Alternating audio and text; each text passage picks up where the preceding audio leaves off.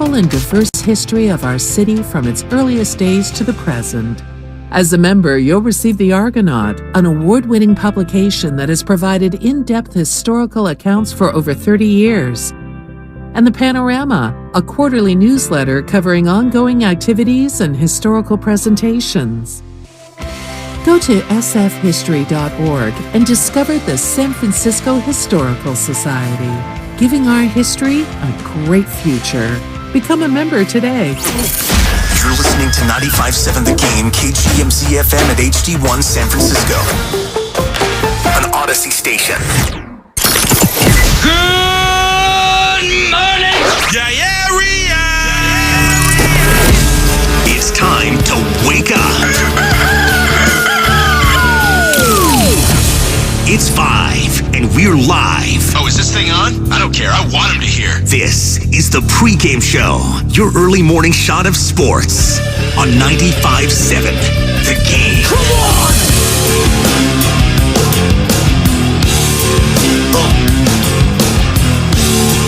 Welcome in. Happy hump day to all of you. The pregame show, Joe Spadoni, 95.7 The Game. You heard the man.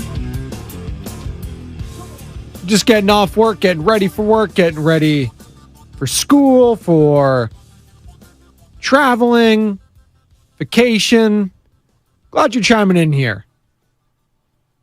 You'll be with me for the next hour before I toss it over to the Morning Roast, who will be live.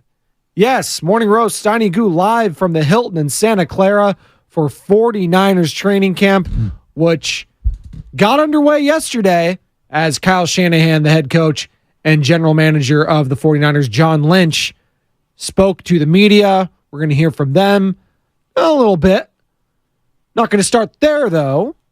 I'm going to start with what took place yesterday at Oracle Park. Gonna have to go. He's going to get called for it again. Got him, and that's the ball game. He threw that pitch with 2 seconds left. And he strikes out the side to nail down, and the losing streak is over. Dwayne Kuiper there, Mike Krukow, NBC Sports Bay Area as the Giants snap their losing streak by a final score of 2-1 over the Oakland Athletics. That wasn't really the story, though, was it? Yeah, it was a win. It was just, It was what was taking place inside Oracle Park last night. And good morning to all of you on Twitch, on YouTube. We are live up and streaming there. Search 95.7 The Game. Be sure to like the current stream and also be sure to subscribe and ring that bell. That's what we want to do. Ring the bell. 888-957-9570 is the number to call or text via the Xfinity mobile text line, as well as downloading that Odyssey app and favoriting 95.7 The Game. Yes, the Giants won, but whatever. Yaz and Duval, another save. Cool. The cool part of last night was seeing a lot of the A's and Giants fans come together for a common goal. That is to boo John Fisher and have the sell the team chance take over. And it happened. 5th inning. It was taking over the broadcasts. They were mentioning it. Kuiper, Braden, everyone, both radio sides. And it was cool to see. Because it kind of felt like this season, it just wasn't there. The hatred, right? And maybe hate's a strong word when it comes to this. It's sports hate. You get what I'm saying. It's a fun rivalry. A's, Giants. Obviously, the Giants have had the more World Series success within the last decade plus. And the A's are having one of their worst seasons in the history of their franchise. But even then, it's still fun to get together at the Yard. Oracle Park this week, Coliseum next week, and I'm sure there'll be more chance to come. But that was a cool moment I saw last night. And if any of you were at the game, hit me up, 888-957-9570. That's the number to call or text. Again, if you were at the game last night for the A's and Giants, Giants winning 2-1, snapping their 6-game losing streak. And, man, something special about baseball when people come together like that. It was just really cool. Luis Robertson, good morning. Greetings, Earthlings. What are you, alien? Jaden Montano, first. No, I think Luis was first. EJ, good morning, Nicole. Jaden Montano, Spadoni, do you think the Giants should still buy? They're in a weird spot, but I've been saying this all along as it pertains to Farhan Zaidi. He's going to do what Farhan Zaidi does. He's going to wheel and deal. I don't expect a huge name for the Giants. I don't expect a Giolito type, but I wouldn't be surprised. I mean, Chris Bryant was a name. Yeah, it was a rental. They didn't give up a top prospect for him, but the name, okay. I expect something maybe like that. You need a bat, and you need pitching. You need someone else to step up behind Cobb, and it was a great bounce back from Alex Cobb last night. Hoping to see the same from Logan Webb in a bounce back. Your top two guys. You need to add to that rotation. I don't want to hear anything about Stripling, about Minaya, about Wood. Yeah, but Stripling's been, he's been solid. Quality starts. He gave up 10 hits the other day against a bad Detroit team. So it's still wait and see on the Stripling. If you can get it together towards the end of the year, great. Just adds to that. Because as it stands right now, you got two pitchers that I could trust. That's Logan Webb and Alex Cobb. So add to that. Get another bat in there because, boy, are they struggling. I mean, I just mentioned this is one of the worst years in the history of the Oakland Athletics. Hell, go back to Philadelphia, Kansas City. Doesn't matter. The franchise. It's been a bad year. And to only score 2 runs against that team, it's unacceptable. And I'm an A's fan. Ken Waldachuk? Letting him deal? Please. So they need help in the middle of that lineup. They need another bat. They need another pitcher. Will Farhan buy? Will he sell? Well, we're less than a week away now from the trade deadline. That's August 1st. That'll be next Tuesday. So it's going to be very, very interesting to see what happens there. 888-957-9570 is the number. And 650, Xfinity Mobile text line. Even Webb and Cobb are shaky. They aren't aces. Well, I think they've earned at least the benefit of doubt from those past 2 starts. At least past 1 for both of them. Cobb was great last night. Webb, he's been great all year. He should have been an all-star. He's been top 5 in WAR for pitchers. He's been top 5 in a lot of categories. Innings pitched. I'm not worried about Logan Webb. Worried about the rest of the rotation because it feels like, and the bullpen for that matter, it feels like you're relying on these guys way too much to go 6, 7 plus just to save the bullpen because your 3rd, 4th, 5th starter, whoever it was, opener, couldn't get it done. So they've had to shoulder a lot of that load this season. And I'm not here to, dog on them. But it takes a lot out of guys like Webb and Cobb. And you saw it in their past starts. Obviously, Cobb not last night. But prior to that. Yeah, I think they were due for a stinker. And I'm okay with that. Even if it was against a team like the Nationals. 888-957-9570. Or the Reds, who, again, were red hot coming out of there, even though they dropped the first 2 games of that series. Good morning, all of you on the Xfinity Mobile text line. And 650, again, it's the big news. Marco Luciano getting called up for the San Francisco Giants. Maybe that'll help. Maybe that will help.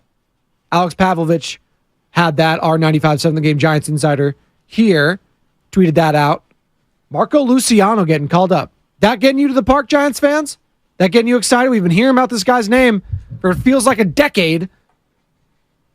But their top hitting prospect is getting called up, and that is Marco Luciano. That'll be fun. Adds another bit of intrigue. Hasn't been hitting well down in AAA, but you know what? They need help. They need all the help they can get right now prior to the trade deadline. So will Marco Luciano be that dude to help this offense going forward like a Patrick Bailey did as a rookie just a few months ago. He's cooled off. Schmidt came out hot. Matos came out hot. Will Luciano come out hot? Now, the problem is these guys have all come out hot. They've cooled down tremendously. But they need something. They need a spark because 2-1 finishes are not going to cut it. It'll cut it against the Oakland Athletics because they're the worst team in the league. But going forward, the rest of this month, the Red Sox of the world, who, by the way, traded Kike Hernandez back to the Dodgers, super utility man. So, Kike, who apparently is one of Sam Lubman's producer extraordinaire for the Morning Roast and host of Garlic Fries and Baseball Guys. Apparently he hates him. Big Giants fan, that Sam Lubman. I was like, really? Of all the guys, Kike Hernandez is the guy you're going to hate? Of all the Dodgers to hate, that's certainly one of them. But yeah, Kike Hernandez is back in Dodger blue.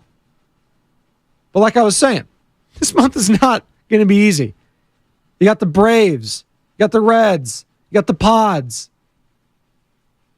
Even these ones against the A's clearly aren't easy for you. So a lot to happen this next month. Again, less than a week away from the trade deadline. And we'll continue to take your calls and texts as it pertains to the Giants, A's, Bay Bridge series. Giants getting the job done 2-1 last night, snapping their 6-game losing streak. 888-957-9570. But the talk of the day, it's 49ers training camp. And John Lynch and Kyle Shanahan, they spoke to the media yesterday, and they had some interesting things to say. First and foremost, Brock is back. Brock's cleared and ready to go. He's been cleared. He's going to be without restrictions. Now, having said that, we're sticking and we're adhering to a plan that's been put in place for some time. He got after it the last couple of days. We upped his pitch count, so it was kind of the peak of the buildup, and so he'll take off day one. And but we believe in that plan, so he's cleared without restriction. There will be some time off, due to pitch count and all that. Sticking to the plan. But the great news is Brock has worked his tail off, and he's ready to go. Brock has worked his tail off, and he is ready to go. There it is. Now, he's not going to be throwing 3 straight days, but he's going to be participating, and it sure sounds like he is that guy heading into week 1 if all the restrictions are cleared, which clearly that's the plan. So Brock Purdy, QB1. Now, are we really surprised there? Not really.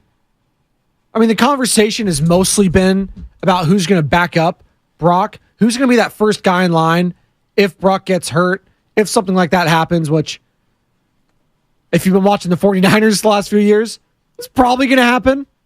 I mean, I don't want to wish it on anyone, but it's just facts remain. Kyle Shanahan-led team. The quarterback just doesn't stay healthy all year long. Now, don't blame Guile for that. Don't blame Jimmy injury. I was like, I'm not blaming anyone. Speaking the facts. At some point this year, if we're just going off the past, one of these guys are going to get hurt. And an opportunity's going to come around. And who's going to be there to try and seize that opportunity? Will it be Trey Lance? Will it be Sam Darnold? Hell, will it be Brandon Allen, who apparently Shanahan was talking up yesterday too? Brandon Allen? Really? Really? Come on. Like, what are we doing here? I really want to see this guy, Brandon Allen. Stop. I want to see what I got in a guy in Trey Lance, who was a top 5 pick a few years ago. I'd rather see that. And if you're going to tell me Spadoni, he's had his opportunity and he hasn't seized it. Kind of not really, though. Again, he's been hurt. And if he gets hurt again, then yes, it's a wrap. But I would still like to see what this guy has left in the quote-unquote tank, and it should be a lot. Sam Darnold, God love him, seen a lot of him. I'm more inclined to believe that's the Sam Darnold we've seen than that's the Trey Lance that we've seen. Because I've seen a lot of Sam, and my dude was seeing ghosts on Monday Night Football just a few years ago. So miss me with the Brandon Allens and the Sam Darnolds of the world.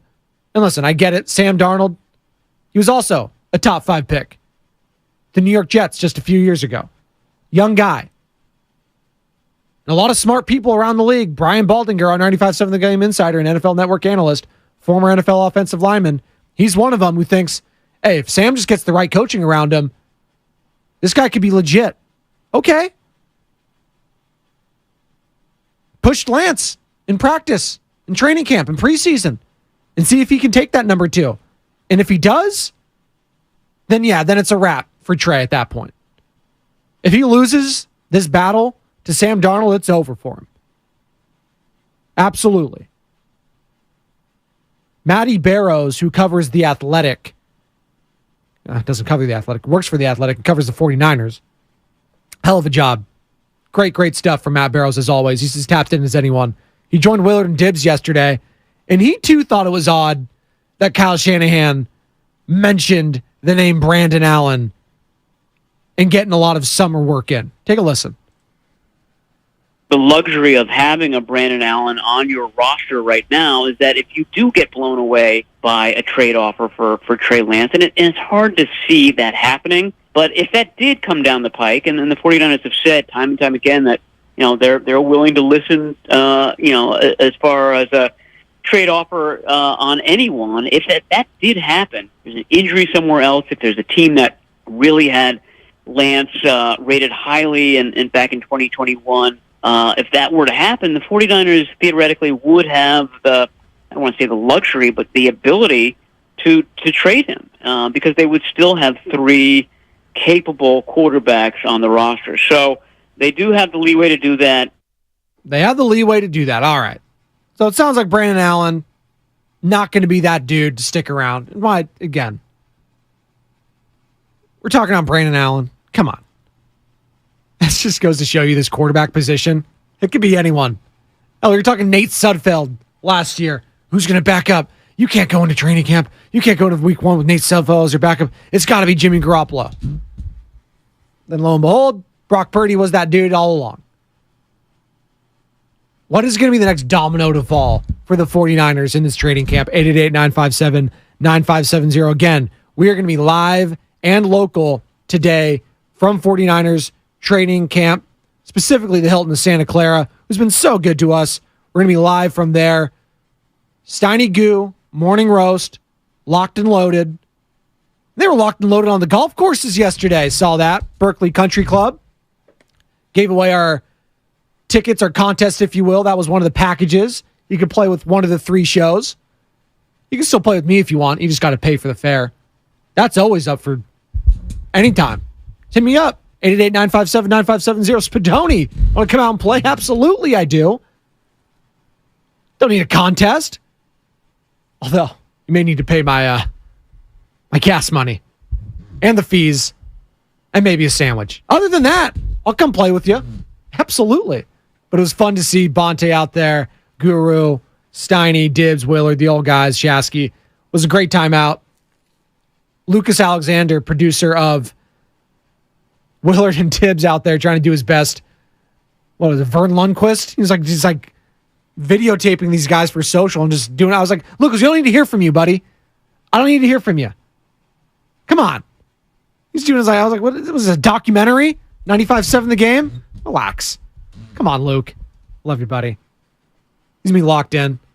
He's probably disappointed he's not going to training camp. Willard and Dibbs are, but he's staying here at the station. We need you though, Luke. We need all your help. Here's more from the Lynch and Shaney presser yesterday from General Manager John Lynch talking about Brock hitting all of his markers in his recovery timeline. Dr. Meister, everybody had always said, now remember, we're speaking in timelines. These are guidelines, but there's markers along the way. He's continued to hit his markers to the point where Dr. Meister, Dr. McAdams, they felt comfortable. Our guys felt comfortable. A lot of that's a testament to Brock and his work ethic, some good genes, and I think it's all good news. Think it's all good news, and it sounded like good news with Brock. And that's great news for the 49ers because Brock has earned the right to start. Getting that QB1, if healthy. And all signs point that he is healthy. Now, I guess the conversation would be, if he's not healthy enough to practice 3 days in a row, are we rushing him back at this point? And if you're rushing him back, when this is supposed to be your QB1, isn't that a little negligent on the coaching staff and co? No, doesn't seem like that. It's a slow ramp up. It's a build up. And I've been listening to Dr. Nirav Pandya, who's our 95.7 The Game injury insider, if you will. Shout out Cleared to Play, brought to you by UCSF Health, joining Willard Dibbs each and every week. And he's been saying this is right on par. This is normal. Building up that strength in the arm. You don't want to be fatigued, so you're going to take some days off in between. And it's not like Purdy is going to be throwing every single day during the regular season either. You got practice here. Once a week, he's going to have legit, live, in-action games. So take what you will from that. I'm not worried about his health if Kyle Shanahan and John Lynch aren't worried about his health. Now you can say, oh, Spadoni, these guys have been plagued with injuries during their whole tenure. It's hard for me to put that all on Kyle Shanahan. It really is. Now, part of that is the physicality and the nature in which they play. I think that is part of it. But that's also the thing that separates them, you know? Their defense is one of the more physical, if not the most physical in the league. Their wide receivers, tight ends, Kittle, Debo, physical, with an F, as Guru likes to say. Even though it's a P, Guru. But they're physical, and that does take a toll. Especially when these guys are getting a little bit older. A guy like a George Kittle. But you also have some young guys that you're trying to protect. A guy like a Nick Bosa who doesn't play every single down. And speaking of Nick Bosa, he's not at camp yet. But according to John Lynch, they're working hard to get a deal done. Seen various players, have not seen Nick. And, you know, I would expect he's not here to start off. We're working. We're having really good communication with Brian Aralt. He's got good, competent people we have an immense amount of respect for, working for him. And we're working diligently to try to come to an agreement. I think the challenge is you're talking about a real special player. You're talking about one of the better players in the league. You could argue that could simplify things, but I think at times it's just finding that sweet spot and where the right spot. And we're committed to working towards that. Just spoke with Brian this morning. You know, we're also committed. You guys might have heard Mike Brown today. We're going to keep things private. I always appreciated that as a player. I feel like there's some sanctity to those things. You don't want everything being aired out. And so we've agreed with Brian and Nick to keep our dealings private. So I think that's the extent of what I'll say. And when there's updates, we'll give them to you. Status quo right now as it pertains to Bosa. This isn't anything like what Saquon Barkley or Josh Jacobs were doing. No need to freak out. This is very normal in the process. They expect the deal to get done somewhere during or before week 1. So status quo there as it pertains to Nick Bosa. But it is interesting.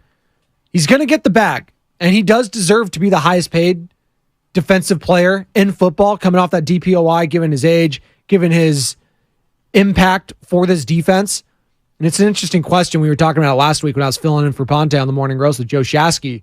And we were talking about who this team could not lose, could more ill afford to lose compared with Christian McCaffrey and Nick Bosa. And I was like, you could make the argument for McCaffrey. That's fine. Like he was their weapon X, if you will, on offense last season. But I've seen them get to a Super Bowl without Christian McCaffrey. I saw that. Raheem Mostert, Matt Breida.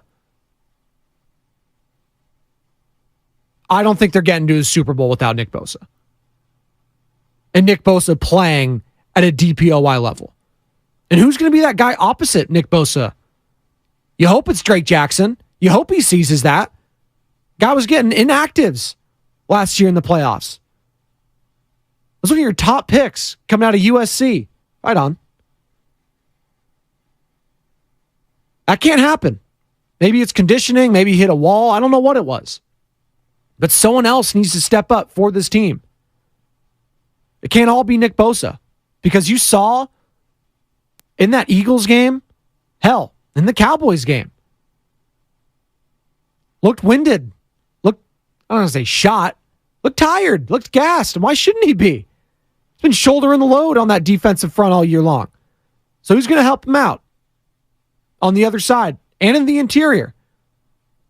Expecting a big year out of Eric Armstead. Is Cleve Ferrell? I still don't even know if it's Ferrell. I'm a Raider fan. The guy was drafted by us and he played for the last 4 years, whatever it was. Ferrell?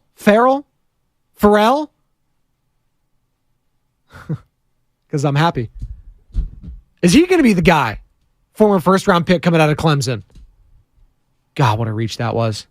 Jeez. Some of those John Gruden picks, man. And Mike Mayock. What were they thinking? So bad. Good morning to my family on the chat. Nicole, Jaden, Conrad, Luis. A lot of Lucianos. People excited about that. A lot of Luciano chatter. We'll get back into the Giants, 888-957-9570. But the name of the game for 95.7 The Game today is 49ers training camp. We are going to be live from the Hilton at Santa Clara. Morning Roast, Steiny Goo. Those two shows will be live today. Again, Hilton, Santa Clara. Come by and say hi to them. They won't bite. Very personable. Steiny, he's a big softy. Come say hi to him. Goo, he's feeling good. Goo's feeling himself. I saw some of those golf shots on the Twitter. Woo-hoo! He was looking good. I'm convinced 1,000% Guru got into golf just for the fits alone. My man was swagged out yesterday. Swagged out. That is one of the cool perks of golf. Get all tidied up. I'm not a big... I don't tuck in my shirt, by the way. Some people might frown upon that, but I'm a big sweater guy when I golf. Growing up down in the Central Coast, Pacific Grove, Pebble Beach. A lot of fog, a lot of chilly, June gloom.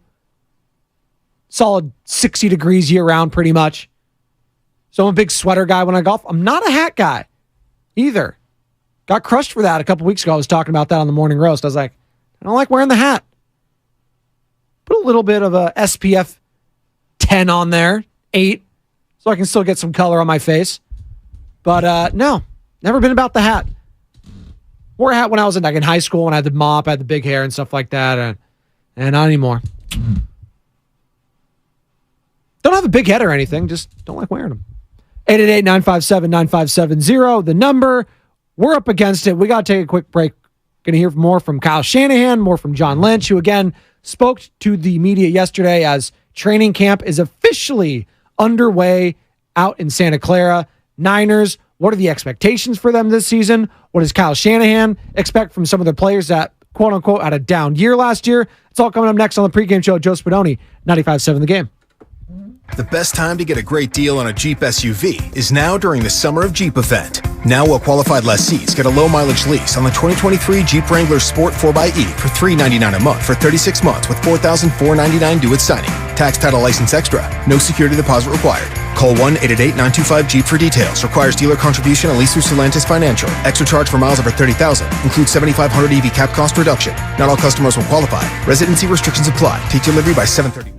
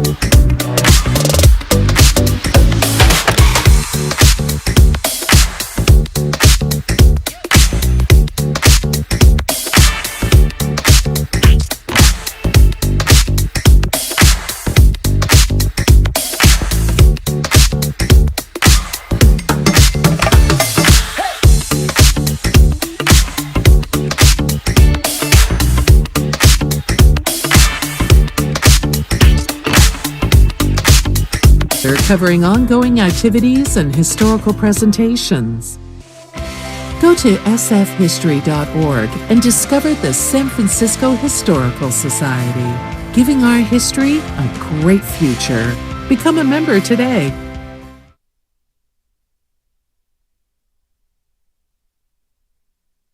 Now, back to the pregame show on 95.7 The Game.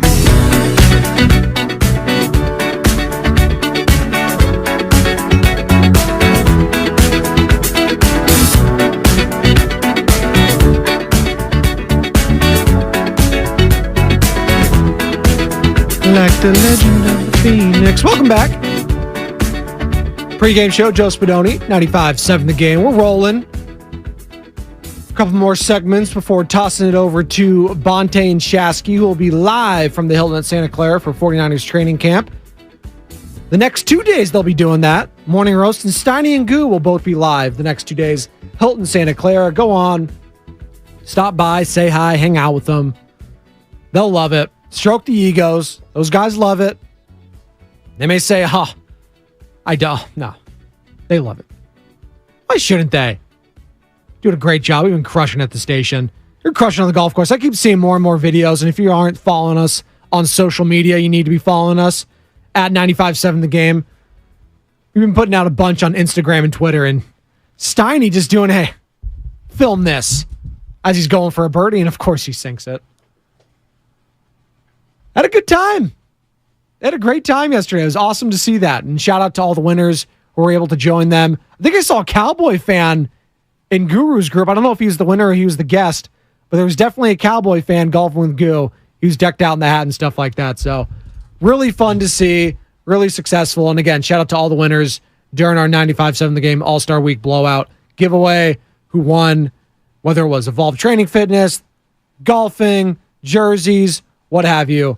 Again, congratulations to all of you. And thank you for listening. 888-957-9570 is the number to call or text. We've been talking Bay Bridge series.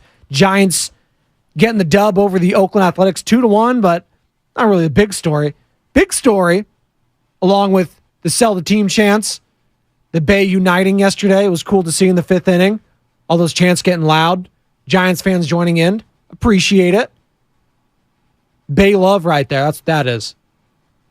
But the other big story is Marco Luciano getting the call up for the San Francisco Giants. Their top hitting prospect, who had just been promoted to AAA recently. Quick stint there. Now he's the big leagues. Is that going to do it for you, Giants fans? Marco Luciano, is that going to get you to the yard? Been hearing about this guy for what seems like 20 years. I don't think he's, what is he, 20 years old? Feels like that, though. Oh, this guy Luciano, you can't touch him. This guy Luciano, just hear me out. You can't touch this. Well, we're going to see him in the bigs, folks. He's got the arm. He's got the speed. He's got the power. We're going to see him. 888-957-9570. You guys are going to go out to the yard tonight to perhaps see his first big league at bat. But talking 49ers, obviously, training camp starting yesterday, and we'll continue to take your calls and texts as it pertains to the Giants and the A's. But 49ers training camp is the big story right now. And when you're talking about the 49ers and big stories, there's none bigger than the quarterback position, right? Well, outside of, I would say, the ultimate goal of this season. And that's why this quarterback position has been so infuriating, because you have every other piece on this team right now. Oh, maybe outside of kicker. You're going in a rookie kicker. I don't think we're talking enough about that, by the way. If this rookie kicker stinks, which could happen, it's happened a lot in the last decade. Drafted kickers that do not play well. Roberto Aguayo. I can think of Daniel Carlson, his early stint with the Vikings. They moved on pretty damn quick from him. It happens. If you have a shaky kicker early in their career, teams tend to move on. That could cost you some games here. Don't expect it to. I'm not trying to wish any harm or ill will on, who is it, Moody out of Michigan? No. Just saying, it's a question mark. But outside of that, in the quarterback position, you're stacked. Maybe right tackle, okay. McKivitz, we'll see what he has, but Got a Hall of Famer and Trent Williams on the left side. He's going to shore up that. A blind spot for Brock Purdy, who, again, all reports indicate that he's going to be that dude going into week 1. Brock is cleared and ready to go. That was per John Lynch yesterday at the training camp presser. Defense is stacked. You got the reigning DPOY. Hopefully you get him locked up. Fred Warner, stud. Dre Greenlaw, stud. Travarius Ward, hell of a corner. Hufanga, all-pro. Kittle, Ayuk, Debo. You're loaded. Oh, did I mention that guy Christian McCaffrey? Oh, yeah. He got him too because he traded for him. But that's why it's so infuriating if you're a Niner fan. You have all of this. You just want above average quarterback play for 17 games. Can I get a consistent quarterback? Is that asking too much? Feel like I'm taking crazy pills. And then when you thought you had the guy, potentially, it's still early, but through 8 games, you thought, oh, this is Purdy. He looks like he could be the guy. Oh, man. He gets hurt. Oh, an elbow injury on his throwing arm. And a guy who was already limited in arm strength could potentially be even more limited now going forward. In an NFC championship game. Oh, it's infuriating. You thought you had the guy with Jimmy Garoppolo. You saw the vision. You got to a Super Bowl. You were a 3rd and 15 play away maybe from Patrick Mahomes. You can go to the Emmanuel Sanders. I go to that 3rd and 15. Make a stop. Run the ball. Call a timeout. You can go back to all the different stuff that happened in that game. The fact of the matter is you were so damn close. You had a lead in the 4th quarter, and you couldn't close out Patrick Mahomes, the now 2-time Super Bowl champion and the reigning Super Bowl champion, Kansas City Chiefs. So you thought he was the guy. That he kept getting hurt. It's like, all right, well, we can't trust Jimmy Garoppolo. Guy's never healthy. So let's go and get our guy now, quote unquote. Let's go get our young stud, if you will. Let's go get our Kyler Murray, who's in the division. Let's go get our Josh Allen, right? Well, haven't really seen anything from him.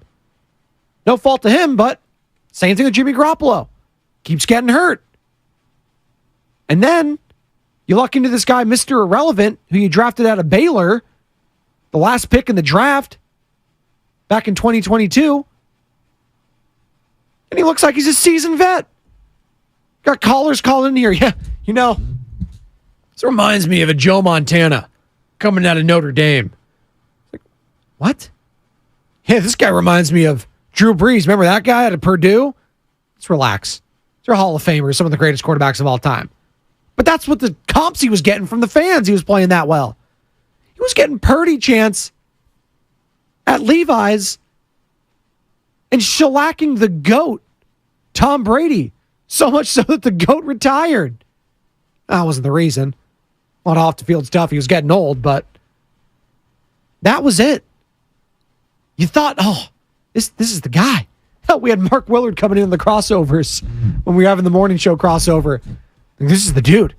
This is our guy. Well, okay. How many of you thought Jeff Garcia was the guy? Then Alex Smith. Then Kaepernick. Then Jimmy. Then Trey. Now it's Brock. See, that's it. Who's going to be that guy? And me and Bonte were getting into it a little yesterday on the Morning Roast because I had the gall, the audacity to say, you know what? I think Kirk Cousins will be perfect for this team. Why? Because he's an above-average quarterback. Limited in parts, yes. But he's been damn good in his career. Playoff success? No, not a lot. And I'd argue the teams he's going up against, top to bottom, were probably better each time in those losses. He did have the one upset in the Superdome against the Saints. Who were the number 2 seed that year? They were the Niners. But I remember a lot of Niners fans were happy they didn't have to play the Saints.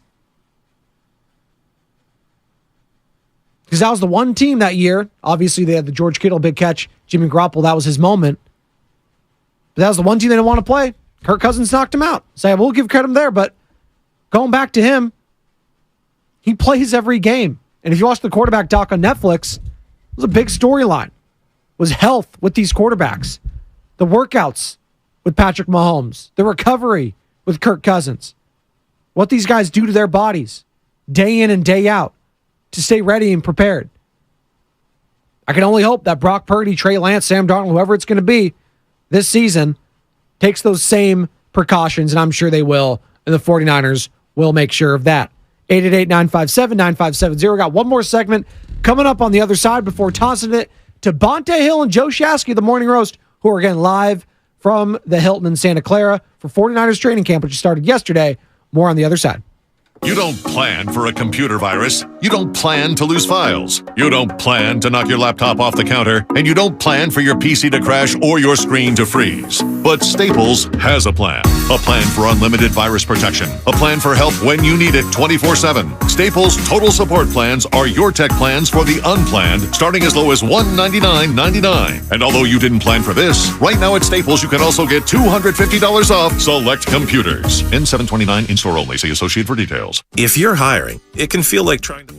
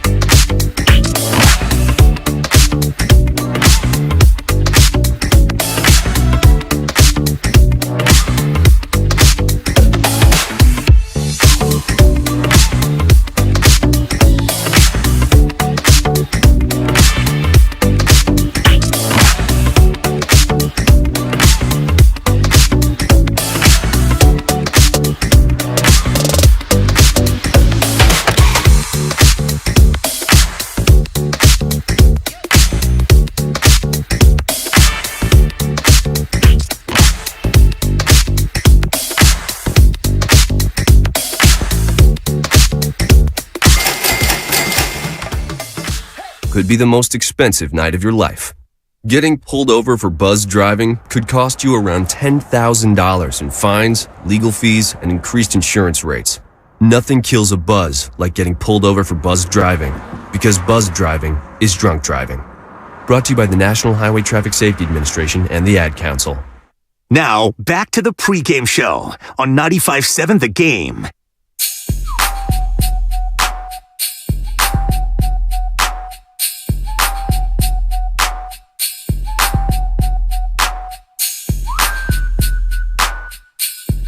Welcome back. Pre-game show, Joe Spadoni, 95.7 The Game.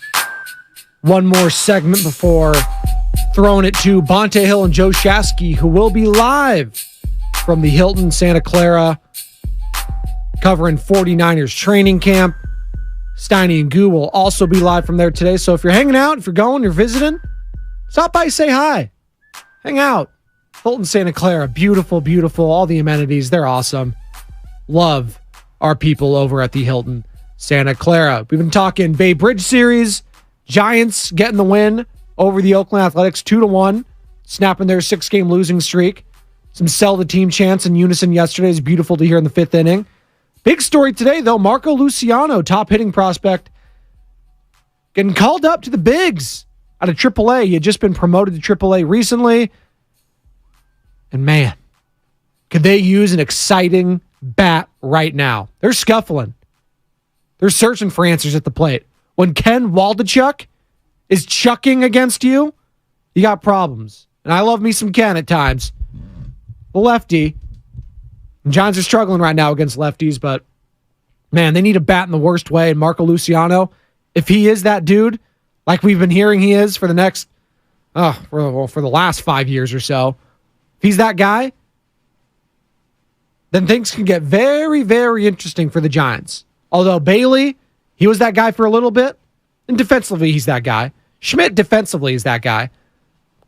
Cooled down, ice cold offensively. He's been better at bats as of late. Matos, yeah. So you saw a theme with all those three guys, who again, first-year guys getting all called up.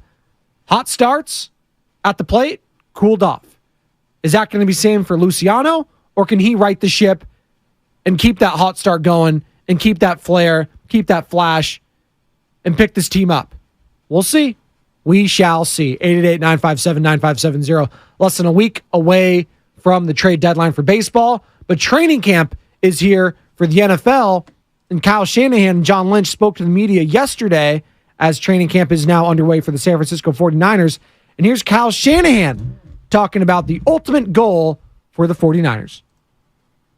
Our goal is to make the playoffs, and then our goal is to have 2 games at home, because we all know what everyone's ultimate goal is. And so we kind of look at it in that stride, but to sit there and make some mental thing out of stuff, I don't think it has been a mental thing. I think we've had our opportunities. That last game last year was a little bit different just because it was a situation that none of us had experienced, just playing that whole half without a quarterback.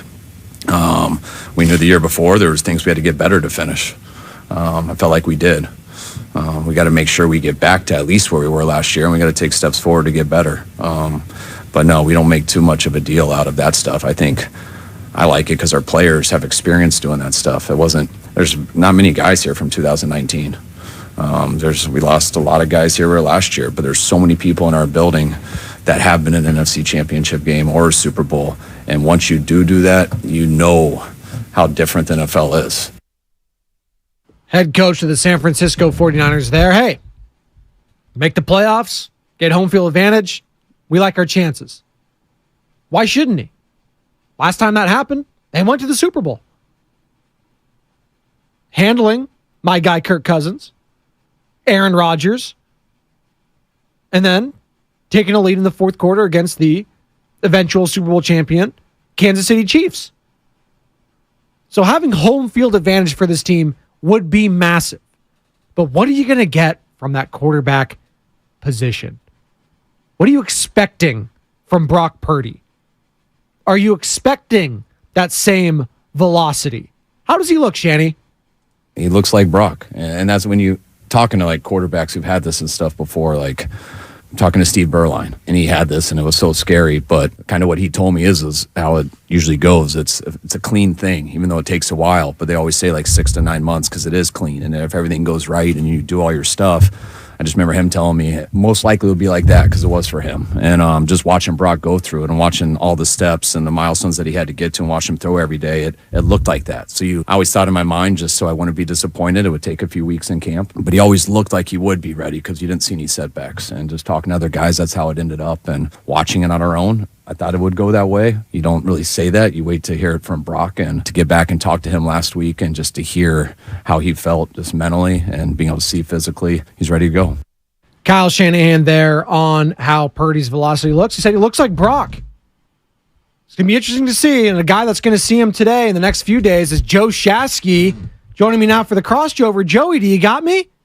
I totally got you. What was he going to say? No, he looks like Joe Namath. What's up, buddy? How you doing out there at the Hilton Santa Clara? Is it popping out there already at 5:54 a.m.?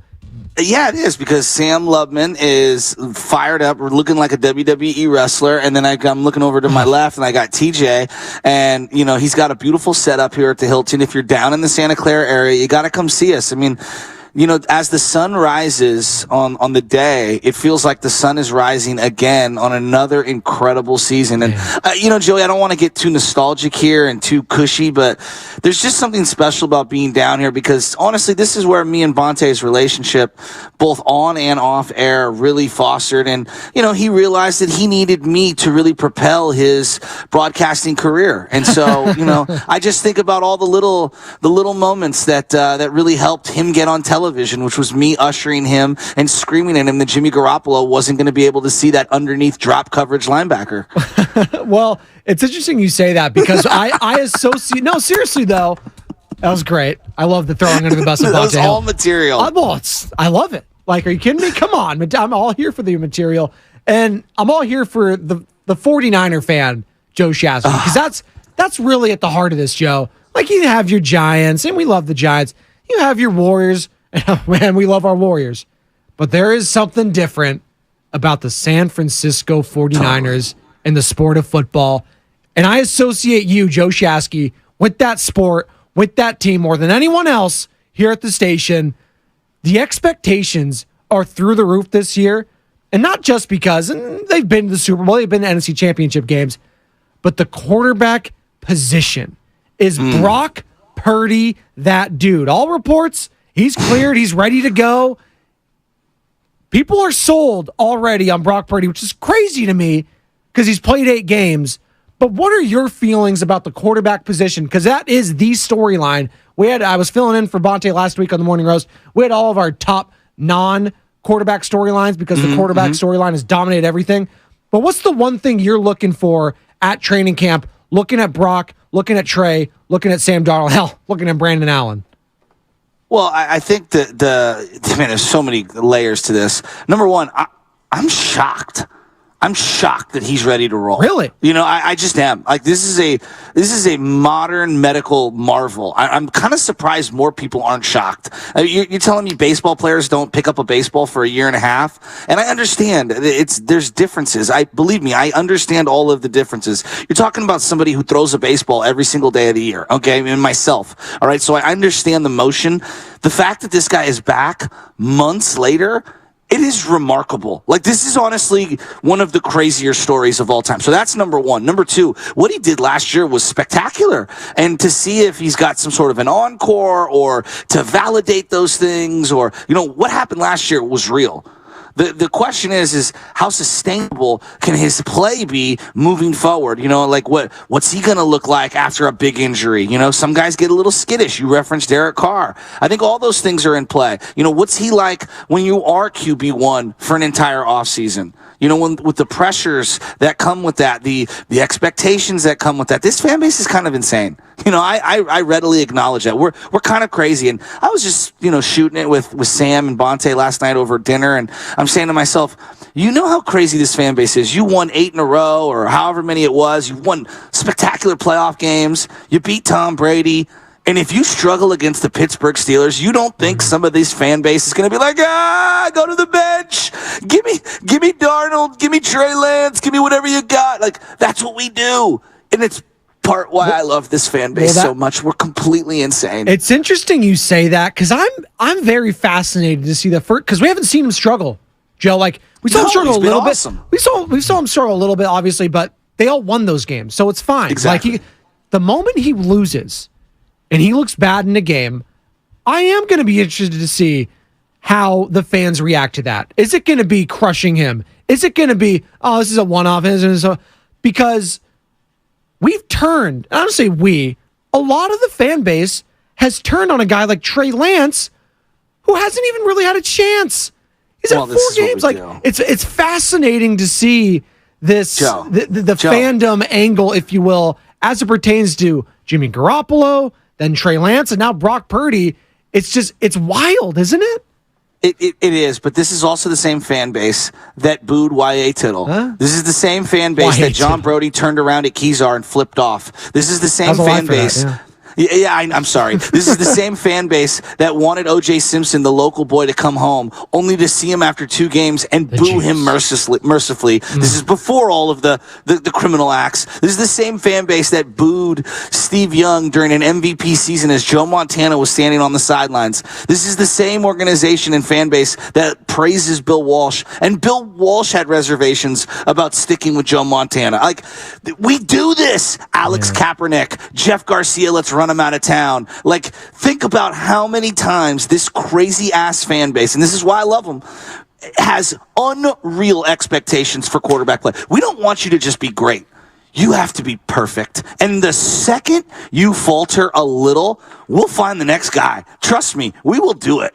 It's unreal. It is unreal. You know what else is unreal? The morning roast. It's up next. Hilton, Santa Clara. Be there, be square. Steiny Goo morning roast all day today and tomorrow. Let's go. You're listening to 95.7 The Game, KGMZ FM at HD1 San Francisco. An Odyssey station.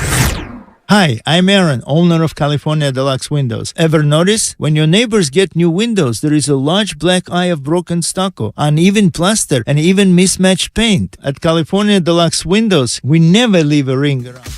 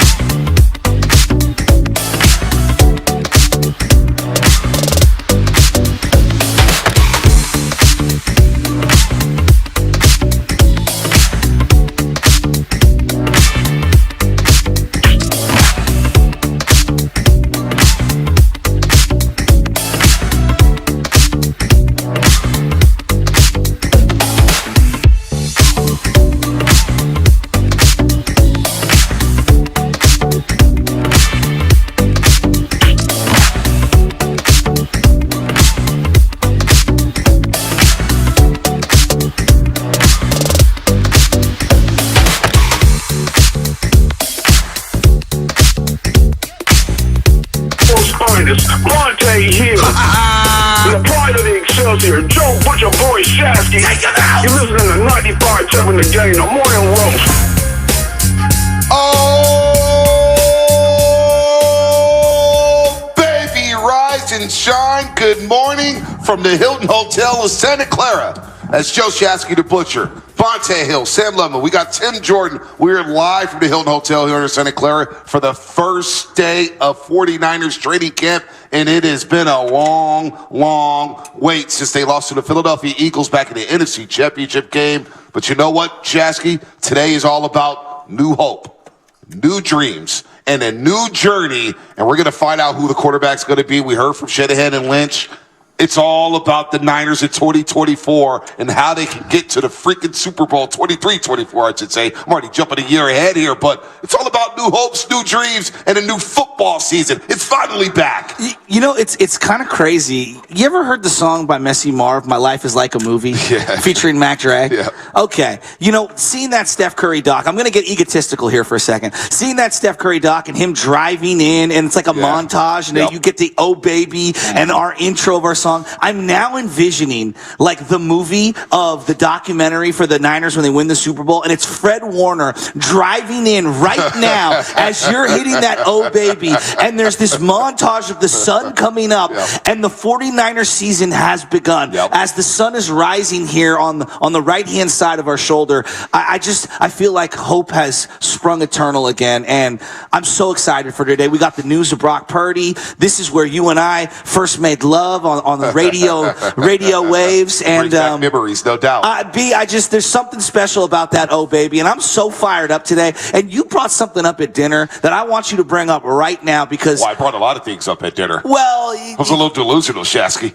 Up was the key word because there was a lot of highness going on last night. But get me right to what you were saying because I'm feeling that way this morning. What was I saying? Well, basically isn't it refreshing because you and I grew up with Niners were the gold standard. They were the gold standard when we were growing up. Like we are 80s babies. All right. We grew up and we were forged in the dynasty. All right. We were very, very lucky. I don't think we realized how blessed and spoiled we were. We don't. It's kind of like being maybe a 12-year-old Warrior fan right now, 15-year-old Warrior fan. All you know is winning. All you know is championships. All you know is conference championships. All you know is finals appearances. All you know is Final Four berths and playing for big stakes. And for a long time, Shasky, once we turned 18 years old, there's a lot of dark days with the 49ers. Oh, my God. You know how many bad games I went to? Bad games, bad coaches, bad offensive play. Yes. Those weren't the 49ers we grew up with. I know. Well, a lot of people like Sam Lubman, that's all they knew. I know. And so for so many years, whether it was Dennis Erickson or Mike Nolan or Mike Singletary, Jim Tomsula, quarterback after quarterback, defensive coordinator after defensive coordinator,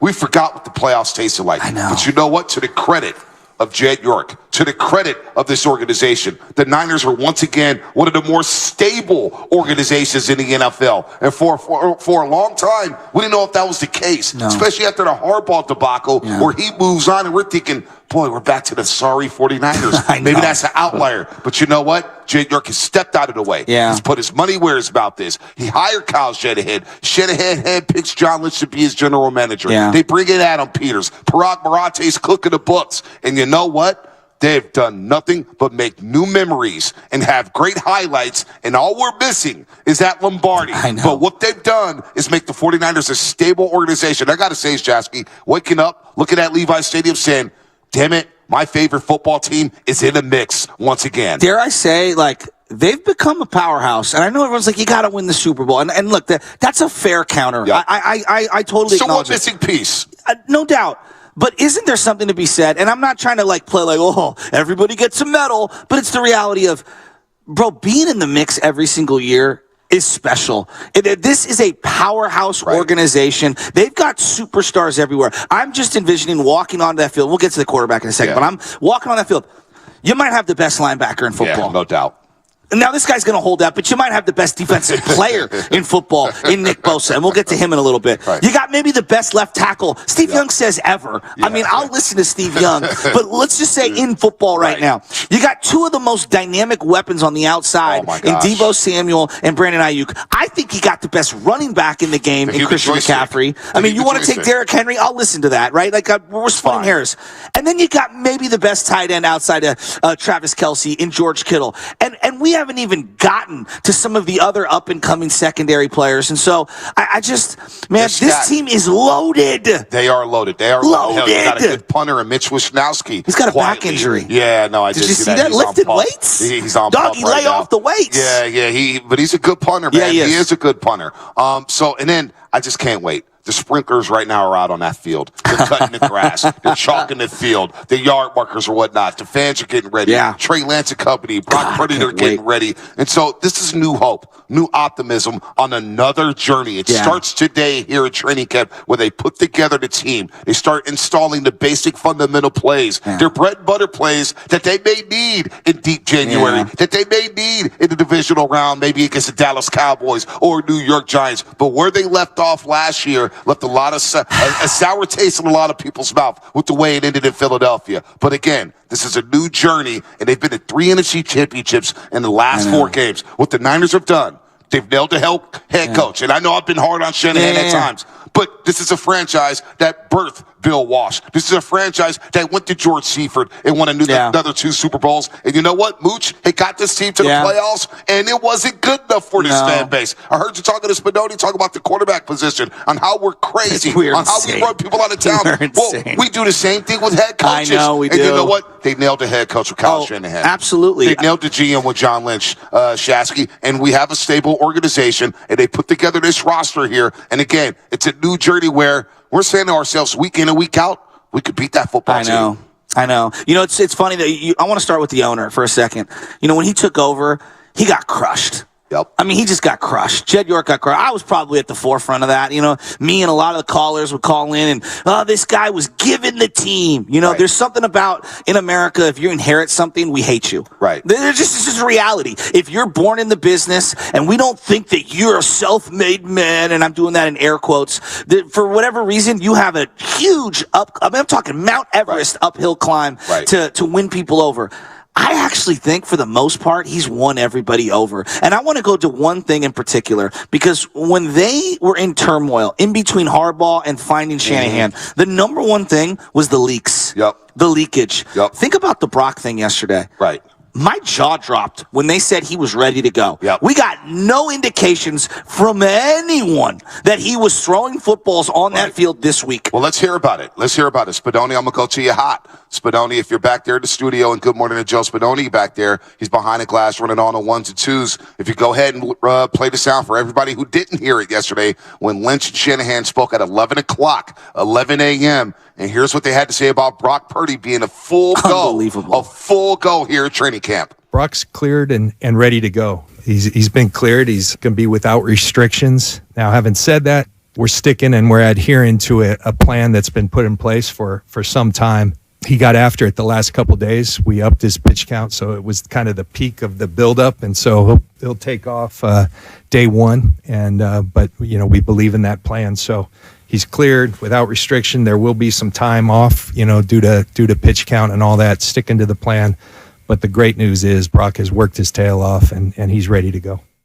He's ready to go. He's worked his tail off, and he's going to be here at training camp. He's not going to practice for 3 straight days, but the fact is, he is the leader in the clubhouse. Of course. We go into training camp thinking, okay, we know who our number 1 is, and it's Brock Purdy, and let's be real.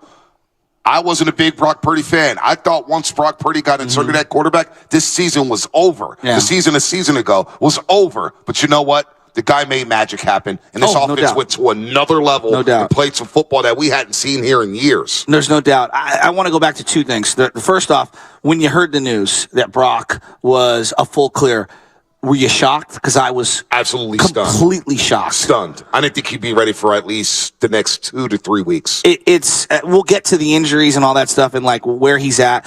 But the fact that we didn't hear any noise about it whatsoever. Think about all of the leakage and the oil that was coming out of this particular organization a decade ago. I mean, every little thing. If you walk down the hall, we heard about it on ESPN. If a guy was tying his shoes incorrectly in the locker room, you had Jay Glazer going on Fox Sunday Sports. The fact that they haven't said anything, that goes back to Jed York hiring the right people who put together an infrastructure where everyone's on the same page and nobody's backstabbing each other. Think about the test Kyle Shanahan put Jed York through when he got hired. We didn't hear anything about John Lynch for 2 weeks. We didn't know who the GM was going to be. And on a Sunday afternoon, I believe it was a Sunday evening, in the middle of the playoffs, all of a sudden after John Lynch had called the Seattle-Atlanta game in the divisional round, John Lynch is the GM, and we heard nothing about it. That was the first test for Jed York to say, you know what? I'm a changed owner. I'm a step back. I probably overstepped my boundaries during the Harbaugh era. All I want to do is win. Yeah. So you give credit to Jed York for that, because despite all the quarterback stuff, he gets the Debo situation, George Kittle's injuries, Brandon Ayuk's doghouse, his frustration at times, you've heard nothing come out of this organization. And again, there is stable organization. They're up there with the Kansas Cities. No doubt. They're up there with the Philadelphia Eagles. They're up there. Think about the Dallas Cowboys. They're more unstable at times. The Rams at times are more unstable than what the 49ers are today. Think about this, right? Like, put the quarterback to the side. We talked about the leakage and all that. What's another problem or an issue, I think, that people would have said about the Niners from, let's say, 2000 to about 2012, 2013? They just don't have a lot of money. I don't know. Yeah. Now, we've got a Nick Bosa contract hanging over everyone's head that they've known has been staring them in the face for a couple of years now. Everybody knows that they were going to pay him. John Lynch basically said it at a podium. Yeah. Look, as long as I'm here, Nick Bosa's going to be on my team. Well, look at their track record. Look at the track record. Warner has gotten paid. Kittle has gotten paid. Debo has gotten paid. Jimmy Garoppolo, when he was here, got paid. Trent Williams, fat extension. Absolutely. Oh, you want to go visit Kansas City? Whoa. Hold off for a second. We're going to keep you out on the West Coast. We're going to pay you. Yes. Drake Greenlaw, what about him? Yes. He got paid. Eric Armstead got paid. As much as we get frustrated about DeForest Buckner, they've more than made up for that. You're not going to hit 1,000. They've spent the money on guarantees. But I think that's a point where I want to really emphasize. A decade ago, I think there would be huge hand-wringing over if they could even afford Nick Bosa. Will they pay? How will they botch the Nick Bosa thing? Like, think about it. Khalil Mack was a no-doubt-about-it guy that you pay. Every team in the league. Oh, edge rusher, if you don't have the quarterback, you're looking for the edge rusher. That's the number 2. Or maybe a left tackle. You pay that guy. We haven't even breathed into life. Hey, what if you trade him? What if you don't have the money in escrow? You know why? Because this organization has the financial wherewithal to be able to put that money in an account to sit there to give to him. A lot of teams around the league right now might not have that kind of money. They won't. That's why they're trying to get stadiums. The Jaguars, they're trying to get stadiums to get that money, to get that revenue. We go into this team store. Goes back to Jed. Tickets. It goes back to Jed and Parag. I got to give him credit. They spent a lot of money on guarantees, over $350 million on guarantees when you think about all these players. So money's not a problem. And attracting free agents is so funny when we hear from Farhan and the Giants about their lack of ability to attract free agents. Well, the Niners haven't had that problem. Charvarius Ward last year. Number one defensive player. Number one defensive player. Javon Hargrave. You know what? We need a defensive tackle. We're going to go sign you and give you a fat guarantee. I know. Jed York and the 49ers has spent the money to keep the core together. They've done the same thing as the Warriors now. And I know Joe Lacob's been in the tax, and we always talk about him paying Draymond, and paying Clay, and paying Poole, and paying Wiggins. Well, the Niners have done the same thing to keep their core together, and keeping their core together has had them in the mix for the last 4 years to make a run at the Super Bowl. 3 of the last 4 years, I should say. And I look over at this stadium that's over here, and it's almost ironic. Last night's Giants-A's, and you're watching one team that built their stadium in the heart of San Francisco, and the Giants, and even their fans are yelling at the owner of the A's, sell the team, to keep that team in that market. And I'm looking over at this stadium, and I'm saying, man, knowing what we know about the cutthroat business of sports, pretty lucky that this team stayed in this market, and they built that stadium to be able to have the revenue and have the money to afford all the players that we love. And I don't even think twice that there's going to be any issue with Nick Bosa getting paid. No doubt. Now, John Lynch, you worried at all? Well, John Lynch said it's going to be complicated. Okay. Now, we know the Bosa. But he's not going to go anywhere. And I know Spinotti can speak to this because he's a Raider fan. He sees the Chargers twice a year. Joey Bosa has had long holdouts before. This is what the business of the Bosa Bros do. They make sure they get their top dollar, and they will not step on that field. But it's okay. Because Bosa deserves it. I personally, if he wants to do some sled work on his own, that's fine. Yeah. Can you be ready for Pittsburgh week 1? Well, I have you here week 1 against Pittsburgh. Because remember his first game? We didn't know if he was going to play against Tampa Bay. He had the high ankle sprain. Yeah. But Monte, he has not participated in one exhibition game. No, that's crazy. And that's okay for me. Of course. I'm okay for that. You look at Ronnie Lott, I believe, to be the greatest defensive player in 49er history. Yep. Bosa has an opportunity. Now, you got to win championships, No doubt. but he has an opportunity to put together a career that could go up up against someone like Ronnie Lott. I'm not saying he could jump over him because Ronnie's a legend. Ronnie run 4 Super Bowls, But like he's already in the Haley zone for me. You know what I mean? And the Willis zone. And the thing is, you mentioned about preseason football. Well, he gets to go against Trent Williams every day at practice. Totally. Who better to get ready for the season for than going up against Big Trent? And who better for Trent Williams to get ready for than going against Bosa? So I mean, you want to talk about a gladiator matchup. Both those guys don't need preseason football. Just partake in training camp practices here and there. It will be good for week 1. It's 30 years later, and I'm still thinking about Jerry versus Dion in practice. Yeah, it was so like that. This is the modern, offensive, defensive line version of Jerry versus Dion. And now you got Christian McCaffrey in the phone here, training camp and practice, giving Fred Warner work. I'm ready the work he's going to give Dre Greenlaw and Fred Warner Jr. And they get to sharpen their iron up against Christian McCaffrey every single day. So this squad is loaded. God, and then you got the head coach, and he settled it right away. Again, we just played the sound. Brock Purdy is a full go. Now, a lot of people think, what does that mean for Trey Lance? A weird suspicion for me is I would not be shocked anymore if we saw Trey Lance take his last snap in a regular season football game for the 49ers. This is a huge camp for Trey Lance because right now it sounds like he's going to have to battle for the number 2 spot. And I know a lot of people aren't really happy with that. They want the quarterback spot to be an open competition. But how can you not go to Brock Purdy to start this season? Brock's earned it. He earned it. Brock's earned it. Look, I think everything number one on the Brock thing. I'm not even trying to be a hater at all. I don't pretend to be some medic or any of those things. I'm just shocked that he's ready to go and he's fully cleared. I was very skeptical that he'd be ready to rock at any time in August, let alone July 26th or whatever day he was ready to go. It's wild. So that drew me to be crazy. Knowing everything we know, they've gotten one healthy season in the last 8 or 9, out of their quarterback. One 16 or 17 game season. Why would anyone be in a rush to get rid of a young, under contract player who plays quarterback? I don't want to get rid of Darnold. I don't want to get rid of Trey Lance. Who wants to get rid of Brock? No one does. I don't want to get rid of any of these guys. And after the season we just had, anybody that's saying let's get some cap relief, why? Well, the cap stuff is stupid because he's only making $10 million, which is a bargain for the quarterback position. Let it play out. Brock Purdy's not even making $1 million, right? So you think about that. They've got a very good situation. A great quarterback room. They're not spending any money on that. But when you have the number 3 overall pick for a couple years ago, and if he can't beat out Sam Darnold, what do the 49ers do? Because at the end of the press conference, Shanahan went out of his way to compliment Brandon Allen, the fourth-string quarterback. And I'm not going to put anything by Kyle Shanahan when it comes to quarterbacks anymore. He believes probably Brandon Allen's good enough to play football in the NFL because Shanahan believes in this system. He really does. And Shanahan, I think, in a way, likes finding these little projects, these diamonds in the rough, saying, you know what, I can make do with this guy at the quarterback position. Now it sounds crazy, and I hope Trey Lance works out. I really do. I want to see Trey. No, of course. This is a huge camp for him, though, Shasky. You cannot deny that if he cannot beat out Sam Darnold, where's his place on this roster? Captain Obvious, this is a huge camp for him and Darnold. I think the two of them are fighting for their NFL trajectories are being fought for right now. Not just their standing with the 49ers. I really, truly believe that both of these guys are fighting for second and third opportunities elsewhere. But for this team right now in this season, I'm trying to win the Super Bowl. I'm trying to insulate myself with the best possible team, top to bottom, regardless of depth chart and injury and all that stuff. We talk so much about, think about that 1991 Niner team. Right. Steve Young, Joe Montana, and Steve Bono.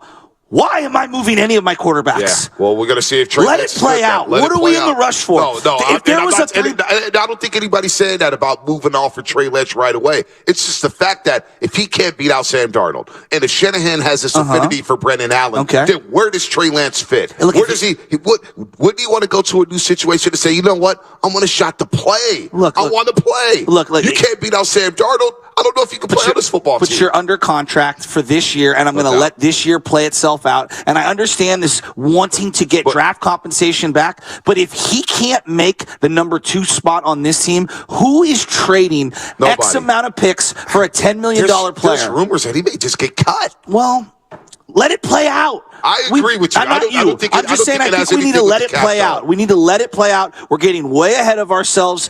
I want the best 53-man roster. And you know what? Right now, today, it's all 4 quarterbacks on that roster. We'll see in 2 weeks. We'll see in 4 weeks. But for right now, I want the best top-to-bottom room. And look, you also have to have insurance. You better. Brock had played the 8-9 games, and I love everything I've seen. He's coming off of a very big injury. Huge injury. Okay? 888-957-9570. We went through 4 quarterbacks last year. 888-957-9570. It's an outlier that you go through 4 quarterbacks. That's a problem. But you got to keep somebody healthy. They went through 3 in 2020. I know. They went through 2 in 2021. They went through a zillion in 2018. And you know what? So these have probably cost you championships and Super Bowls and playoff appearances. So why are we in a rush? Not you, but why is the general person in a rush to trade that guy and trade that guy? No, I want everyone stand pat, earn your spot, and let's roll. 888-957-9570. What does it mean that Brock Purdy's a full go? Does it mean the end of Trey Lance? Training camp. It's the opening of a new journey for 2023-24. Will this journey lead us with the 49ers this season? Is it back to Philadelphia? Is it back to the Super Bowl in Las Vegas? We'll talk about it all here on the Morning Roast live from the Hilton Hotel in Santa Clara. The segment was brought to you by Golden State Lumber. Serving the Bay Area for 3 generations. When you succeed, we succeed. Visit GoldenStateLumber.com. What's coming up on the game? Sponsored by AC Transit. Your phone calls about training camp live here in Santa Clara. Get in where you fit in.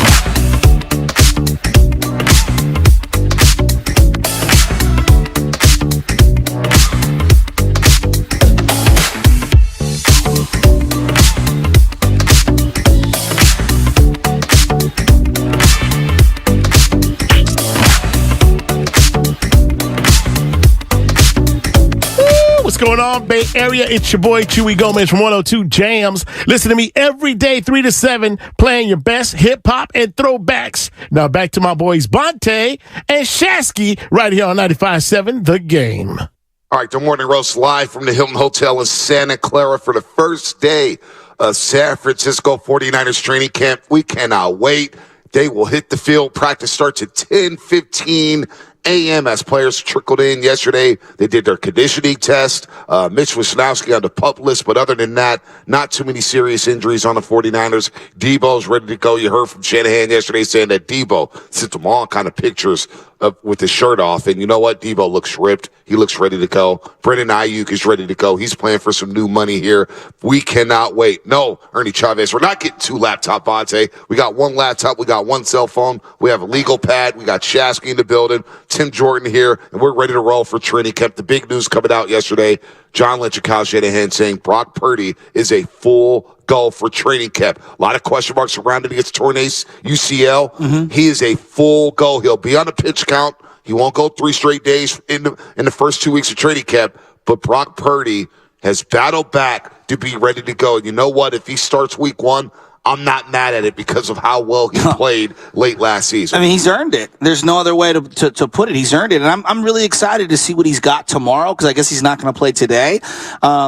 I just keep coming back to I'm in absolute amazement that the guy's body is healthy, and that modern medical, science or whatever you want to call it has got this guy ready to play football just a couple of months after a devastating injury. Yep. I mean, if this happens in any other era, could it be career threatening? It's honestly remarkable. I'm legitimately stunned, and I don't think you can say enough about the young man and his rehab process, his dedication to it, his body being able to adjust to it, the doctors that performed everything, the physical therapy that went into it. I think when you go back to him delaying the surgery, I think even the most optimistic Niner fan will be like, this is a little worrisome. Yeah, no doubt. And people are still going to be worried to see where that arm strength is, where that velocity is. You are a worrier. But back on January 29th in Philadelphia, the 6th offensive snap for the 49ers where Brendan Ayuk is running wide open on a corner route. Brock Purdy, Hassan Reddick comes around the end. People could complain about the formation, about having a backup tight end guarding, blocking Hassan Reddick, but he gets that elbow. And January 29th, that's where the hope's dashed, right there in Philadelphia. We thought that the Niners had a shot to go to the Super Bowl to battle the Kansas City Chiefs back in Glendale, Arizona, where Brock Purdy basically grew up from in that Phoenix area. And so it was January 29th, and it's been a long offseason since for Brock Purdy, for this 49er fan base, trying to figure out who's going to start week 1 in Pittsburgh. But Shanahan and Lynch come out right away and say he's cleared. He's cleared, and he's going to be the leader of the clubhouse to begin. And so I wonder how assuring that is for 49er fans. Do you come in now to the season saying, okay, Brock is number 1. No, yes. We're good. Yeah, I think you do. But I think you also understand, thank God Brock's healthy. Number 1, right? Yes, he has earned it. I'm excited to see more. Right. God, is there any way he can replicate what he did last year? Is there any way that he can live up to all of the hype, which it almost feels over the top from some of the Niner fans?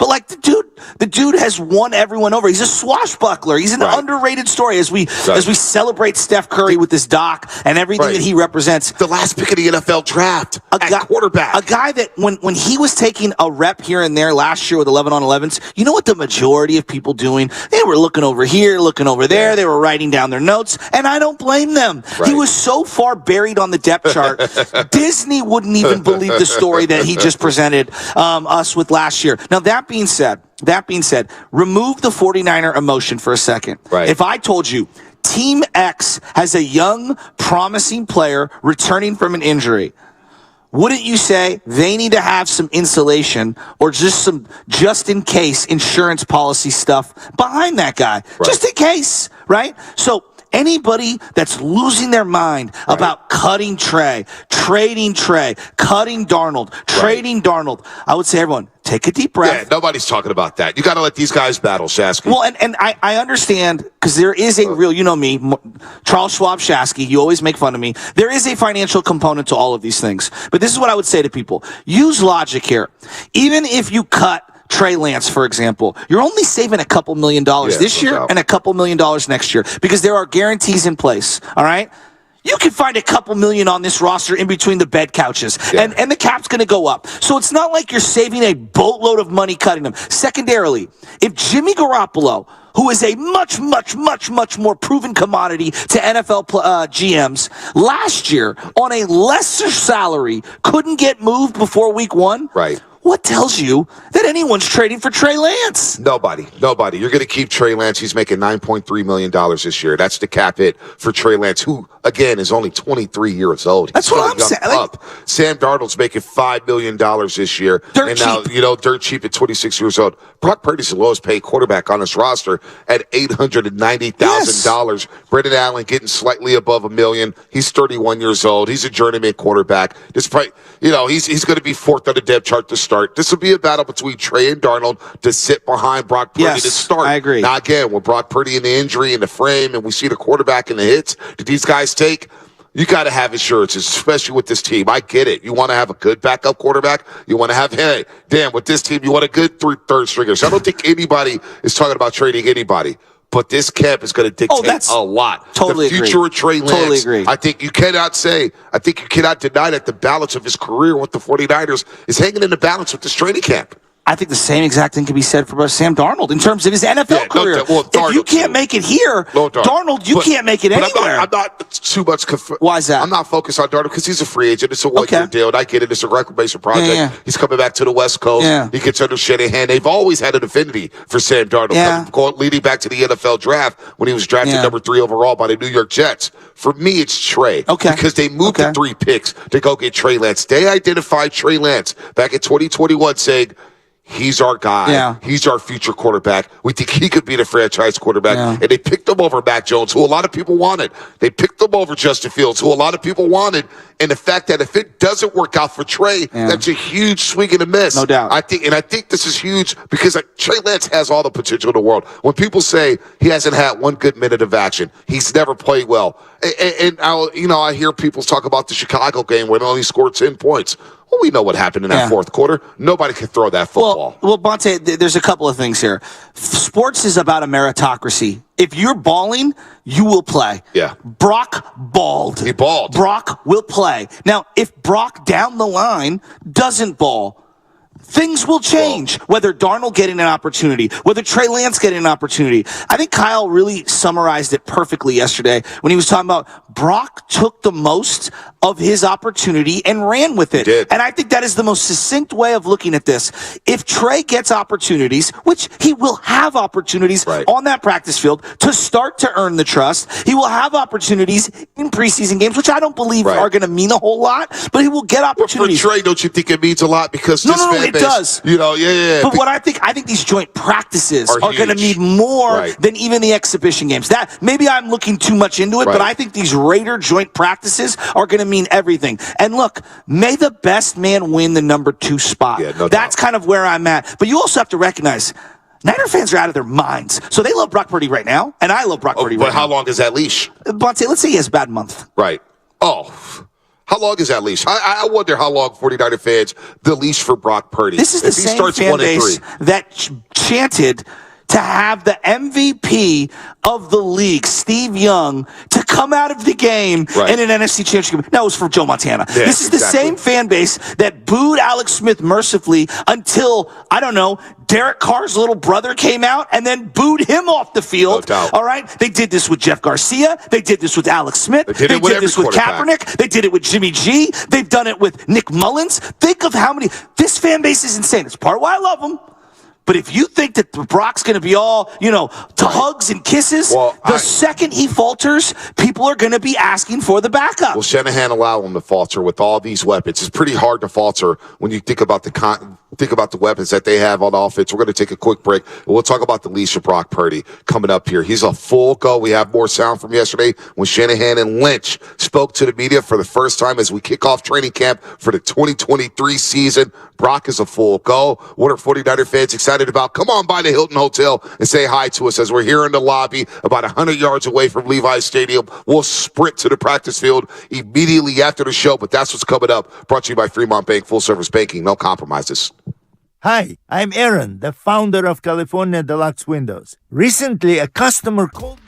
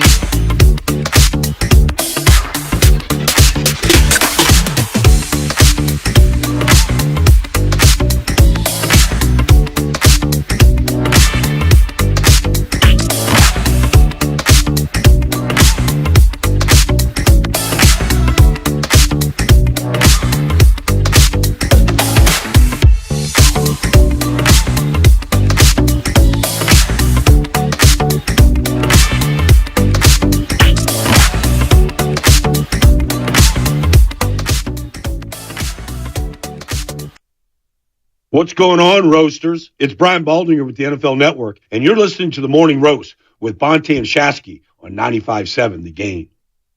Baldy will be joining us within the next 2 weeks for training camp as we ramp it up for football season. The first day of training camp is today. The players will hit the field at 10:15 a.m. All the videos will come out. Brock Purdy a full go. We're going to see a lot of Trey Lance, a lot of Sam Darnold. We're going to see Ayuk. He's here. Deebo Samuel's here. The one guy who's not here is Nick Bosa, who's going for a new contract. And John Lynch mentioned how this one's going to be a little complicated. I know you're a big Bosa fan, and we got people out here at the Hilton Hotel. Let's go. Look at my guy. He's watching all over Look at my YouTube guy right now. Any concern for you, because you're probably the biggest Bosa, one of the biggest Bosa fans I know. When John Lynch said, hey, it may be a little complicated. We go ahead and play the sounds, but don't know if you could pull it up. Bosa's not going to be fine. He's not at risk of being fine because he has that fifth year option there as a first round draft pick. But John Lynch mentioned, hey, this one may be a little complicated. Spadoni, let me know when you got the sound there. But did that concern you at all? Oh, we got it right now. Let's go. Seen various players, have not seen Nick.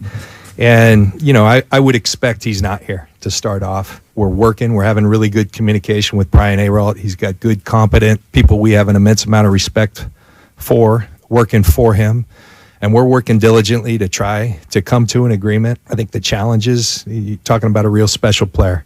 Talking about one of the better players in the league. You could argue that could simplify things, but I think at times it's just finding that sweet spot and where the right spot. And we're committed to working towards that. Just spoke with Brian this morning. We're also committed. You guys might have heard Mike Brown today. We're going to keep things private. I always appreciated that as a player. I feel like there's some sanctity to those things. You don't want everything being aired out. And so we've agreed with Brian and Nick to keep our dealings private. So I think that's the extent of what I'll say. And when there's updates, we'll give them to you. There it is. This feels so much different than Deebo Samuel last year. This feels so different than George Kittle a couple years prior. Is it because we've seen his brother Joey Bosa hold out with the Chargers? No. I'm saying that when George Kittle was coming up for free agency or for an extension, it was like, hey, how much do you pay him for a wide receiver? How much do you pay him for a tight end? The tight end market is kind of suppressed, and he's better than that. Do you give him a little bit of left tackle money? There was just some odd nuances to how you evaluate George Kittle. When Deebo Samuel came up, kind of the same thing. He's kind of a hybrid player. He's got a little running back in him. He's been hurt a lot. I don't know, man. Is he a pure wide receiver? Oh, he's kind of being a diva. He's not following the team on social media. Right. This feels very cut and dry and very business. They want a number at X. The Niners are looking at a number at Y. Are they waiting on Chris Jones to sign with the Chiefs? Are they waiting on other guys? Look, Bonte, when you draft someone number 2 overall, you pray to the gods that he is 75% as good as what Nick Bosa gave you. No doubt. Over the last couple of years. Doubt. Now, look, he did have the knee injury, and that was MetLife Stadium. In my estimation, that was freakish. MetLife Stadium, 5 guys went down in that game. I know. And that in the very next week when they played back-to-back games on that turf. Yeah. All right. The tight end's career ended. Jordan Reed, his career ended on that field. So Solomon Thomas went back-to-back plays, tore his ACL. Raheem Mostert got hurt that game. It was bad. Jimmy Garoppolo got hurt that game. Yeah, it was bad. So let's throw that to the side because I think that's an unfair thing to pin on Nick Bosa. The guy has been a gladiator. He has been a productive superstar. They're going to pay this guy. They're going to figure it out. And again, if this was 10 years ago, I'd worry about the 49ers even having the money. Do they even physically have the money to put in escrow? I don't even think twice about that. They have a proven track record. This is a guy that they absolutely have wanted to marry for multiple years. They'll figure out a number and they'll get him in camp. The other part about this, B, is there a player whose fitness level is higher on the team outside of maybe Christian McCaffrey than Nick Bosa? He doesn't have an ounce of body fat on it. He looks like a G.I. Joe figurine. He's got muscles on the back of muscles. I mean, you think about what he did last year, the Defensive Player of the Year, 18.5 sacks for Nick Bosa a season ago. 18.5 sacks. He was good for 20. And that follows up a season where he did come back from the torn ACL, and he had 15.5 sacks. Now, his rookie year, he wins a Defensive Rookie of the Year with only 9 sacks, but he put multiple pressures on quarterbacks left and right. Patrick Mahomes, he was in the backfield the entire Super Bowl 54, which had us all crying about holding calls, right? Because Nick Bosa was that dominant. He damn near had 20 sacks a season ago. and he still left us wanting more because of the way the season ended. But there's no doubt Nick Bosa is one of the premier edge rushers in football. He's going to get his money. They're bringing out the Brinks truck for him, and they're going to keep together Nick Bosa up front. They're going to keep together Fred Warner and Drake Greenlaw right there in the middle. And now you got Charvarius Ward, Diamador Lenore, Hufanga, and Gibson, who played really well last year for the 49ers. So defensively overall, I feel a lot better about this defense heading into this season than I did the season ago with Steve Weiss. They've got options here on the defense side of football. Don't you think the Javon Hargraves thing is really going to help out Eric Armstead and Nick Bosa? Not only Nick Bosa and Eric Armstead, but I think Drake Jackson's the key. It's a good call. Drake Jackson coming out of USC. We had promise for him coming out. A lot of people say Clay Helton, the head coach at USC for a long time, who got fired. He didn't get the best out of Drake Jackson. Well, apparently he lived in the weight room. He's put on some muscle here, and he's got a great opportunity opposite of Nick Bosa. Whoever's playing edge opposite of Nick Bosa, think about the luxury you're going to have. You're going to see one-on-ones every single play because Bosa's going to get doubled. Ask Arden Key. Ask D Ford. Ask all of the guys who have, had some success opposite Nick Bosa. Kerry Hyder Jr. Yeah, even then Nick Bosa got hurt, but even Kerry Hyder, and I look at Chris Kosaric getting the best out of these guys. He's an excellent coach. Last year, you weren't at training camp, so you didn't get a chance to see him up close and personal. When I walked up on Drake Jackson, now, I got a diehard USC buddy, my buddy Ryan Crowley, and then my other buddy, Lucas Alexander, who works here at the station. Fight on. And they both said the same thing. He didn't have the proper position in college. He went inside, he went outside on that defensive line. They tried to stand him up. So his body was fluctuating in terms of the amount of weight that they wanted him to carry based on the position he was playing. So I walk up on him last year, and I'm looking at him. And again, Nick Bosa is chiseled out of granite. On a field of Adonises, Nick Bosa looks like he was sculpted by God himself. Well, remember the first time we came down to training camp together, and it said Nick Bosa, the first time I ever saw him, I was like, wow, this guy, look at his thighs, look at his legs, like, Jesus, dear Lord. But we walked by him, I was like, hey, Big Bear, what's going on, man? Oh, hey there, fellas. And he was just on the field. On his own. By himself. Yes. Running sprints, and nobody bothering him. Coming back from the ACL injury. Yeah, and you just look at him, we're like, oh, my Lord.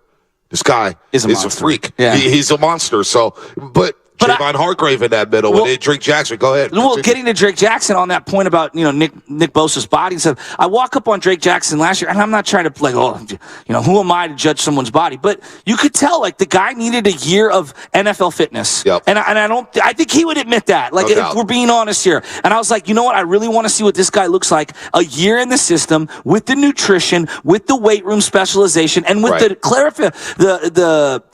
clarity that you're going to play on the edge. Not you're going to go inside, you're going to go outside. No, on the edge, and we need your speed. His athleticism is through the roof. You're going to see him in these drills. He has a spin move that's devastating. But you know what? You know what else? We talk about the competition at quarterback. The competition at quarterback between Darnold and Trey and Brock and Brendan Allen. Well, the competition at defensive end opposite of Nick Bosa is going to be fascinating. Cleveland Farrell comes over for the Las Vegas Raiders, and Raider fans will tell you he's been a massive disappointment. And he was. Probably shouldn't have been selected number 4 coming out of Clemson. But he's coming here as another reclamation project. You brought up Arden Key. We bring up Kerry Hyder Jr., who's back here for the second straight time, or he was here last year coming from Seattle after getting paid.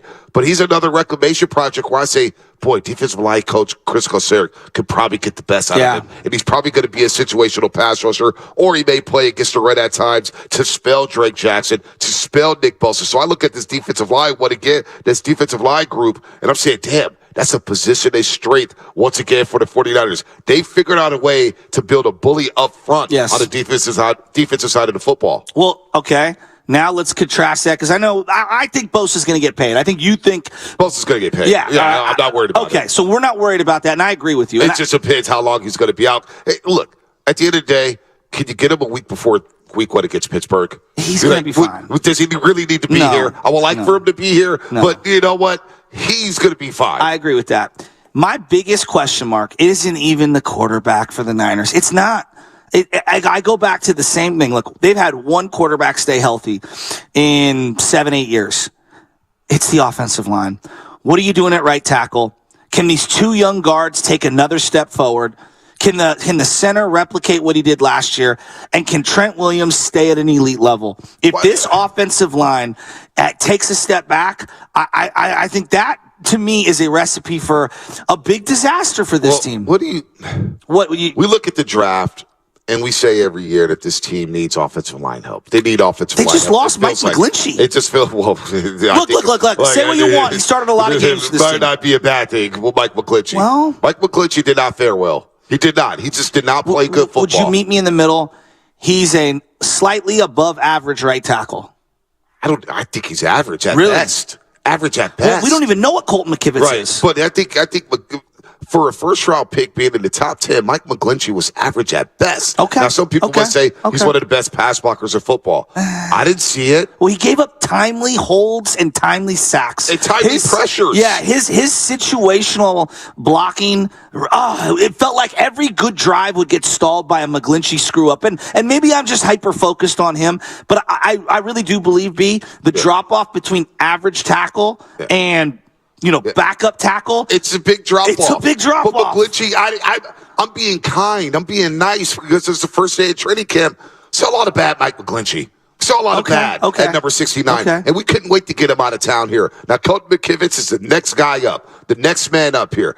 And for some reason, I wanted to ask you, it feels like the Niners, outside of Trent Williams, they don't put a huge emphasis on the offensive line. Now, I know they whiffed on Weston Richburg a few years ago. That didn't work out. And his injury in 2019 was huge for the 49ers. When he went down in New Orleans in the Superdome, they needed Weston Richburg in that Super Bowl. Center has been a problem for the 49ers. But, boy, it just doesn't feel like they put a heavy emphasis on the offensive line outside of Trent Williams. Well, can I push back a little? They did take Aaron Banks in the second round, and they did take Burford in the fourth round, and they have taken tackles in the middle rounds. They've taken Jalen Moore, I believe, in the fifth. McKivitz, was he a sixth-round pick? I guess, yeah. I guess what but they don't use it to prioritize. They don't go heavy in free agency to get guys. Weston Richburg was the big guy. They made the trade for Trent Williams. Aaron Banks. What's out there? Yeah, I don't know. Well, it seemed like Kansas City was making moves, right? When they got Orlando Brown, they made moves. They swung moves. They signed a guy for the Patriots at guard.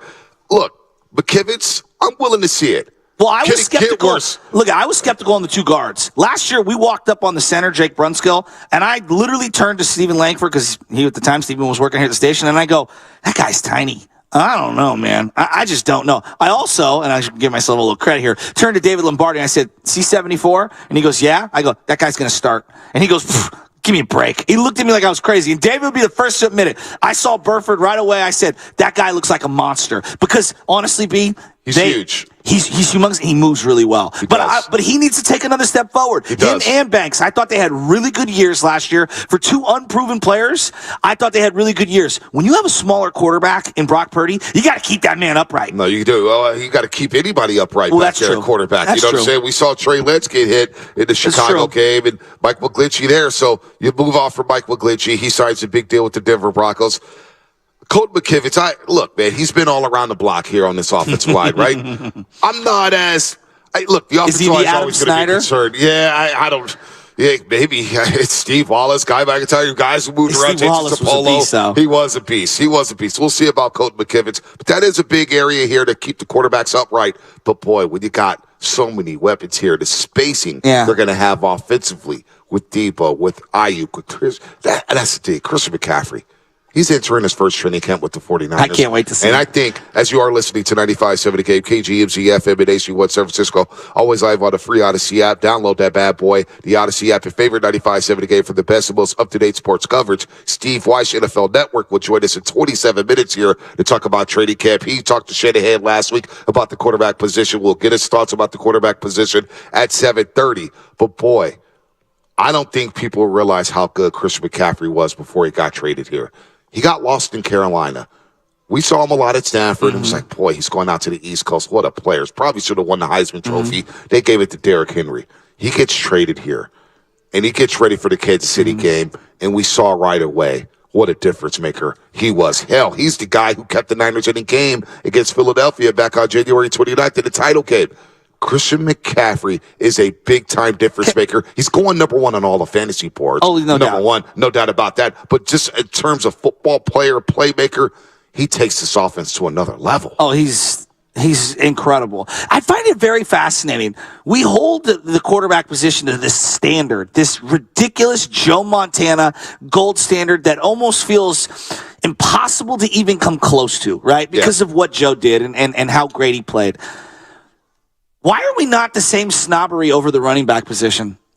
Because it feels like to me, we say this, the narrative around by a lot of the media people is, running back doesn't matter. Tell Joe Montana that Roger Craig didn't matter. Tell Steve Young that losing Ricky Waters didn't matter. Yeah. Tell Steve Young losing Garrison Hurst didn't matter. On the first Tell Alex Smith Frank Gore didn't matter. Right. And you're going to sit here and tell me that Christian McCaffrey isn't one of the greatest players. Like, I mean this when it's all said and done, I don't know about resume, but in terms of putting on a Niner uniform, he's going to be one of the greatest players to put on a Niner uniform ever. In terms of what he can do on a football field. Well, he's got a lot of work to do because there's been a lot of great Niners, but I hear what you're saying. You get what I'm getting at? I hear what you said because he's created a lab. He's what we thought Reggie Bush would be in the NFL. 100%. I mean, this guy's a 3-down player. He swings out. He's the modern Marshall Faulk. He can run routes, the Texas route. He catches the ball better than damn near probably anybody. Probably has the best hands on the football team. Yeah, he can run between the tackles. He's strong. He keeps his legs moving. Think about what he did with the 49ers in 11 games in the regular season. Give me the numbers. 159 carries, 746 yards. He averaged 4.7 yards a pop. 4.7 yards a pop. But then you add the passing game, which has been the missing element. This is why Shanahan went out to try to sign Jerick McKinnon. Yeah. And Jerick McKinnon tears his ACL a week before the Minnesota game back in 2018 because he wanted a running back who could catch the ball out of the backfield. So you think about Christian McCaffrey, 52 catches, 464 yards, another 4 touchdowns. He had 10 total touchdowns in the regular season alone. Christian McCaffrey is the guy. He's going to open it up for Debo. He's going to open it up for George Kittle, for Brandon Ayuk. He is a guy that defenses now, when they look at San Francisco, they say, boy, we got a game plan for Kyle Shanahan, and they got number 23, Christian McCaffrey. What are we going to do here? There were multiple times that they had Debo and Christian McCaffrey in the backfield simultaneously. But my favorite plays last year, and they did it on 3rd down. It was 3 different times. Once with Jimmy G and twice with Brock. You're going, hey, we don't have a slot receiver, right? That's I think a lot of Niner fans, we don't really have McCaffrey's your slot receiver. Yeah. And they started him off in the backfield, and on 3rd down, split him out, got him one-on-one with a linebacker, and it was just a little wiggle route or a little slant route, and then boom, here, we need 3 yards, boom, let me hit you. Dude, Christian McCaffrey is one of my favorite players of all time. Already. It just bugs me when we think about the running back position. Dude, he's such a baller. And we're going to take some calls here. 888-957-9570. Why wouldn't you want a home run hitter in the backfield? You think about these good teams here. Like Pacheco was a difference maker in the Super Bowl. Without Pacheco, now it starts with Mahomes, no doubt about it. Don't get it twisted. But Pacheco kept them on schedule against the Philadelphia Eagles. Hell, Miles Sanders played well. They let him walk to Carolina. They swing a deal for DeAndre Swift. You don't think that scares the living heck out of everybody in the NFC East? Saquon Barkley, home run hitter in the playoffs. Minnesota was a lot better when Dalvin Cook was rolling. So I just don't get this whole thing about the running back position where you don't want to pay them, yet you want to give them the ball 20 to 25 times a game. Raider fans are going to find out. The Raiders are going to find out, boy, without Josh Jacobs, man, our offense is just different. And now, what do you do in the defense when you play the 49ers? You can't go 8 in the box because you have Debo, Brandon Ayuk, and George Kittle. So you go with a light box against Christian McCaffrey. He's going to carve you up. He will. The guy's averaging damn near 5 yards a carry. Is he the best player on the team? To me, we had this conversation the other day. He's in the running for best player on the team. He's in the running for one of the best players in the NFL. And Trent Williams. You can make an argument the Niners have 2 of the top 5 guys, not quarterback, on one side of the ball, and 2 of the top 5 guys on defense in Fred Warner and Nick Bosa. Well, he set the tone. Is that a crazy statement? No, it's not a crazy statement at all. It's actually the obvious statement here when it comes to Christian McCaffrey. I love Fred Warner, the 15 carries, 119 yards against Seattle, the wild card weekend. You think about what he did against Philadelphia, 80 yards, that run to tie the game in the second quarter. Opening the field up for Debo, opening the field up for George Kittle. That's what I'm saying. Yeah. I mean, even as a decoy, the guy's a superstar. Think about how we flipped the season last year. The Niners were 3. It basically fell to 3-4. They're going to L.A. to SoFi Stadium, going into the bye week. And that game against L.A., the 3 touchdowns, the passing touchdown, the rushing touchdown, the receiving touchdown, his hands. What about the catch against the Tampa Bay Buccaneers at the pylon deep down the field for Brock Purdy? Christian McCaffrey McCaffrey, folks, is a baller. How about the run against Philadelphia in the NFC Championship game? But what I'm saying is that might have been one of the greatest runs. If they win that game, don't we look back at that run and we say to ourselves, that might be one of the greatest runs in Niner history? Yeah, I just said that. He kept them. He tied the game at 7-7 in the quarter, and the crowd was quiet. 888-957-9570. Let's go to Austin in the Bay Area. Austin has got a question for Shasky about the quarterback spot. Austin, what's happening, man? Good morning. Hey, good morning, much. Just got me some coffee from Starbucks. Hey, Shasky, I got a question for you, man. Hey, what happened to that energy when we drafted Trey Lance? Oh, we got a replacement. I don't feel that same energy coming from you for Trey Lance, man. What changed your mind about it and for to have Brock Purdy instead of Trey Lance? Because, here's where we're at right now. Brock Purdy played. Austin, watch the games. Brock Purdy played out of his mind. Anybody that doesn't want Brock Purdy to start the year as QB1, I don't understand what you're watching. I want the team to win. And right now, just off what we've seen, I got to see more of Brock Purdy. He gives them their best chance of winning games week in, week out right now. Can things change? Yeah, things can change. Or, we will see as time goes on. But, Brock was balling, dog. But is it fair enough to say that Trey Lance didn't really get a fair shot at that play? Life isn't fair. But life isn't fair. Austin, I'll let you finish here. I'll jump in and say, yeah, he hasn't gotten a fair shake in San Francisco. Go ahead, Austin. I'll say that. Oh, yeah. We haven't seen anything from Trey Lance because of Kyle Shanahan and his stupidity with Trey Lance, not opening up the playbook, not letting these youngsters throw that ball. But he gonna let Purdy throw the ball when the game is on the lines and stuff because he has no other option but to open up that playbook. Right. Austin, good. Thanks for the call here. I want to get into that with Trey Lance and the playbook stuff. Okay. I was listening to Willard and Dibbs on the way to Santa Clara yesterday. They brought up something about the playbook. A caller called in saying, I want to see Trey Lance run the same playbook. I want to see him run the same plays as Brock Purdy. To me, Trey Lance hasn't gotten a fair shake, and I'm eager to see him with Christian McCaffrey and George Kittle. People got to remember, man, they don't add context when it comes to Trey Lance in the 4 games that he's played. George Kittle missed 3 of the games. George Kittle, we just talked about him being one of the best tight ends in football. That's not going to affect your offense or quarterback. Let's talk about that on the other side as we get to Steve Weiss here at 7:30. That's all coming up. Brought to you by 7-Eleven. Small cherry Slurpee drinks are only $1 at 7-Eleven. It's a drink so full of bold, fruity flavor that the amazing price is just...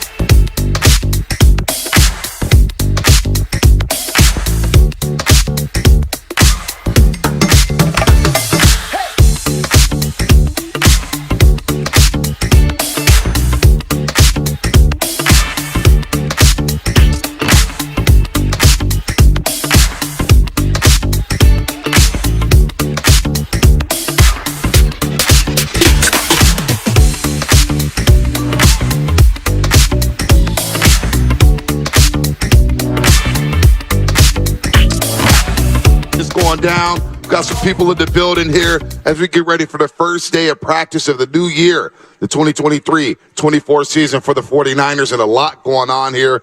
And I just saw an article in the Chronicle as we talk about Trey Lance. We got Big Robbie in the building. We got Big Robbie Dizzle in the building. Big Robbie Dizzle, the Trey Lance jersey. The Trey Lance jersey, number 5. He's ready to roll for practice here at the Hilton Hotel. It was our man's day right here. He just came over. He was running big material. Chicago Bear fan. Yeah, big Bear fan, but he's over here at the Hilton Hotel. He was running material. He gave us like 15 takes in 15 seconds. Does he think he is? Wow.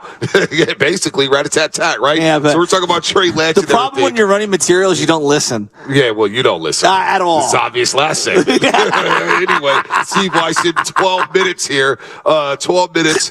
Trey Lance and everybody. But here's I thought you were going to slap me. No, I never think about violence, man. I'm a lover, not a fighter. Ed Killian in the Chronicle. Oh, yeah?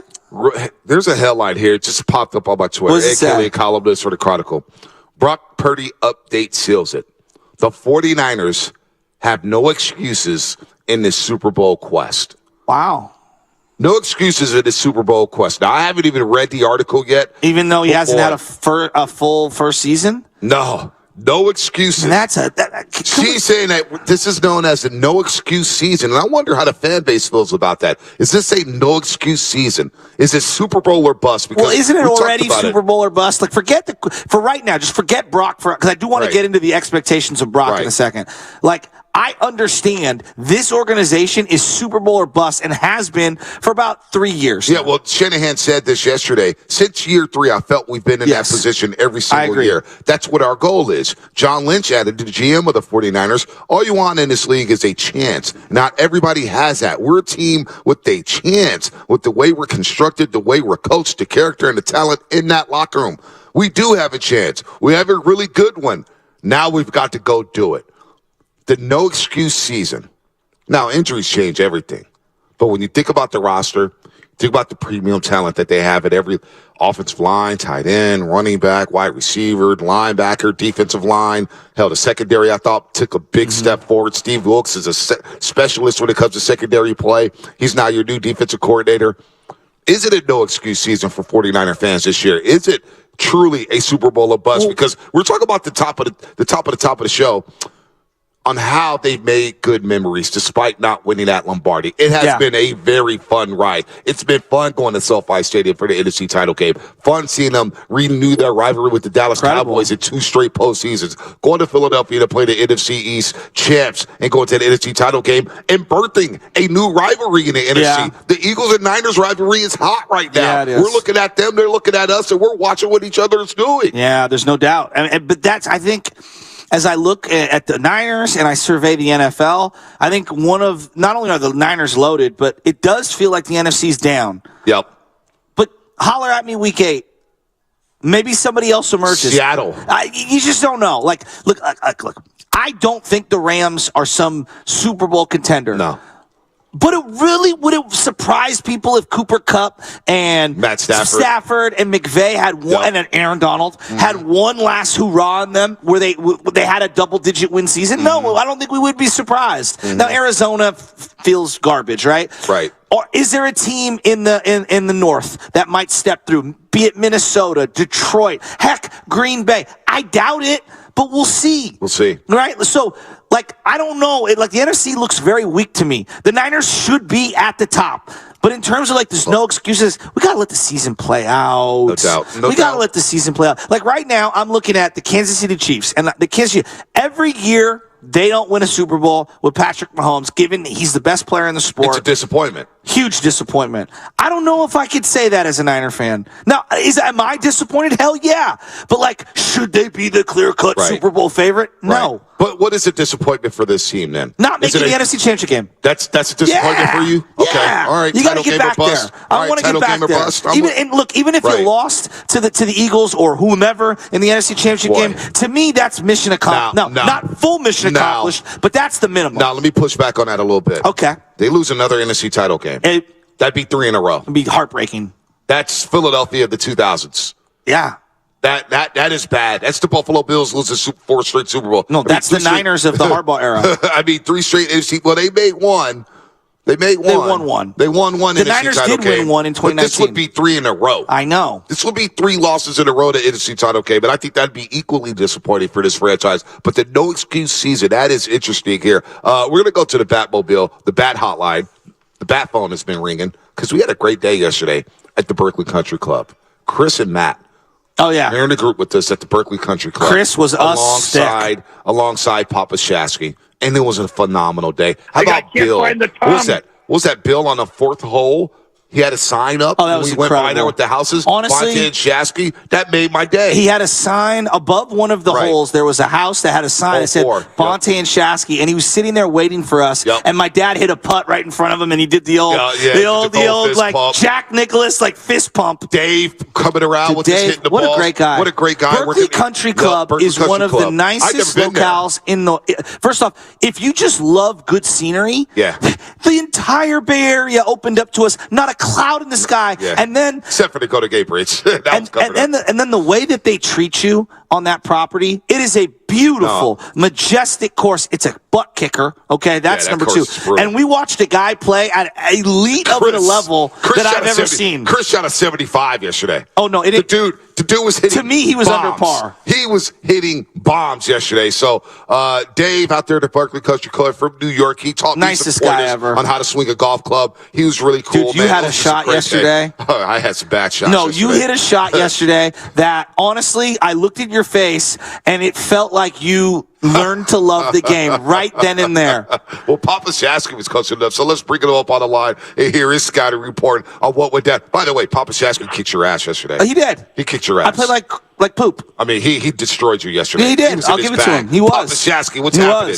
Papa Shasky, I got mine handed to me yesterday. Hey, good morning, fellas. Hey, look, I just wanted to chime in. First of all, I wanted to thank Matt Nahegan for letting me join you guys yesterday. That was fantastic.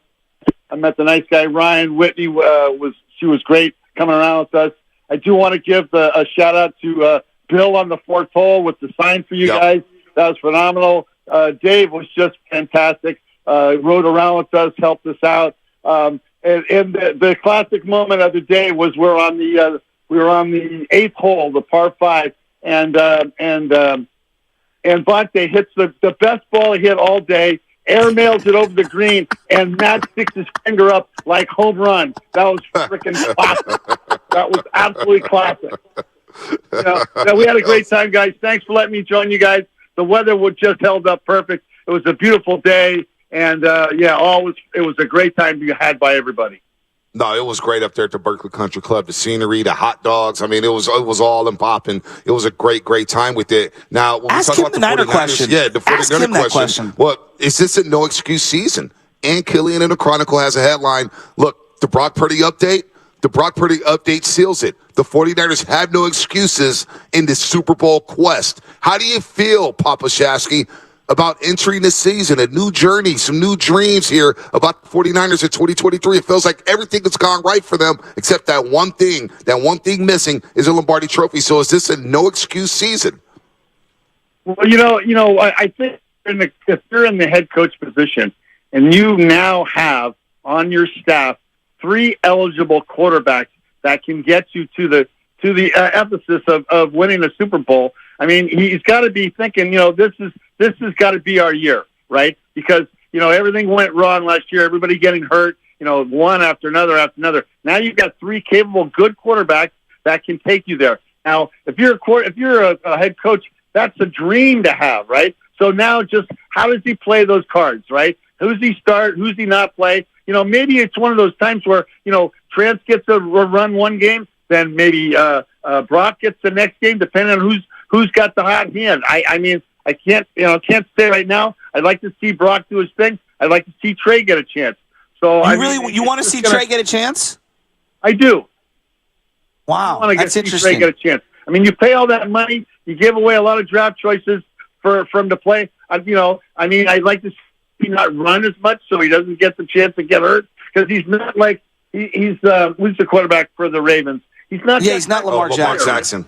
Yeah. He's not that. I think Kyle thought he was that kind of a player, but he's not that kind of player, right? And he's developing, and let's see what he's got. I mean, you've got two great quarterbacks. I think it's a win-win for this team this year. I really do. Well, what about McCaffrey? That was your guy. I mean, before he even came to the Niners, you always either swooped him up in fantasy or were monitoring and trying to trade for him. What did you think of McCaffrey last year? Oh, my God. That was the best pickup that the 49ers have had since they picked up Fred Dean way back in the day. Are you kidding me? I mean, and then you look at that guy. Is he yoked or what, man? You look at him in a T-shirt. I mean, just talking about a little guy. He doesn't go down. I mean, he's got that ball wrapped up. He doesn't take a good hit. If you ever watch, he never takes a good hit. He always avoids getting hit hard. For a little guy like that, I mean, he puts the heat on some guys. I think he's the best player 49ers got right now. I'm kind of with you on that. Any worry about Nick Bosa getting a contract extension? No, if you heard, you were listening yesterday on the way over, Joe, and they're talking about they're going to get this thing done. They're going to get it done. Even Carl said he's not going to practice until he gets this thing done. They're going to get it. How can you not get this done, right? Yeah, seriously. The player in the league, how could you not get this done, right? I mean, it's just now they've got another guy on the other side that's going to help them. I mean, that's another win-win for this team. And they've got a track record of getting this done. They've got it done with Fred Warner Jr., George Kittle, Deebo Samuel. They've extended Drake Greenlaw. They've done it with Trent Williams. They have a track record of getting these massive deals done. You got to credit Jed York for that. Real quick, before we get you out of here, I got to sneak in a baseball question. Oh, yeah. Marco Luciano just got called up. Does that excite you? Well, it was nice to see him get a win last night. What on 4 hits? I mean, you're playing the A's, the lowly A's. I mean, always been our arch rival. I just, this Giants team is an enigma this year. They're going to win 5 games, they're going to lose 5 games. They win 7 games, they lose 7 games. I like to see them do a little better down the stretch here. Maybe get. So that's a no. Luciano doesn't do it for you. I don't know. We'll see. I haven't watched enough of the A ball or AAA ball to see what do. We'll see. I mean, we had the high hopes, Joe, when Schmidt came up. I know. He's kind of fallen off to the way. I mean, great defensive player, but we got to get a little more at bat out of him. He cannot lay off the low and away breaking ball. God bless him. He looks so lost in the batter's box right now. So lost. They might have to change his approach to his batting stance. He just does. It looks like too much of a free swinger, right? So I think they might have to, with their hitting coach, might have to change a little something there. Yeah. All right. Biggest concern for the 49ers heading into the season, Papa Shasky. Biggest concern for you? Well, obviously the elephant in the room is the offensive line. All right. I mean, you think that they would go out, maybe pick up one more good offensive line that they can move around a little bit and they can play multiple positions. I think that's going to be the key to keeping the quarterback safe this year. Got to have offensive line. If you don't have offensive line, you don't have a quarterback. No doubt about that, Papa Shasky. Love you, so Pops. fun to see you yesterday. All right, guys. Well. Thank you for yesterday. That was a phenomenal day. The view up there, the weather just cooperated immensely. It was unreal. A fantastic day. All was had by fun. Everybody had a great time yesterday. Everybody had a great time, and you destroyed JoJo on the course. You destroyed him. He was rattled, man. He could do anything. Irons, driver. He was awful. Terrible. Well, I think he had a lot going on. I mean, you're talking with the fan. Chris and Matt were great guys to play with. It was a lot of fun. They were. There was no pressure with those guys. It was a lot. And again, shout out to Bill on fourth hole. Shout out to Dave, the pro up there at the Berkeley Country Club. That was phenomenal. And Whitley out there getting all the content. Whitley was out there. She was driving the cart around, hanging out with us as well. You got some recommendations for Europe. We'll talk to you soon. Gave me the place to go have pizza in Naples, so that was fantastic. Yep. There you go. Nice. Yeah, Papa Shasky going to Italy. Not Naples in Mission, in the Excelsior. We're talking about Naples in Europe. Yeah, he's going to the boot. He's going to the boot. He's going to do the island of Capri. He's going to go on the boat. I mean, he's living. Tell you, everybody's going to Italy now. Bro, European extravaganza. Everybody but you. You won't leave San Rafael. This guy's going to Europe, Greece, everything, man. I know we're going to get Sam Weiss in here, and he did an interview. Steve Weiss. Excuse me. Sam Weiss was the former Bengals coach, former quarterback coach. Yeah, former 49er guy. Yeah, no doubt. But I think one of the number one questions that I have for him, because he sat down with Kyle Shanahan and they had a great little conversation. When was that conversation? When did that? Was that before Brock was throwing this week? Was that before that they found out he was cleared and good to go? I think the timing of that conversation, with Kyle Shanahan, to me is very relevant. Very relevant. But then Shanahan and Lynch come out yesterday and said Brock's a full go, and he's going to be the leader in the clubhouse. So we're good. Steve Weishon in the second at Weish89 on Twitter. He's been with the NFL Network since 2008. You catch him on NFL Total Access, NFL Game Day Morning. He's with the Cowboys today down in Oxford, California. You know the Cowboys, Jerry Jones. They were talking yesterday. They're filling themselves right now. But we're up here in training camp for the start of 49ers training camp here in Santa Clara. So let's bring in Steve Weishon to the Morning Roast here on 95.7 The Game again. He's been with the network, NFL Network, since 2008. Does a phenomenal job. One of the best journalists out here in the country. Really good here. So we'll start off, Steve. Good morning to you. Thanks for joining us today. And let's just start with Brock Purdy. We got the news yesterday that he's a full go for training camp, which surprised us all here, surprised everybody. Now, when did you have to sit down with Kyle Shanahan? Because we've been running wild with that sound where he said we had 3 quarterbacks and nothing is set in stone. When was that sit down? When did that sit down take place, Steve? Yeah, that took place at the annual owners meeting, the league meeting in April, I believe. And Kyle said what he said, but I mean the main thing he basically told me in that interview is if Brock Purdy's healthy, he's the guy because he's done it in games, right? Not saying he's more talented than Trey Lance or whatever, but his body of work in games and the trust he established with the coaching staff and his teammates would be the ultimate weight to tip the scale if all things were equal coming into training camp. Wow. So from what you saw from Brock Purdy last year, because he took this league by storm, he shocked us all here in the Bay Area. How confident are you? Because you know the quarterback position well, you know this league well. How confident, Steve, are you in that Brock Purdy can pick up where he left off last season with the Niners? Yeah, I mean, as long as he's completely healthy, I'm confident. I mean, everyone likes to talk about what he did in the 5 stars in the playoffs. I think about that Miami game. When he was the number 3 guy, he comes in, and they don't miss a beat. And then all of a sudden you see George Kittle's numbers go up. You see Brandon Ayuk's numbers go up. So he's playing within the structure of the offense, but he's also making plays happen when he has to improvise. And the fact that he had that much poise under that much pressure right out of the gate just showed me, like, this guy's built for this.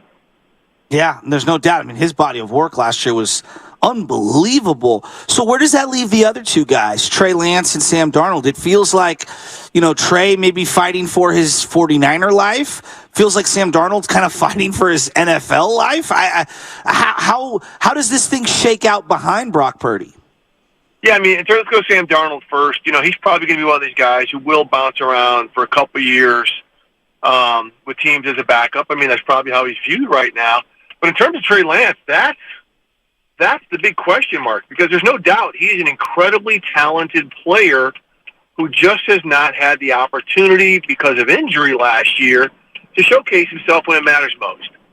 And so, this might be a situation where, hey, he comes out, plays great in preseason, generates a little bit of trade interest in the Niners, maybe gets back a late round draft pick at some point for him to trade him. I don't see them trading him this year because, as we know, if you're a Niners quarterback, being the backup ain't a bad thing to be because of the injury history that happens here.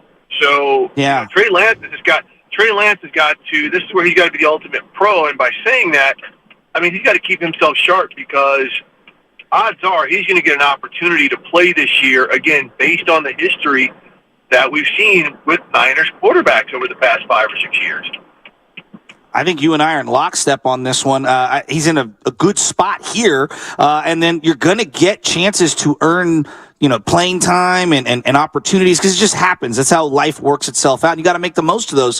So you see no benefit for the 49ers of either moving him now or moving off of his money now to free up. I think they can only free up a couple million this year and a couple million next year because a lot of people are trying to make a move now. You got to make a move now. You see no benefit in making a move now on Trey Lance. No, not at all. I mean, first off, his money is quite affordable when you look at these, these quarterback contracts. So, I mean, the money, what they would gain, I just don't see why. And again, I mean, if Brock Purdy goes down, he's not rock solid hurt, right? He's got no limitations. They're not throwing him every fourth practice or something like that, whatever it was. I mean, there's still the potential there. So, no, you stay him, you continue, you keep him, you continue to groom him, you continue to coach him up, and maybe next year if there's an opportunity, you move him if Brock Purdy establishes himself fully this season. But just right now, what you would get back in return would probably be a 6th or 7th round pick. I just don't see any reason why you wouldn't hang on to him, knowing that he's still moldable clay. Yeah, no doubt, Steve. Steve Weiss here on the Morning Roast on 95.7 The Game, NFL Network, Weiss89 on Twitter. And that's fascinating to me. And I'm with you, Steve, on just it doesn't feel like it's worth the price, a late-round pick. When you think about the compensation they gave up to go get Trey Lance, do you feel like if the 49ers had to do it all over again at the number 3 spot and moving up, do you feel like Trey Lance is still their guy? Are they a little surprised by what they got into it? Because we heard all the rumblings last year. Well, then they thought he was more Lamar Jackson, and he's not really that. And I'm thinking, well, that's on the scouting department if you couldn't figure that out when he was at North Dakota State. So do you think the Niners, they could go back in time, would they do it all over again? Would they go to Mac Jones route? Would they go to Justin Fields route, Steve? I mean, hindsight in this case, I think, is unfair because think about this time last year, fellas. Who was the Niners starting quarterback? Trey Lance. Yeah. It was Trey Lance. So, no, I mean, he was their guy. He happened to get hurt. And then Brock Purdy came in and Wally pipped him. It's no more than that. This situation with Brock Purdy, to me, isn't a case of what Trey Lance isn't. Yeah. It's a case of what Brock Purdy turned out to be when he got his untimely opportunity. Again, Trey Lance was going to be the Niners starting quarterback, and who knows if he stayed healthy, if he couldn't have done more than Brock Purdy. We don't know that. But Brock Purdy came in, he played within a structure, he gained the trust of the head coach and his teammates, and when push comes to shove in this league, when you've got 17 games for everybody to earn their livelihood, when somebody establishes trust at that position, that's clearly who the Niners want to rock with. Yeah. Are you shocked as I am? Because I'm pretty shocked. I mean, I know there's a lot of different timetables out there for Brock's return. I'm legitimately shocked that he is this healthy this quick. I mean, it's a marvel of modern science and his own testitude and his genetic makeup to be ready this quick. Am I crazy to be this surprised? The last part of what you said, his genetic makeup. I mean, for me, covering sports now, I'm more than 30 years in, covered NBA, a lot of different sports. I can never be surprised at how quickly or how long it takes different people because, the one thing I've learned is just guys are built differently, right? Whereas it might take somebody else who's maybe, I'm getting a little in the weeds here, may have a longer elbow to wrist proportion. Maybe it takes them another 2 months to heal. Maybe just the way he's proportioned and everything else about him, especially being young, it's you can't be surprised. I mean, look what Adrian Peterson did when he came back from the ACL, and next thing you know, he came back quickly, next thing yards. I mean, it's just amazing how some people are put together and what they can do. Steve, you're down there in Oxnard, California, covering the Cowboys as they begin their training camp, and they have a lot of expectations. Are they one of the 3 teams in the NFC that has a legit argument to say, hey, we're going to represent the NFC at the Super Bowl? Is this the year for the Cowboys with what they did in the offseason, bringing in Brandon Cooks and Stephon Gilmore at cornerback? Is this the year they finally break through to the NFC title game for the first time since 1995? We'll see. I mean, I'm not that hot take guy. There's a lot of teams we think every year like they're going to be a shoo-in and have that injury. They have something, and no, they're not. And then there's also a team that comes out of nowhere. I mean, look, I'm on record saying this. I don't think Seattle is going anywhere. I think Seattle's going to be a problem for teams in the NFC, especially, again, because we've had this quarterback and talent shift over to the AFC. Some team that we're not thinking about is going to come out of nowhere. Is it Detroit? Does Minnesota all of a sudden figure things out now that Brian Flores is their defensive coordinator? So Dallas should be very, very good. I mean, their defense is going to be right there with the Niners as one of the best defenses in the NFL. But the rest of it, man, we'll see. I mean, they should be good, just like Philadelphia should be good. Right. But let's not overlook the fact that Philadelphia had a lot of people leave from the middle of that defense, including Javon Hargrave, who should really help out the 49ers. Absolutely.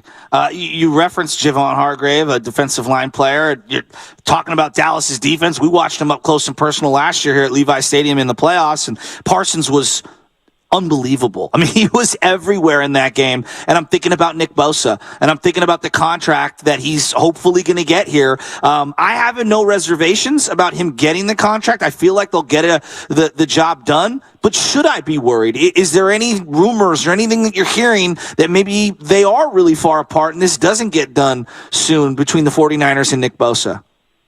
I wouldn't be worried about it because, even though he doesn't show up, I am sure that the Niners knew this was a possibility, and there have been conversations all along. And the one thing we've seen about the way John Lynch and Parag and those guys handle their business with the Niners is they'll get it done.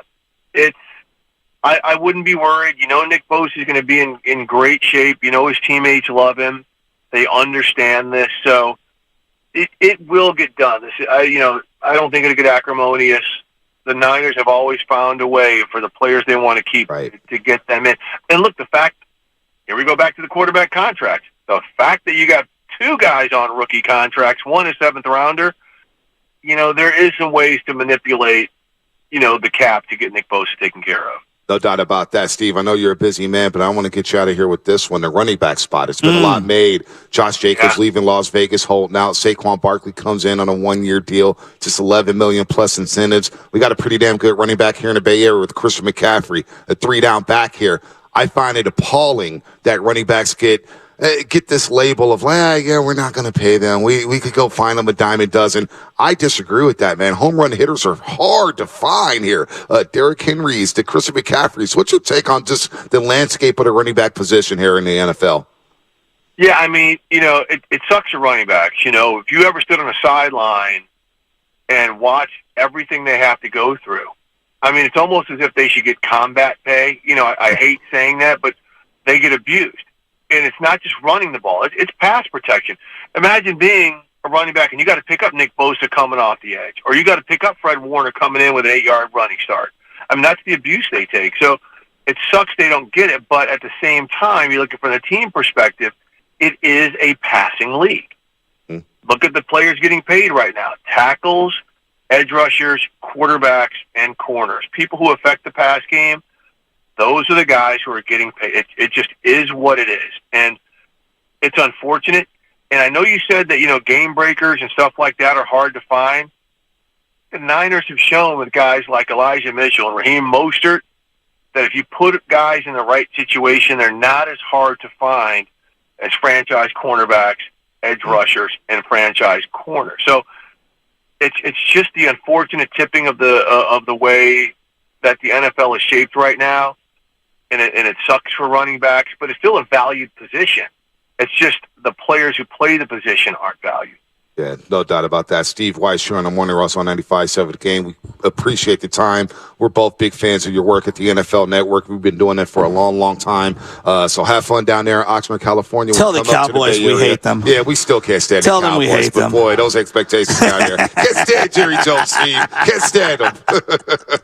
All right, guys. Appreciate you having me. See you, buddy. Man. Steve He Weiss, does a great job. No, he's one of the good guys in the NFL, man. Does an excellent job covering the league here. NFL Network since 2008. And running backs, man, he brought up Elijah Mitchell, Raheem Mostert. He's right about that. You can find those guys, but those type of guys just don't hold up. We've seen Elijah Mitchell get banged up. Raheem Mostert can't stay healthy for 17 games. Well, let me ask That's the difference. Let me ask you, are you scheming against Elijah Mitchell? No. Are you scheming? And I love Mostert. I was a huge Mostert fan. I'm not scheming against him. No, and those are really good players. You're scheming against Christian McCaffrey and Derrick Henry. You're petrified of where he is at all times. No doubt.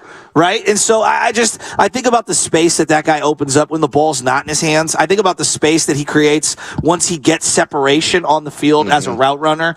What he can do schematically in terms of chess piece, pre-snap, and forcing a defense to bend more than it wants to. Man, and there's just a lot there. I want to get back to the quarterback, though. Can we get back into the quarterback? Yeah, go ahead. He said a couple of interesting things that I want your opinion on. The Brock Purdy thing. I am surprised he's back this soon. Maybe I sound naive. Maybe I sound uneducated. I'm legitimately shocked he's healthy and ready to go this quickly. I thought it would be maybe a little longer. Right. I mean, we're all guessing, right? And I don't pretend to have some medical degree. But, like, this guy had a devastating elbow injury and is, like, basically a full go on July 26th. Chasky, there was no situation in which I saw him playing in the first 3 weeks of the NFL season. I did not think that he'd be suiting up for Pittsburgh. No. I did not think he'd be suiting up at SoFi Stadium against the LA Rams in week 2. And I did not think he'd be ready for week 3 on a short week against the New York Giants for the home opener, Thursday Night Football. I am stunned that right? Lynch, right out of the gate, said, hey, look, he's a full go. Now, he will be on the pitch count. However, he's going to be the leader of the clubhouse, and he's going to take the reps with the ones. Mm-hmm. And then when you think about the backup spot, he's earned it. But you think about the backup spot, Trey Lance has split reps with Sam Darnold. Well, let me make a really good point here. That's another shocker. But everybody's losing their mind about reps. And here's what I would say to everybody. He got all the reps last year, Trey Lance, okay? And he still looked a little skittish at times. For the handful of games that we saw him. Brock Purdy got 1 out of every, 8, 9, 10 reps, okay? Because he was running with the 3s. He looked pretty damn good. Mm-hmm. So I know we were going to lose our minds about this person getting reps and that person getting reps. Here's what I would say to you. It's about the quality of the reps you get, not the quantity of the reps. Put good film out there, you'll get more opportunities for more reps. No doubt. Do good stuff day in, day out, drill in, drill out, and those opportunities will present themselves. And then make the most of it like Brock did. He said Wally Pipp, and that's such a great example of, Wally Pipp was the guy who played in front of Lou Gehrig before Lou Gehrig got an opportunity, and then he ended up breaking the consecutive games played streak in baseball. And it's a term for younger people that maybe don't know. Getting Wally Pipped is what Lou Gehrig did to him. Yep. And in this case, Brock Purdy, Wally Pipp, Trey Lance. But the way sports works, and I feel like people think it's so cyclical. Think of how great Joe Montana was. Did he get banged up? All the time. Okay. How about Patrick Mahomes currently? He gets banged up all the time. There are going to be opportunities, and I'm not saying that Brock's getting banged up. I'm saying there'll be a blowout. There'll be, maybe he's underperforming. He needs his arm to be rested. Maybe something happens. He doesn't perform well. Life works itself out. Everyone's losing their minds about getting an opportunity. You're going to get opportunities every day in practice. But you know what? If you're Brock Purdy, you don't want Trey Lance to have an opportunity. I agree with that. If you're Brock Purdy, you're making making under $900,000 this year in the state of California as a quarterback of the San Francisco 49ers. And with Brock Purdy in the lineup, and he's back right now, and he pulls up that Ann Killian article saying this is a no excuse season. If you're Brock Purdy, you're saying, I need to play 17 games. Yes. I need to prove that I can be healthy. I can lead this team to the promised land. I could go get paid because that's what it's.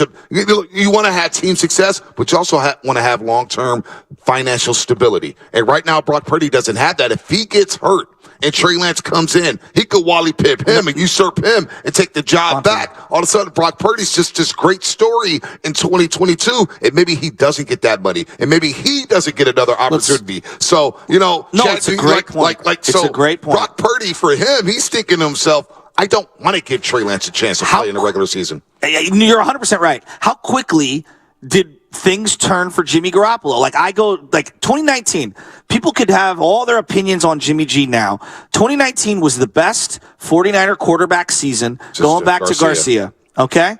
They went to the Super Bowl. They were beating the Kansas City Chiefs by 10 points. And you can say, Joe, them losing in that fourth quarter was the beginning of the death. Fine, I'll listen to that. How long was the rope? They lost week 1 the following year to Arizona in an empty stadium. Yep. And people were losing their minds. And he went out there with Dante Pettis, Trent Taylor, Kendrick Bourne, and wide receiver. And Kittle got hurt in that game. You know what I'm saying? And part of it was on Jimmy for throwing in the accurate football on a tight end screen. The point that I'm getting at is that the NFL is fickle. And so to your point about Brock Purdy, he's going to have to prove it this year. No doubt. And next year and the year after. When you win a Super Bowl, you become a made man, right? That's different. That's a different conversation. Like Mahomes is a made man twice over. He won the MVP, Brock Purdy's not there yet, but he has a chance to be. Think about this, though. He has a chance to get there, but he's going to have to continue to earn his spot every day, and I think he'll do that.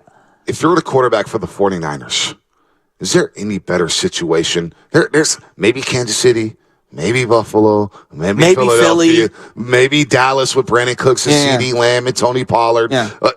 The 49ers, if you're playing quarterback for this team, you have a 1,000-yard receiver in Brandon Ayuk. You have one of the top 5 playmakers in all of football in Deebo Samuel. You have one of the another top 5 playmaker in Christian McCaffrey, and one of the best tight ends in football in George Kittle. And you got the best left tackle who's going to protect your blind side. And a great play caller. You get it. You and a great play caller. You come into a great situation 100%. with the 49ers. So if you're Brock or Trey, they're really, in that sense, to Ann Killian's point about the article, there's no excuse for this offense not to thrive. If you're a quarterback on this football team with all those assets, and all those assets are healthy, you have no excuse but to prosper in this offense. And that's why I keep going back to Kyle Shanahan, because Kyle Shanahan could have easily put his arms around Jimmy Garoppolo in that 2020 season, and they grew apart. And I feel like he got impatient, Kyle Shanahan. I need him to be more patient with Brock Purdy. I need the fan base to be more patient with Brock Purdy. It's not going to be undefeated. See, now you're contradicting yourself. What's that? I love you. You talked about it at the top of the show. You talked about it on the crossover. Oh, believe me, I know. This fan base is not patient. No. I watched Jimmy Garoppolo go against a top 5 defense against Minnesota, and people had the audacity to say it wasn't good enough. And I'm like, we're just advanced to the NFC Championship, because you know why? Winning in the playoffs is not easy. You look at all the great quarterbacks who have struggled in their first couple postseasons. It's not easy. Patience. If Brock Purdy opens the season and they lose in Pittsburgh, Pennsylvania, and then have a tough game against the LA Rams, this fan base will be clamoring for Trey Lance. People will start to say Trey, or Sam Darnold. Or Sam. I know you keep saying Trey, but I think we have to allow this competition to play itself out and let the depth chart set it. Sam Darnold didn't come here just to be the third string quarterback. That's what I'm saying. I told you that from day one. That's what I'm saying. He signed here, and people said, he's a third string quarterback. Sam Darnold doesn't believe that. Are you more excited to get a look at Sam Darnold up close and personal? All of them. I want all of them. I want all of them. Also, another storyline, and it's way down on the list, but who's going to be that third wide receiver? Is it going to be Danny Gray or Ronnie Bell out of Michigan? Because they've been looking for that speedster to stretch the defense. Since Ty Streets. Ray McLeod, Juwan Jennings. That's another competition right there. Who's going to be that bona fide third wide receiver playing in between Deebo Samuel and Brandon Ayuk? Who's my right tackle? Colt McKivitz. David Fresno will get you on the other side. 888-957-9570. We'll fry it up, man. First day of training camp. 10:15 a.m. The players will hit the field and start hitting their gassers and going through drills. But in the meantime, it's time to get to the injury report.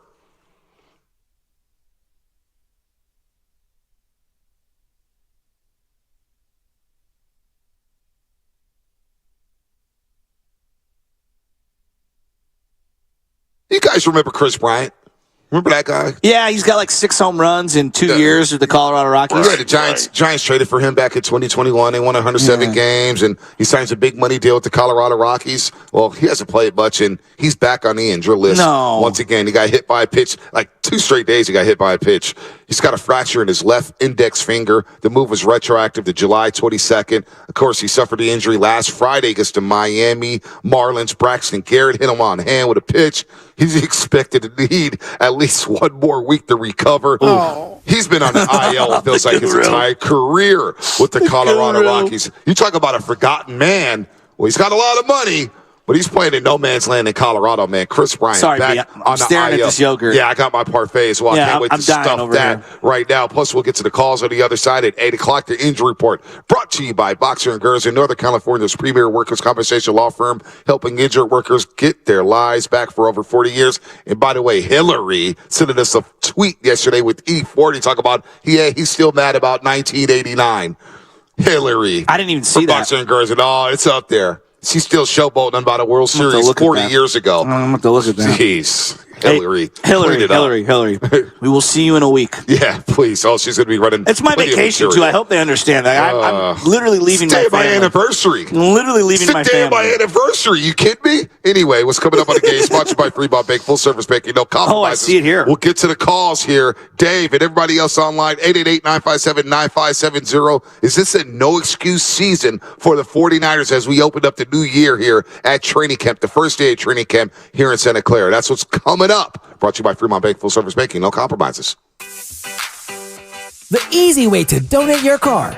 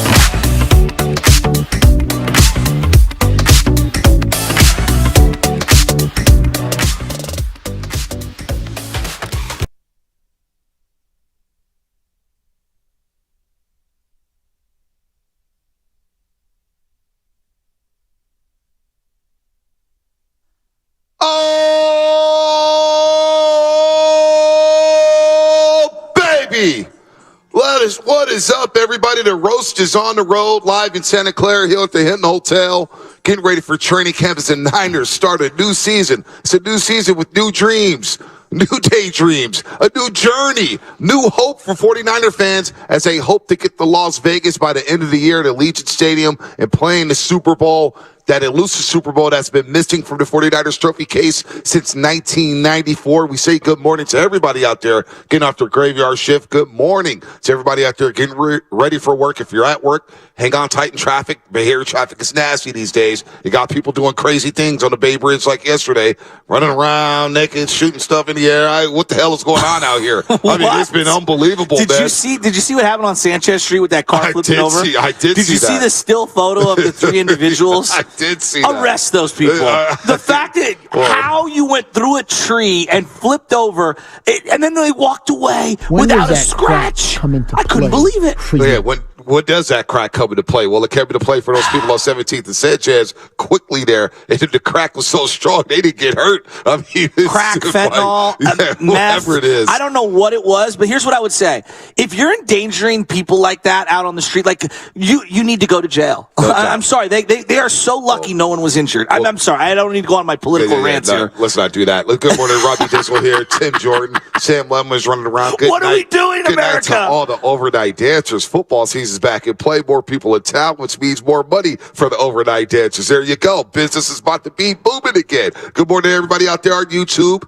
The Comcast business text line. I don't have the text line up. Probably that's a good thing for our show today. And good morning to Twitch as well. Steiny and Guru will be down here from 10 to 2 as we get ready for practice, the first practice of the season. 10:15 a.m. the players will hit the field, and I cannot wait. I missed training camp all last year. I've been waiting for this day to go see Trey Lance and Brock Purdy. Well, Brock Purdy probably won't throw, so it'll be a lot of Trey, a lot of Darnold. Yeah. But Ayuk, Debo, Bosa won't be here. He's got to work on his contract extension with the 49ers here. Lynch and company talked about that yesterday. We'll play some sell. We'll get to the lines. But it's, again, a new year, a new hope after what happened last year, January 29th. Heck, this year, January 29th, when they lost the title game to the Philadelphia Eagles. You know, I keep coming back to Brock Purdy, and I'm amazed that he's healthy and ready to go, and I'm really excited to see what he can bring to the table.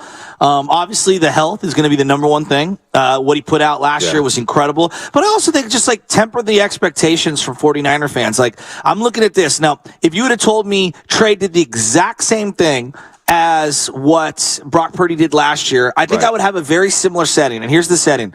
I want 25 touchdowns, 12 or less interceptions, 5 or less fumbles. I want to see him throw for 38 plus 100 yards. If you get close to 4,000 in this, this era that you're in, that means you're throwing for over 220 a game, give or take. I want good efficiency, move the sticks, and be a part of a winning team. If you told me those were the numbers for Brock Purdy, I would be thrilled. I'd have an ear-to-ear smile. I don't think that's good enough for Niner fans. Well, what is good enough for Niner fans? I mean, Jimmy basically did that in 2019, and it still felt like it wasn't good enough. It wasn't good enough for a lot of people. Jimmy G helped you win games, and it's still, and I think that's why people have reservations about Brock Purdy. What do you mean? Because we saw Jimmy come in here when he got traded from New England on Halloween of 2017, and he comes here, and they win the last 5 games of that season. Heck, and he played phenomenal football. There's no doubt. Marquise Goodwin, Trent Taylor, Kendrick Bourne was his receivers. George Kittle wasn't the George Kittle we knew today. Yeah. And Jimmy came in and he helped change this culture. He helped build this baby brick by brick. And he played really good football. And we thought heading into 2018 that, oh boy, the Niners are going to the playoffs. And he gets hurt week 3 in Kansas City. It feels so dumb in retrospect. It feels so dumb. And he struggled to start the season. We're like, what's going on here? And you look at the talent that they had on the roster. It wasn't what it is today. But those were the expectations. And Jimmy brought us hope. I wonder if fans still have that reservation saying, well, yeah, Brock was great. He was great. But we saw this with Jimmy in 2017 because Jimmy did play some good football in 2017. He made plays. Well, let's go to 2019, which is the year most people remember. 2019, he threw for 27 touchdowns, okay? this roster on offense is so much better than where they were in 2019. Yeah, no doubt. Think about this. Deebo Samuel was a rookie that year. They had to make a trade for Emmanuel Sanders late in the season. Okay? Joe Staley missed time that year, and it was, I think, his last full season. The kid, McGlinchey and Joe Staley missed time. There you go. The Seattle game on Monday Night Football. There you go. Weston Richburg was healthy, but got hurt at the end of the year. New Orleans, Superdome. And then I look at some of the weaponry. Is George Kittle better today or back then? I think he's better today. I think so, too. Debo, infinitely better today. No doubt. Right? No I think doubt. they know how to use him better, too. They didn't have Ayuk. No. We all think Emmanuel Sanders is a nice player. Full season of Ayuk is better than a couple of games of Emmanuel Sanders. And Kendrick Bourne, who also played in the slot. Absolutely. Okay? Running back position. They didn't have a guy that anybody's taken in fantasy. Well, they had 3 different running backs that year. Yeah, it was Breida. It was Matt Breida for a second, Tevin Coleman, who everybody loved. I'm joking there. And, of course, Raheem Mostert. Yeah, and Mostert didn't really pop until the end, right? You're coming into the game this year. I'm talking about whoever the quarterback is, but in particular Brock Purdy. He's coming in with McCaffrey, Ayuk, Debo, and Kittle. Some of the best weapons in football. It might be the best weaponry since the 94 Niners. Yeah, it's some of the definitely one of the top 5 weaponry in today's game. Top 5, top 10, whatever you want to do. So I do think that we're looking to glamour up like, oh, the stats need to be this and the stats need to be that. Playing the game is hard. And I just think that what we saw last year was absolutely outstanding. And I'm not saying that there's a regression. I'm not saying he's going to fall back down. But I do think whoever the quarterback is, there's going to be some struggle games. There's going to be some games where we don't need that guy to throw for 200 or 250 or even 300 yards. You could throw for 190 and win and hand the ball off a little. Think about Brock Purdy. Think about Brock Purdy in the regular season. What do you have, 13 Looking at and the 4? Regular season here. 13 touchdown passes, 4 interceptions, but the yardage, 210 against Miami coming in for Jimmy Garoppolo. Which was impressive. Threw for 185 against Tampa Bay because they sat on the ball in the second half. It was all first half, 185, 2 touchdown passes, 16-21, but he looked really, really good. You think about Seattle on Thursday Night Football. He threw for 217, 2 touchdowns, and he was hurt. Yeah, he was hurt in that game, 17-26. You look at the Washington game. They scored 37, but he throws the ball just 22 times for 234. All right, you go to Las Vegas, you got to throw the ball a little more. He throws it 35 times, 284. Didn't have a 300-yard passing game in the regular season a season ago. So is that okay? Yes, really. Threw for 284 against Vegas. Wow. 178 against Arizona to end the season, but that's okay. Kaepernick his second season, he didn't have any. He had a lot of 180-yard games, 190-yard games. I think Montana averaged 226 for his career. I don't really get caught up in the 300-yard passing games because think about the personnel and think about the team and think about the philosophy of this head coach. No doubt. He wants to run the ball down your throats. Well, and if you throw early and you have a lead and you're running late, you're going to have suppressed passing numbers. He had one 300-yard game last year, Brock Purdy, and that was in that wild card game against Seattle when he threw for 332. And they went crazy in the second half. He went crazy, too. He went crazy. No, he played well, man. Let's go to Dave in Frisco. Dave, what's happening, man? You're on the roast. Good morning. You guys ready Dave. for the circus? Oh, I'm ready to go, baby. I'm ready for all of it. Man, I feel bad. I just feel bad for the players in that locker room. I feel like I'm gonna have to answer these questions every day about the quarterback situation. Like, I'm not looking forward to it. But you know what? I just kind of want to, speak on Trey a little bit, and I just don't think he's going to be in a fair fight. I just think, when you got Lynch coming out saying, "Oh yeah, Brock Purdy's the leader of the clubhouse, and it's his team, or it's his turn to go." Like, I would just say this to that. Trey Lance, think about this. He has never played, the few games he's played, he's never had Trent Williams, George Kittle, Debo, and, obviously Christian McCaffrey on the field with him. Brock Purdy had that, his whole time when he stepped in. So, yeah, he did good when he stepped in for Jimmy. I think, he did the job. But let's see Trey Lance with those same weapons and call the same plays you call for Brock Purdy. Let's not call the QB dives and the read options. No, call the same plays for Trey Lance, and let's see what he can do with the same amount of weapons. Because, as good as Brock Purdy was when he stepped in, let's be honest, that was Christian McCaffrey that made this offense go.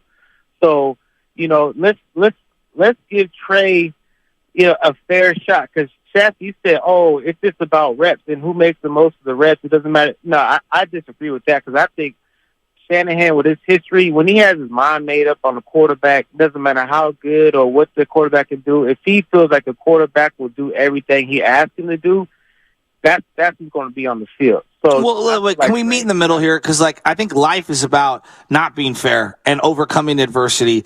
And I think Brock has done those things. Was it fair to Brock that he came in and only got 1 out of every 7, 8, 9, 10 snaps in preseason? Absolutely, no. It was fair. What? I mean, it was fair because he was the last pick of the draft. Yeah, but then he made the most of those opportunities. No he doubt. made the team. They gave Sudfeld money. Right. He proved it. He made it undeniable that you couldn't argue it. How many people want to be in my seat right now who went to journalism school, went to this place and that market and this, and you know what? I jumped all those people because at the end of the day, right, and I'm not trying to say that I'm Brock Purdy, but what I'm getting at is at the end of the day, I made the most of my opportunities. Right, no doubt. Brock made the most of his opportunities, stuck his foot in that little tiny crack of a door, and he has put himself in a position to be the starting quarterback of the San Francisco 49ers off of what he accomplished. And with all that said, there's a lot of Niner fans who think, and I would love to hear from them, 888-957-9570.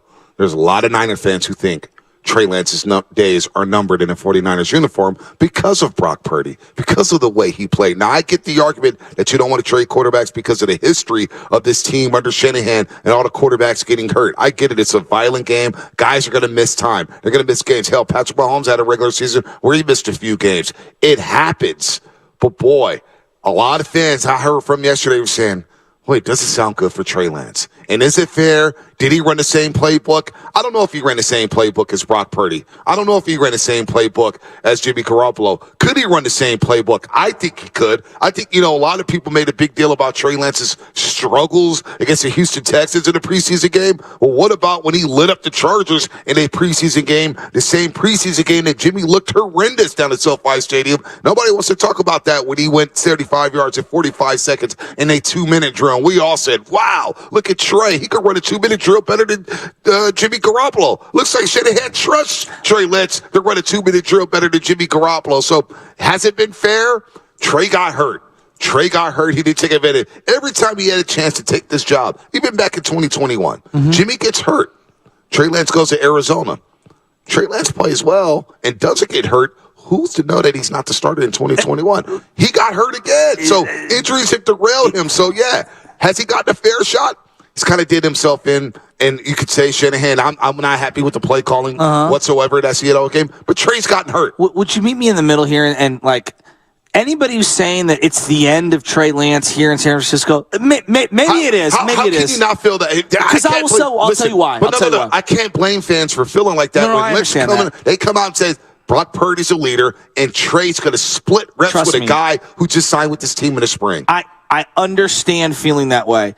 But I also take a step back, and this is me taking a step back. This is normally reserved individuals. This is my crazy lunatic ass taking a step back. I said the same thing about Alex Smith for almost a decade.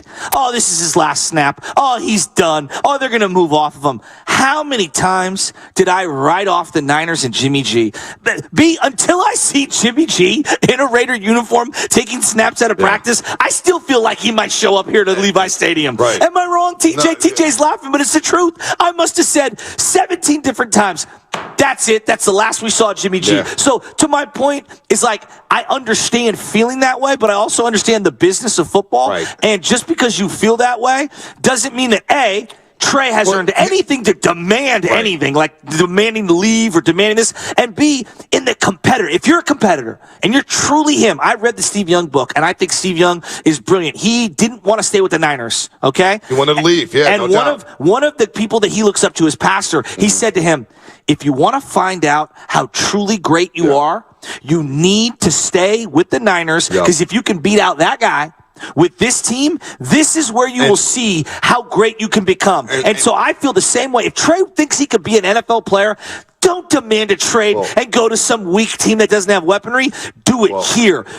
Beat out Brock Purdy. Learn on the football field. Prove you can stay healthy. Prove you can run a 2-minute drill in a regular season game. But he may not get that chance, Shasky. That's the point. He may not get that chance out here. He may not. He may not get that chance. And so what people are saying is Trey Lance may not get that. Yeah, he needs to be ready. No doubt about it. And it still may not matter. It still may not matter. That's life. So that's where we're at with that. And by the way, Steve Young was lied to by Bill Walsh. He said Montana was hurt. He said, oh, yeah, you're going to be, don't worry, Bill Walsh. It didn't get some chance. Yes. And John Montana's lighting it up, and Steve Young's like, wait a minute. Joe Montana looks like Joe Montana. Yeah. You know what I'm saying? And let's be real. Joe Montana, at the end of his reign, didn't really get a fair chance to win his job back. He got shipped out of Kansas City. Life isn't fair. So with that logic, Trey may not get that shot out here, and it may not be fair. He may not get a chance to run that same offense. He may not get a chance to be on the field with all those assets that we talked about with Kittle, Ayuk, Debo, and Christian McCaffrey. So I can't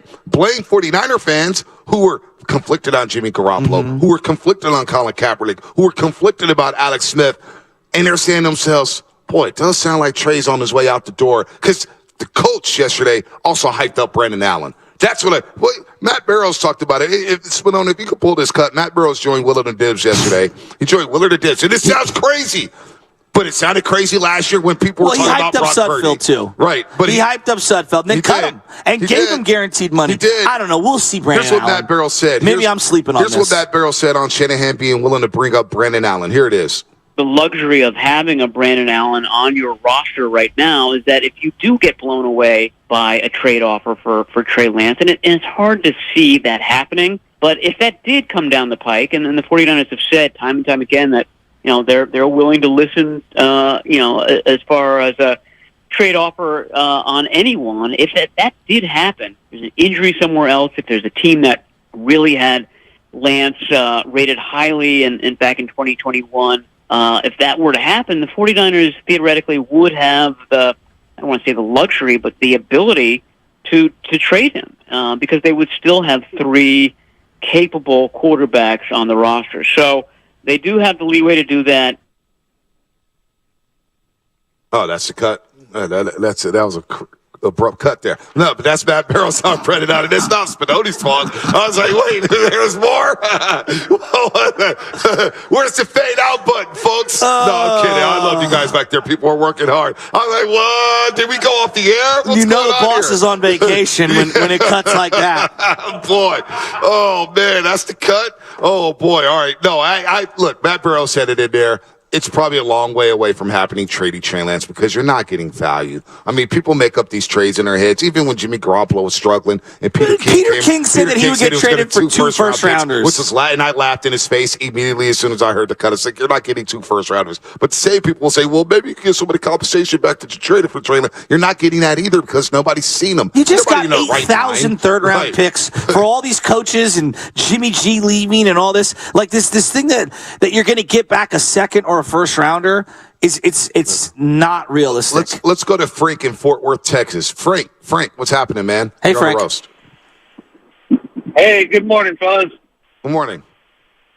Can you hear me? Yeah. Hey, I just want to chime in on the quarterback. I won't say controversy, but I don't think Trey Lance is going to go anywhere so long as he doesn't demand a trade.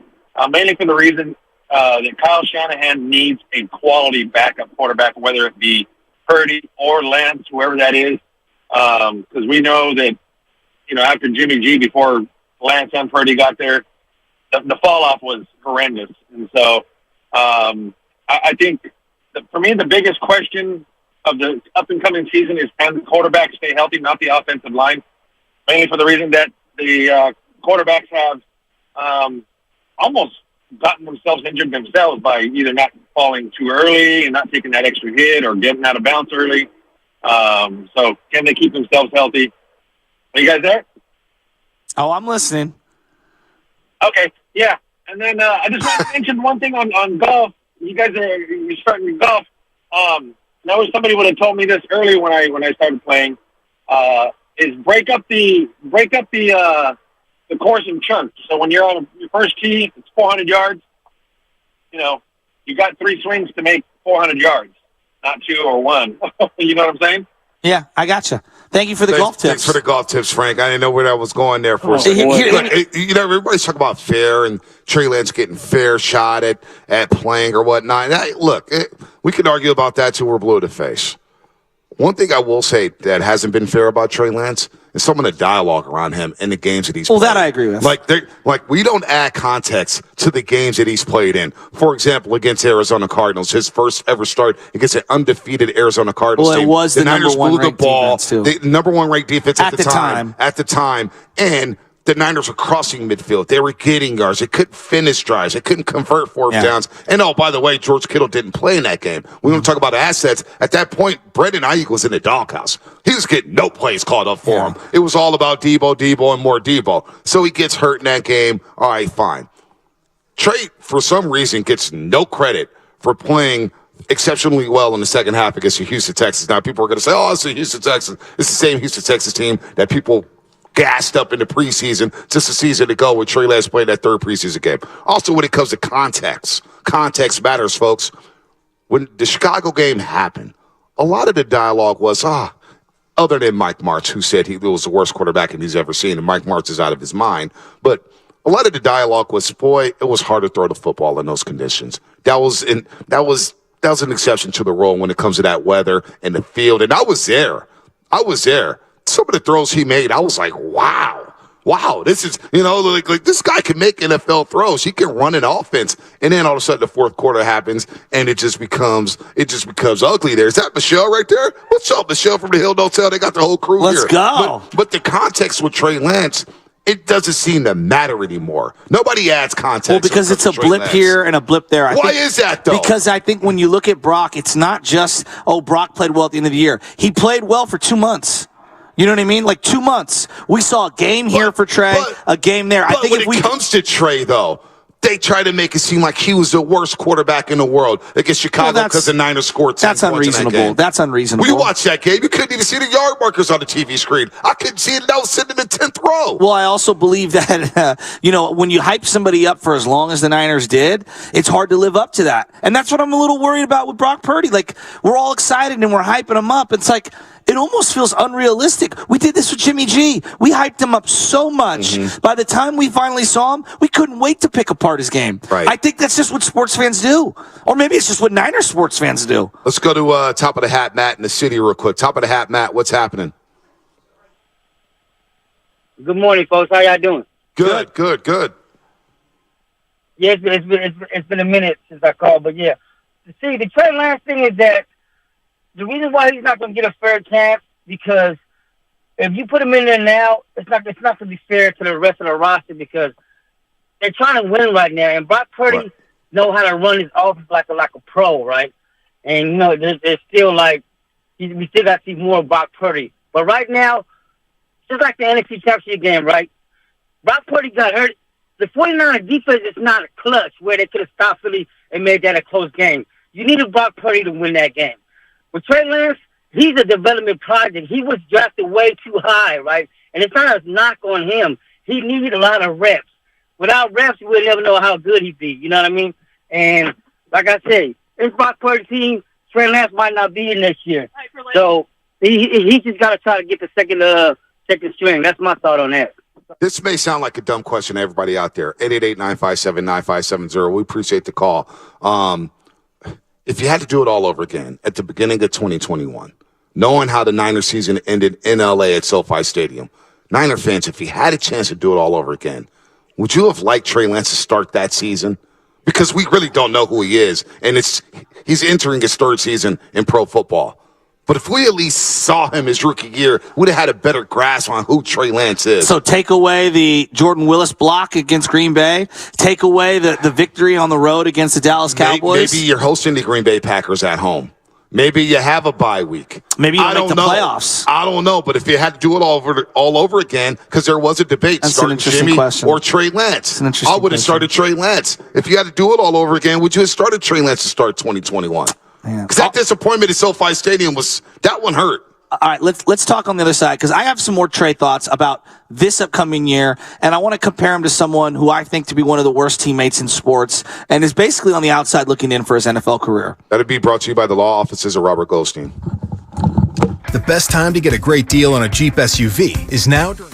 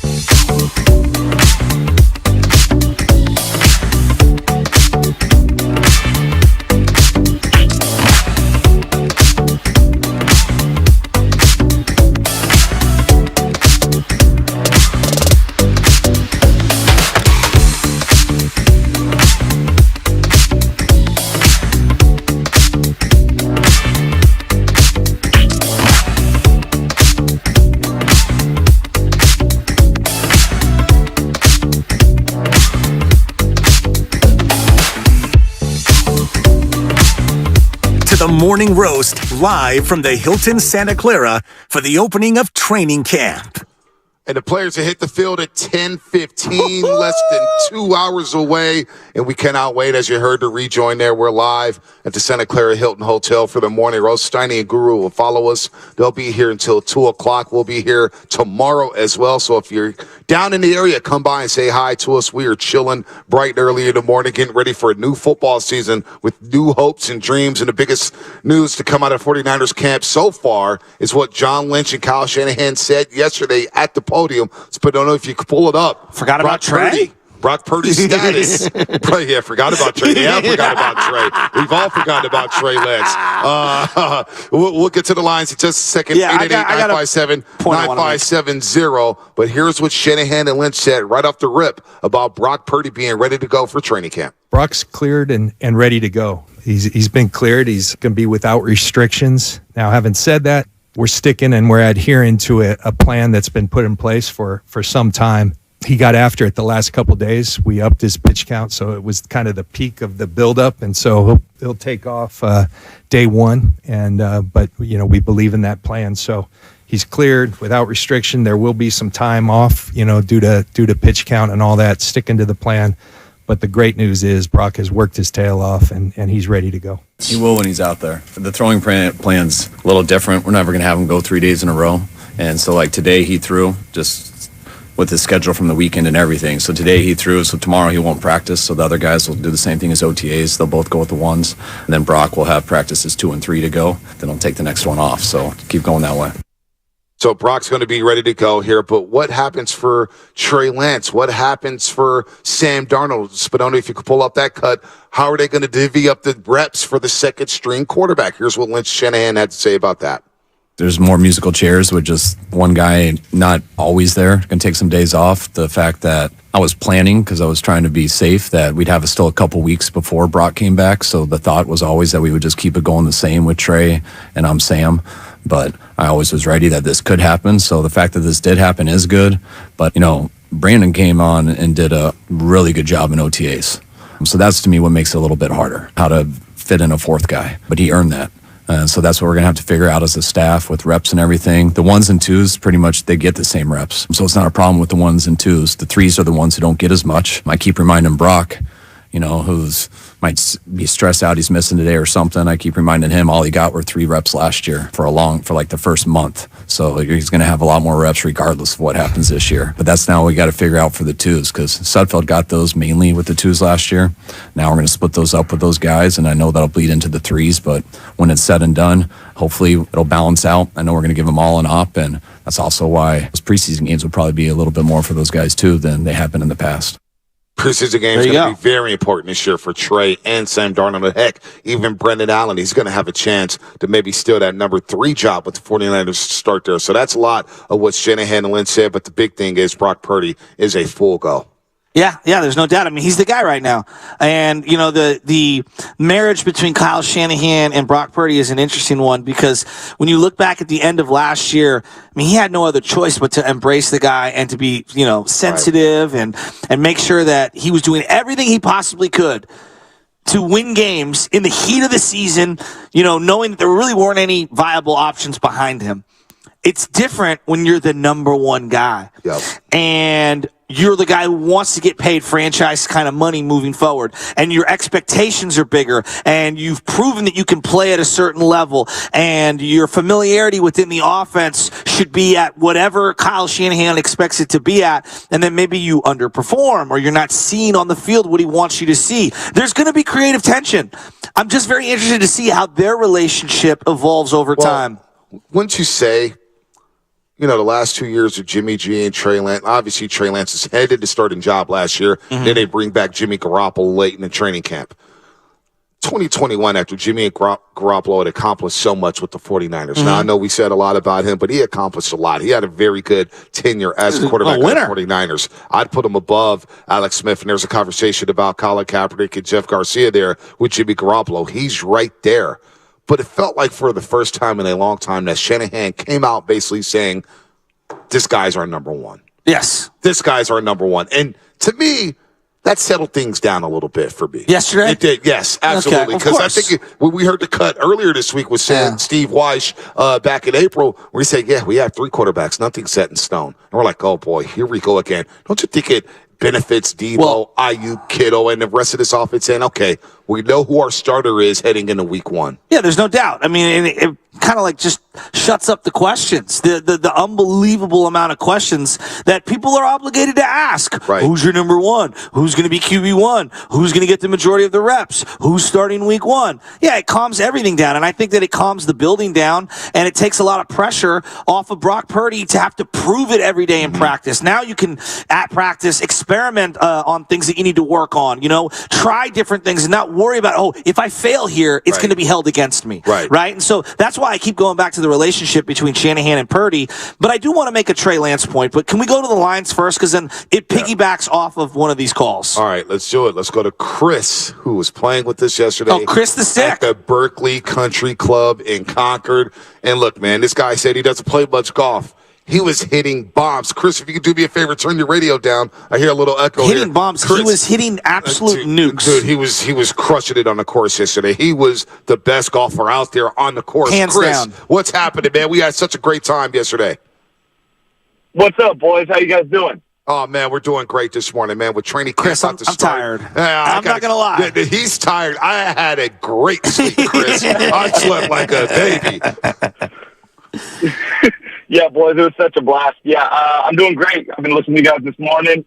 I mean, geez, can week 1 be here already? I mean, this is unbelievable. And you guys are juiced, and I'm like, okay, I need to turn off the radio, and we got to get to week 1 already. This is unbelievable. What were you going to say about Brock Purdy? Because I'm really interested on this. And I'm Chris, just saying, he's our guy. I mean, he's our guy. There's no way. We talked about it yesterday. The eye test said it all last year. His experience Trey doesn't have it. And Brock and the boys rallied.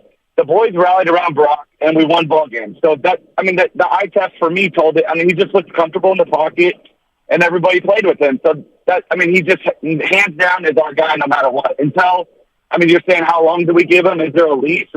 I'm trying to think after 8 games, if we're like 2-6, maybe we pull him. But if we're 4-4 after 8 games, we're okay. Let's just steady it, and then we'll rally.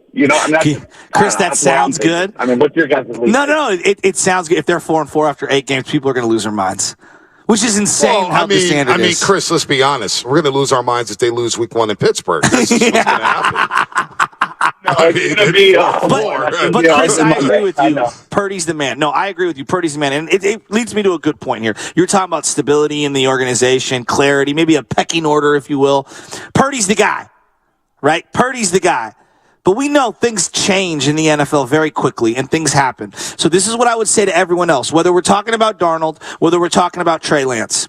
The worst thing that you can do is try to be a malcontent right now. We agree on that, right? Yeah, nobody's going to do that in this locker room. I think the 49ers have done a great job of bringing in guys who have great character. I agree with that. Who are a great team. Now, I did question the character last year after week 2 against Seattle. I thought it was a little inappropriate the way guys are talking to media members saying, hey, when Jimmy came in, that was 49er football. How about having a little empathy for Trey Lance, who just broke his freaking ankle and got carted off? I've never seen a cart come onto a field faster than when Trey Lance broke his ankle week 2 against Seattle. And that one bothered me, but I'm nitpicking here. I just didn't like that. I thought that was they're a high-level locker room. They're a high-level locker room. And so Purdy's your number 1. All right? Purdy's your number 1. He's the dude. And we want to ride it out, or at least to a degree, we're going to ride it out and see where it goes from there. And everybody's excited. And what I would say to Sam Darnold, what I would say to Trey Lance, if it were Brandon Allen, be ready. Yeah. This is a team that at any moment could have quarterback problems. Either the play drops off, injuries, things happen. It's the NFL. And I look at someone like Carson Wentz. How many opportunities has someone like Carson Wentz gotten? A lot. And every single stop along the way, you kind of get these rumors and these murmurs. No. He's not a good teammate. No, they're not rumors or murmurs. There's people coming out loud saying He's not a good locker room guy. Exactly. So what I would say right now is anybody that's saying Trey should demand this, Darnold should demand this. First off, neither has the equity or the skin in the game that they've proven in actual games that they deserve any kind of I can demand X, Y, and Z. The quickest way out of town. Exactly. The quickest way out of Santa Clara. Exactly. Getting on one of these VTA trains. Exactly. And getting to the Cal train station is by demanding a trade or demanding more reps. Sam Darnold's done nothing in this league to demand anything. And Trey Lance, can't do that anything. He's got to stay on the field. Yeah, he hasn't done anything. So I guess where I'm going at is, look, Purdy's the guy. But if you have watched the NFL for more than 5 years, then you know stuff happens and guys get opportunities. And could Trey do a Kevin Cobb and fill in for 2 games, or Darnold fill in for 2 games? And maybe he's not the guy here, but maybe next year or the year after, he proves he can be the guy somewhere else. That can happen. You imagine Trey Lance lights it up for 2 games and say he's filling in for Brock Purdy in this wild hypothetical. I'm just giving you scenarios. I know, but you imagine if he does light it up in 2 games. What this fan base will do. You know what? That's a great problem to deal with. No, it's bad because crazy. Brock would be hurt. But I'm saying, look, having a plethora of quarterbacks, we glorified Bill Walsh for 30 years. Oh, he had Steve Young, Joe Montana, and Steve Bono. That's the kind of quarterback room I want. And now they've got some really good backups, and people are losing their minds. What the difference with that was? We knew Joe Montana was a guy. Yeah. We knew Steve Young could be the guy. He was yanking Montana out of the game on drives and inserting Steve Young in the middle of the game. Yeah, in 87 when Joe Montana had the injuries. And in 88, at the beginning of the 88 season. He did it in New Orleans. And finally, but the coaches had to tell Bill. The coaches had to tell Bill saying, hey, we need to go with Montana. He's the guy here. And all the players felt like Montana was the guy. But the fact is, we knew Montana was a guy. No doubt. We knew he was a guy. Bill Walsh was just insane at some points. But we knew Joe Montana had the equity and credibility and the resume that he was the guy. None of these guys here in Santa Clara, let's be real. We don't know if Brock Purdy's the guy. Well, we don't know. He's the guy right now. He's a leader of the clubhouse. Yes. But we don't know if he's the guy for the next 4 to 5 years. We knew Montana was a franchise quarterback. Steve Young was a franchise quarterback. That Bill Walsh, dude, he offered Joe Montana. He tried to get John Elway. I know. And Joe Montana had won a Super Bowl. But those were guys. None of these guys that are here in Santa Clara right now, we don't know if they could be the guy. And that is the problem. When I look around, it seems like just here in San Francisco, you go to Green Bay, they've had Aaron Rodgers for damn near 20 years. Yes. Dak Prescott in Dallas. They're not sold on him, but at least for the most part, there's stability at that position. Even Daniel Jones, who stinks in my opinion, he had a bounce back year under Brian Daboll. I'll reserve judgment on him. But at least he's in that lineup. Patrick Mahomes is in that lineup. But there's money connected to those guys that kind of forces those teams' hands. My issue here is under Shanahan, we can't keep a damn quarterback healthy.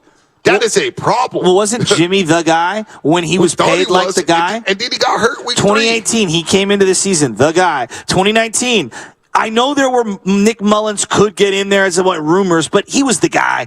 Heading into 2020, he was the guy, right? Heading into 2021, that's when they drafted Trey Lance, you started to see, Jimmy started as the guy. All I'm saying, Shasky, is it feels like only here on a contending team are we playing musical chairs with the quarterback because of the health. Situation. You know what I'm saying? It's very unique. Mahomes, I know he's the guy.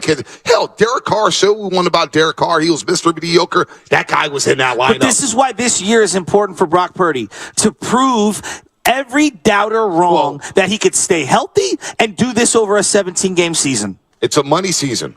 I call it the money season for Brock Purdy. He could put himself in line for a lot of dollars in the future. His contract season?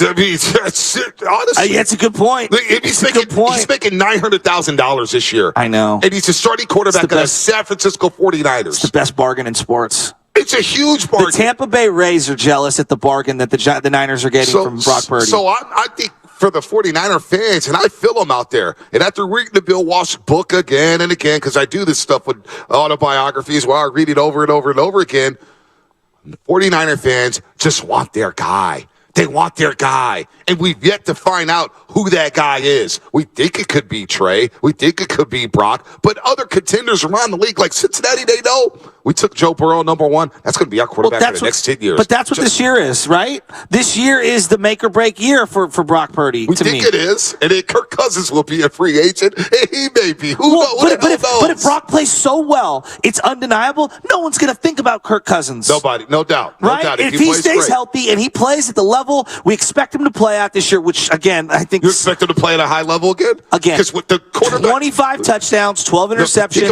about 4,000 yards. Think about what Brock did last year. He played like a top 10 quarterback in the NFL. Well, if you put together a 25, 12, and 4,000-yard season on a team that wins double-digit games, you are one of the top 10 to 12 NFL quarterbacks. Am I wrong? No doubt, no doubt, no doubt. Let's go to Dan in San Carlos. Dan, what's happening, man? You're on the roast. What's happening? You know, I just really am eager to say that it absolutely has to be Brock Purdy. I mean, I thought he played so extremely well. And, you know, you can say that, you know, he has Kyle Shanahan, who's so adept at calling plays and playing to quarterback strengths. You know, I can imagine he engages his father to a degree. But Kyle Shanahan is a savant when it comes to that, play calling to a quarterback strengths. But I thought Brock just had it rolling. He was in such a rhythm. He was rolling out the pocket, making tough passes. He was good in the pocket. You know, the Niners are extremely talented, and that obviously helps. You know, there's a lot of great skill players. They got a good O-line, and they're just so talented across the board. But I think it's got to be Brock, guys. Yeah, no, there's no doubt. It's Brock to start the season. You can't deny the feel that he had in the pocket, the mobility, the footwork, the throws he made down the field, and the way his teammates reacted to him. There was an it factor. There was a buzz in the air. There's an electricity that I'll say this. Monday Night Football against the Chicago Bears when Kaepernick first started. I said, oh, my gosh, the Niners got something. It just looked different. It just looked different. It felt different.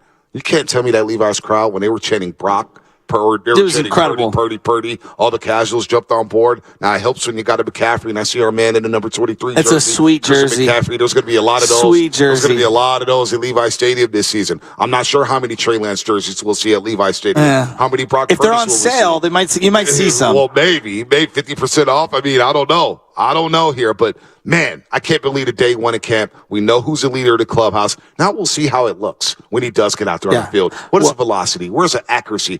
And then around the league, how do they view Brock Purdy? How will they play Brock Purdy? How will they scheme against him? That's a great question. That's a great question. I kept going back to the Dallas game, and I don't want to hyper-focus on one playoff game because so many teams want to play like Dallas defensively, but few have the personnel and the team speed that they have. So I don't know how replicated that scheme can be. I really don't. But as you start to see, and you did this with Jimmy Garoppolo, we did this with Colin Kaepernick, Alex Smith. Once the league figures out where you like to throw the ball or what kind of plays that you like to run, there is an adjustment period. Now, the truly great ones, like Patrick Mahomes, he'll beat you in 15 different ways. Yeah, no doubt. Right? 15 different ways. Burrow, you don't cover a spot of blade of grass on the field. He's hitting that spot. Jamar Chase getting underneath it. To T. Higgins, whatever. The limited quarterbacks, the Kirk Cousinses, who are good, but they're limited. Jimmy Garoppolo's, Dak Prescott, they can only really pick you apart a couple different ways. That's what this season's all about. Finding out if Brock is one of those upper echelon guys or just an above average guy. Like seeing where he's at. You're a little concerned with the way Dallas defended Brock Purdy? Again, it's hard for me to like. Because of that. But that's. Lawrence was so fast. Well, listen. Steve Weiss joined us, and he slipped this in. He slipped in Seattle. And I've been looking at Seattle, and I'm saying, and they got embarrassed in that playoff. They got embarrassed, but that late in the third quarter, that was a very close football I agree with you. It was much tighter than we want to admit. Seattle led at the half. They led at the half of that football game. The Niners were playing tight in that first half. And they added weapons, and they added speed on both sides of the football, and they added physicality. They're not going anywhere. These are the teams that Brock Purdy has to beat. Because as Ann Killian writes in the Chronicle today, this is a no-excuse season. Brock Purdy's updates, his status has been updated. There's no excuses this year. We're in the league, not just in the NFC West. We're in the league of the NFC. We're in the league with the Philadelphia Eagles, the Dallas Cowboys, and now the Seattle Seahawks. And those are the type of defenses we're going to see. Those are the type of defenses Brock Purdy's going to have to navigate against. And if he can't do that against those defenses, we're going to be looking for another quarterback who can do it against those defenses. And let's be real. Against Dallas, Brock Purdy was pedestrian for most of the game. And against Philadelphia, he got knocked out of the football game. Early. Do you get a little Russell Wilson early Legion of Boom vibes with Brock Purdy and the Niners? And what I mean by that is that it felt like Russ was evolving into a great quarterback, but if he didn't get those first, like he got that first Super Bowl, which was incredible, and it felt like the defense kind of carried the way, whatever. Right. And he doesn't get that second one, and it feels like everything after that was harder and harder and harder and harder to get over the hump. I feel like that same thing is presenting itself with Brock Purdy. As he starts to grow and as he starts to get better in the league, the roster's not going to be this talented. You're going to have to spend money on him at some point, and so you're going to take away. If he's the guy. If he's the guy. And you're going to take away from some of the other positions on the field that you can afford to overpay for. So, like, to your point of, is this the year? This might be their best year. This might be his best year in terms of opportunity to win the Super Bowl with loaded talent around him. It might be harder for him to carry more of the load as it goes further into his career, and he's making more money, and they have to take away from some of the weapons on the outside. You're right, because but I get that same kind of that sense of urgency, I guess, is what I'm saying. That sense of urgency has been there. I mean, how many in today's NFL with the salary cap and player movement, how many years could you keep the core together? And Kansas City's had to retinker their roster a lot every single year. Yeah, a lot. They don't have Frank Clark anymore. How are they going to get to the quarterback? Chris Jones is holding out of camp right now. He has to get paid. This may be Trent Williams' last season of football. I don't even want to think about that. No, I don't. But it's a great point. But that's what you got to think about. I know. You look at defensively. God, I don't even want to think about that. You know, Drake Greenlaw has had issues staying healthy at times. You know, what happens if he goes down a linebacker? And the linebacker position is a physically tolling one. Fred Warner, he's playing at such an elite level. If he dropped off a little because of the wear and tear, like we look at running backs and we go, oh, yeah, around 28, 29 years old, they start to drop off. Linebackers, too. Well, what about George Kittle? How long is he going to be able to play at this elite level and stay healthy? For the most part, last year, George Kittle stayed healthy. Now, we know there's a hamstring here and there. There's a foot injury. There's an ankle sprain. It's caught up. You know, it's caught up to him. And then you draft two young tight ends, the one out of Bama, Cameron Latu, and you get the guy out of Oklahoma, Braden Willis, and you're thinking, well, damn, how long does George Kittle have here? So to your point about maximizing this core's window, because that's what by the end of the Harbaugh era, it was done. I know. You had that 3-year window. How long can they keep this up? So whoever's the quarterback, whether it's Purdy, whether it's Trey, somebody's in line not only to get paid, but to stabilize this organization and to move forward saying, hey, we have our guy. Isn't this year part of that, too? It's like, can we just find a guy? Is this the most ramped up sense of urgency for the organization during this run, during this Shanahan run? I thought it was 2021. I did, too. And then they bounced back last year. They started off 3-4, and then you trade for Christian McCaffrey, and it's like, oh, boy, you're on this magic carpet ride. Last year felt like a magic carpet ride. You're like, it's almost you're playing with house money, because even if they lost to Seattle and they lost to Dallas, you're saying, well, you're playing with the last pick of the NFL draft as a rookie in Brock Purdy. But he played so well. Think about the way we're talking now. And Killian and the Chronicles writing in the headline, now that Brock is cleared to go, there's no excuses this year. Are you worried at all that to your magic carpet ride experience? It was a magic carpet ride last year. But like the magic for whatever reason kind of disappears for Brock. Are you worried even a little? Because I kind of am. A little. In the back of my head, because I remember how magical Jimmy felt. I remember how magical Kaepernick felt. And it did feel like as time wore on, slowly the magic started to disappear. See, with Kaepernick. And maybe that's familiarity. Maybe that's just part of being a fan. I don't know. I thought Kaepernick's ride was a lot longer than Jimmy's. I thought Kaepernick's ride was a lot longer going to the Super Bowl than going to the NFC Championship game. Then this last year, pro football. By the way, Kaepernick was working out with CeeDee Lamb and Derrick Henry and Jalen Waddle, and they all said he still has that arm. I don't think Kaepernick's ever played in a game, and it has nothing to do with the field, on-the-field product. It has everything to do with the off-the-field stuff. We're not going to go there. But even Kaepernick's last year, where I think Ryan Day was quarterback coach, maybe from Ohio State, who's not a coach at Ohio State. Maybe that last year, maybe the year before. Anyway, Kaepernick, there were some rough moments that last year. He did end up throwing 16 touchdowns to 4 interceptions. I mean, Jeremy Curley was their number one. Exactly. There's nobody on that football team. No. Nobody on that team. So, he kind of got ran out of the league. Team. It was such a bad team. So, I thought Kaepernick still had some juice left. I thought he was still able to be a quarterback. But that margin carpet ride last year, what is Brock Purdy going to do when defenses Now they know what's up. And we're going to find out early. You don't think Mike Tomlin and the Pittsburgh Steelers are ready to go? Nobody's talking about them. They're talking about Cincinnati. They're talking about Baltimore. They're talking about the Cleveland Browns. They still got TJ Watt over there. It just feels, I hate to be this Niner fan. It does feel like we're snake bit at the quarterback position. Like we made a deal with the devil, like Bone Thugs and Harmony, and all of a sudden, anytime one of our quarterbacks emerges as a potential superstar, something happens.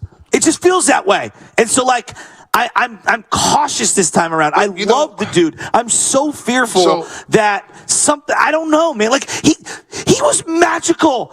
His elbow almost ripped off on the field. On the field. And you're playing against a big boy defense. On the field. And he's back 3.5 months later, 4 months later. I do feel like at times this feels a little crazy. But see, we're hyper-focused on that. And we're hyper-focused on whether or not Trey Lance is ready to go. How much culpability does Shanahan have in this? Because, again, I can't get over the fact they moved up all those picks to go get Trey Lance. They did. Shanahan and Lynch, they identified them. That's on them. If Brock doesn't work out and Trey doesn't work out, we're in year 7 and we still don't know who the quarterback is under Kyle Shanahan. If Brock and that's the missing piece, that's on this organization. If Brock doesn't work out, that'll be devastating. If Trey doesn't work out, but Brock does, I think nobody cares. Nobody cares. Now, will we complain about draft capital? Of course. If Brock Purdy leads his team. But if Brock Purdy balls, the trade thing is irrelevant. Now, if Brock does not succeed, now we've got a problem. There you go. I mean, am I wrong? Yeah, no. That's all I'm saying. That's all I'm saying. So that pick is still hanging in the balance. It's almost as if they're in the best of either Trey works out and we say, you know what, they missed on Trey Lance, but you know what, they missed on Mike McGlinchey, they missed on Reuben Foster, they missed on Solomon Thomas. You move on. We don't say anything about it. We say, boy, that was a big win. Yeah. But they were so good around other positions that they were able to withstand a missed pick of that nature. But if Brock Purdy doesn't work out and he stumbles in his second season and then Trey's looking pedestrian, then you're saying, boy. No, then you say, can Sam play? Well, no, did you say, can we trust Shanahan to evaluate quarterbacks? He's got everything. No, seriously. Doc, if we are going into next year and we're thinking about either the draft for a quarterback, like I'm talking about for a starter, or Kirk Cousins, a.k.a. free agency for a quarterback, I don't think I can swallow that. I can't do this much longer. No doubt. First day of training camp. You're listening to 95.7 The Game, live from the Hilton Hotel in Santa Clara. We cannot wait. Practice in an hour and 15 minutes, right on the practice field, about 200 yards away from us. You're listening to 95.7 The Game, KGMG FM and AC1 San Francisco. Always live on the free Odyssey app. We got Sam Lumbin in the building. And we got Spinoni back on the board. We got Shaska. We got Tim Jordan, myself, Ponte Hill. We got Robbie Dizzle. What's my man's name with the McCaffrey? Big George. That's a sweet McCaffrey jersey. McCaffrey jersey. I love it. You look great. It's got 3 stripes. It's red, number 23 with the old school saloon font. Ready to go. And Sam Lubman, by the way, hasn't said 2 words to us today because, and just 10 seconds, we're going right back into the 49ers. Oh, boy. I know. Marco Luciano got called up today, huh, boys? That's all he's posting about. Marco Luciano. No one said that you need to hop on. You don't need to talk. You don't need to give us a 30-second This isn't a Wu-Tang concert. We're not just handing out microphones. You're not getting 30 seconds of Giants talk today, buddy. It's all about the 49ers. Garlic fries and baseball, guys. We can talk about Marco Luciano at dinner tonight when we're watching in the Hilton Hotel lobby, by the way. The teriyaki bowl here at the Hilton Hotel. Was that on point? How about, by the way, how about the Sunday? You guys had the Sunday. I'm on a soda diet. Did you just stare into the camera? Breaking the third wall? Oh, my God. My God. Let me tell you, the room they hooked me up with here at the Hilton Hotel, I walked in, it was a freaking suite. I'm like, what? They got suites at the Hilton Hotel? This is unbelievable. I saw it like a freaking baby. Can I just say that I love you? I love you. The shower room was unbelievable. I mean, dude. Surprise upgrade. Surprise upgrade. I'm looking straight at Levi Stadium. This place is going down. What a week. I'm telling you. telling you, this 2-week stretch of my life has been unbelievable. Is this the best time of the year? Oh, my God. Just went to Maui. Uh-huh. Yesterday we were at the Berkeley Country Club playing golf. We had Chris call us. We're playing golf. It's a beautiful day. Drive straight down to Santa Clara. We have dinner together. We watched the Bay Bridge series. Break bread. A lackluster 2-1 victory for the Giants. But they snapped their 6-game losing streak. Well, I tell you, you better do something, Giants, because you will be yesterday's news in a heartbeat. The Niners are back, baby. And Lynch and Shanahan come out right out of the gate saying, Brock Purdy's a full guy. Okay, so if Brock Purdy was walking down Tasman right now, or 3rd and King, we'll go both locations, and Marco Luciano was on the other side of the street, and there were 100 people, what do you think? All 100 go to Brock? Oh, absolutely. Right? All 100? Absolutely. I think all 100. They paraded Brock Purdy around this bay. He's been at Giants games. Yeah, I know. He's been in the clubhouse. He's been in the dugout. He's been everywhere. Napa Valley. Brock Purdy, he even got engaged this year.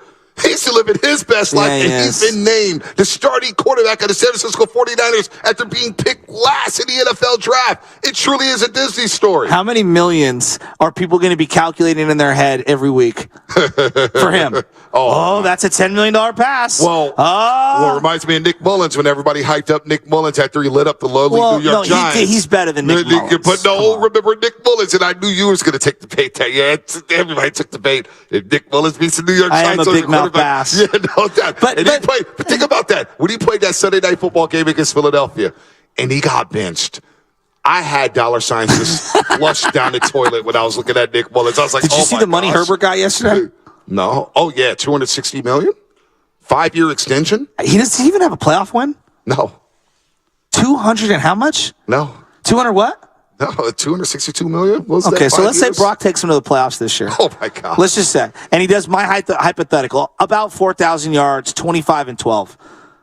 $250 million? Is that what you're giving him? Brock's going to get 250? Well, Jimmy Garoppolo's what? 5 years, $137 million. What was the guarantees? He got guarantees 80, 90? 50 to 60, $70 million. I forgot. It was a lot of money.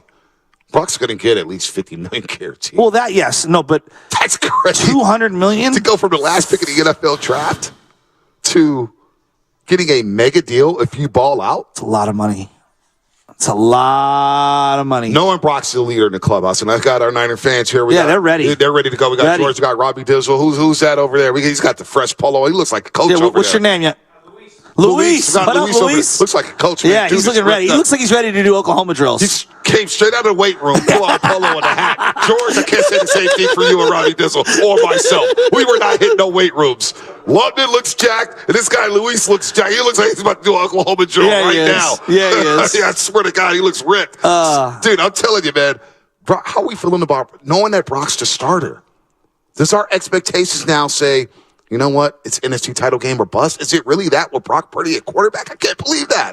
I think it would have been that way if Jimmy G came running back in. Guru would looking it be phenomenal. that way? Would it be that way if Trey Lance was a starting quarterback? Well, yeah, because that's where the team ended up last year. Weren't we saying similar things last year? Yeah. I said just make the playoffs last year, and people were like, you just went to the NFC Championship game. When Trey was coming in week 1, I said, hey, just make the playoffs to be a great year. Yeah. Like, I think most people are going to demand NFC Championship game. And that feels, dude, it's hard to win playoff games. Yeah, it's hard to win playoff games. We're to talk to Ask Lamar Jackson if it's hard to win playoff games. No doubt. He's got Ask one Aaron playoff Rodgers if it's hard to win playoff games. By the way, Tracy Sandler from the Fangirl Sports Network. Where did Guru on go? Twitter. He went in the back room. He's got to get ready for a show. CEO of Fangirl Sports Network, Tracy Sandler, is going to join us. She'll be at practice. She also was the one-time voice of Barbie. What? Yeah. What do you mean? She was like doing voiceovers for Barbie. Oh, that's cool. I need to do some voiceover stuff. You know, Barbie's like a multi-million-dollar business. Multi-million? You see the movie line? Yeah. See everybody dressing like Barbie? I'm telling you. Dude, Spadoni had that ready to go. He's been ready for that. Spadoni. Spadoni quietly has watched the Barbie movie. Hey, Spadoni. We've been talking quarterback madness all day. I want you to chime in. As a non-49er fan, the Brock Purdy hype, because I know you roll your eyes. Just go. Have at it. Oh, I'm getting calls today. You know, this guy reminds me of Joe Montana. You know, a Drew Brees. Really? Are we putting that expectation on this kid that early? I know he was awesome. But are we setting up to fail this year, guys? Really? With these expectations? We've seen 8 games from him. Come on. So I just got a text from Worldwide Hef, and he's talking about Sam Darnold will be our quarterback by the end of the season. That's where we're at with Niner fans. Niner fans are okay. Going back to Y.A. Tittle. We ran him out of town. I know. Then John Brody had to flip off the Kezar crowd for literally booing him off the field. That did not help him. Okay. Then Joe Montana was almost traded by his own coach multiple times. Okay. And he got benched in the playoff game in '87 against the Minnesota Vikings. Exactly. After helping them go 13-2 in the regular season. So then finally Steve gets the job. He's the MVP of the league. MVP of the league. And he's losing in a NFC Championship game, and fans are chanting for Joe Montana. Well, he didn't look good the week before either against the Washington Redskins that season. Finally wins the Super Bowl a couple of years later, and everyone goes, yeah, Joe might have won 2, though, at this point. And then he says, I got to get the monkey off my back as he's going around the stadium and finally winning one. That's what it is. Then it's Alex Smith can't live it up to it. Yep. Then Alex is good, but here comes Kaepernick. Niner fans have been doing this with the quarterback position since the beginning of time. And we're going to continue to do it. The sun rises, Niner fans rise, they critique. We're going to continue to do it. No one can live up to Joe. But you know what, though? Was Spinoni talking about the caller saying, hey, this guy reminds me of Joe Montana. The first call we got after the Miami game, the first call, I'll never forget. I don't know I forget the name. Yeah. But the guy who called us that day after the Miami game, he said, this guy reminds me of Joe Montana. That's what we do here in San Francisco. That is the litmus test. That is the bar. Montana, Young. It's an unfair bar. It's an unfair bar. With Shanahan. We do it with Shanahan, too. Shanahan, the bar is, you got to be better than George Can Seifert. you imagine 10 years from now, you and I are doing this show, and, hey, this point guard, he reminds me of Steph Curry. People would laugh at you. But you know what? When Steph Curry leaves, that's going to be the bar for the Warriors. I know, but it's unfair. Can we just judge them? I know. This is what we do as sports fans. We've been doing this for 1,000,000 years now as sports fans. But it's not fair to Brock. And you're talking about fair and what's fair and what's not for Trey. It's not fair to Brock to compare him to a ghost in Joe Montana, who's the great second or best quarterback of all time. But you know what? When these players walk in that facility, yes, and they see those 5 Super Bowl trophies, yes, and they see number 16, they see number 8, hell, Deebo Samuel and Brandon Ayuk. Number 80 is looming in Jerry Rice. Number 81, T.O. is looming. And none of them will live up to John Jerry. Taylor, number 82, is looming here. We say, well, you know what? John Taylor would have did that. Well, Jerry Rice would have did this. Can T.O. would have Deebo be did the that. best wide receiver in the NFC West? Can we start there? Because there's Cooper Kupp, there's DK Metcalf. Right. Can Brock Purdy be the best quarterback in the NFC West with Stafford and with Geno Smith? That's not the highest bar. I know, but there's levels. Can we crawl before we start sprinting? Joe Montana? Dude, it's so not fair. This is the same fan base that threw a hissy fit over Jimmy Garoppolo's performance in his first ever postseason game that was me. against the Minnesota Vikings. You and a couple But they had a Super Bowl ready to go. They won 27-10. 27-10 in dominant fashion, and they blew out the Green Bay Packers in the NFC title game, and the biggest storyline coming out of that was, Jimmy Garoppolo only threw the ball 8 times. We're insane out here, and it's always going to be like that. So don't change the goalposts now. Don't say what's fair, what's not fair. This is just how we do business in the Bay Area. Seriously. When you have a Bill Walsh and George Seifert come through here, and you have a Joe Montana and Steve Young, and you have the success of Colin Kaepernick for a couple seasons, this is what we do here. Hell, we just want them to do what Jimmy Garoppolo's helped this team do, which is lead them to a Super Bowl and NFC title appearance. They haven't had a Pro Bowl quarterback since Jeff Garcia. I know. And everyone gets into the Pro Bowl. It's like an Oprah attendance thing. You get a Pro Bowl, you get a Pro Bowl, and we can't get one from the quarterback spot. So can we level up a little? No, we want to level up. Hell, you may level up next offseason with Kirk Cousins. Oh my God, I'm putting my headset down. I'm going to get coffee. Polo Redwood City, we get you after Tracy Sandler. Tracy Sandler coming up here on the Morning Roast on 95.7 The Game, and that will be brought to you by Total Wine and More. How about the Sunday? You guys had the Sunday. I'm on a soda diet. With so many bottles to choose from, there's always something new to try at Total Wine & More. How about a great Prosecco for under $8 and a French Rosé for under...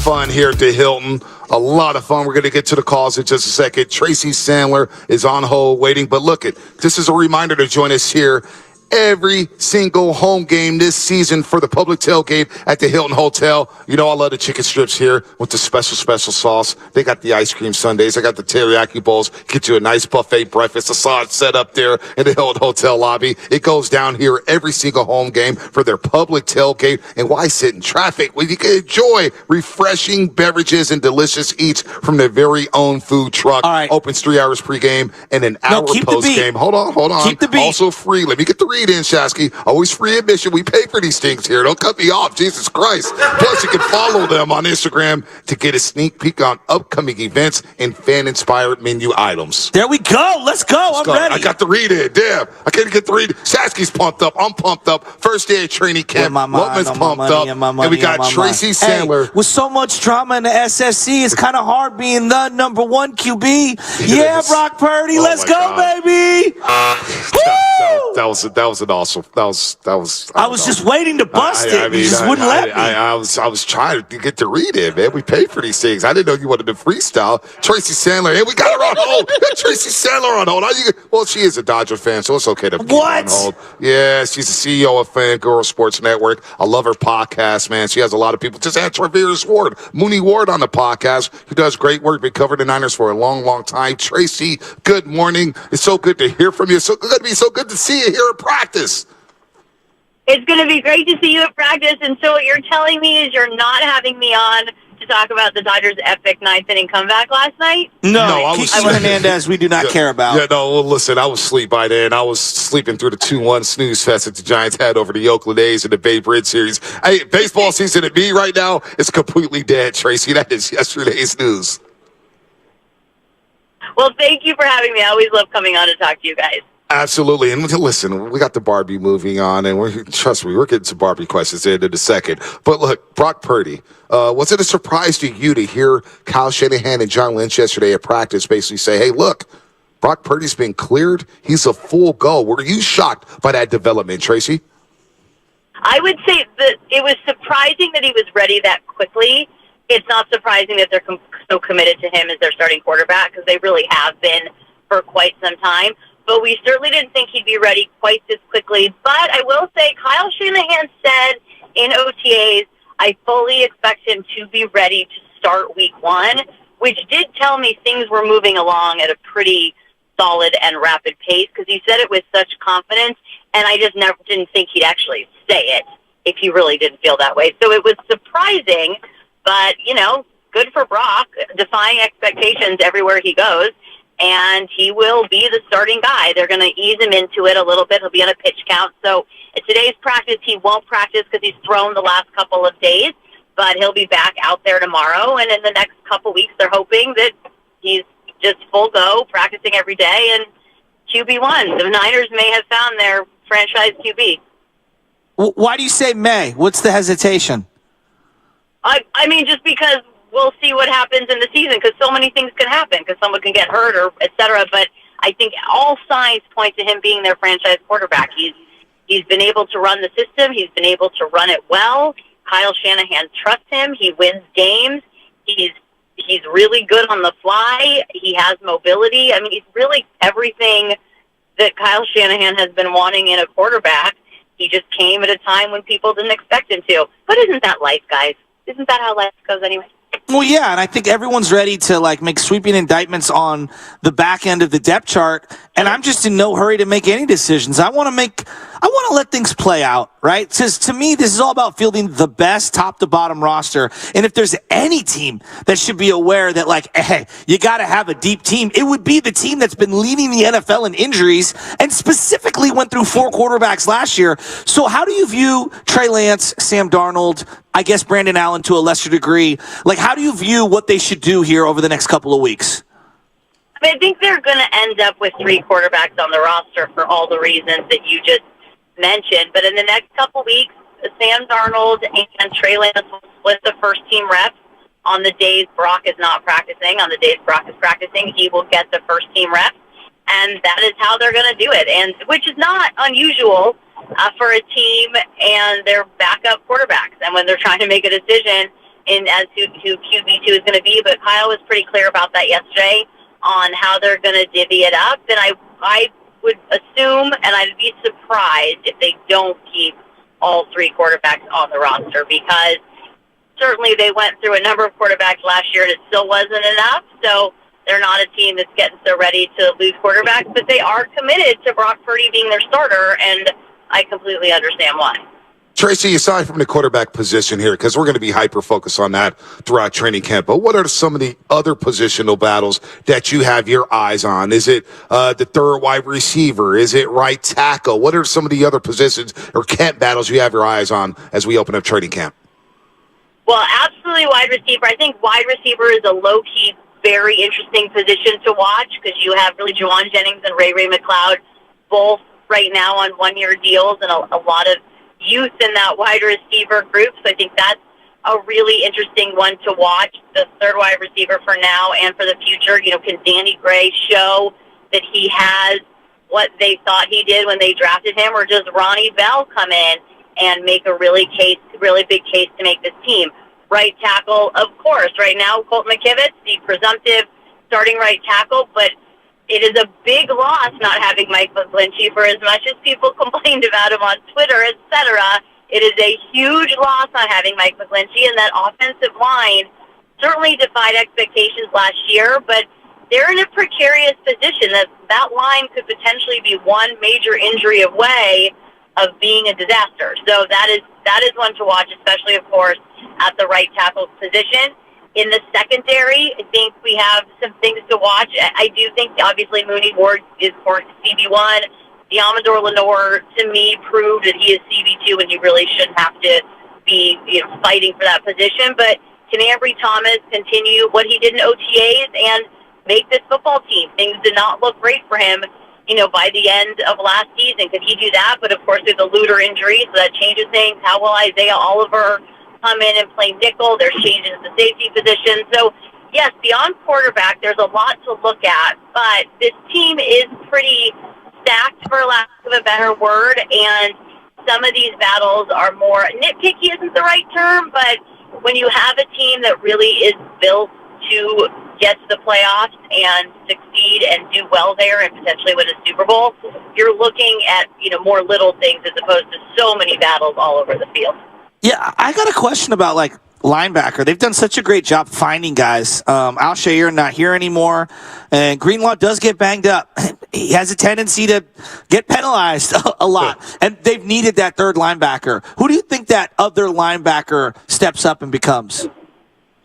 Well, I'm curious to see how Demetrius Flanagan-Fowles does when having that opportunity. I mean, not having Al-Shaair here anymore does open that up for guys, so I think it's something to look at with him. I think Oren Burks is another guy that could potentially fill in. And then, of course, they drafted D. Winters. But I'm particularly just kind of curious to see with Flanagan-Fowles and Oren Burks in camp, if one of them, having now been in the system for some time, if they're able to kind of separate themselves and put themselves in that third linebacker role, because it is one that the 49ers need and needs to be successful. No doubt about that. Tracy Sandler here, CEO of the Fangirl Sports Network, does a great job of covering the 49ers in all sports. She is a Dodger fan, but don't hate her. She's really good at her job. Tracy, Christian McCaffrey, one of the top 5 football players, I think, in this league. When he got traded here, it flipped this offense. And what he's going to do in his second season in this system under Kyle Shanahan, I can't get enough of Christian McCaffrey. I think people were surprised at how good he was in this system last year. I think he's going to explode again this year. I think he has a legit shot at 1,000 again, rushing and receiving, something that Roger Craig did in the Niner uniform, the first player to ever do it in the NFL. Tracy? I don't disagree with you. He'll have now had an entire offseason with the playbook. He said yesterday there's a big difference in coming in week 7 and doing everything you can to learn it, but now you have an entire offseason. You have an entire training camp. Kyle Shanahan has all this time to scheme for him, to plan for him. I think we definitely are looking at somebody who could go 1,000 and 1,000. And just, you look at the way he practices, you look at the way he approaches everything. He's similar to Bosa in that way. They have a similar work ethic, similar paying attention to every step, to everything that goes in their mouth, and I think he has the potential for an absolutely tremendous season, and I'm sure Kyle Shanahan is just salivating at what he can do with a Christian McCaffrey who's now been here, knows the playbook, and paired with a Deebo Samuel who certainly looks like he's made a lot of off-season strides and is mentally very much in the game. I mean, I think this is like Kyle Shanahan's dream scenario. Last year, Deebo had a down year. I mean, he'd be the first to admit it. I was saying it out loud. He had a great, he had a great playoff game, but he had a down year. Who's the guy you worry about having a down year this year? I don't necessarily worry about someone having a down year. I think somebody that we haven't talked about that I think it's very important for him and for the team that he has a good year is Drake Jackson. So I don't know if there's anyone I'm looking at thinking like, oh, I hope they don't have a down year. Right. But I think Drake Jackson has a really important year ahead of him. Yes, it's only his second year in the NFL, but he was pretty humbled last year, being a healthy scratch those last several games. And I think he really had a wake-up call as to what it takes to be successful in this league and what you need to do and how you need to take care of yourself, what an off-season needs to look like. So I am more kind of curious to see how that plays out because they do want him to be, the guy on the other side of the line. They want that potential for him, but he has to show them this year that he can be that guy and that he was really worth the pick where he picked him. So I think that's kind of a little bit more my focus, that he and Danny Gray, who we did talk about, I think are two people who really have to prove that they can have an up year. No doubt about I don't know if we would call it like a down year if they go too well, but they need to prove they can have an up year. And so those are the two I'm really interested to see, what happens in those terms. That's a really good call there. Drake Jackson, we're discussing him earlier. He's going to get an opportunity to go one-on-one on the other side of Nick Bosa. Heck, it could be Cleveland Ferrell, could be Kerry Hyder Jr. under Chris Kosaric, the longtime D-line coach with the 49ers, one of the best in the business. But, Tracy, we're burying the lead. You were once versus Shasky. Was surprised when I told him this. You were once the voice of Barbie. For what, 5 years, Tracy? 5 years? Yep, Is this a cartoon? I was the voice of Barbie. The Barbie cartoon or just the voice through the commercials? What? I did commercials, but they had two websites, one called Barbie.com and one called BarbieGirls.com. And so I was the voice of both of those sites and then a number of commercials. So with this Barbie movie out, one, I guess I'll just lead off by saying, how many times have you watched the movie so far? I've only seen it once, but I have to say it's so good, and it has so many good messages. It's really fun, but it actually has a lot of good messages. I cry times. It's really, really well done. I think they absolutely. Did you dress up as Barbie to go see the Barbie movie, Tracy? Did you dress up as Barbie? But Tracy, before you answer, Tracy, I did wear pink. You wore pink. Okay. I was going to say, this is a judgment-free zone. I'm a Star Wars fan. I did wear pink. You guys can all see it on my Instagram if you want. You can follow them. This is a shameless plug. If you go to @TracySandler, you can all see me in my pink Barbie outfit for the movie today. Knowing our roasters, Tracy, they're going to love your football coverage and your Barbie coverage, and you're going to get about 100 new followers in about 2 minutes, Tracy. Guaranteed. Fantastic. There it is. Thanks, guys. There it is right there with the Barbie. We see it. We got it pulled up right now, Tracy. Wow, the voice of Barbie. This must have been a dream come true. Wow, look at that. Sam, let me just put up. Our roasters are already talking about it. So you see Tracy. Do you want me to do the voice? Do do the voice. Go ahead. Give us 15 tell seconds. us, Brock Purdy is QB1 for Kyle Shanahan this year in the Barbie voice. Hi, it's Barbie. Just letting you know, Brock Purdy is QB1 for Kyle Shanahan this year. Barbie loves football. That is my God. unbelievable. My God. You guys are so welcome. And we got it for free, Tracy, because, listen, we're broke as hell, so we got no money for you anyway. So thank you for that. Wait a minute. We'll live on forever. Tracy, now I want you to ask Nick Bosa a question, and I'll be Nick Bosa. Do it in a Barbie voice. You've got all your Barbie voice. That's all your Oh, well, Barbie, I'm sorry. I'm going to have to see you out on the field. I don't know. I guess we'll talk to you later. Tracy, we'll see you in 45 minutes for practice. Thanks, Tracy. I can't wait. You're the best, Tracy. It's going to be a treat. I'll see you guys very soon. All right, I'll Tracy see you Taylor. soon. I guess we're going to play football today. 95, I don't know. I might sign a mega deal. I might not. The Barbie voice. You imagine being the voice of, well, I can't imagine being maybe I could have been the voice of Ken or something. The voice of what? Ken, who was always in the Barbie movies. They have a black eye of Barbie by any chance? Maybe I could be him. I don't even know. Because they're Ken, there's Barbie. I'm not going there. No, I'm not going there either. Barbie and Ken come in all races. I want to stay employed. Barbie had a lot of friends. I know. She had friends from all different races. My sister was into Barbie. Was Skipper the sister? I have no idea. I have no idea. Whoa, that sounded like the Joker. Dude, Otis Dinger Barbie voice is on point. It was. She did Barbie for 5 years. That's been a lot of money. That was incredible. This is a lot of money working for Barbie. Major bag alert. Major bag alert. Hey, Barbie had accessories. I know that. My sister had an entire tub of Barbie accessories. Dude, Drew Down, they have Contavious. Stop it, man. Stop it. That's not funny, man. That's not funny. I played with Ninja Turtles and ripped Barbie's heads off. That's Big Trevor. Oh, man. That's unbelievable. That's unbelievable. I figured you would want to be like G.I. Joe or something. Me? Nah, more like Thundercats. Remember Thundercats? Yeah, I do. It's an odd one to pick, though. Thundercats, maybe X-Men, Gambit. Wolverine. Oh, you'd be Gambit? Oh, I couldn't do it like that. He had that Cajun accent. Yeah, I was gonna say I can't even pretend to begin that accent. Yeah, no, I wouldn't. Who was? Maybe I could be Bishop. Ooh, Bishop in X-Men. He was sick with the little. He was pretty sick. Bishop was hard. He was pretty sick. He was a gangster. Wolverine's the best character on X-Men. I mean, Wolverine by far best character. Come on, man. Come on, man. The Barbie stuff's got me rattled here. Let's get back on track. Let's go to Polo in Redwood City. Polo, you're on the roast. Yo, what's up? Hey, I want to say this about this boy, Brock Purdy. He remind me of a young, like I said the other day, Timber Tay.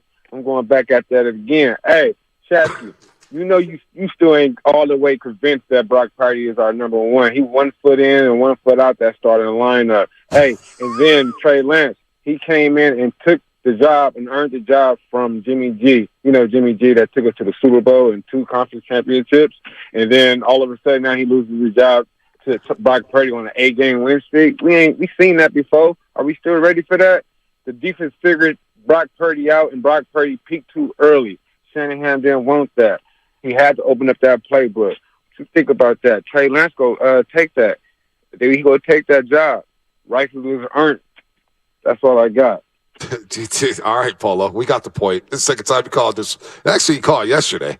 Today's Wednesday? I don't even know. The days are blending together. Oh, no, yesterday was Tuesday. The day before was Monday, so he called us Monday about the Timber Tay. I'm not going there. Brock Purdy looks so much better than Timber Tay. Timber Tay to be fair, was the Louisiana Tech all-time leading passer, I know. breaking Terry Bradshaw's records. Well, there's a lot of spread. I'm just Cliff saying. Kingsbury threw for like damn near 10,000 yards at Texas Tech. They've had a lot of quarterbacks in that spread system. Kingsbury's been better off the field. Look, Timber Tay, he had that Monday night game. He had a Monday night game against Pittsburgh. Remember that when he was throwing to T.O.? And I was like, oh, boy, maybe we got something here. T.O. was wearing the wristband on his left arm. T.O. lit it up that day. Lit it up.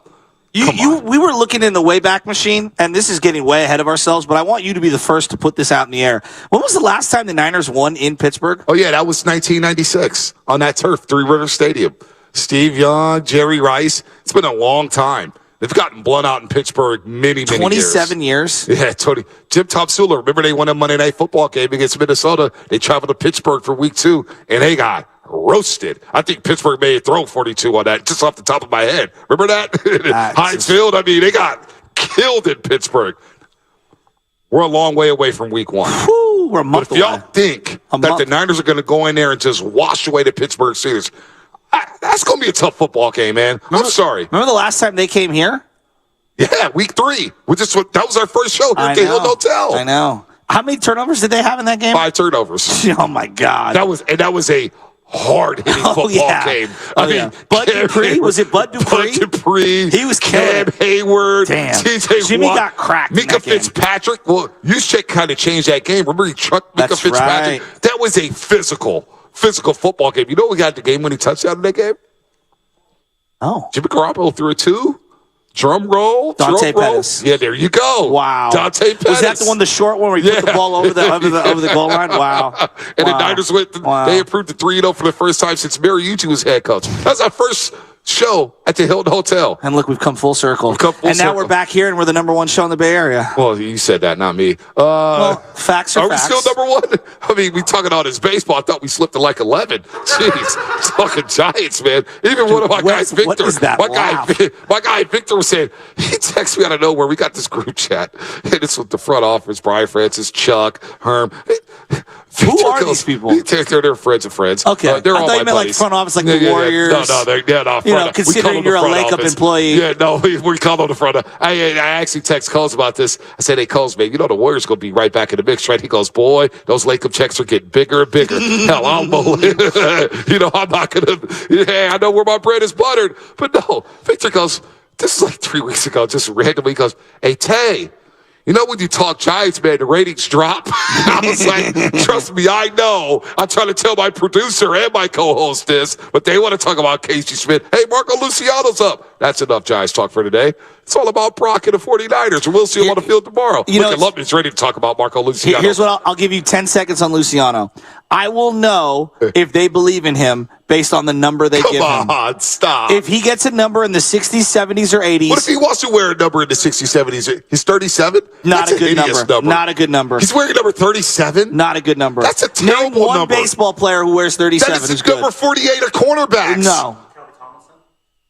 Oh, my God. I gave him number 37? 37. This is trade bait. Oh, my God. This is trade bait. Oh, my 37. 37? That's a terrible number. It's a terrible number. Look it up. Is there even a Hall of Fame? Who's my guy who wore number 48 that week, the pandemic year, where they got roasted by the Dolphins? I don't remember. Pedro Martinez, Ryan Sandberg. They wore number 37? Pedro did not. What, with like the Expos or like the Dodgers? He wore it. Yeah, one time? Max Scherzer was 37? Yes, Scherzer is 37. Yes, with the Nats.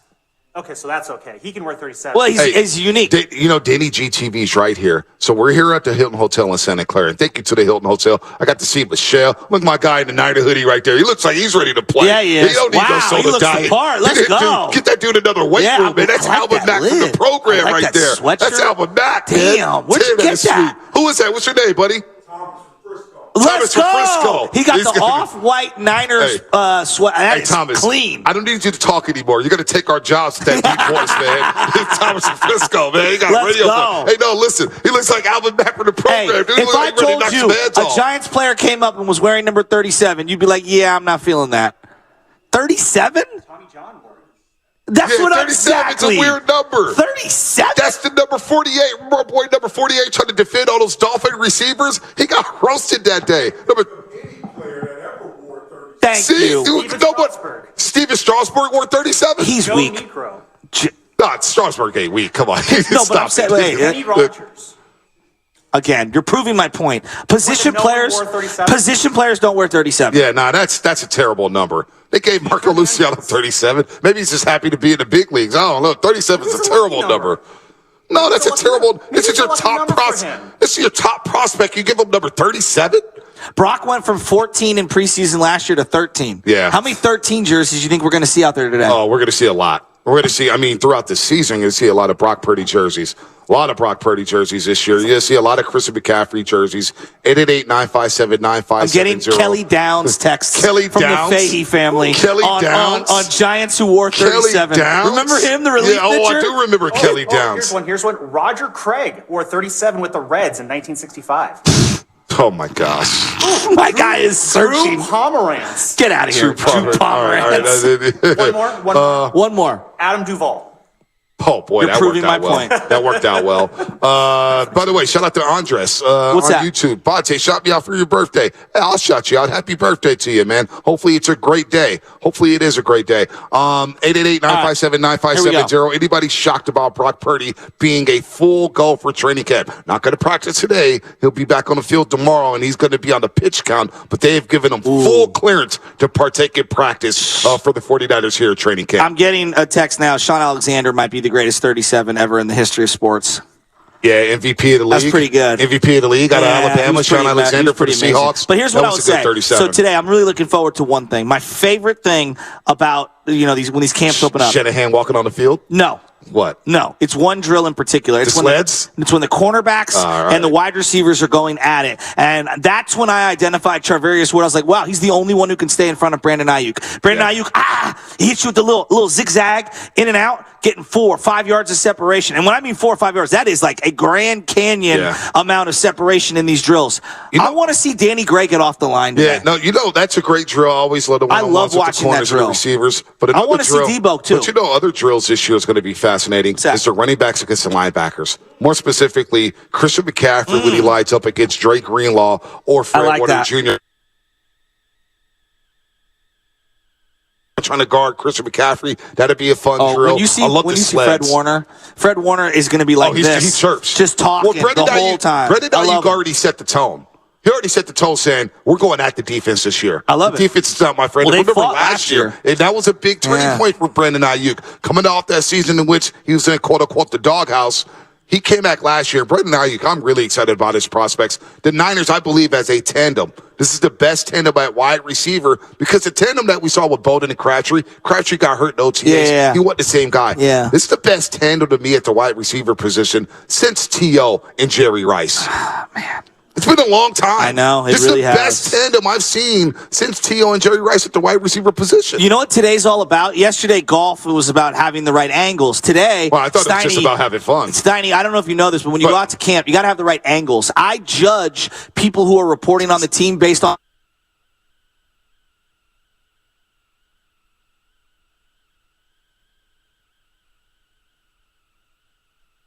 U.S. Bank is ranked #1 in customer satisfaction with retail banking in California by J.D. Power. Since California is home to most award shows, we've prepared a thank you speech. To Californians everywhere, we've been proud to help you plan, budget, and save smarter. Our goal tracking and budgeting tools would have no place to shine if it weren't for you, and we can't thank you enough for that. And thank you to our real-life humans who go above and beyond for our customers every day. Bravo, U.S. Bank! Bravo! For J.D. Power 2023 award information, visit jdpower.com/awards. Member FDIC. Are you scared to put money in your bank for fear of IRS or state seizure for taxes you owe? Are you worried about filing a return because you haven't filed in a few years? Or have you received an audit notice in the mail?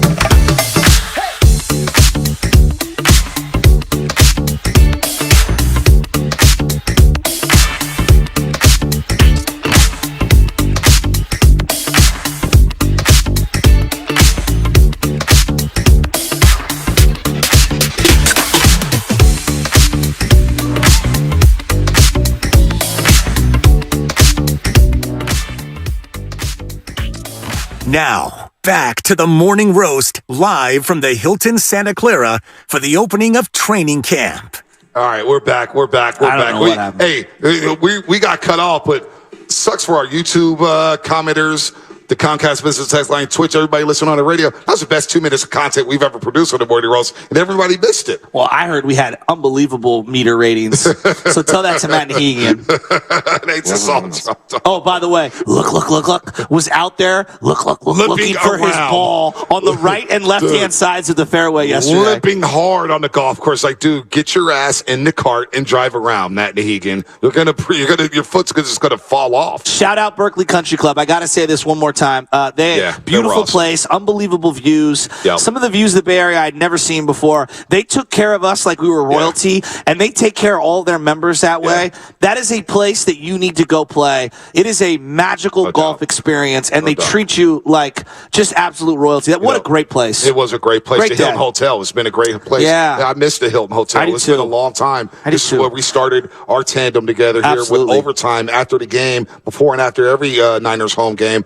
This place took care of us in 2019. Hell, we didn't lose a game when we broadcasted here at the Hilton Hotel in 2019. Seriously, they went undefeated. That's right. They won every single home game. We popped champagne. We popped champagne in this same lobby.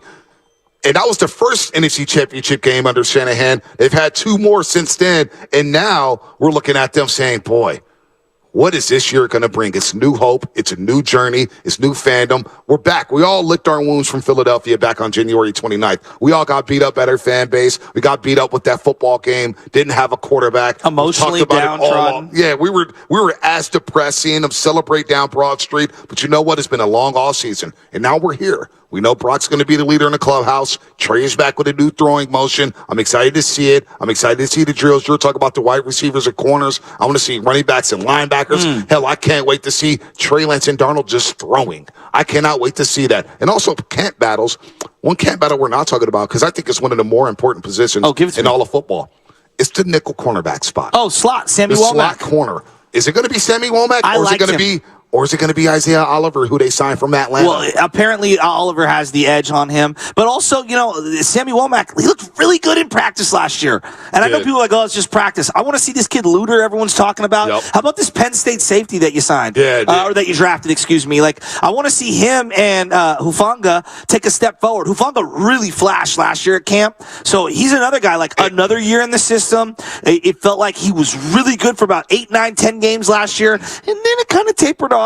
So I want to see him put together an entire season this year. Jair Brown out of Penn State. There you go, Jair Brown. Number 27. He's going to back up. But this guy looks like he could play all over the football field. A big-time ball hawk. You think about that secondary at Penn State with him and Joey Porter Jr. with the Penn State Nittany Lions. That slot cornerback spot is a huge spot because the Niners and most teams in the NFL are going to be in their nickel defense 80% of the time. Well, especially when you face Seattle, and they're going to run with no fullback, but they're going to have the 3 wide receiver sets, and then you're going to face the Rams. We know the Rams, 3 wide receiver sets. And then, even though Kyler's not playing, I feel like Arizona will still run some spread stuff. Yep, no doubt about that. And then you look at the Philadelphia Eagles, Aaron shotgun and it's spread all day long. Dallas Goedert, 3 receivers, running back in the backfield. The Cowboys, they bring in Brandon Cooks to pair up with CeeDee Lamb. How are they going to run their offense? So you're going to be in your nickel spot. Yeah, I can't wait for that. Cincinnati's coming here with Jamar Chase and T. Higgins. And you know they're going to attack. They love putting Jamar Chase in that slot. And Tyler Boyd. He's a very good 3rd wide receiver. So that nickel spot. Who's going to win that nickel spot? Is it going to be Sammy Womack III? Is it going to be Isaiah Oliver? Who's it going to be at the nickelback spot? That's a very underrated position in pro football. It's a very important position in pro football, and it's going to be a battle here in Santa Clara to see who wins that 3rd cornerback spot. Do you see the picture that I'm looking at on your screen? Yeah, I'm getting off that picture right now. Jimmy Garoppolo in a regular uniform. It's the first time I've seen Jimmy in another uniform, and it's real. It's real. It's not a Photoshop. Him in a Raider uniform. Do you think we're still, with all the fervor that's going on over here, with Darnold, with Trey, with Brandon Allen, with Brock Purdy, is anyone going to have enough bandwidth to be able to pay attention to what's going on with Jimmy G and the Raiders? Or does anyone, or is that just stupid of me to suggest? We're going to be talking about Jimmy in a couple of weeks because the Niners are scrimmaging the Las Vegas Raiders and playing them in a preseason game. They're going to have an inter-squad scrimmage. Maybe we got some money shoveled up here. We're at the Hilton Hotel. We're at the Berkeley Country Club. Matt Nahigan, we got any money to go to Las Vegas for some practices between the Niners and Raiders? I'd be open to that. I'd be very open to that. I'd be open to that. I don't know if our families be open to that. Well, Michelle can come along with us. Yeah, well, the girls can do spas during the day, and we can enjoy football, and then at night we can enjoy the nightlife. Well, thanks, Shasky, because I'm going to get a call in about 5 minutes from Anna Novikov saying, spas in Las Vegas for practice. Exactly. I want to go. So you just screwed that up for us. Exactly. So, that's more money being out of our pockets there. The ADD is kicking in really hard. I could feel that we're almost on the field. Oh. And I'm like, mentally I'm there. Yeah, I'm already there. It's 27 minutes away. I'm not going to lie to you. Look, hey, Thomas, you want to get on the airways? You got a great voice, man. You want a job right now? Thomas from Frisco, George, too. Hey, man, I'm ready to go, man. If you could have one jersey this year, one jersey on the Niners, okay? Pretend you don't own any. What's the one that you're buying your son, your daughter, yourself, your wife? What's that jersey? Is it Brock Purdy? Oh.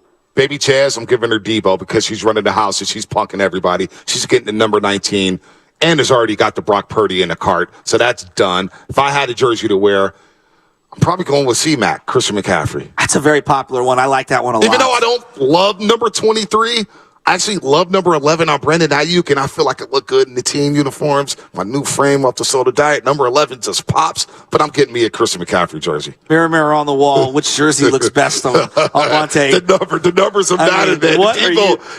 I'm telling you, man, it's all about the numbers. 37 is a terrible number, man. I can't get over that. 23. CMC. It'll be one of the hottest jerseys on the planet. Oh, yeah, you're rocking CMC. Are you buying it today? CMC. Are you going to that team store today? Who, me? Yeah. You're going to the 49ers team store today, aren't you? Michelle might be listening. I just spent all this money in Maui, man. If they got dripped, like my man's off-white sweatshirt, I might be copping that. I mean, that team store If that's in there, I might get it. Can I tell you, Monday I did stop by the Warriors team store. They had these shorts. They were like $400. I was like, $400 for shorts? I had to walk out of there. Even I have my limits. $400 for shorts. What logo was on it? Chanel? The Run TMC Warriors. Dude, they were so terrible. The shorts are out of control. They had the NBA draft. $400 for shorts. Yeah, I know. I draw the line. I know, I did. But I know I could have got probably 40% off. And those. Dude, can you just stop? Just stop. This team store is calling me. I'm Bonte Hill. Warrior pre and post. Yeah, I don't do that stuff, man. Do you have a discount for me? All right, let's get the Fast Five. Final thoughts.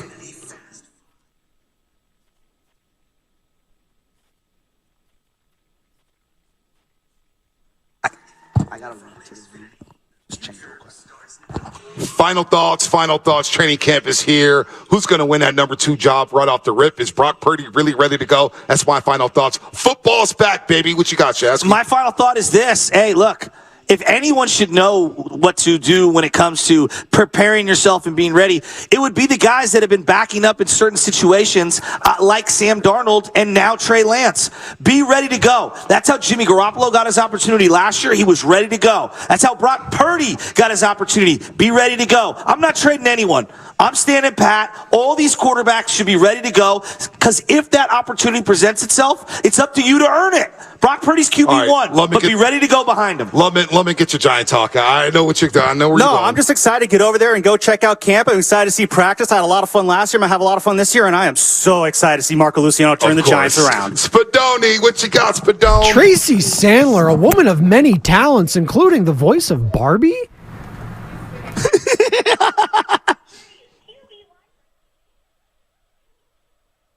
That's impressive. I don't think we've ever had a guest do that. So there you go. Tracy Sandler, shout out. Anything from the chat or the text line, Spadoni, you want to read off for final thoughts? Oh, boy. We've got a lot of hate here. Hold on. I got to just sift through all of it. All right. A lot of different. Ron Artest. Oh, hold on. We're talking about 37s in sports. Marco Luciano. Don't forget. NBA champion Ron Artest, number 37 with the Los Angeles Lakers. Yeah, of course, Spadoni. You're a treat. You are one Nick of a kind. Van Exel wore 37 for the Warriors. He did wear 37. He did. I had that city cable car jersey. He did wear 37. 37 is such a bad number. Look at me. Somewhere my boy Guido's right around going, yeah, that's right, Nick the Quick. That was Fast Five, brought to you by Xfinity, the next generation 10G network. Only from Xfinity. The future starts now with Steiny and Guru. Training camp practice. We're running over right now. Mom, Dad, you should shop Amazon for back to school and save some money.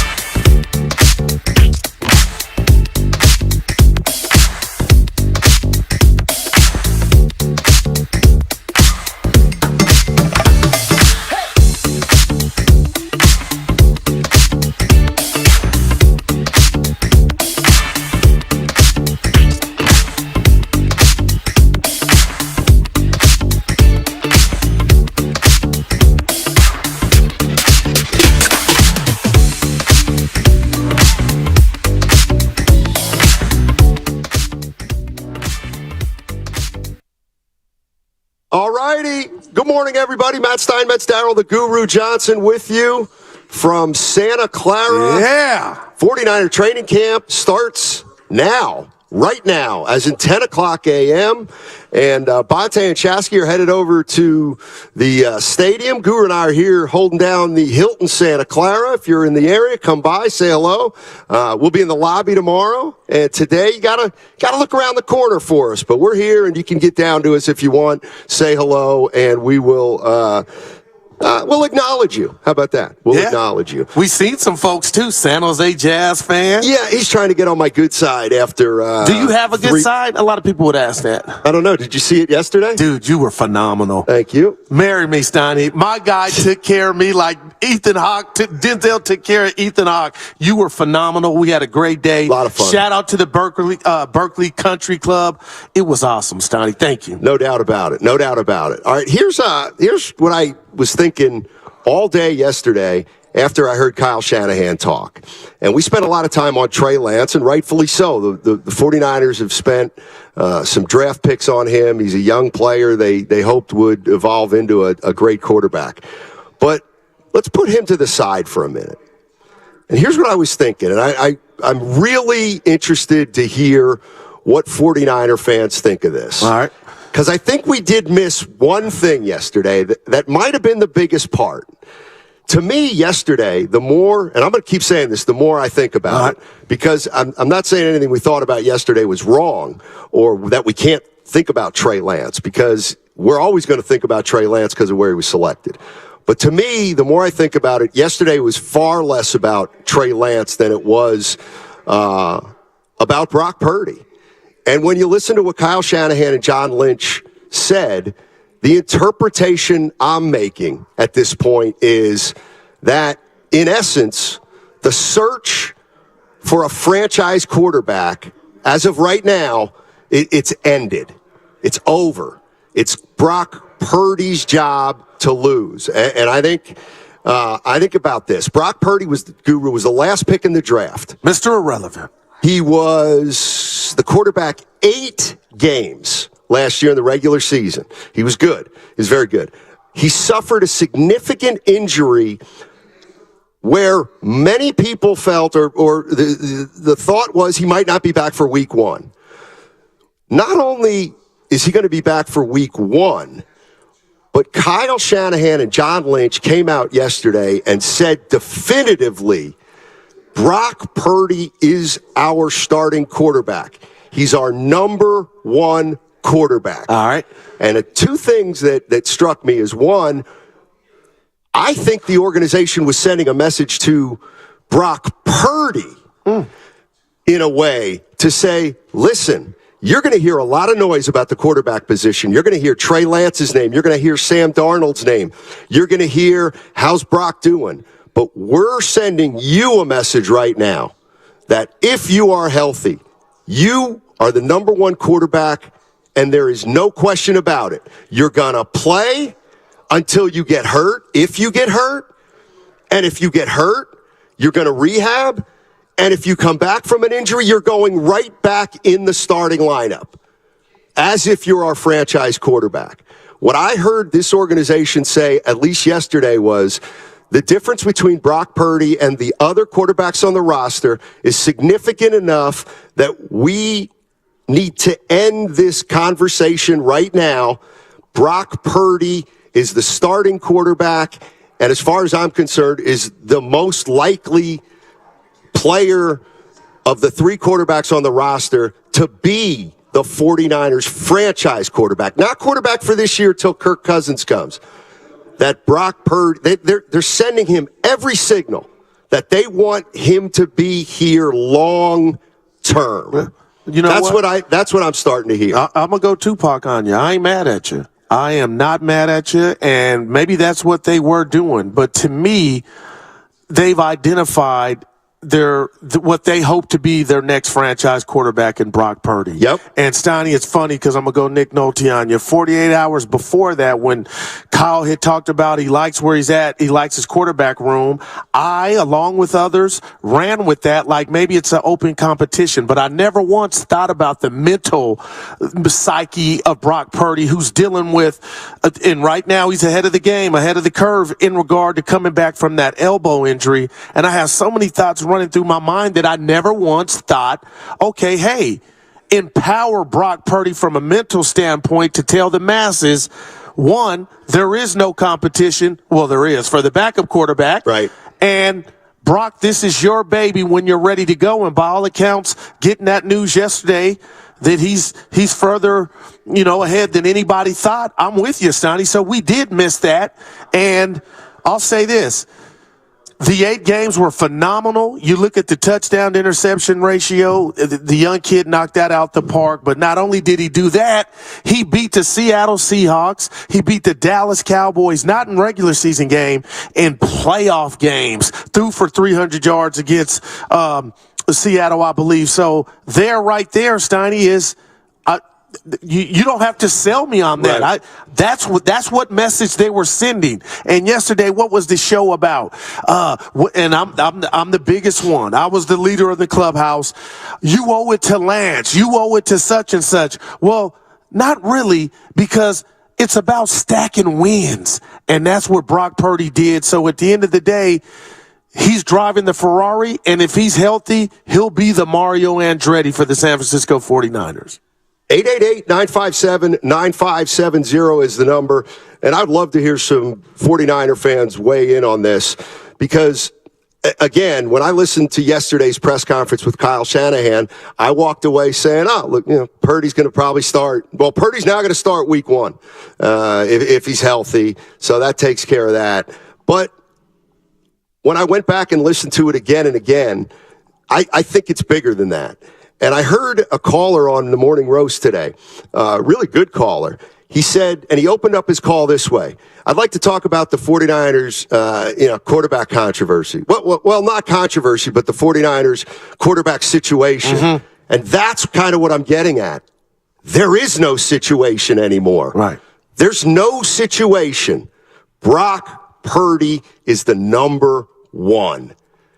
No ifs, no ands, no buts.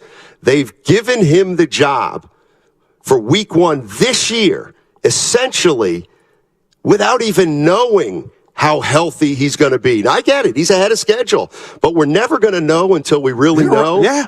And they've said, to hell with that. They have, I think, in my mind, and I've tried to think about the way that Kyle Shanahan has talked about his quarterbacks in the past. All right.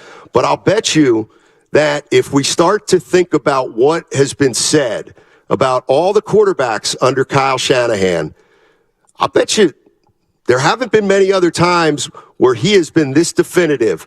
Brock Purdy, Brock Purdy, Brock Purdy. Now, I think we all knew Garoppolo was the starter, but there was always an uneasiness there, I feel like. I think Brock Purdy's got the utmost respect of the organization, and I'll say it. This is his team to lose at this point. That's what I saw yesterday. I saw a franchise thinking, we may have our quarterback for the next 10 years, even though we're basing that on, limited data. But clearly they love what they see. Yeah. And to your point, I will go back to Jimmy's 5 games when he came here, Steiny, and they had nothing at the quarterback position. And I will never disrespect Jimmy Garoppolo and what he accomplished here. He played in the Super Bowl, 2 NFC championship games. And at the end of the day, I can remember the euphoria that was surrounding the hope for Niner fans after those 5 games. And I feel like we're here now with Brock Purdy. Now, Brock Purdy is going to have to make an adjustment to the league, making an adjustment to him. Yep. And we talked about if you want to call Trey Lance, which I won't. I don't hate on any quarterback, but I yearn to see young Trey Lance get a chance with this offense the state of, the way it is now with McCaffrey. Who wouldn't want that opportunity? And I was listening to Willard and Dibbs yesterday, and my gosh, Steiny, the caddy almost drove it off the road, because we always look at the acquisition of Darnold as a demerit for Trey Lance, or a lack of confidence in Trey Lance, when, you know what? Maybe they were looking at the science and the medicals, and the Niner brass thought that Brock Purdy was going to start on the PUP list, Steiny, and they thought he might not be available week 3, 4, neither here nor there. But I thought about it like, you know what? You are right. So all the people that have the U-Haul for Trey Lance, I know we're talking about Purdy. I don't think he's on his way out of town yet, but you are right. If Brock can beat the health situation, which it looks like he's Muhammad Ali right now, he has been identified as the guy with the keys and the future franchise quarterback. Now, for whatever reason, let's say he remains healthy, Steiny, because there's a risk in everything you do in sports, and he's not that guy, then I think Kyle will be called on the carpet for... Probably, yeah, no doubt. Well, then we'll get to see Lance or whomever, but then we'll have that. But right now, you can't hate. Brock Purdy has earned it, and I'm telling you, if he's there week 1 in Pittsburgh, I'm excited to see. But is this kid, can he do 16, 17 of what you did 8 of in the regular season in the playoff games? But I don't... I mean, that's it. I'm asking 49er fans if you think I'm overstating this. For six years, Kyle Shanahan we've talked about the quarterback position under Kyle Shanahan, and we've gone through all the guys we've gone through, Garoppolo, Beathard, Mullins, etc. This is it. This is his guy. Michael Jackson. Like, this is his guy. Right. It's not, did he want it to be Trey Lance? Probably. But I think I'm going to stop saying that the Niners under Kyle Shanahan are still looking for their quarterback. This is not a tryout anymore. This is the job being earned by Brock Purdy, and he's going to be the starter. And here's the last thing, and I always think about this because I always kind of chide or not mock, but I chuckle when Bonte and Joe Shasky talk about the quarterback position in San Francisco and how prestigious it is and how history matters so much and how there's no position in all of sports like it. And they even refer to pressure that quarterbacks on the 49ers face nowadays from Joe Montana and Steve Young decades and decades ago. So I said to myself, sometimes I scoff at that, but let's say I'll give it to you. I'll give it to you guys now that there is something about this position that if you get this job, it is a big, big deal. And so if I'm going to meet you halfway there, Goo, and I will for the sake of my argument, then what Kyle Shanahan did yesterday was hugely significant by saying Brock Purdy. As far as I'm concerned, what they did yesterday was they wiped the quarterback slate clean and said, forget about everything you've heard. Brock Purdy is number one. Quit asking us any questions about it. If you want to ask us a question, ask us who the backup is, but it's Brock Purdy. Yeah. Now, I love that. Now, see if you meet me halfway with what I'm selling. So, you are correct, because right now that's what it is in regard to the depth chart. You know who your number one is. But health-wise, Donnie, I'm still not flushing that down the toilet in regard to health and setbacks. So isn't it possible that he possibly still, the title of the jam is he still has 2 unknowns? Because Brock Purdy healthy is still, there's question marks. I'm excited. Hey, Michelle, I'm excited about that. Okay, just with that alone, assuming good health for Brock Purdy. But let's say Purdy, there's a setback or he gets hurt. He's in a Niner uniform. It happens. Okay.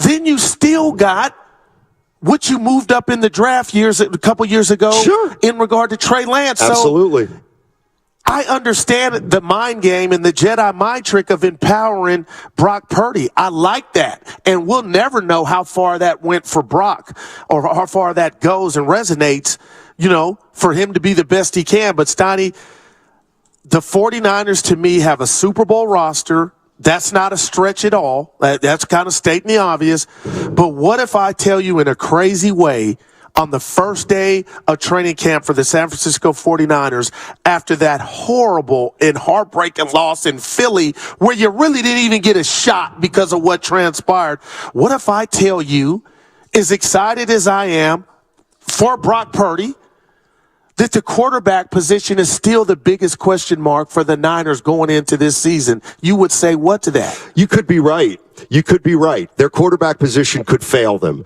But in terms of... I didn't say that. But yeah, you went there. But well, no, I just mean that... the uncertainty of Brock. There is no uncertainty anymore. I mean, there might be uncertainty about that's kind of play wise. You're getting at exactly what I'm sniffing at is there is uncertainty about whether Brock Purdy how good he is. Right. But and that's fair. But that's separate from there is no uncertainty.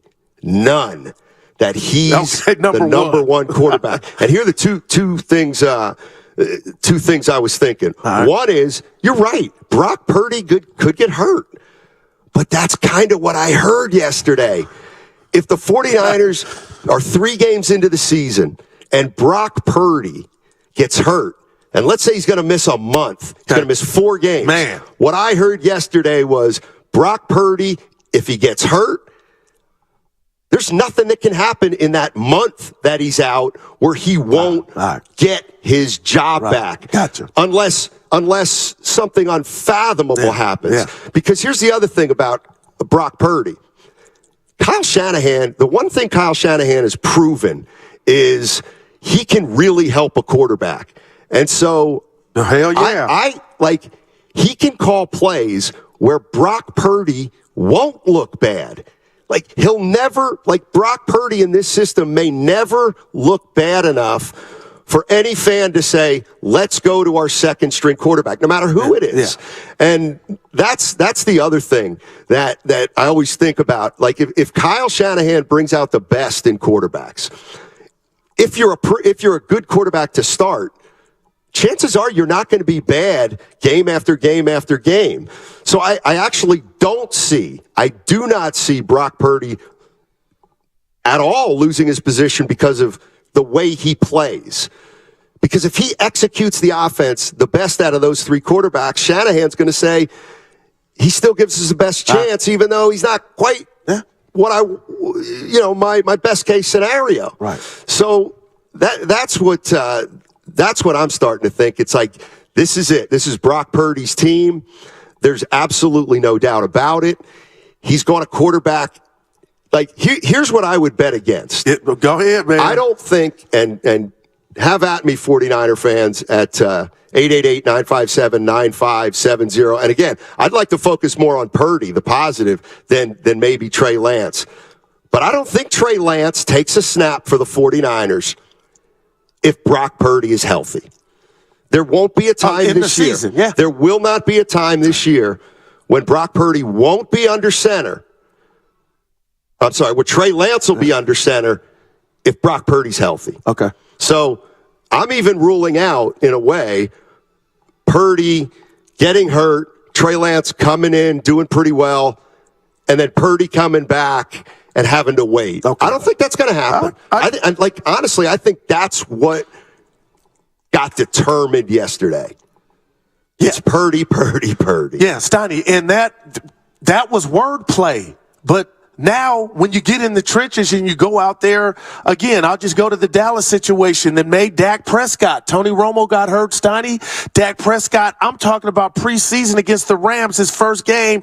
He showed some promise, and people were like, yeah. I was like, that'll never happen, and he took it over. Now, this is not that situation, but whoever were to take over if Brock were to get hurt, and you know what, do I need to rest that, or is that not reality when you talk about the San Francisco 49ers and injuries? Because I'm not rooting for that by any stretch, but if there's any team out there that could have Geico symbol on their jersey, it's the Niners, because whatever position, they just seem to me, and I know you Willard and I, we get mad about who's hurt the most, but man, I think the Niners have endured more injuries at crucial positions than any other team. But with that said, Steiny, that battle for number 2, that feels like it's the battle for number 1, because if you look at the track record of the Niners and Jimmy, whomever you want to put in, guys just get hurt sometimes. So they'll have an opportunity. Now, you say opportunity to do what? Not leapfrog, but to go in there and ball out and make it hard on a coach. If that player, let's just say it's Purdy, is out for a couple weeks, to come back, if you're looking at something like, ooh, look at that, Steiny's in that's just how sports is. Yeah.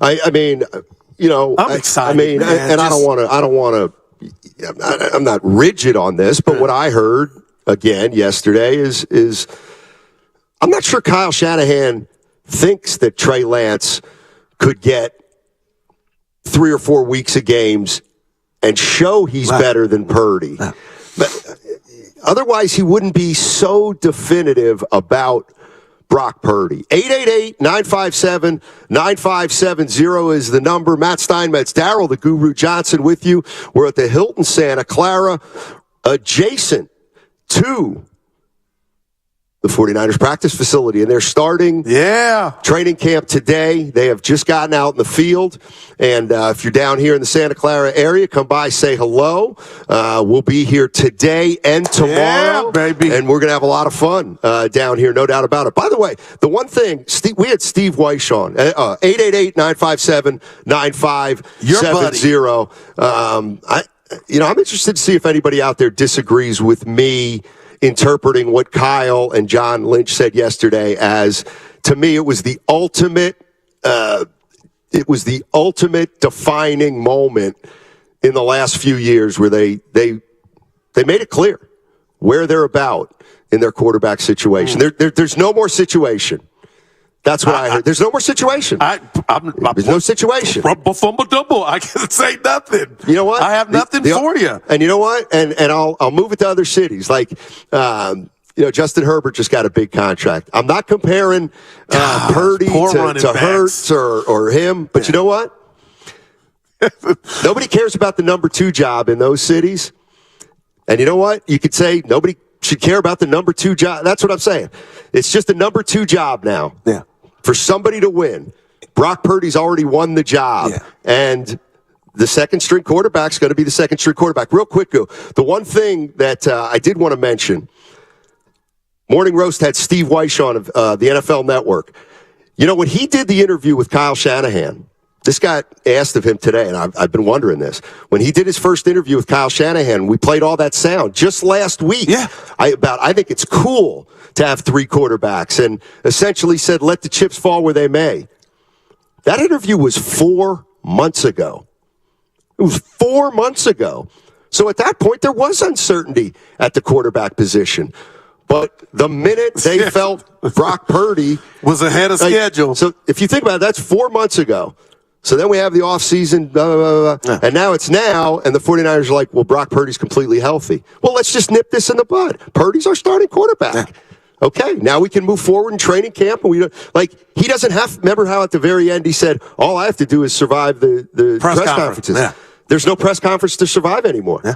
He's defined that position. Our guy, Never Go Left, Full Jeff on YouTube. I'm botching his name, Donnie, but he texted yesterday on the YouTube chat, Goo, that's 4 months ago. You want to know what my response was? It doesn't matter, but it does matter, because then they were looking at it probably like it was a long shot for Brock to be where he's at now. Right. And he's passed that test. But I'll tell you what, and I know we're up against it. I love our Texers and the guys and gals on YouTube, Stoney, but there's not one person that has a positive thing to say about Trey Lance, the football player. Like if I asked you, give me his most successful play, we can't go to it. There's not one. Okay, the Sherfield bomb or the Danny Gray, that was preseason. So the Austin and San Jose, the transition, if they needed the number 2 quarterback, it would be easier for Donald. He has experience, and it just has me thinking, I won't say you're right or wrong, but Matt, if I gave you 20 minutes to come up with a positive play for Trey Lance in the limited time that he's played ball as a starter, even a couple, It's not much. Your paper would be empty. Well, I don't know what he is, what he can be at all. But there's a practice element that we taught that you've been selling. Right. But there's also the reality that maybe it's going to take him 4 or 5 years to start reaching his potential. I don't think that'll be here, Stoney. Because right now, why would you pay him when you got to, if you love what Brock Purdy's doing, barring injury? 888-957-9570 is the number. Stein and Guru at the Hilton Santa Clara, first day of 49er training camp. And what I heard yesterday was that Brock Purdy is the franchise quarterback for the moment. My question to 49er fans is, are we looking at a guy in Brock Purdy who's going to be the starting quarterback of this franchise 6 years from now? Because I think it was clear yesterday that the 49ers absolutely think he can be, and they took the first step toward that happening yesterday. All right, here's what we got today. We got a great show. We got Mike Yam coming up at 11:30, NFL anchor at Sirius XM. We also have former 49er offensive lineman Randy Cross. That's a 3-time Super Bowl champion. He says it like it is, too, Scott. And he's a fun interview. We've had him on before. But 888-957-9570. It's all about Brock Purdy today and whether he can be the next great San Francisco 49er quarterback. I think Kyle Shanahan believes it. It's all sponsored by SC Johnson STEM. This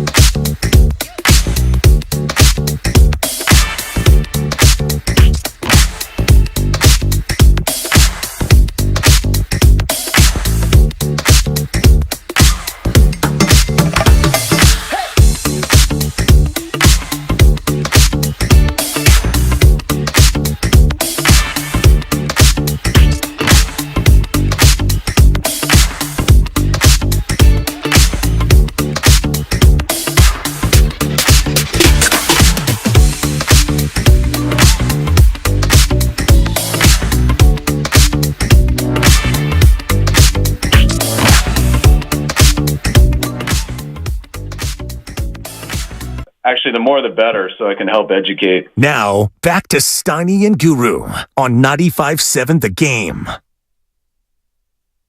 From the Hilton Santa Clara, adjacent to Levi Stadium, where the 49ers are having their first practice of the year. It is underway, and so are we. If you're down in the Santa Clara, South Bay area, come by, say hello. We're around the corner from the lobby. We get the big boy table tomorrow when they'll have a full house in here. But Guru and I are holding it down, and we're talking about the San Francisco 49ers and the fact that yesterday Kyle Shanahan and John Lynch made it clear. Brock Purdy's the number one. And here's where I'll start it. My guy. On the text line, Niners Warriors, says Steiny. So the quarterback with the weakest arm in the league just had major elbow surgery, and you think the discussion is over? Come on, dude. You know what? It is for now. Okay. And every argument that I hear against what I said, I can theoretically use in my defense, too. I'll ask you, Niner Warrior, how can the 49ers make it so clear that they have a number one quarterback, and he is the guy with the weakest arm coming off major elbow surgery? Why?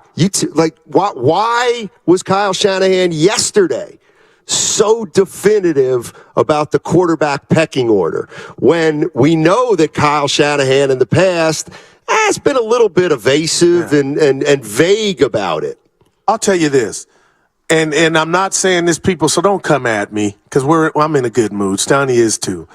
Damn, Steiny, you've been going on a good mood almost 6 weeks. Listen, Joe Montana didn't have the Dan Marino arm. It's not a necessity. It's can you make every throw? And you saw the emergence of Kittle in regard to receptions being a factor because he was the invisible man before that, and I was clamoring for where is he at?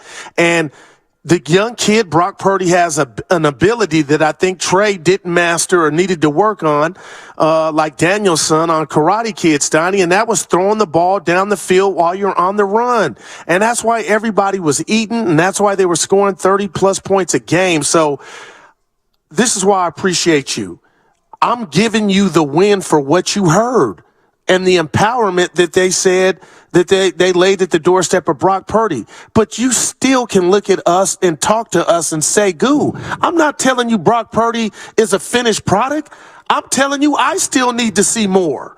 And that's why it's no hate coming from you when all you're talking about is what you heard, but you still can say, Goo, I need to see more from Brock. And I'm sure the Niners are saying that themselves. I mean, not to get into semantics, I think Kyle Shanahan has seen enough of Brock. We haven't, and we want to see more. But are we speaking Greek? Are we speaking Latin, the dead language? What happened? Latin is a dead language, dead as you can see. First it killed the Romans, now it's killing me. That's what we used to say in seventh. That's what we used to say in 7th grade in Latin class. 650. You guys are the only ones not realizing Brock is the guy. I just spent a half hour saying, you know what? Yeah, He's the guy. Yeah, no doubt. I think that's and that's not a story. And if you want to say, well, hello, I finally got it through my thick head yesterday, that's fair. But no, I'm with you. I believe Brock is the guy, no doubt about it. Let's take a couple calls. 888-957-9570 is the number. It's the Brock Purdy era, plain and simple, and it's going to go on until at least he gets hurt, because I don't see Kyle Shanahan putting him in a position where he's going to look bad enough to get substituted out for. Clark the Shark is in Myrtle Beach.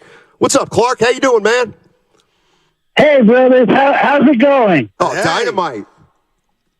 All right. Hey, I got a take, but before I do, I just wanted to ask you how the singing career was going, and I wanted to suggest you not to quit your day job. Oh, wow. That's to you, Steiny. To me, sounds like... That was for sure throwing shade on Myrtle Beach, talking about... Oh, that's hair. right. What'd I say? You're no Hilton head? What's that? I think I said you're no Hilton head.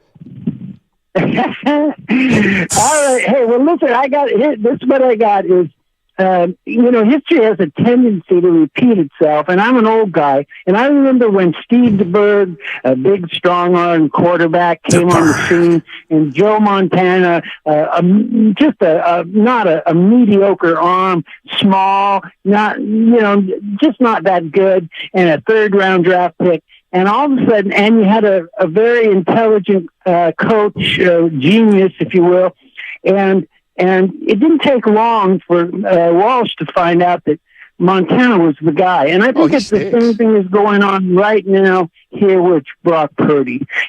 He obviously, people, because he's, I guess, a 7th-round pick, he's not that big, but he's got an adequate arm, as long as he hasn't lost anything. And I'm just, a lot of people, I don't understand why they're hating on Brock. I just don't understand it. The guy won 8 in a row. He is the guy. But one lesson is Kyle is smiling right now because he doesn't care if the faithful are all arguing between themselves. If something happens to Brock, they got Trey Lance and Sam Darnold just waiting in the wings. That ain't a bad deal. No, not at all. Yeah. Not at all. Appreciate the call from Myrtle Beach. 888-957-9570 is the number.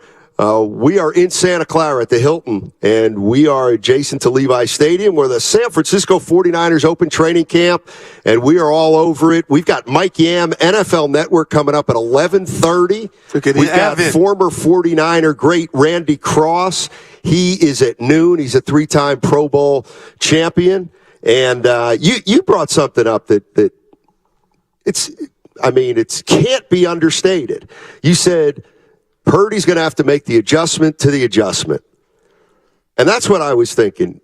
Get that water drop ready back there. I was on KTVU this morning. I heard you. Sal Castaneda. Yeah. And what up, Sal? We were talking about the quarterback situation and the fact that it's Brock Purdy's job.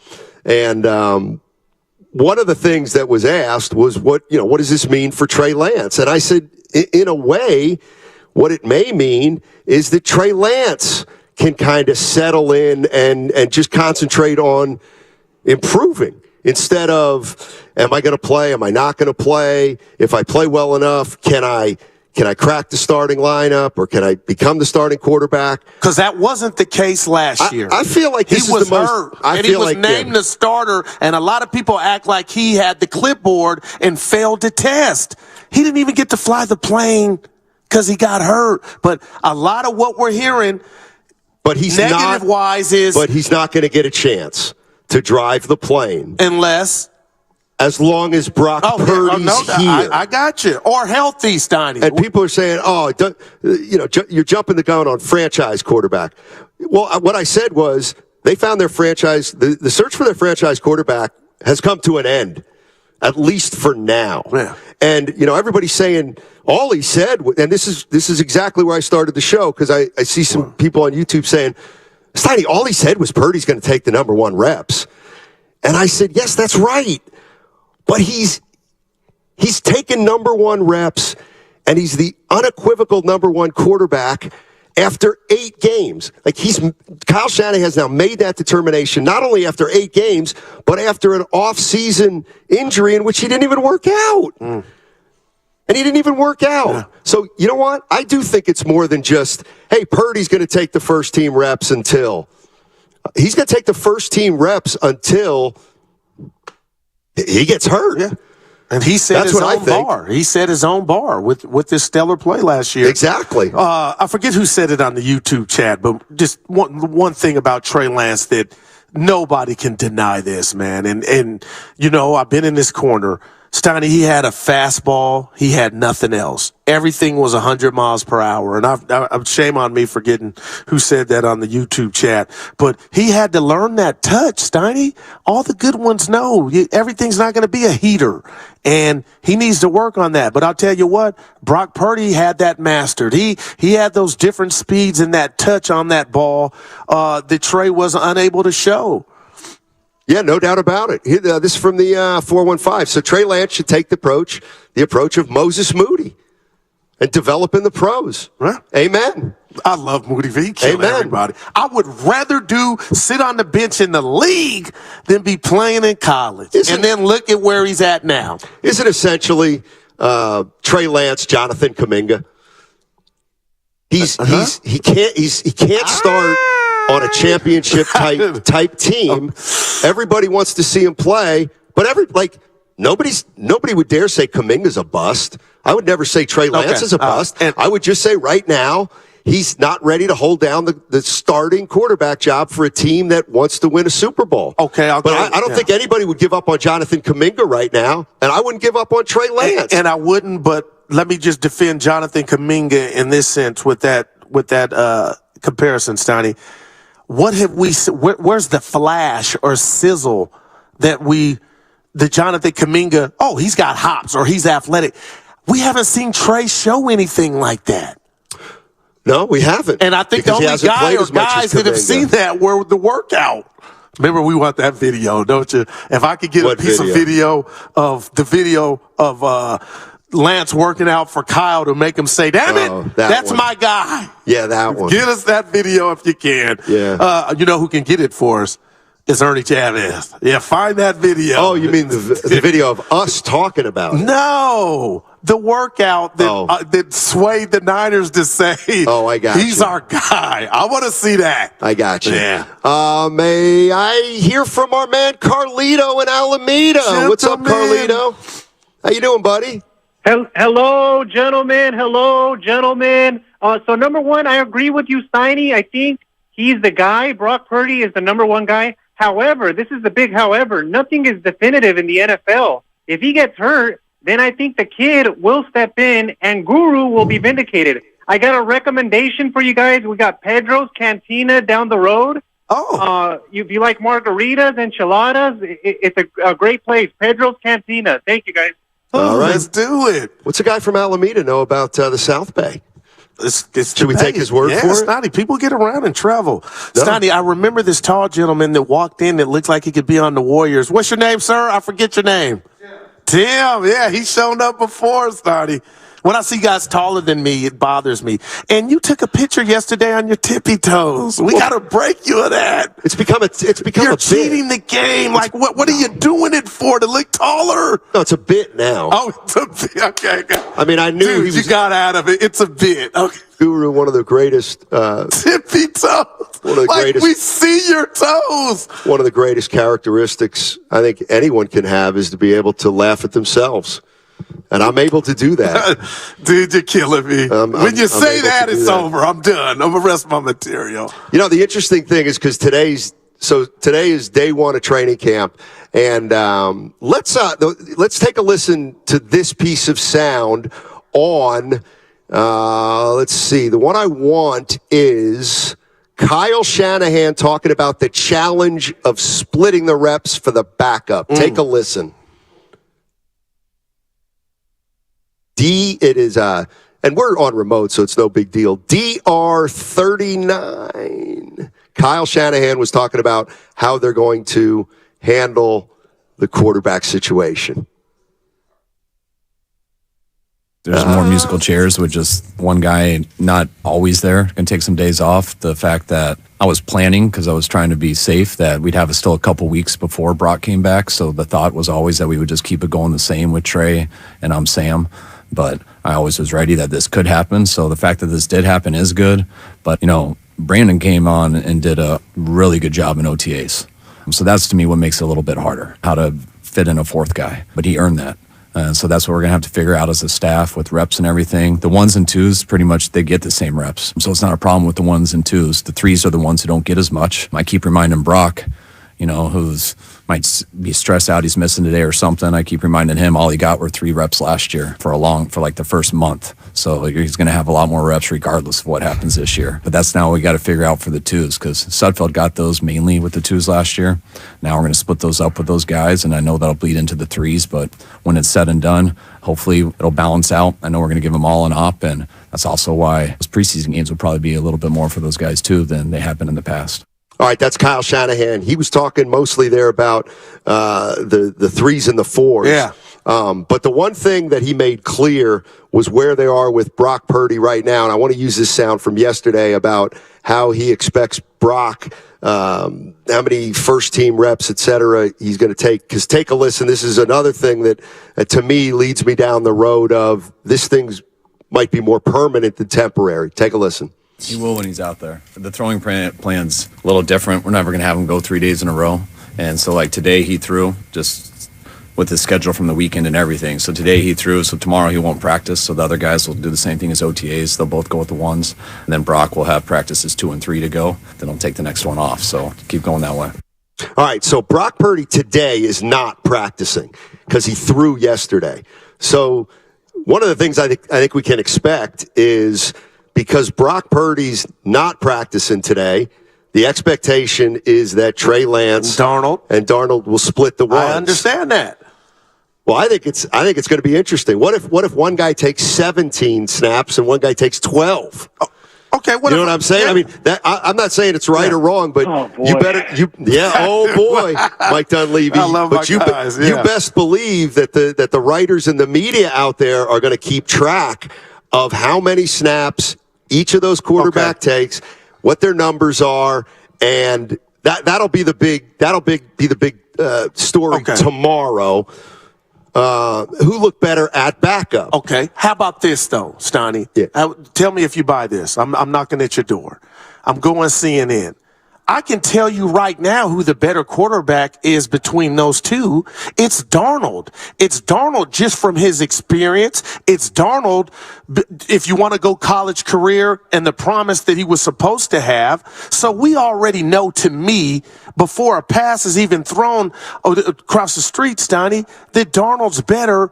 And why I brought up CNN is the politics aspect of this is the only reason Lance is in this race is because what he was supposed to be. So you say what to that? We know who the better quarterback is right now between Lance and Darnold, right? They're only doing the right thing because they drafted Lance, hoping he would hit the ground running. Hadn't been kind of, it's not that. And I'm not hating on Lance. But, Stoney, there's an answer already to that question of who's the better. Believe it or not, I would disagree with you. Why? Because, although you might be right, because we don't know, but to me, I think if you go on the 49ers' actions and their words, but primarily their So their you're saying actions. bringing Darnold in the first place? No, I think to me, I'm going to take the 49ers at their word on this one. If they brought Sam Darnold in to compete with Trey Lance, then they don't know who's better. Then maybe they did bring Sam Darnold in to say, you think this guy's better than Sam Darnold, or you think Sam Darnold's better than Trey Lance? You know what? Not sure. Let's bring him in and find out. So I wouldn't say that necessarily about Sam Darnold being better than Trey Lance right now. He's certainly got more experience. And in this system and this weaponry, oh my gosh! I'm scared for Trey. Yeah, I'm just thinking out loud. Forget Purdy. Can you beat out Sam Darnold? I hope you do, but I'm just against Donnie. I'm rooting for Trey, but I'm like, I hope he does too. Yeah. There's no doubt about it. You brought something up, and to me, it's going to be obviously the key to the season. And I'm going to throw this out to 49er fans too at 888-957-9570. A guy has a good first year. Let's say really good, B+, A-. All right, that's what Purdy had. Sure. A-. I don't want to get into the equivalent about the grades. He was very good.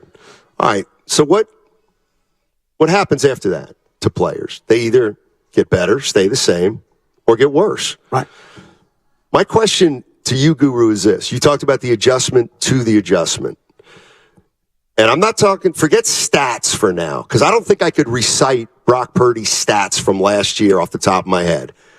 This is about the good old-fashioned eye test. My favorite.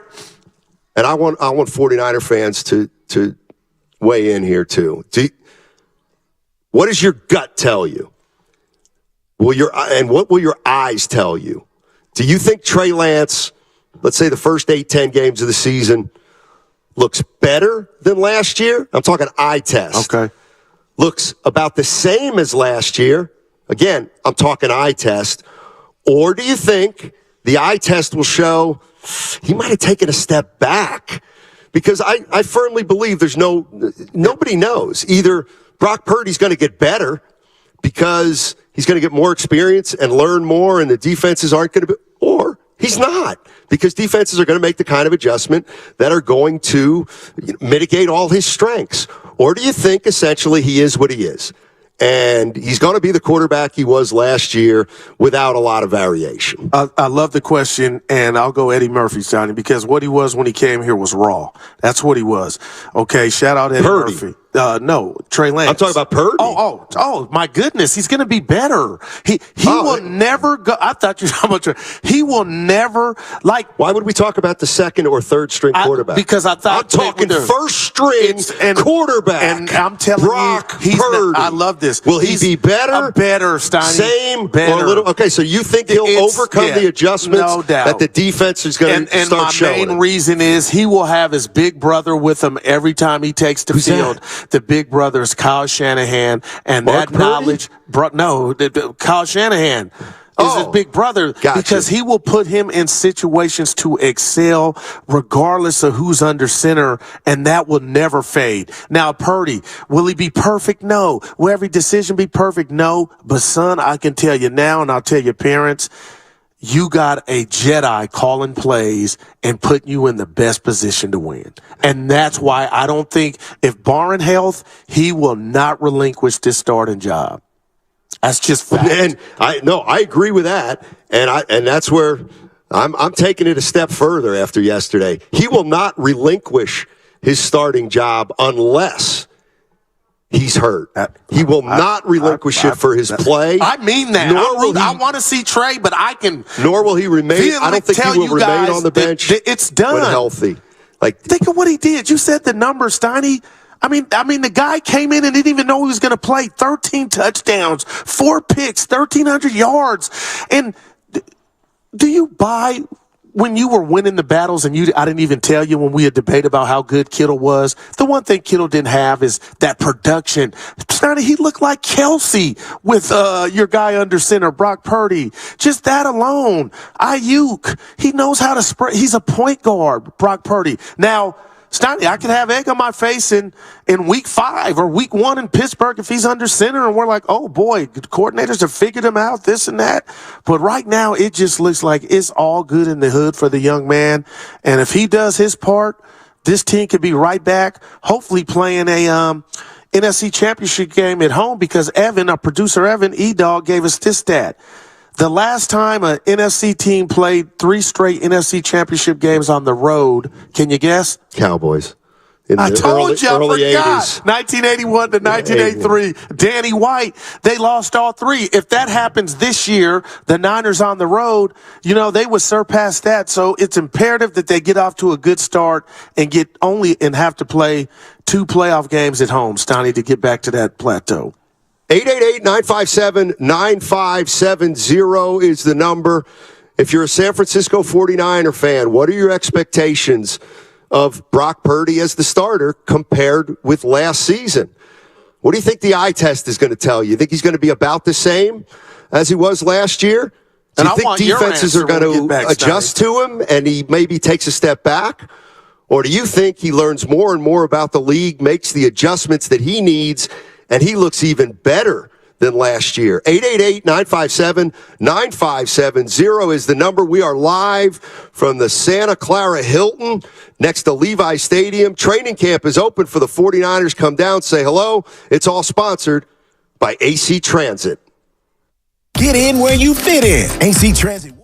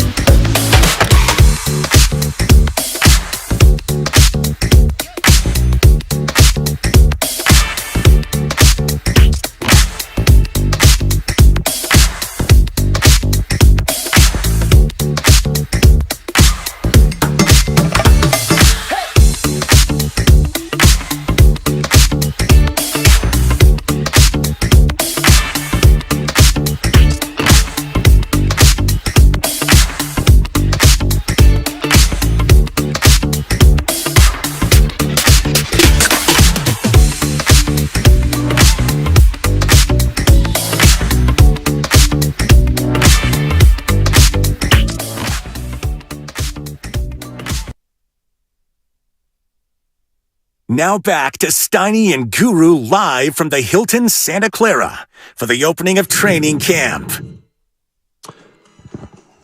Yes, sir. Matt Steinmetz, Daryl the Guru Johnson, and that's right. We are in Santa Clara live from the Hilton Santa Clara. Yeah. We're going to be here today and tomorrow. 49ers open training camp right next door at Levi Stadium. So if you're going to be out here, make sure to stop by to see both the Morning Roast and Steiny and Guru.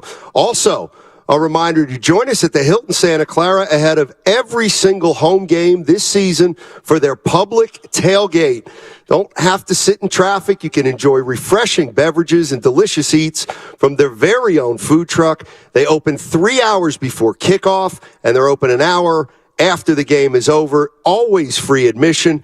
Follow them on Instagram to get the sneak peek on upcoming events and fan-inspired menu items. Ooh. Like I said, we are at the Hilton Santa Clara, and training camp is underway. So we're heavy on football. Mike Yam, NFL Network Bay Area guy, he's going to join us at 11:30. And then former 49er great Randy Cross. I'm excited. He will be here at noon, and we've had him on before. And he is very straightforward and upfront about the San Francisco 49ers. So I'm looking forward to talking to him. Before you grab these two calls, can you answer the question that you threw out? What do you expect from Brock? The same regression? What do you expect? I feel like he's going to. What was that? That was a drop. What was it? Which drop? Kept it 100. Yeah, I'll keep it 100. My feeling is I think he's going to be a little bit worse than last year, but not a hugely significant amount to where anybody's going to be clamoring for the backup. So you're giving a point to the defensive coordinators out there? Just a hair, just a tick. Just a tick. Remember how when Purdy came in, the offense kind of went to the next level? I don't know if that can be sustained over the course of a whole season, but I think he's going to be good enough that they win 11 or 12 games. Certainly 10 because of the conference they're in. But I do think that, and I said this, and I saw our guy, San Jose Jazz fan. Our guy. He knows this too. There's that one thing about Purdy scrambling left that worries me. He doesn't like to throw going to his left, and he always has to figure out a way to come back to his right, even to throw the ball away sometimes. But, I mean, you would talk about a little thing. Yeah. And something that can probably be worked on. That would be it. So I think Purdy's going to be about the same, maybe just a tick less because of yes, the defensive adjustments, but B, I think it might take a little while for him to work himself back into where he got to at the end of last year. Let's go to Michael. Michael's in Lemoore. Hey, Mike, what's going on, buddy? Low Neal's territory. Yeah. Hey, Michael. Michael, going once. All right, no, Mike. Oh, yeah. Hey, what's up, Michael? How you doing? Yes, loud and clear. Okay, sorry about that. So I completely agree with you, Steiny. I think he's going to take a little bit of a step back this year because of his injury. He's going to be Jimmy Garoppolo 2.0, IG, not be the same quarterback. Jimmy Garoppolo, when he came back from his ACL tear, he was a little bit scared. And I think that's going to be the same situation with Brock. Yeah. Also, I'm a little frustrated and a little ticked off that we're talking about quarterbacks in 2023 going into year 7 with this regime. That's an issue for me. I mean, that's fair. Go ahead. I mean, I love the Bay Area media, but they throw these guys softball questions and don't hold them into account and ask them, why are we talking about quarterbacks in year 7 with you? You haven't solved this position since you guys have been here since 2017. You should have evaluated quarterbacks when you got here. Like, why are we talking about the quarterback position in year 2023 going into year 7 with you? Why should we keep you from here on out? Like, this position should have been solved a long time ago. You know what I mean? Like, I'm a little ticked off about them. But what I would tell you, Michael, is, and I'm not telling you got to think like me, but I could see a 49er fan being frustrated by that. What I would say is, if you're able to erase all that, go ahead and do it. Because what I heard yesterday is Brock Purdy's our guy. He's our guy. We're going forward with him. And as far as we're concerned, he is our franchise quarterback, and we're going to start treating him that way. And he may not end up turning out to be the guy that's here for 5 years. But I think the 49ers believe he will be at this point. So I'm going to go under the assumption that after 6-7 years of Kyle Shanahan looking for him, it's Brock Purdy, and he's making that clear. The area media doesn't ask these two guys, like, why should we keep you for the next 2 years? Why? Who? You would have been fired in any other organization by not having the quarterback position when you've been here for 7 years. Hey, young man, let me ask you this. Let me ask you this.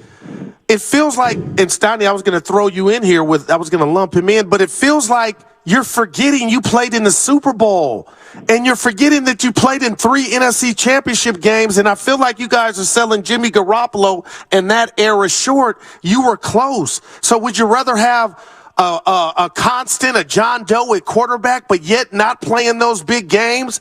You sound spoiled to a degree, because the Niners have been there, close, and knocking at the door. So I'm not saying Kyle's perfect, but you sound like a fan of a Detroit Lions, Steiny, or Chicago Bears. The Niners have played in big games. I understand that, but we couldn't get over the hump because of the quarterback. Fair enough. Appreciate it, Michael. I could talk about this. Well, what we're talking about, he's wrong. Michael, I love you, but you're wrong about other coaches would have been fired. Because Garoppolo didn't drop that pick. Other coaches would have been given extensions. Yeah. I mean, the bottom line is, okay, there are two things here. One is they haven't settled on a long-term quarterback over the first 6 years. But the other thing is they've also gone to 3 out of the last 4 NFC championship games. So which is more important? But why do I feel like you're just bypassing or running through the Garoppolo era? Yeah, he wasn't Mahomes, but he. I don't care about outside Garoppolo. of him getting hurt, Steiny. I don't care about Garoppolo. My point is like the most important thing are the 49ers winning. Kyle Shanahan's not going to get fired for not finding a quarterback. I'm not saying that, no doubt. But I'm saying he'd get fired for not finding a quarterback if they wouldn't have made the playoffs for the last 2 or 3 years. But the bottom line is 3 out of the last 4 years they've made the NFC Championship game. No coach would be fired. Yeah, and no matter what the quarterback situation was. I totally agree. My point is, it sounds like people are saying 6 years of no quarterback. That's not true. Jimmy Garoppolo, and you look at his win-loss record here, you could say, oh, the only reason it was this because of that, whatever. But Jimmy won while he was here. So right, but I will say this. I feel like since Kyle Shanahan and John Lynch have been here, they have never been as confident or publicly supportive of a quarterback as they are right now with Brock Purdy. I feel like they didn't even afford Jimmy Garoppolo this much support and this much confidence. Maybe after out in the open, in Kansas City. But the bottom line is we know that Garoppolo didn't feel like Shanahan trusted him all the way. I'm saying that what I've observed over the last 6 years is Kyle Shanahan and John Lynch feel more confident right now about Brock Purdy than they have about any quarterback they've coached here in San Francisco, including Jimmy Garoppolo. And the reason I'm saying that is because I don't remember him being this supportive and this gung-ho about Garoppolo. When have they had to, Steiny? When Garoppolo wrecked they don't have to now. Why do they have to now? Well, because they have been more definitive about earlier, Brock though. You Purdy. said that there was noise around. Is there Trey Lance, Darnold? Right. You said there was noise, so they could quell that by doing what they did. They just did. Yeah, that's exactly what I'm getting at. They did quell it. I do not remember Kyle Shanahan or John Lynch talking as glowingly about Jimmy Garoppolo as they have about Brock Purdy. I do not remember those two talking about how definitive it was being Jimmy's job as it is Brock's job. So what I am saying is I feel like inside that building, Kyle Shanahan has what he feels like is his best quarterback in his tenure. Otherwise, I don't think they'd be saying he's our number one, even though he's coming off injury. So I think they believe something big about this guy. Well, no, I totally agree. I thought we had just not decided. I thought a lot of that was to prop Purdy up and help him get through this phase, which it seems like he's doing pretty well, and telling him, you don't need to worry. You're our guy. Yeah, that's exactly what they've told him. That's exactly what they told him. They told him, you're our starting quarterback. And you know what? If you get hurt, then get healthy, and you'll be our starting quarterback immediately. Yeah. Like, he may as well be Mahomes? No, but he may as well be Burrow. May as well be Burrow. I mean, I'm not saying he's as good as, I'm not saying he's as good as him, but it's a show. It's a show. They're going to give him all the opportunity to fail. Right.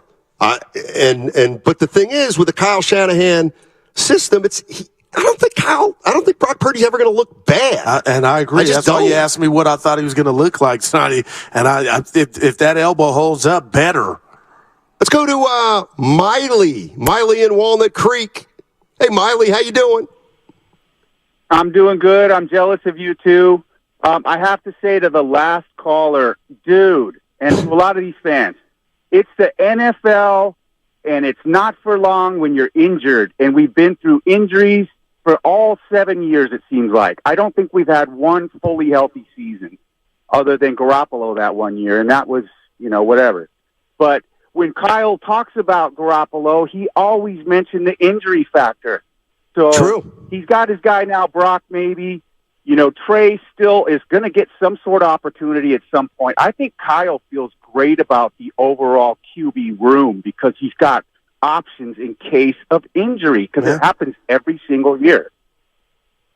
No doubt. Yeah. Don't be jealous. Just let your hair grow and get a good line when you go to the barber. You'll be fine. What are you laughing at? He said he was jealous. I'm chuckling that he said he was jealous. I'm chuckling. Just anybody would be.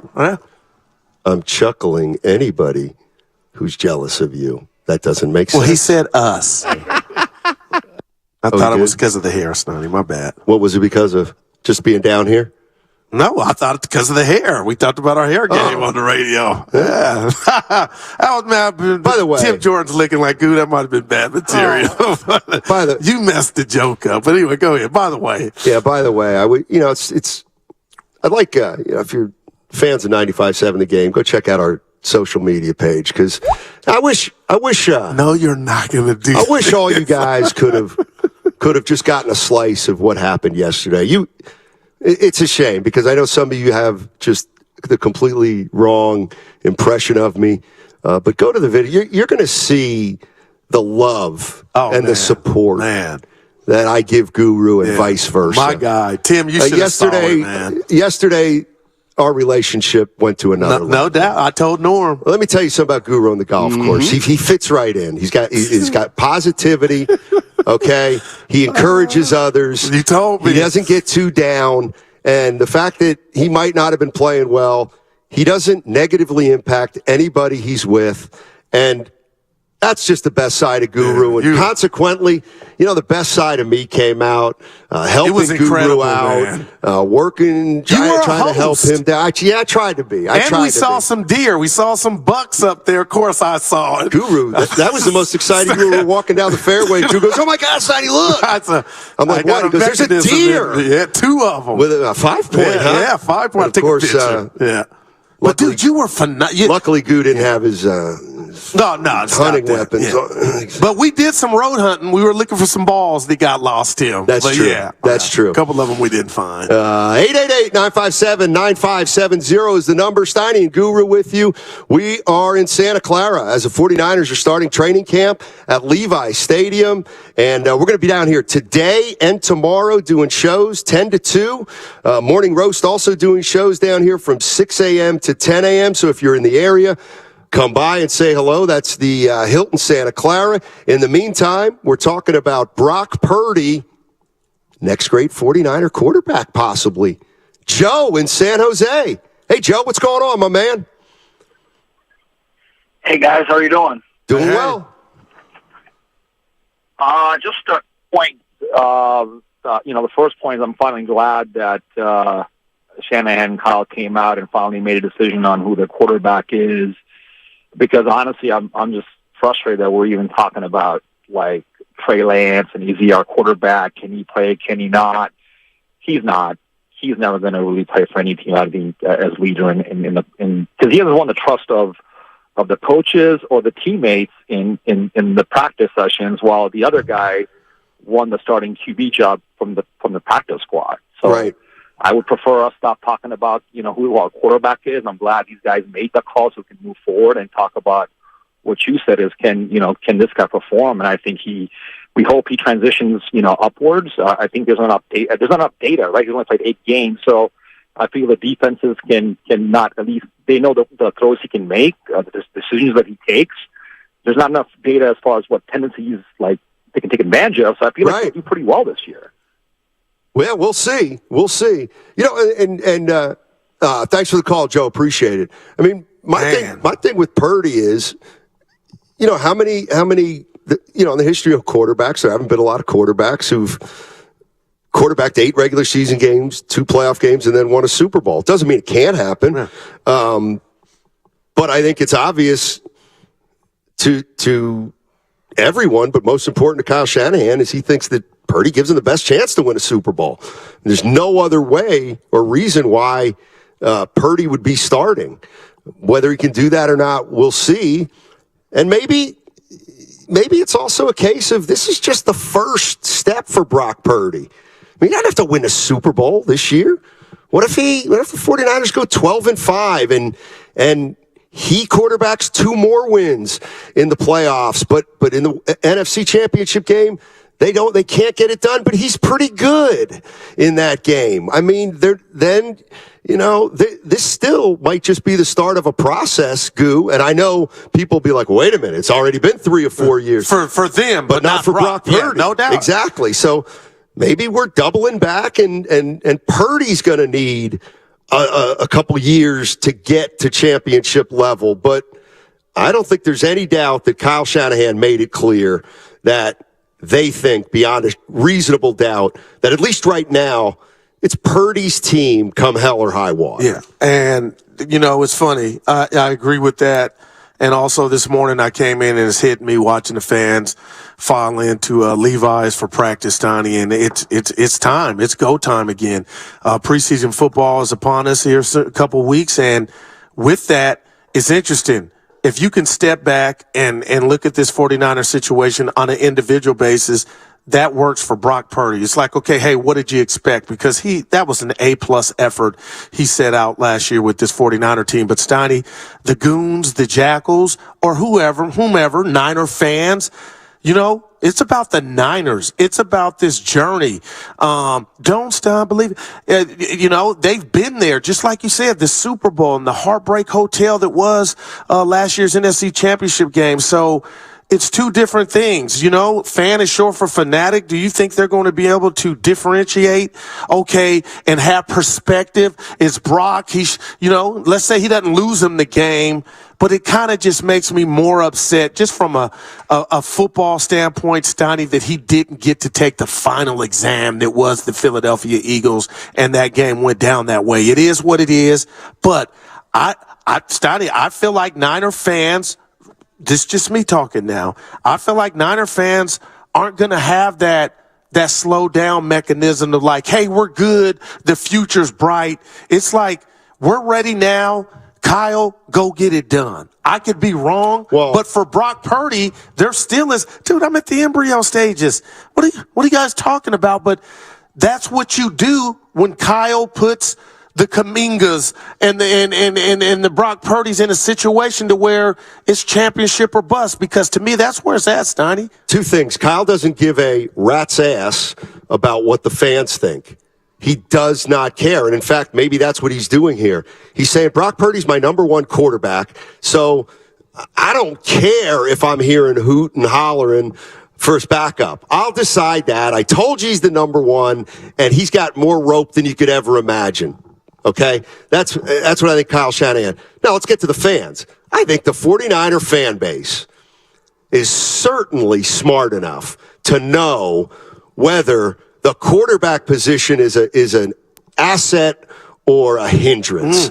I think we'll be able to tell the kind of year Brock Purdy's having separate from the kind of year that the 49ers are having. I think that'll be, I don't want to say easy, but if Kyle Shanahan's telling us that Purdy's the number one quarterback, I think in a way it doesn't matter about Purdy at that point. It matters about the record.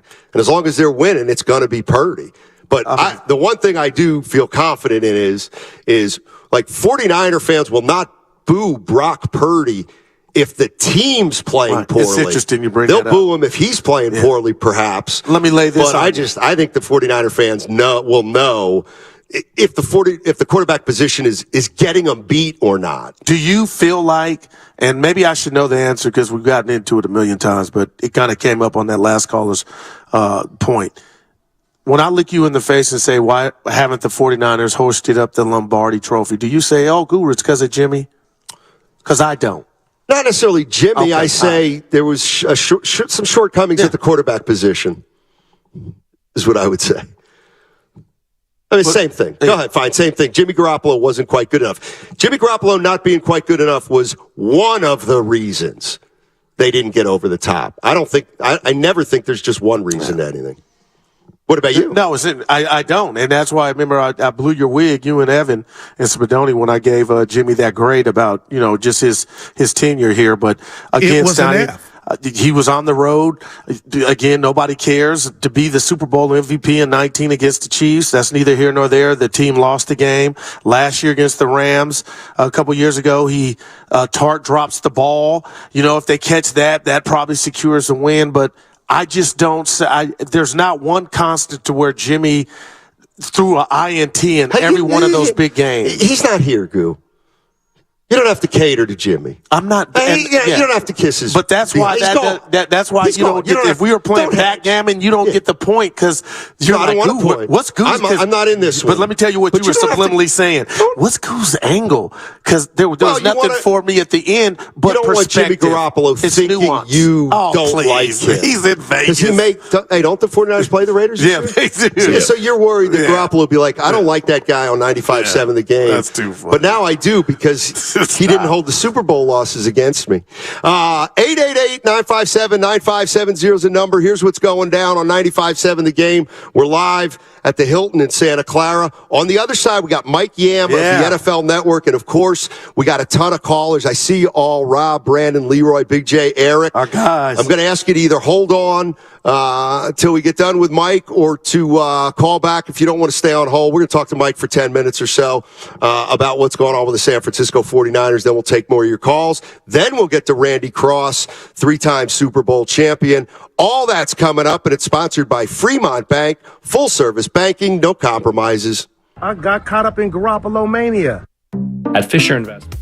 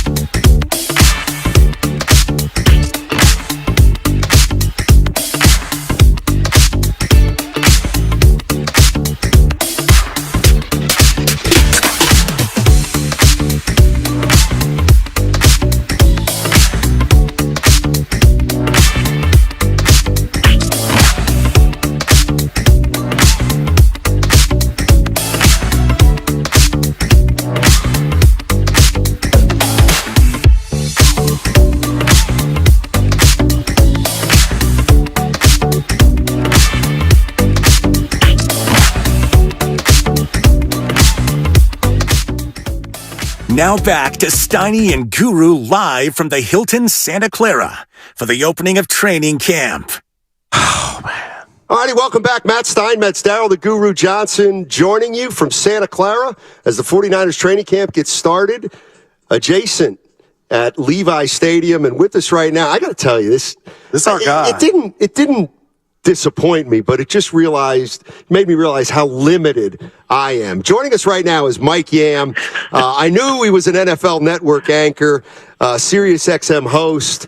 I know he's big in the business, but what I didn't know is he's the author of a children's book, Fried Rice and Marinara. It's on Vooks. Wow. Just another guy Author. that's more expansive than you and me. Yes, sir. What's up, Mike? How are you, buddy? First of all, I appreciate the introduction. I appreciate you mentioning what really is a huge passion project for me with the children's book, Fried Rice and Marinara. But you guys are not limited. You know, Matt, you've probably forgotten more basketball than I'll ever know. So let's level set across the board here. But I appreciate it, guys. And this is like the best time of the year too, just because it's fun. You know, I feel like you go through the dog days of summer, and we're like here. Like teams are back. We got preseason around the corner, and then in a blink of an eye, we're going to be in week 1. Yeah, exactly. Wow. Mike Yam, NFL Network anchor, joining us. Let me ask you this. From the outside, Kyle Shanahan spoke to the media yesterday, and he said Brock Purdy's our number 1 quarterback. He's going to be taking all the first-team reps when he practices, which is 2 out of 3 times. He's not going to throw 3. From the outside, what did you take away from Kyle Shanahan and John Lynch yesterday? So there's a lot to unpack. You know, we talked about it yesterday on Total Access, and we're going to be talking about it again today on the show. I think there's a lot of different ways to look at this. And different phases. You got the phase where Brock goes down and there's real concern on what's going to happen at the start of the season. And we're having real conversations about, hey, Trey Lance, Sam Darnold. I mean, hell, I got David Carr on set with me a few months ago saying, hey, don't be surprised if Sam Darnold is out there in week 1 if Brock can't give it a go. And then there's this narrative that it doesn't matter who the quarterback is for Kyle Shanahan. And I think to a point, we ran a graphic, and it was sort of eye-opening to me since they got to a Super Bowl a couple years ago with Jimmy G. You know, since then, it's a little bit of a revolving door, really because of health around the quarterback situation. And for as much as I want to give the hat tip, and Kyle Shanahan certainly deserves that because they still figure out ways to get it done, I'd rather know who my guy is. I think what's fascinating here is Brock Purdy's coming off of an elbow injury, and I know he's on a pitch count, and I get that he's a proven, known commodity that won last year, and that's great. Can I ask you guys, who, in a vacuum, Kyle Shanahan's offense, wouldn't you want to see? Wouldn't you feel like there's maybe potentially even more upside in what Trey Lance can do? And yet that's not the direction that it looks like it's going. And I understand why that's the case. This roster is ready to win right now. Assuming Nick Bosa is out on the football field. We are talking about one of the best defenses in the NFL. And whoever this quarterback is, has got playmakers all over the football field. I'm still excited, though, on the unknown of Trey Lance. And maybe I'm in the minority on that one. But this would have been a great time to see what Trey was going to do, and I don't think that's going to happen in week 1.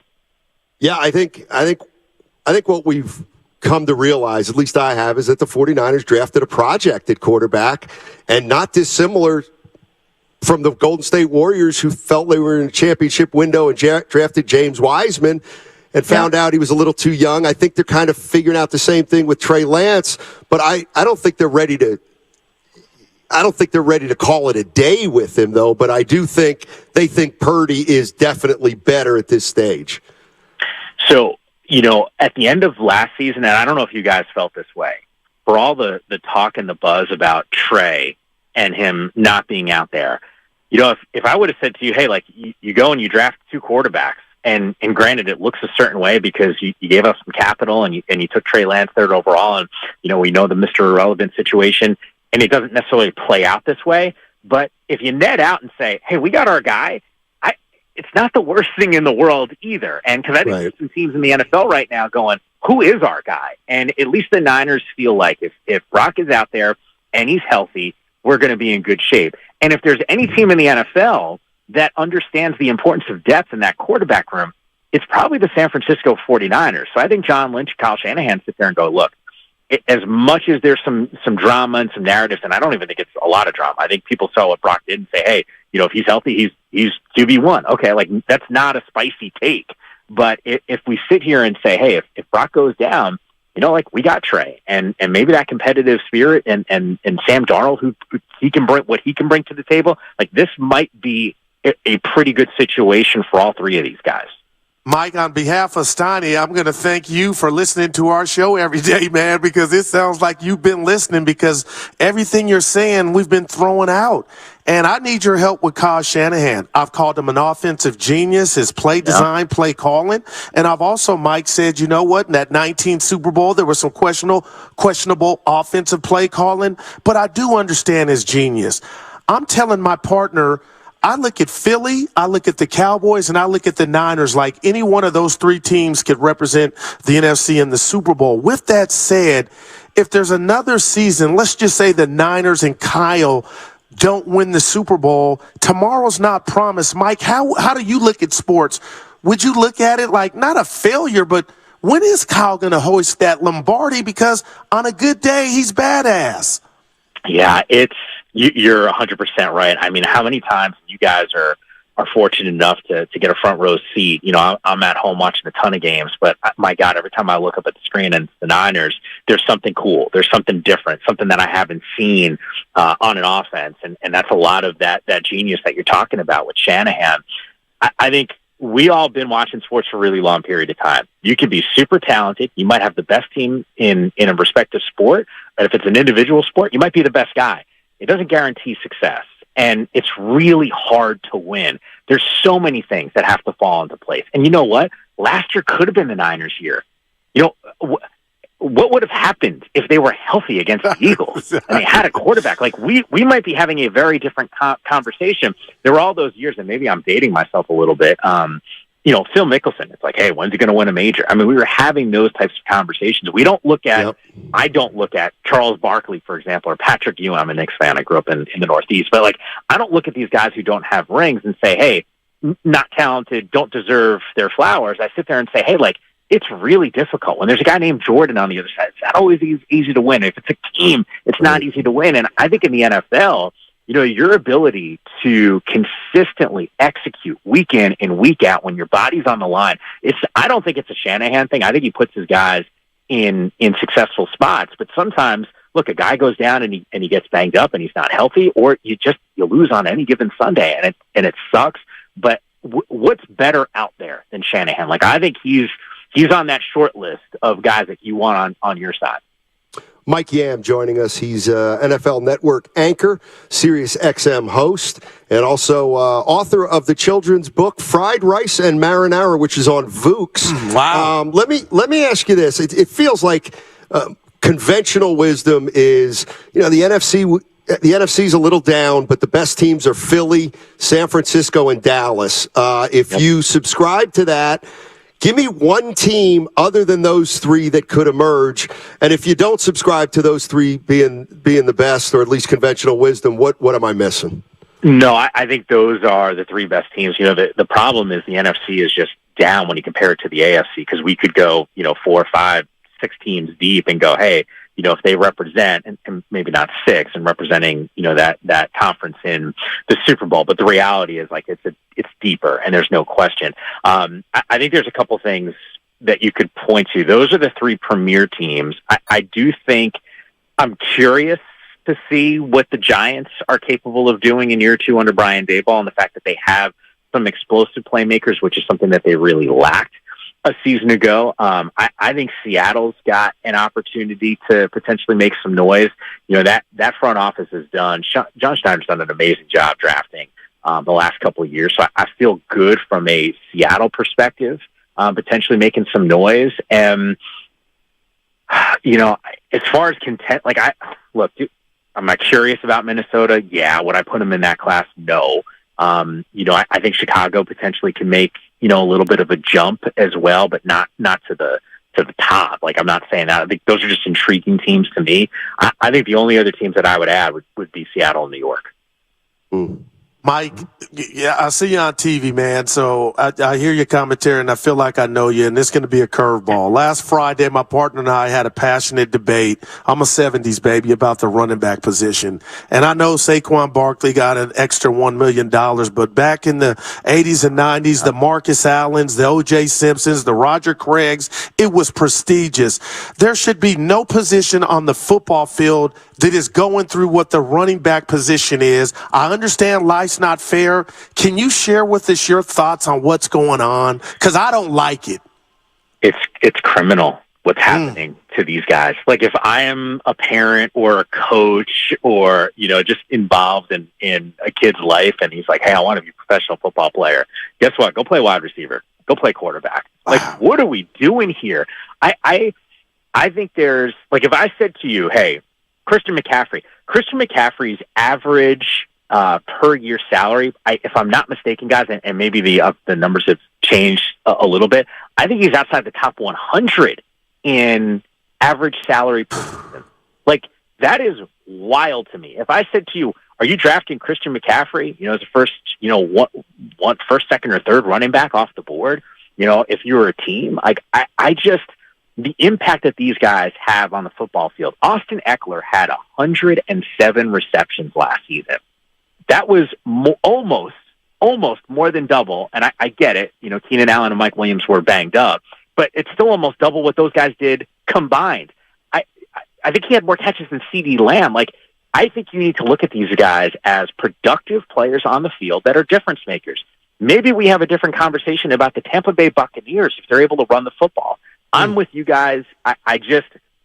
You're right. Life's not fair, but this is it. It really doesn't feel right. I don't even think it's a question of fairness. I just don't think it's right what's happening to these types of players at that position, expected to take the amount of abuse that they take on the football field. Mike Yam joining us on 95.7 The Game.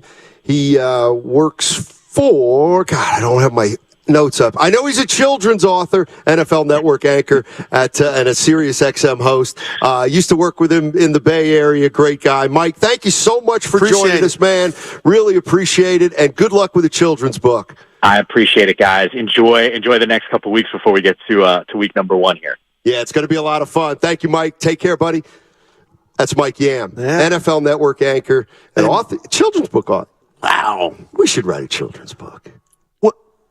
Well, I want you to write your own book. You think I'm playing? I think you could, if we needed to do it together, to broaden the view of the. So how does that work? We hire somebody we share our thoughts, and then you don't just go in the lab and here's my books. What do you think, Tim Jordan? I mean, we would have to collaborate and kind of come up with a fictional story, like once upon a time, Oh, you're doing a little white boy and a little black boy got together. Hey, hold on the radio and overcame all challenges to become kings of the world, like something like that. I think it would be, and we could call it.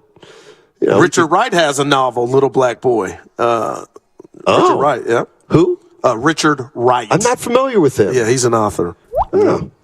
Thank you, Evan. Did Tim Jordan, real quick, I'm off the tracks here. Yes, you are. Our boss hooked us up we were meeting the sales team, and every show was going, I just got to tell you something, brother. So every show was going in at their particular time, and we'd go up on the stage, and we'd, open in line. So we're up there, I'm excited, Steiny's excited.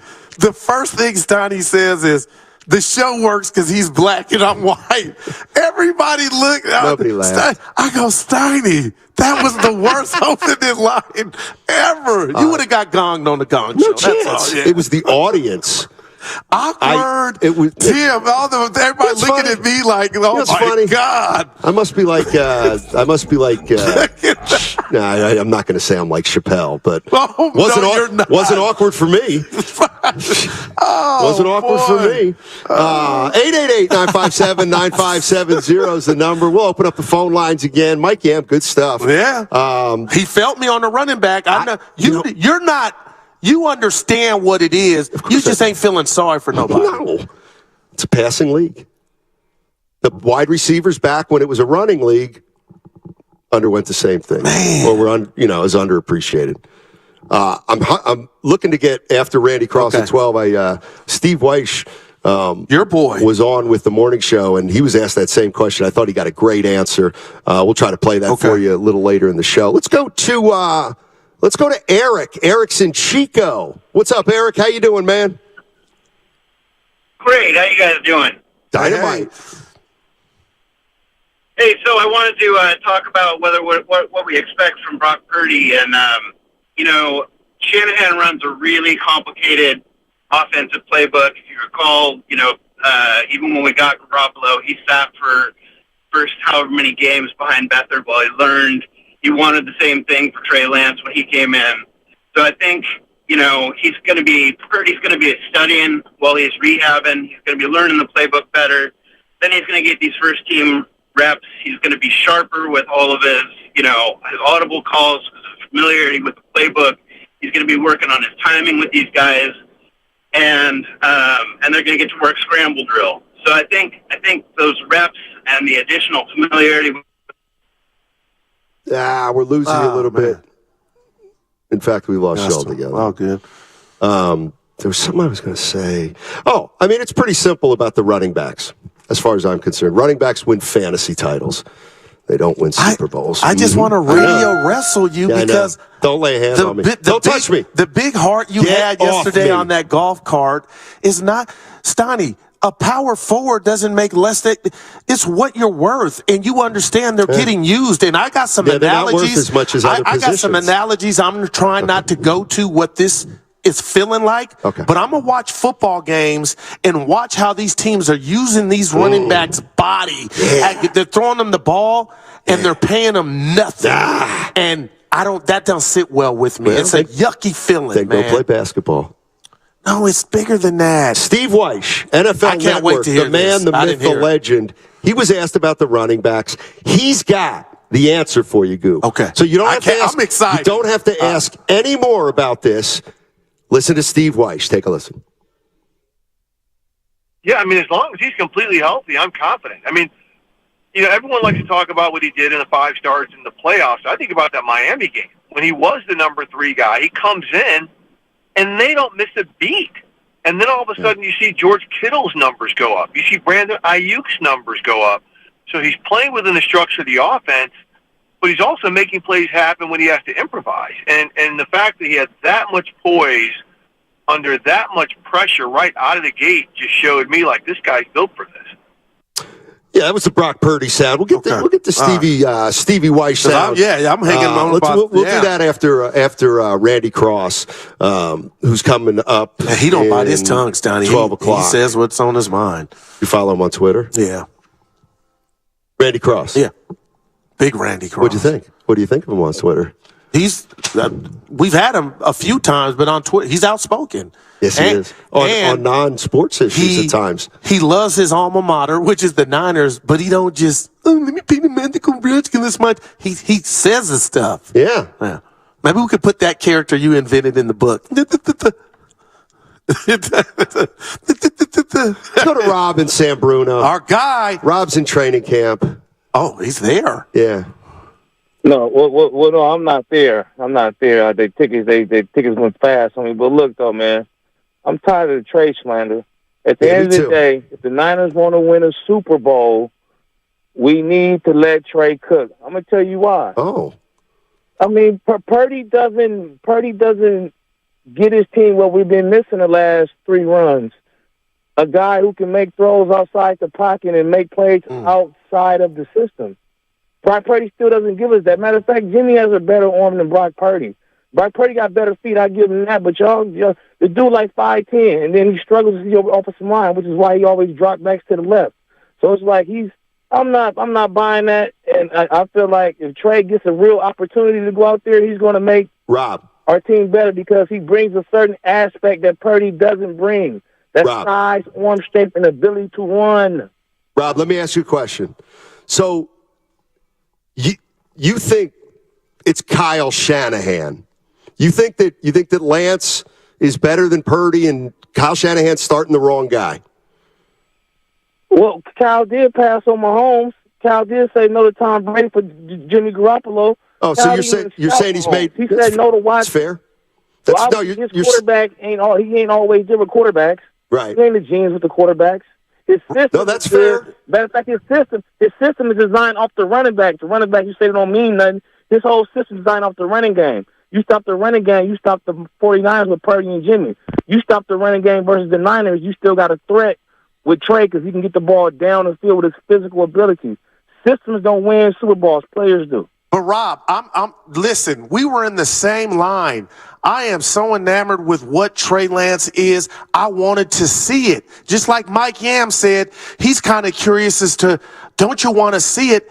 But you can't hate on Kyle because last year in Chicago, your guy was under center, Rob, and he got hurt. And now Brock Purdy took it over, and you could talk about his limitations. I'm with you. But the show, it was like the Lakers fast break with Magic Johnson. You can't hate on Brock on that, Rob. What happened in the playoffs versus Dallas when all that stopped, when they got back down playing football? It took two drop interceptions to save us. You go ahead, but who won that game, Rob? The Niners defense won that game like they did with Jimmy Garoppolo. Okay. Look at the numbers. I'm just saying, I understand what you're saying, but I'm saying if you watch that Super Bowl this past year, you've seen two quarterbacks who can run and make throws down the field. And they were dinking and ducking because the defense played them to take away the deep ball, so they had to dink and dunk. They're playing Brock Purdy for the dink and dunk. You see what I'm saying? Well, that's the difference. All right. Okay, because I was just going to ask him, Steiny, Rob could want that, but is this the most you've been discouraged that that's not going to happen because Brock Purdy has been anointed and he's earned the starting position, Steiny?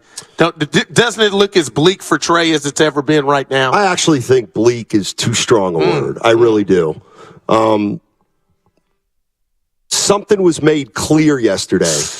And all that was made clear, on the one hand, all that was made clear yesterday is Kyle doesn't think Trey's ready right now. Or why would I make a switch when I saw this guy, Brock Purdy, go out and take us to the NFC Championship game, and he did it on the fly? Yeah. Like, that's got to mean something. You would think. Rob making points. I get it, but you can't say Brock can't do this or that. You also can't say that Trey Lance gives the 49ers a better chance to win a Super Bowl than Brock Purdy.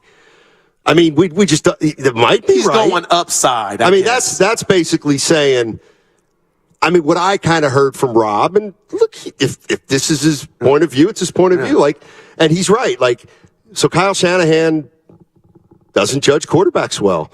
I mean, I said last year at cynical times, wait a minute, he actually started the worst quarterback first, the second worst quarterback. Like, the quarterback situation was all out of whack last year. Lance was 1, Garoppolo was 2, Purdy was 3. It should have been Purdy 1. What we found out was Purdy 1, Garoppolo 2, Lance Garoppolo 3. should have never been kicked to the rocks. They got lucky to get him back. But you know what I'm saying? Hey, It all worked out. All right, here's what we got coming up. We are live in Santa Clara. It is the first day of 49ers training camp. If you're down here, come out and say hello. 49ers practicing as we speak. We're going to be here today and tomorrow doing shows. The Morning Roast will be here from 6 to 10. We will be here from 10 to 2 today and tomorrow. Also, a reminder that the Hilton Santa Clara has a tailgate before every 49er game. It starts 3 hours before kickoff. Why sit in traffic when you can just hang out here?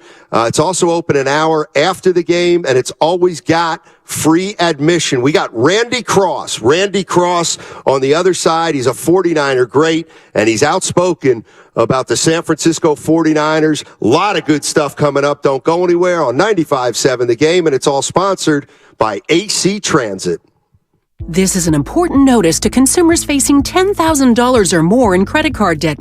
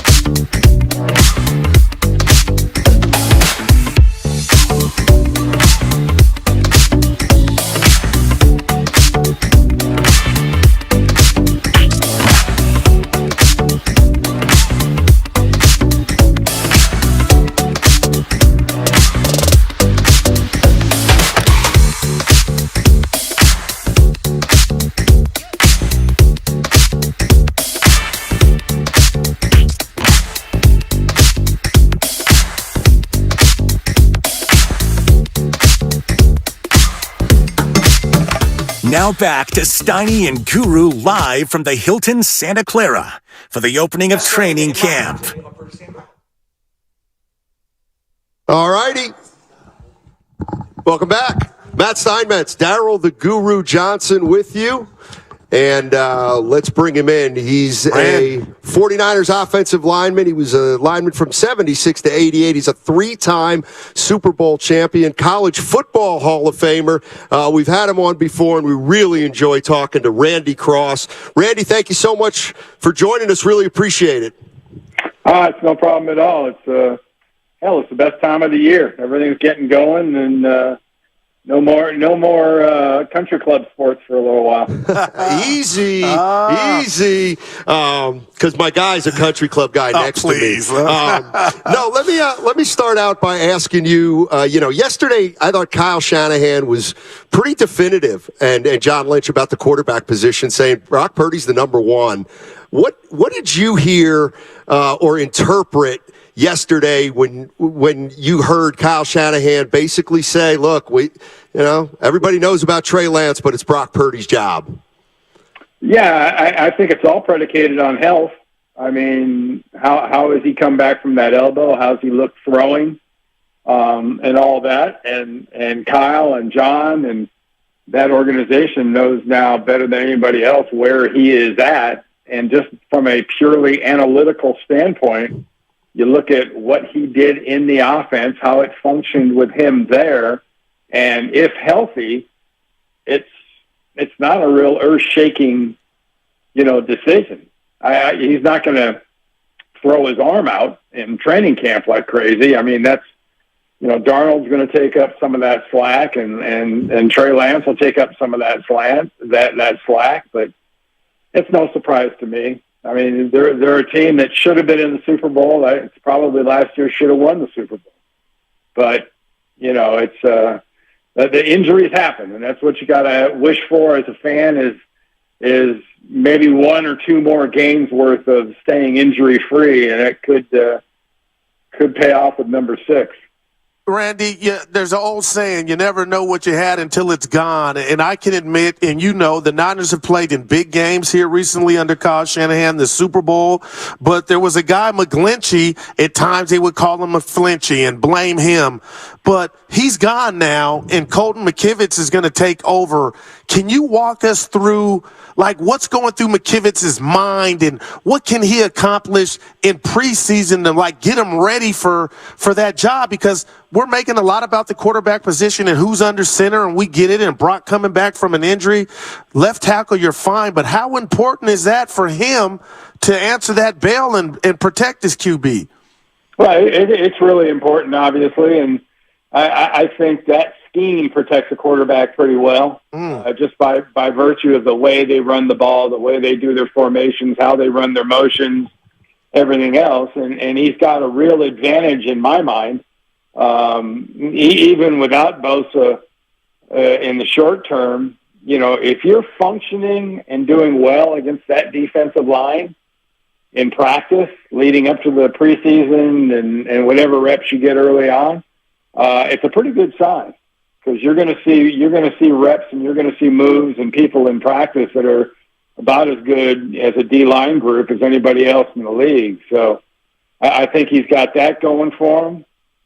And, it's just a matter of how you're going to actually let yourself, how are you going to be projected? How are you going to be portrayed? And that's something that each player gets an opportunity to kind of write his own script, and he's going to get a chance to write his script. Randy Cross joining us on 95.7 The Game, 3-time Super Bowl champion. Okay, so Brock Purdy last year, Randy quarterbacked 8 games, and he looked pretty darn good. Let's give him a B+, A-. Then he goes into the postseason, and he acquits himself very well. One of 3 things can happen to a player. They either get better, they stay the same, or, the league kind of catches up to them a little. Is there any way to determine whether the defenses are going to adjust to Brock Purdy and he may take a step back, or that Brock Purdy's going to figure more things out than the defense and he's going to take a step forward, or by and large, this might be who he is? Is there any way to know that? Yeah, I mean, realistically, there's there aren't three things that could happen. There's only two. Because you're either getting better or you're getting worse. Gotcha. There's no middle ground because, it's like going 55 on 280. Oh my God. If you're going 55, you're getting passed by people about 40 miles an hour. So, yeah, I think he's in a situation where he showed such an ability to kind of figure things out and looked very natural in that offense. And a lot of it is Kyle. I think a lot of it is, that the style of offense they have. And I think that's both positive and it's also got to be very, very encouraging because, the more he gets comfortable in that offense, the more slack or the more that they feed him and the things and the options that he has, probably the better the offense gets. And, that's not saying anything negative about Trey or anybody else in that offense. It's just when you've got a guy that's basically still a rookie that has done what he did last year at the end of the year, man, you've got some serious upside on a team that has, arguably the best roster in the league. Randy, my partner and I, sometimes we're oil and water when we look at the world of sports. So you're a 3-time Super Bowl champ. I have friends and family members that are diehard Niner fans, and I always say this to him, and he gets mad. They would say as Niner fans, when we go to the Super Bowl, we win. But, since the Ravens, the Chiefs, and these NFC championship games, not so much. For 49er fans out there, like, you know what? I want to win. Getting close is cute, but I want to win. As a former player, where do you stand on that? Can you understand it, or are you just preaching patience under Kyle Shanahan? Patience sucks. I'm not a patient. I'm not a patient person. And I would not encourage anybody to be patient. That's right there with that standing still. You're probably going up or you're going down, but you're not standing still, and I don't think you're being patient. There's only one proper way to end a season. One. And that's got to be your standard, and that's got to be how you look at it. And anything less than that, starts out by, hey, you know what, that was a failure. But, hey, we did this well, we did that well, but we didn't finish it the way we wanted. And, the fan base got a little spoiled. The Niners were 5-0. But I think the last two Super Bowls, when it didn't go the way they wanted, if anything, the encouraging thing is I believe that organization and those players are kind of getting back to that standard. That we're not talking about winning the NFC West. Big deal. We used to get belt buckles for that because Bill Walsh wanted to make a point that belt buckles weren't what you really want. There's only one thing you want, and it's not that second place ring. It's a Super Bowl ring. You want a Super Bowl trophy, and anything at this point less than that is, well, it's not failure, but it's a second cousin. Randy, I got to give you credit for your Bay Area knowledge. I noticed you said on 280 you would get passed up if you're going 55. You wouldn't have said that about 101.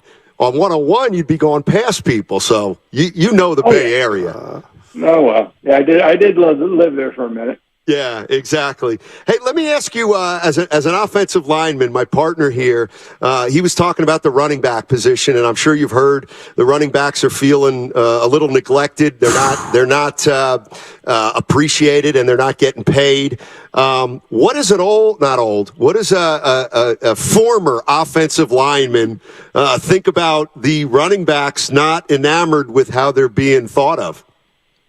Well, it's, who are you talking about? Who's responsible for that feeling? Is it the fans? I don't think so. Is it the players? I don't think so. It's the cold reality in the front office contract business of how long running backs last. And there's a damn good reason, and it started, Walsh did a lot of it back in the 80s. And I think Mike Shanahan did a lot of it, Kyle's dad, with Denver when he had those great Broncos teams. He had Terrell Davis, but he also had 2 or 3 other guys that would take some of that slack off. And there are virtually no running backs. I guess maybe in Tennessee that is, like the lead sled dog that takes all the reps.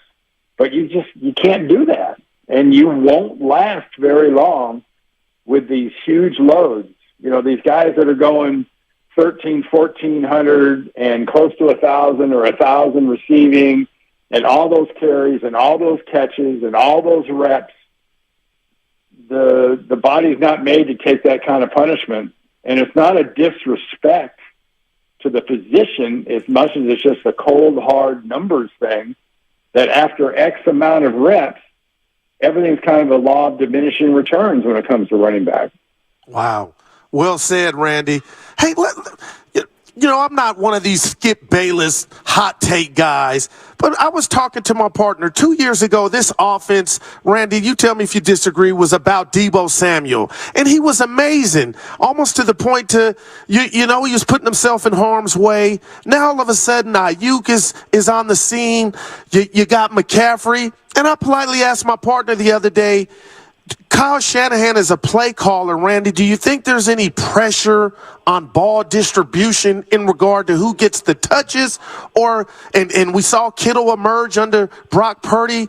Do you think there's anything to that as far as Kyle trying to keep guys happy or not at all?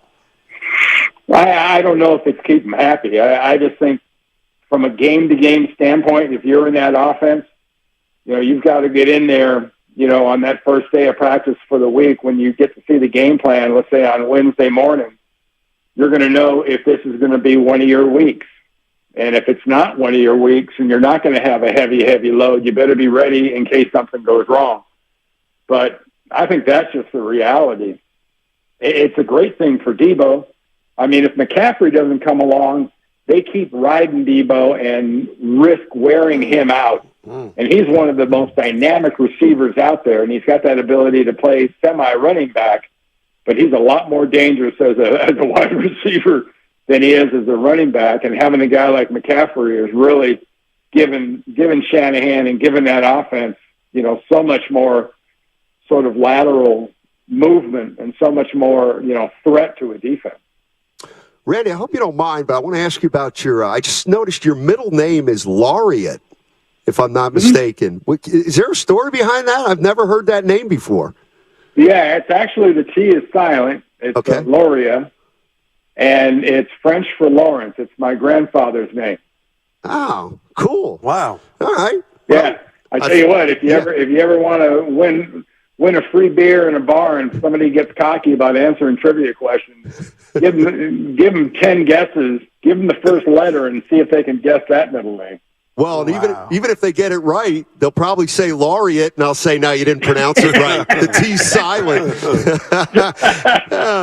Hey, Randy, thank you so much for joining us. You're great, and I hope we can tap into you during the course of a season, man. Anytime. It's always great to talk with the area. Thank you very much. That's Randy Cross, 3-time Super Bowl champion, and he found his middle name. Only Steiny. Yeah, Laureate. All right. Steiny, he wants to win. What did he say? Patience. I love that. Here's one thing I've noticed. Tim Jordan, I quibbled when I heard that. It's not hard. It's not hard to figure out. If you've ever noticed, you get any 49er player on here from the past, and they've won a Super Bowl.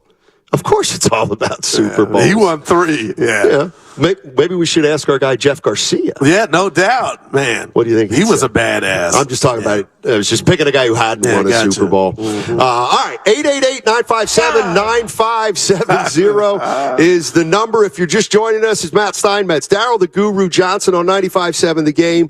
We are at the Hilton in Santa Clara. It's the first day of 49ers training camp. They are practicing right now as we speak. And Kyle Shanahan, I believe, will be speaking about 1 o'clock. We just had Randy Cross. We had Mike Yam of the NFL Network. Hopefully at about 1:15, our good buddy John Dickinson will stop by. He's covering practice for us. Always love to get his perspective. But the thing we were talking about at the start of the show is something that I felt after thinking about yesterday's press conference. And I'm not sure that I've ever heard Kyle Shanahan or John Lynch speak as definitively about the quarterback position as they had yesterday in their entire tenure. I mean, they essentially, I thought, went out of their way yesterday to say Brock Purdy is the number one quarterback. No ifs, ands, or buts. He will play. He will be under center if he's healthy. And to me, that was a message not only that we felt like was directed at Trey Lance. I think it was more directed at Brock Purdy. I think it was the organization's way of saying, hey, Brock, don't listen to you don't need to listen to anything else either, because you're going to hear a lot about Trey Lance and Sam Darnold. But listen, you're our guy, and you're going to be a 49ers, and you're always a 49ers, kind of like the Monte Ellis thing. But that's kind of what I heard yesterday. If you disagree with me, 888-957-9570. And it's just a pretty cool time. I mean, once training camp starts, it's 2 blinks until you're at the NFL regular season, so it's a lot of fun. Let's go out to Bay Rob. Bay Rob wants to jump in on the 49er conversation. What's up, Bay? Tiny and Goo! Hey. Hey. Excited, man. It's football season on its way back, but as far as the quarterback situation, man, I'm rolling with Brock. Brock got hurt last year. As long as he's healthy, he get his spot back. I'm not hating on Trey, but I feel Trey is behind the ball. I feel he's really behind the ball, and he got a lot of catching up to do. I don't know what he's been doing on his time off, but I feel like he's got a lot of catching up to do. And let's put the rat on the table, do like you said. Yeah, brought to you by Atco Pest Control. Is number 2. Yeah, no, he is. I'm not mad at that. I think Darnold is number 2, Lou. Keep it 100. He's number 2. That's all I got for you, guys. Right, Bay Rob, why do you want to do Okay. No, hold on. We're all human, but the resources that they with invested Trey being in number 2, let alone and number that bothers 3. me. No, but why does Bay Rob want to stick it to you like that? You equal Trey Lance. No, see, and that's what I don't listen. I root for Trey Lance. I want to see him with this Ferrari of an offense. But to your point, I'm not by myself. They never had the front office never had to come out and empower their quarterback like they did with Purdy, because it was kind of logical. Okay, you had a great 8-game run. You were phenomenal in the playoffs up to the point where you got hurt. So it was like the Jedi mind trick. They did it for the sake of Purdy's mental state. With Jimmy, they never had to do it because it was Jimmy's job. But to tell me, Steiny, they feel better about Purdy than they did Jimmy on Jimmy's best day, I don't, that doesn't equate to me. I feel like they did what they did, and they were right in doing so. It's psychology 101, empowering their youngster coming back from an injury ahead of the game and saying, hey, it's your job. That was fantastic, but I just feel like you're omitting the fact that they've never had to do that before, because when Jimmy came here, those 5 games, it meant nothing, but they meant a lot because he parlayed that into a contract.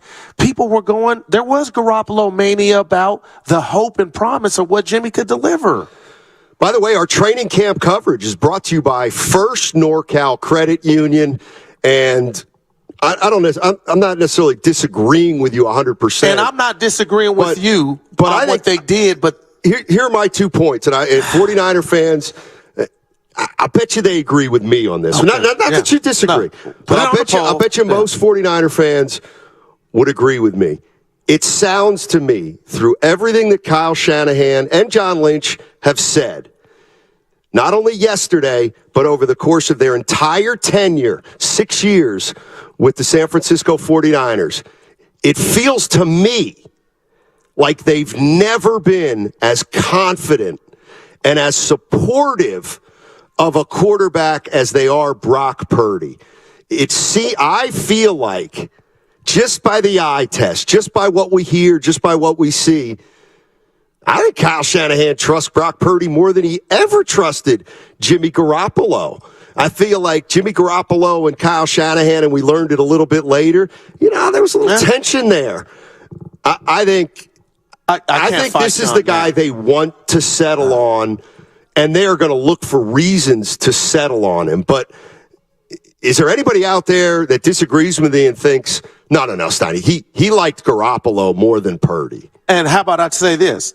he liked Garoppolo up until the point to where he found out he couldn't trust him as much as he wanted to. But prior to that, the trust was there. And again, you go a couple days ago, I really thought Trey Lance and Darnold had a shot because it sounded like the head coach was saying, I love my quarterback room, and it could go either way. And then, bam, maybe somebody got in his ear like, hey, those were mixed signals. So to me, that was par for the course. Let's empower Brock Purdy, who was phenomenal last year. He's our number one. And to me, behind closed doors, that was perfect because I think that goes a long way for Brock Purdy and the people like myself and the Robs calling from San Bruno that think, so you're saying there's a chance, Jim Carrey. Of what? Somebody else outside of Brock Purdy being the starting quarterback in Pittsburgh. And if Brock is healthy, there is no chance. Right. It's his gig. Exactly. That's the way I feel too. I'm not saying we're both right, but I'm with you exactly. If you're just joining us, it's NFL training camp, and we are live from the Hilton Santa Clara. We're going to be here today and tomorrow, so if you're going to be out here, make sure to stop by to see both the Morning Roast and Steiny and Guru. We'll be here from 10 to 2 today and tomorrow, so stop by and say hello. That's the Hilton Santa Clara. Also a reminder to join us at the Hilton Santa Clara ahead of every home game this season for their public tailgate. Why sit in traffic when you can enjoy refreshing beverages and delicious eats from their very own food truck? Open 3 hours pregame and an hour postgame. It's always free admission. Plus, you can follow them on Instagram to get the sneak peek on upcoming events and fan-inspired menus. So if you're in Santa Clara, come by, say hello. We've also already had a bunch of guys and people come by. We had San Jose Jazz fan from the YouTube line. We had Rich and Fremont? Yeah. Rich and Fremont. The Haystack, too. From what part of Rich PA? and Hayward. Yeah, what part of PA? Harrisburg. Harrisburg, yeah. We had the big fella, our power forward, the 6'9" Tim. Yeah. We had 6'9" Tim, and just an update. Our friend Robin from last year. Oh, okay. She is going to try to get here tomorrow. Oh, that's awesome. All right? Yeah, Robin's we're part of hoping the show. that Robin could get here today or tomorrow. Looks like it's going to be tomorrow. Okay. And the beautiful Robin. Yes, yeah. we're going to hold you to that, Robin. Don't you dare not show And we got up. our young man here. Yeah. Yeah. Who do we got? Jeff Garcia's old neighborhood. Oh, wow. Are you a friend of Jeff Garcia's? Not a friend, just would see him around. Okay. Very small world. By the way, if you're a friend of Jeff Garcia, don't come by the Hilton Santa Clara. He's our guy. And if you're Jeff Garcia, please don't come by he's our guy. the Hilton He's Santa welcome. Clara. But if you do, it was Guru who said you stepped in it, not me. Not me. All right, here's what's up. We're going to have John Dickinson join us probably after 1 o'clock. So that means open lines from 12:30 to 1. 888-957-9570 is the number. We've been asking a lot of questions about what's going on with the San Francisco 49ers. And one of the things I asked Guru, and I'm asking 49er fans, is the eye test. The eye test on Brock Purdy. We all saw him last year play about 10 games, 2 playoff games and 8 regular season games. You always hear about the adjustments teams make to quarterbacks. And then you hear about the adjustments the quarterbacks make to the defense. What do you think after the eye test is going to tell you? What do you think? You think Brock Purdy is going to be better this year than last year? Is that what the eye test is going to tell you? Is he going to be not quite as good, or is he going to be about the same? What do you think lies ahead for Brock Purdy? 888-957-9570 is the number. Let's go. We'll talk on the other side. He's the GMOAT.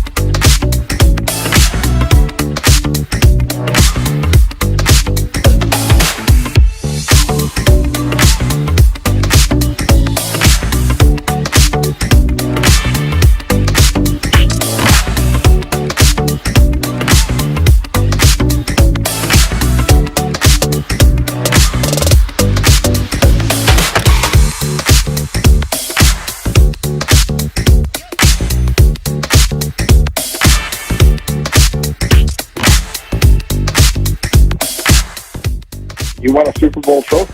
And anything at this point less than that, well, it's not failure, but it's a second cousin. Now back to Steiny and Guru live from the Hilton Santa Clara for the Yes, opening of sir. training camp.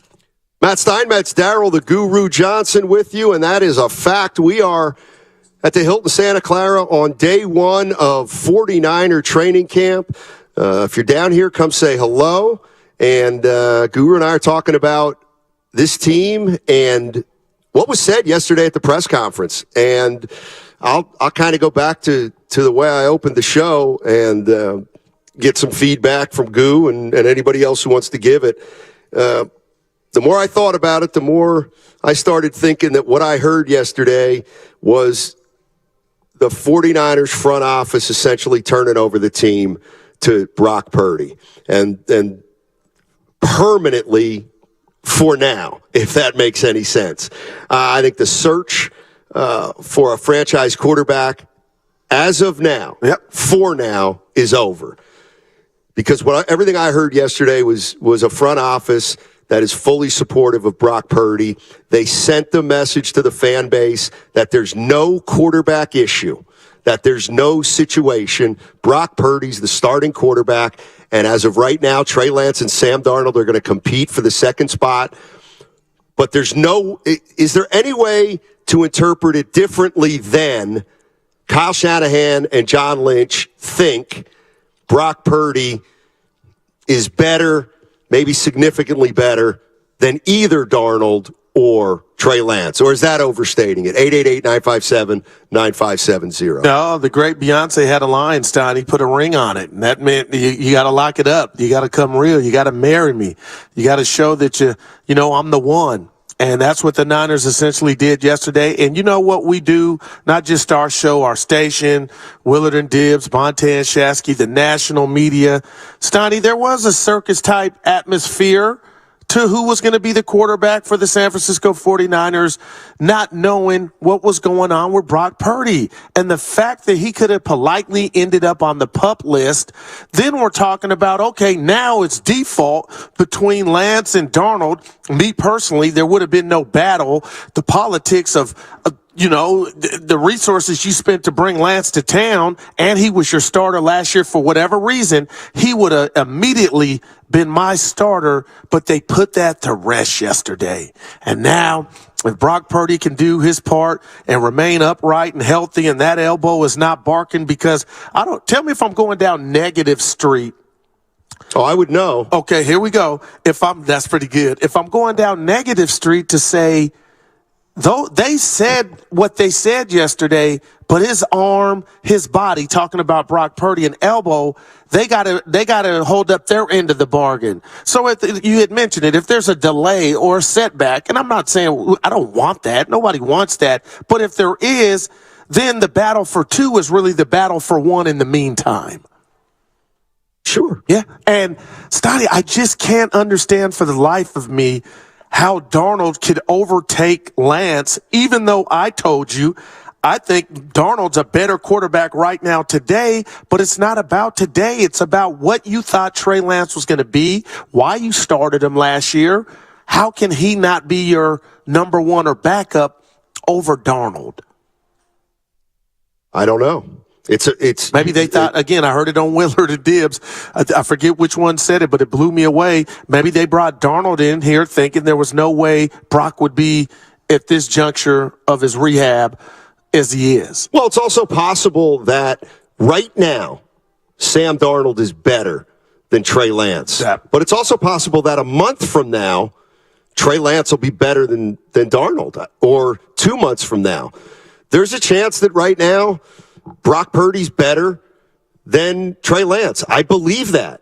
But I also believe there's a possibility that maybe a year from now, Trey Lance is better than Brock Purdy. Would I bet on that? Not necessarily, but I don't take lightly the lack of experience that Trey Lance has had, and the fact that there's just a natural overcoming of inexperience that he's got to go through, and there's no shortcutting it, because you can't come into the NFL and be a great quarterback if you've had no experience. And I agree, but let me get this out, Stoney.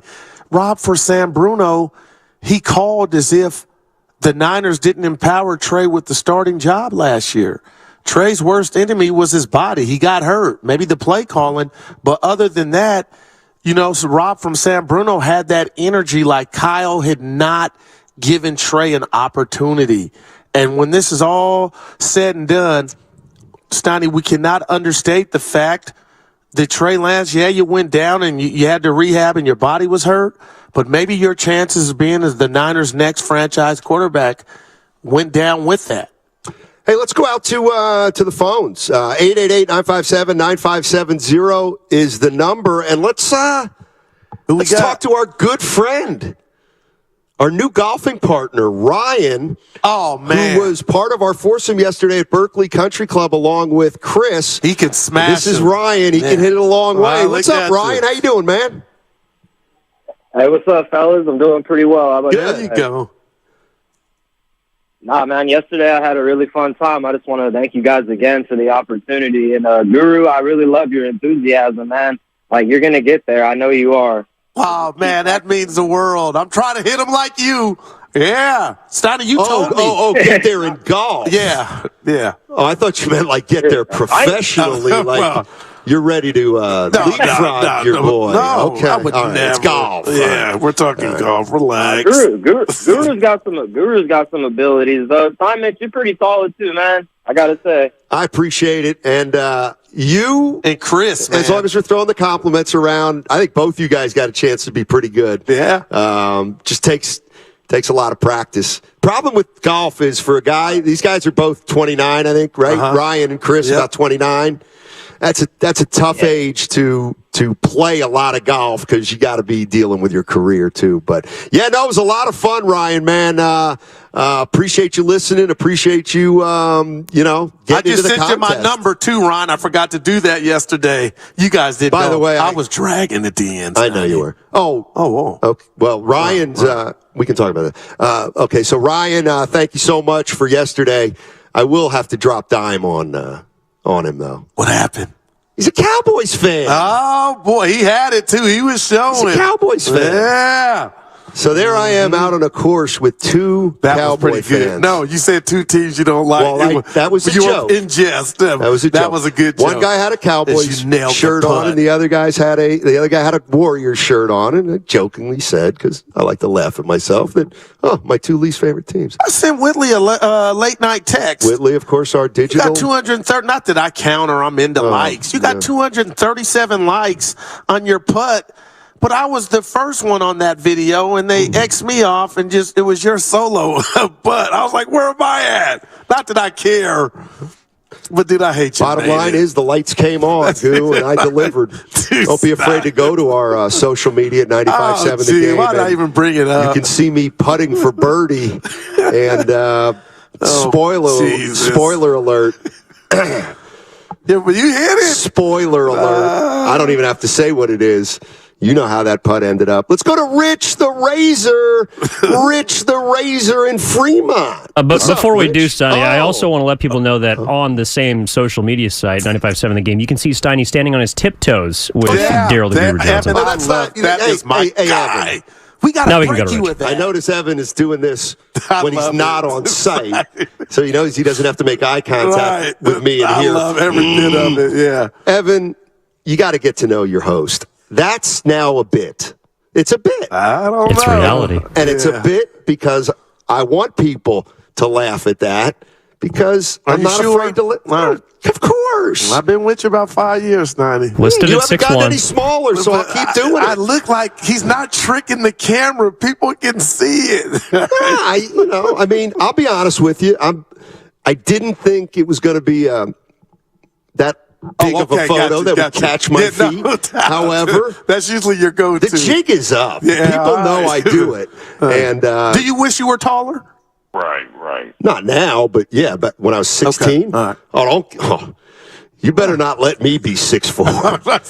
I tell you what, I'm 6'4". I'm not sitting in this chair right now. I believe it. D3, yeah. I'd be D1. Marshall. I'd be D1 if I were 6'4". So you must get mad when you see guys with all that height did nothing with it. Yeah, I do get mad. Sometimes I get mad when I look to my right. Because you're about 6'4". I'm still playing at the 24-hour fitness, baby. Yeah. Oh, by the way, I did have. So anyway, Whitney was taping yesterday, and I hit a birdie, and his 707 makes it clear it's a foul. I'm still having a hell of a year. I mean, I am having one of the greatest years in sports talk radio we've had. As an ex-president might say, of all time. Let's go to Rich the Razor. What's up, Rich the Razor? What's up, fellas? Hey, hey. For having me on. Hey. I'm sorry I missed that golf thing, man. I'm too busy working every day trying to keep the lights on. So that's there you go. That is. Fair enough. Yeah. But I personally myself, I think regardless of who is the starting quarterback, I think the real thing that Kyle Shanahan needs to do is try to figure out how to keep them on the field. Because when we look at everything that they've done over the last few years, it's pretty much been the same. Where you get quarterbacks that come in, they perform well, but then they only perform well for a time, and then they get injured, and then next thing you know, we're trying to look for another quarterback. And I think as much as a good play caller that Kyle Shanahan is and the offensive genius that he is, the chink in the armor is that he can't keep the quarterbacks on the field. So he can do whatever he wants with Purdy, and we like Guru said earlier, we don't want to see him get injured. But that has been, really the conundrum that the 49er offense has not been able to answer. Okay, guys? Hey, whoa. I got something. I love you Don't for that, you dare hang up, I got Rich. a question for Rich, too. It's going to be the same question. Yeah, what's up? Is it official you've gone to Rich the Razor? The Razor. Actually, I took that name because I had it back when Guru came on my in-studio show a few years back, and I had that in San Francisco off of 7th Street, and Guru came down. He was on the show, and that show actually ran for a little over 3 years, and then we went to a podcast, and then we canceled the podcast. But I've always been Rich the Razor. Now you do I got a question for him, Stoney. You do know, for a media guy like yourself, I know where you're in going the Bay now. Area, I know where you're going. That's a gutsy nickname. The Razor. Yeah, but you know what? I had it when you remember Mike the Shoe Schumann. Sure, of course, former Niner. Yeah. He was on there with me. He was on there with me, and they did the show together.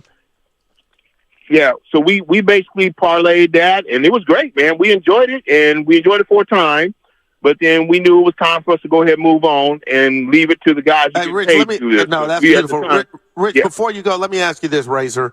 We just had the 3-time Super Bowl winning champion, Randy Cross, on, and I asked him about, where is he at with his alma mater in regard to, is this a fun ride getting close? And he was like, losing the second cut. What did he say? It was a great line. Where are you at? Because you're pretty level-headed. Where are you at going into this season? Is it Super Bowl or bust, or how are you looking at this Niner team? Well, really, at the end of the day, let's keep it real. These organizations, they're putting in the two things that allows an organization to excel. One is the time, and two is the resources. So if you're spending both the resources and the time, and you're not getting the ultimate prize, then you are wasting both. So I think at the end of the day, it's good that they got as high as they did, but ultimately the winning of the Super Bowl is the goal. So this is the reason why I believe that Kyle has got to find an answer to why his quarterbacks are getting injured. Because as long as they're getting injured, that offense cannot propel itself to the highest level there is, and that is the Super Bowl championship. Take it easy. Good stuff, Rich. And as always, when I hear the word Razor, R.I.P. Ralph Barbieri. Angels fly because they take themselves lightly. That was his greatest. Well, that makes it sound like you're making fun of him a little bit. That was his voice. Well, what's up, baby? It was his voice, but it voice. wasn't very flattering. That dude was incredible, man. They were playing some of I guess a video was going around social media of him getting into it with like the athletes. He would say what's on his mind. He didn't bite his tongue, kind of like me. What are you laughing at? You are the complete opposite of Now, Ralph we got guests here, Barbieri. please. That Draymond Green, I told him I criticized him to his face. I said, hey, Dre, I've been critical of you. The thing that Barbieri was great at was he didn't butter anybody up. I don't. And he wasn't afraid to ask tough questions. Dude.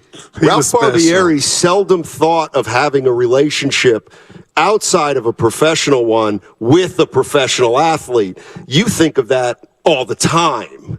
You see what I'm saying? No. Yeah. So that's kind of the way I look at it. I think people would disagree with you. I think... So you're saying I'm the butter-up guy before I come over the top? I don't like that. That ain't my style. I'm saying I'm giving Ralph Barbieri credit for asking tough questions. He's the man. And he's a legend. You're still growing in this business. I'm going to call Rich. How about that? And the Rich, I love you. Yeah. There's one razor. You're kind of like, a little like Trey Lance. Please. Nobody's calling you a bust. Stop it. Pretty good material. Yeah. Let's go to Sid in San Bernardino. Sid the Squid. What's up, Sid? Sidney Green. Hey, what's going on, Sid Donnie? Yeah. What's up, Sid? Can you hear me? Absolutely, yeah. All right, hey man. Hope you guys' day's going good. Thank you. All right, man. I had a question, man, about Shanahan. Do you think with his team that he has, is it going to get us to the promised land and win the Super Bowl? And another question on top of that is, will he have enough schemes if we make it to the Super Bowl, like for him to last? Because sometimes when it's crunch time, he looks stuck on the sideline. Because you know how we start our season off pretty slow. We start off slowly in the beginning of the season, but we start picking up later on. I'll tell you what I would say. Guru might answer it differently, but he can speak for himself. I will never say Kyle Shanahan has been or was the reason that his teams never won a Super Bowl until he retires and has never won a Super Bowl. That's perspective. I mean, I'm different. I don't believe it. I'm not mad at you. Maybe he'll go 23 years without a Super Bowl. But if I put on the tape of the 2019 Super Bowl against the Chiefs where they were just gashing him on the ground, and for whatever reason he elected to throw when his offensive line, the pass protect, was just decimated, and Chris Jones was just slapping Garoppolo left and right, I've learned to differentiate the high leverage situations, which I am watching Kyle Steiny, and I can still criticize him. I still can give him his flowers for being a genius. And you're going to laugh, but the more I watch that NFC Championship game or think about it, if I'm a Niner fan, that first quarter, not throwing that flag, and I'm not saying you're the reason you lost. Steiny, sometimes those are the moments, and he froze. No, I never. He froze. Oh, he didn't know. Goodness gracious. And you would have took 7 off the board, and maybe then Purdy doesn't get hurt. My point is, say froze. We just decided not to throw the flag. No, the Wi-Fi got stuck. And whoever you had upstairs can never be upstairs again. That's a bad verb. That was a terrible verb. Non-challenge. He froze. What do you call it? He decided not to challenge. Why? Because he didn't think he had the info. And there's somebody's job to get him that info quick and fast. Somebody maybe didn't do their job. And he looked at the player who was saying throw the flag, and he probably was seeing Draymond Green saying challenge the foul call, of which he's wrong all the time. But, man, I would have said. What was the final score? Yeah, see. What was the final score? I hate that you go there. Well, I'm sorry, that's not nuanced. You cannot. So everything changes, though, Steiny. That 7 is off the board. Does Purdy not get hurt? Maybe. That's all. Maybe. The ball's punted. It's not 7-0. By 4 touchdowns after the fact. Oh my God! I can't. I gotta be honest with you. Yeah. I gotta be honest with you. If I were a Philadelphia Eagle fan, now and they are, I shouldn't even use the Philadelphia Eagles. I'm going to use another. If I were an Atlanta Falcons fan, okay, and we lost to the Eagles exactly the same way they did, gotcha. I would never be caught dead because I'd have too much pride to say that game might have been totally different if he throws the flag in the first quarter. But to remove a touchdown, Steiny. Great. That's the way you everything think. changes. That's the way you think. I don't think that way. I don't think one that play is in the first. epitome of what a challenge flag is for. And as crazy as this sounds, it set the tone for the rest of the game. So because of that play, Philadelphia became dominant on the offensive and defensive lines. Now, if I see, I see where you're going, but no, because then I would be selling Philly short. But in life, Steiny, sometimes Eagles when you took make their a decision foot off the pedal too. Yeah. I mean, come on. Like, that is just like. I'm not by myself, Steiny. I'm sure you're not. And if we were in any other city. I'm going to say the word. I can't. I'm going to say it. That's the kind of homerism that I just. Oh, my gosh. And you know I'm not that. Yeah. But come on. Say something like, you know, he could have challenged that. And, you know, he didn't. But, like, we could have won the game. Maybe Purdy doesn't get hurt, Steiny. I don't know how one has to do with the other. They would have probably took a field goal, or punted the ball. Not a field goal. So now, how does Purdy not get hurt? I'm just the defensive line was dominating. Yeah. They were dominating. I'm gonna give Philly its propers, but I'm not by myself. Yeah. Well, I know you're not. You're with all the other 49er people who, you know. Yeah. By the way, people want to know what we're doing later today. Dude, it's up in the air. You're golfing.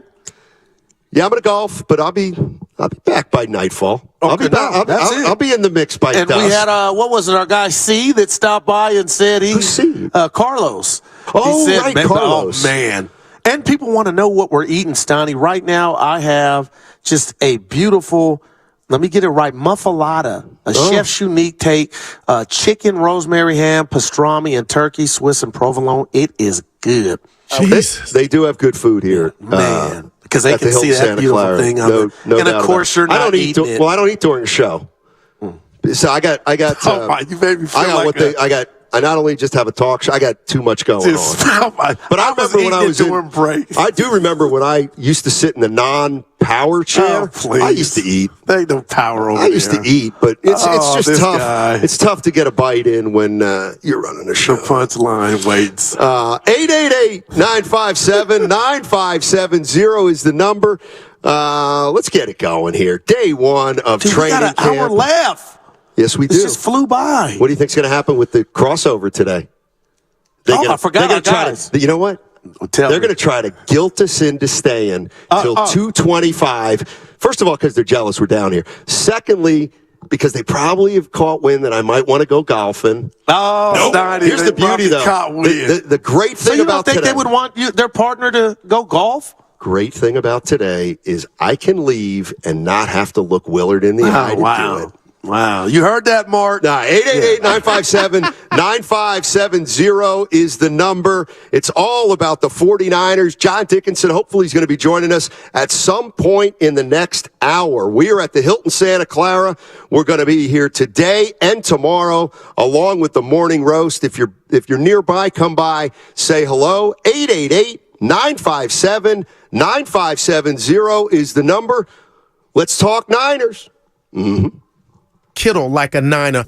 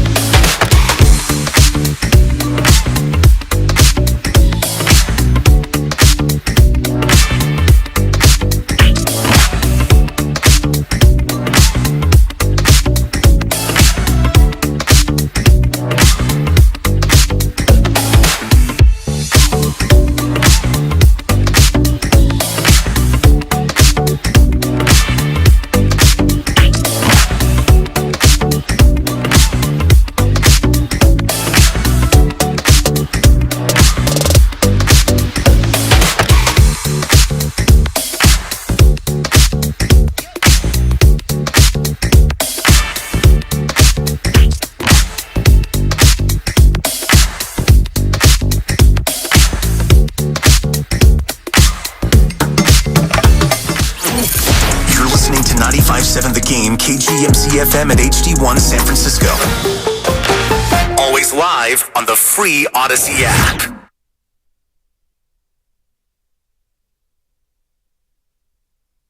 Big fat choke artist. Now back to Steiny and Guru live from the Hilton Santa Clara for the opening of training camp.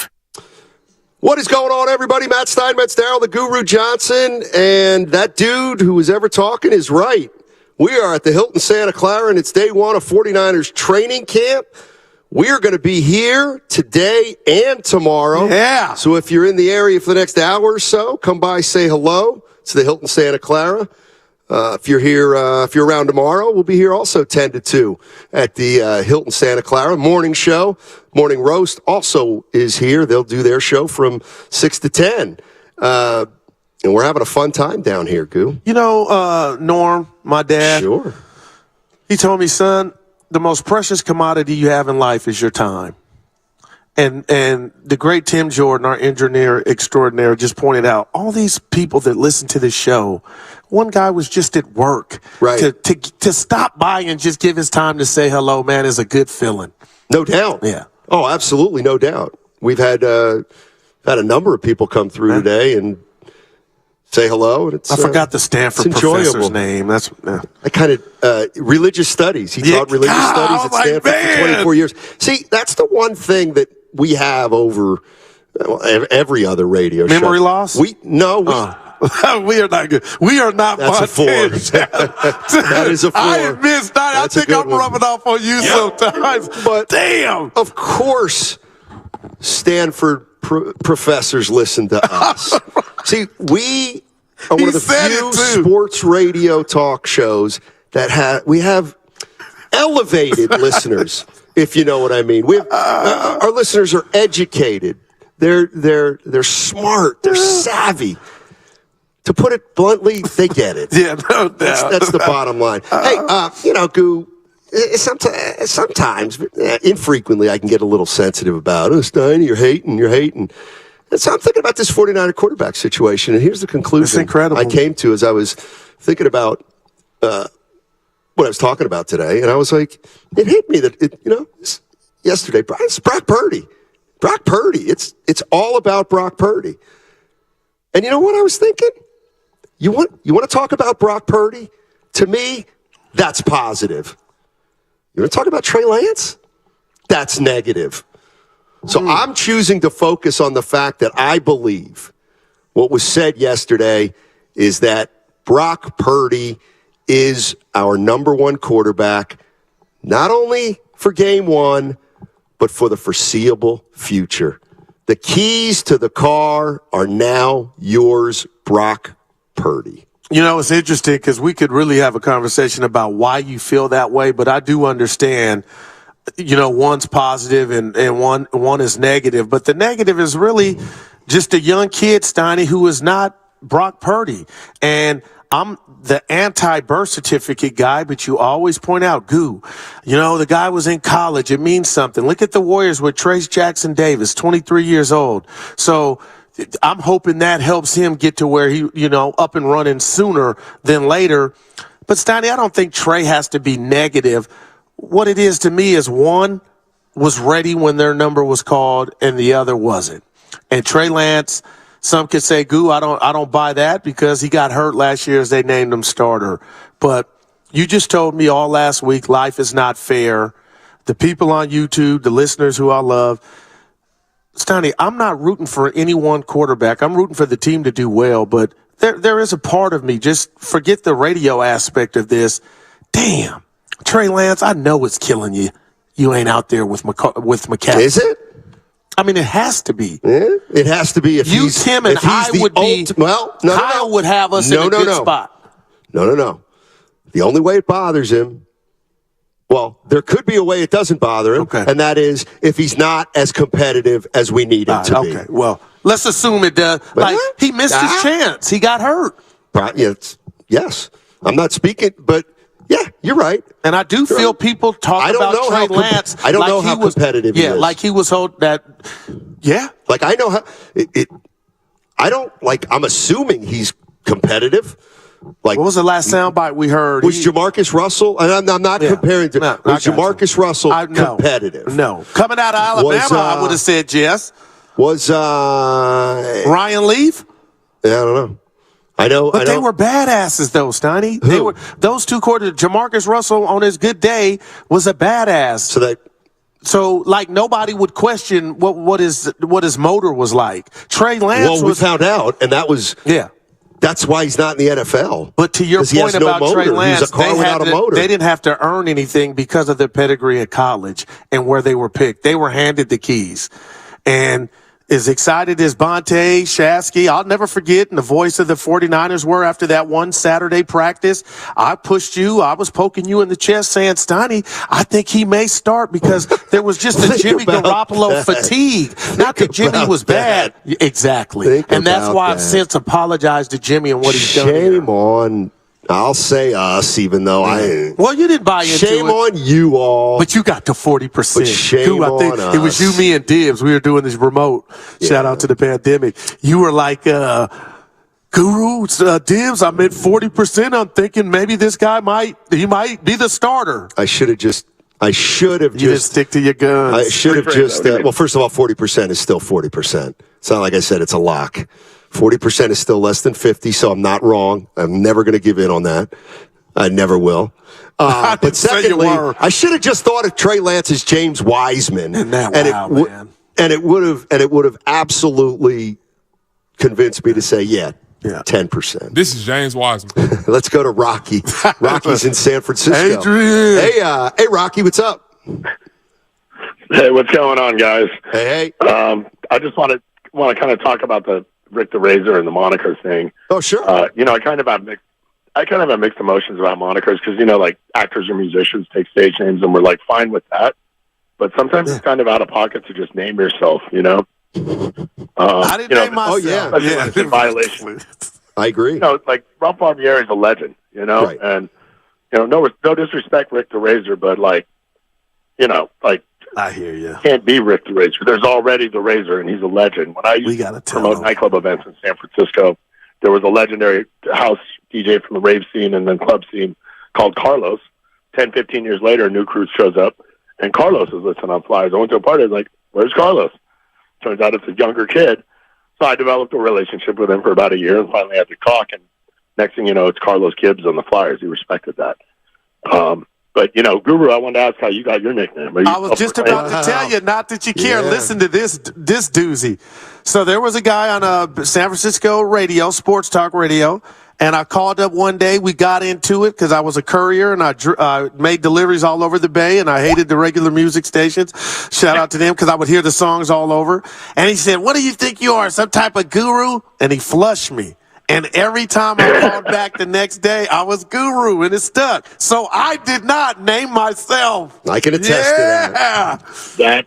That's what's up, gentlemen. I get the drip ready. I'm a music producer just for fun on the side, too. And I got the nickname Dr. Scrutiny from my cousin because of how I zoom in and scrutinize where all the values and everything are, in the software. Right. And it's just stuck, Dr. Scrutiny. I don't have a PhD. But there you go. I have an MBA and I pour concrete. So you got hard-working listeners who are educated, boys. I appreciate it. Thanks, Rocky. Appreciate it. Can you, I'm going to turn around. Can you take the knife out of my back? Will you do it? Look, I'm turning around. San Jose Jazz fan was just here. I know, he is. He's been gone an hour. And on YouTube, Goo is never wrong. He just hasn't changed his mind yet. Like, dude, we just bonded. And you sticking it to me? That's a Come on, man. By the way, wow. I'm going to be honest with you. I don't think I've ever heard anybody as what's the word? Passionate about monikers than Rocky. I mean, he had rules.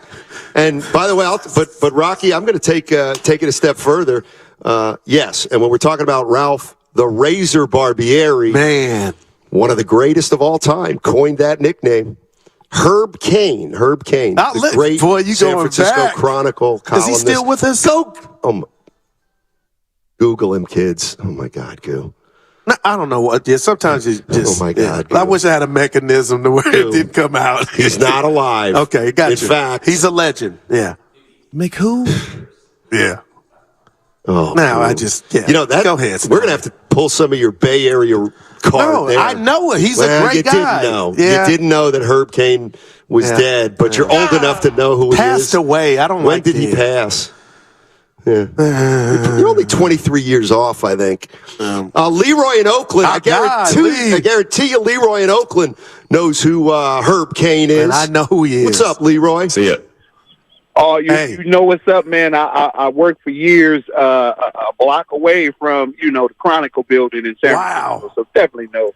I'm from San Francisco. Hey, guys, I'll be brief, man, because y'all got a lot of callers. I just wanted to say, y'all know I'm a lifelong 49er fan, and, I'm glad they named the quarterback, and I'm like this. Now that we got Purdy in there, Shanahan's going to have to let him rip that thing 34, 35 times a game. Like the rest of the good quarterbacks in this league. Herbert, he rips it. Joe Burrow, he rips it 30-some times a game. I mean, I could go Geno Smith, I think, even ripped it like 36 times a game. All right, he's got to adjust and make that adjustment. All the good quarterbacks, they're getting attempts. And so now I'm looking at NFC championship games. I'm looking at Jimmy Garoppolo attempts.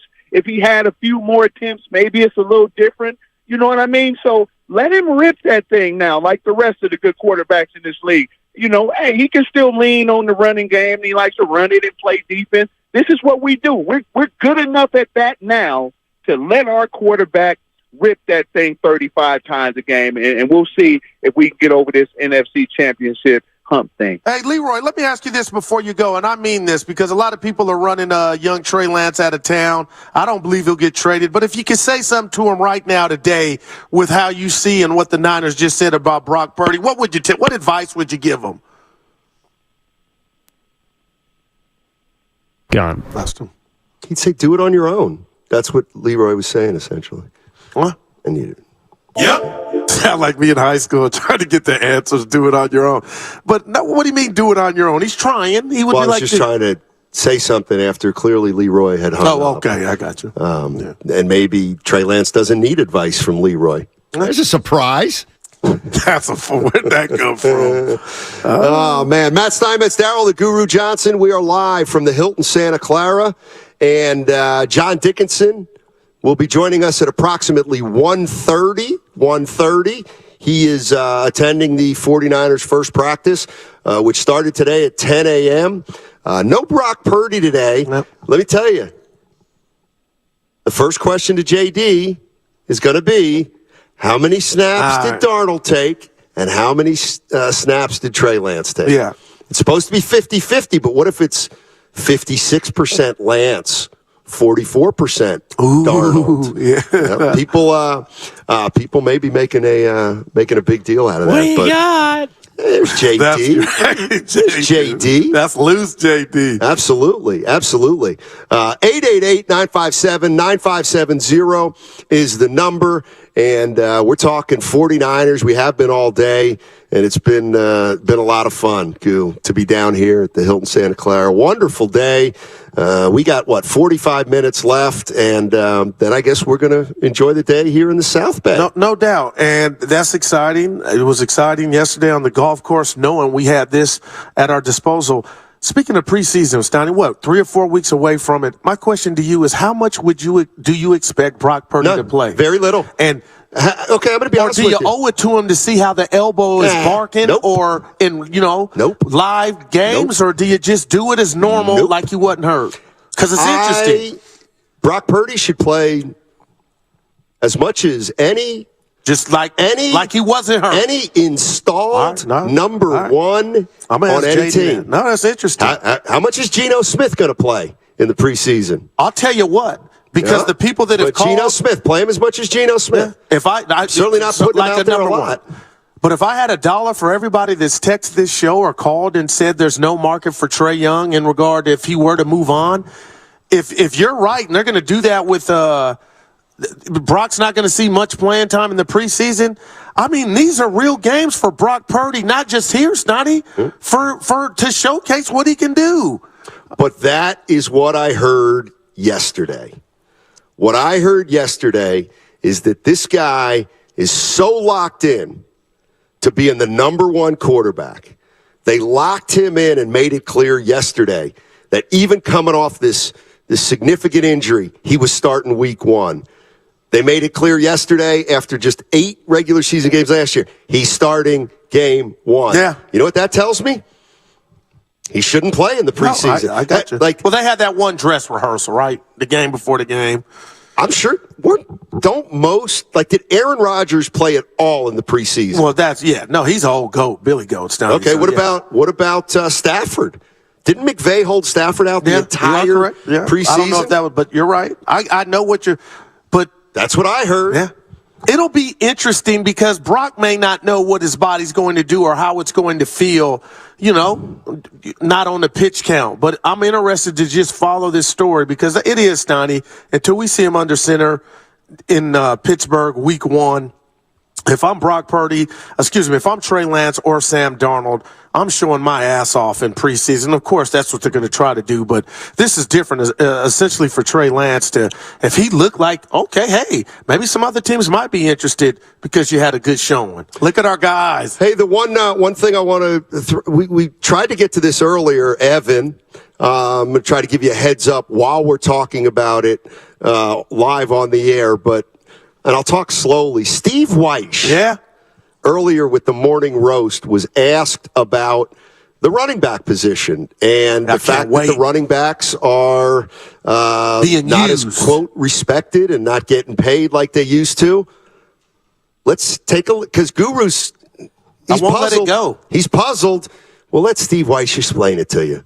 Sucks for running backs. If you ever stood on a sideline and watched everything they have to go through. I mean, it's almost as if they should get combat pay. I hate saying that, but they get abused. And it's not just running the ball. It's pass protection. Imagine being a running back and you got to pick up Nick Bosa coming off the edge, or you got to pick up Fred Warner coming in with an 8-yard running start. I mean, that's the abuse they take. So it sucks they don't get it, but at the same time, you're looking from the team perspective, it is a passing league. Look at the players getting paid right now. Tackles, edge rushers, quarterbacks, and corners. People who affect the pass game, those are the guys who are getting paid. It just is what it is. And it's unfortunate. And I know you said that, game breakers and stuff like that are hard to find. The Niners have shown with guys like Elijah Mitchell and Raheem Mostert that if you put guys in the right situation, they're not as hard to find as franchise cornerbacks, edge rushers, and franchise corners. So it's just the unfortunate tipping of the way that the NFL is shaped right now, and it sucks for running backs, but it's still a valued position. It's just the players who play the position aren't valued. There you go. Well, he essentially agreed with us. He did. Easy as no, one, he said two, it three. sucks, and it does. Well, I just would say, Steve, part of the passing game are running backs like McCaffrey and Marshall Faulk. I know you always Derrick Henry. What he said, the 1%. Nobody's kicking them to the curb, but you can win without them. Dalvin Cook is in the line at kicking EDD. Him to the curb. Oh, you mean that one? Yeah. Josh Jacobs does not. He answered your question. No. He said what he said. Yeah, and he agreed that it sucks, but they got to get it fixed, man. They don't have to fix anything. You shouldn't be able to franchise tag a running back 2 years in a row. And you know that the life date, franchise tag is a part of the CBA. You want running backs to get paid? Have something. They used to get paid. Right, because they used to care about running. And then you're watching games from 1974. No, I'm not. Still. I'm watching guys that know how to pick up blitzers, protecting the quarterback. No. It's not just a quarterback. I get it's a quarterback league, man. But thank you. The running backs, man, they do a lot. Overrated. Man. You don't believe that? Yes, I do. I don't think I absolutely do.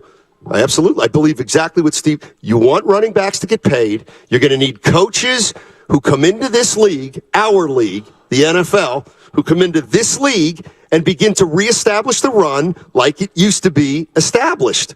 And then they'll start getting paid more. Mm-hmm. Yeah. Weish all over it. Yeah. No, Joe's in the city. Joe. Yeah, Joe, let's talk about the Brock Purdy era that is on the way. Dude, it's here. The Purdy era is here. We are in it right now. Yes, sir. Everybody, just get used to it. He is the man. Hooray. Yep. And, I think we're going to have Trey for a while because, as much as the team has invested in him, we're not going to get any return on that, really, until Trey can show that he can play in the NFL and and show it on the stage, on the field.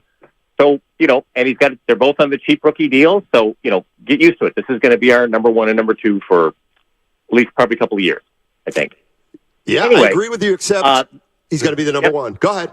We don't know who number two is. You mean you're saying you think that Trey's going to move in and be number one? No, I'm saying I got to see Trey be the number two. Because everybody said there's no trademark. He's got to prove that. Yeah, exactly. Right, he's got to prove that too. So then I wanted to talk about my main area of concern that's going to be really key with these quarterbacks staying upright and surviving and playing is with our offensive line and the situation with that. But first, Steiny, I noticed a little something you said earlier, and I just wanted to ask if I kind of read it right. You had said something about was a little one-liner comment. You said something about the best of all time or something. And you said the next president of the United States says that. Oh, did I? So is that a? That was a Freudian. Whoa. But I mean, is that a little alluding to Mr. Trump? I said what I said. Thanks, Joe. Don't talk about that. Yeah, Evan, there you go. I don't know what he's talking about. I don't remember. Thanks, Joe. I appreciate it. No, but Trey Lance, if he were right next to me like you were, I would say, hey, son. First of all, you'd probably take a knee. No, listen. And then you would say, see, that's good. What a hell of a career you've already had. No, I would butter him up, and then after 5 minutes of commenting about his hair, like their regular season games, because it might not happen for you in San Francisco. I'm rooting for you, but dude, if you can show why the Niners possibly moved up like they did in the draft to draft you, and he lights it on fire, and if you're right that we're not going to see Brock Purdy like all these other number ones, I mean, dude, go out there and make them want you. And the preseason's going to be his and Darnold. Yeah. I'm excited to see. The games don't count, but Trey, show us. I think, one way I was thinking you could build up Trey Lance's value is find that video of whatever Kyle Shanahan saw I just want to during a workout. The X-Files. And just start sending that around the league. That's just incredible. Like, what did he do? Take his shirt off. I don't know. I'm asking. Wait, what? What did he do? Who? Trey. He's not good enough. No, what did he do for them now? To sway him, to make him say, all right, he's our guy? That's what I want to watch. He must have had a hell of a workout. The best of Trey Lance is on that tape. You know what? And in fairness to Trey Lance, he obviously showed them something in a workout. But clearly, he also showed them something off the field when they were getting to know him, when they took him to dinner, when they were asking him how he prepares, all that kind of stuff. There's no doubt they got all the answers that they wanted or thought they had from him off the air, off the court, off the field. Because I think if there would have been any off-field red flags, there's no way they draft him. Yeah. But they felt confident in him being a pro and all that kind of stuff. Yep. And whether he is or isn't, it's I'll tell you this, Donnie, I know we're up against it. The great rapper Sugar Free said, if you stay ready, you ain't got to get ready. Lonnie Walker. Well, and the way that the Niner quarterbacks get hurt, we could see Trey Lance sooner than later. So don't get down.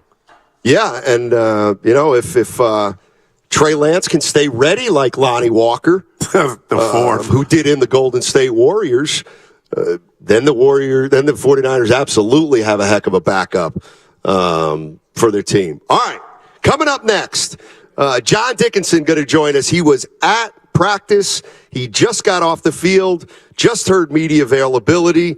Let me tell you something about JD.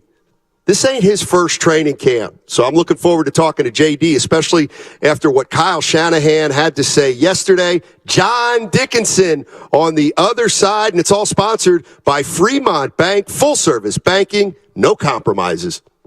Mom, Dad, I humbly suggest you save some money and shop Amazon for back to school.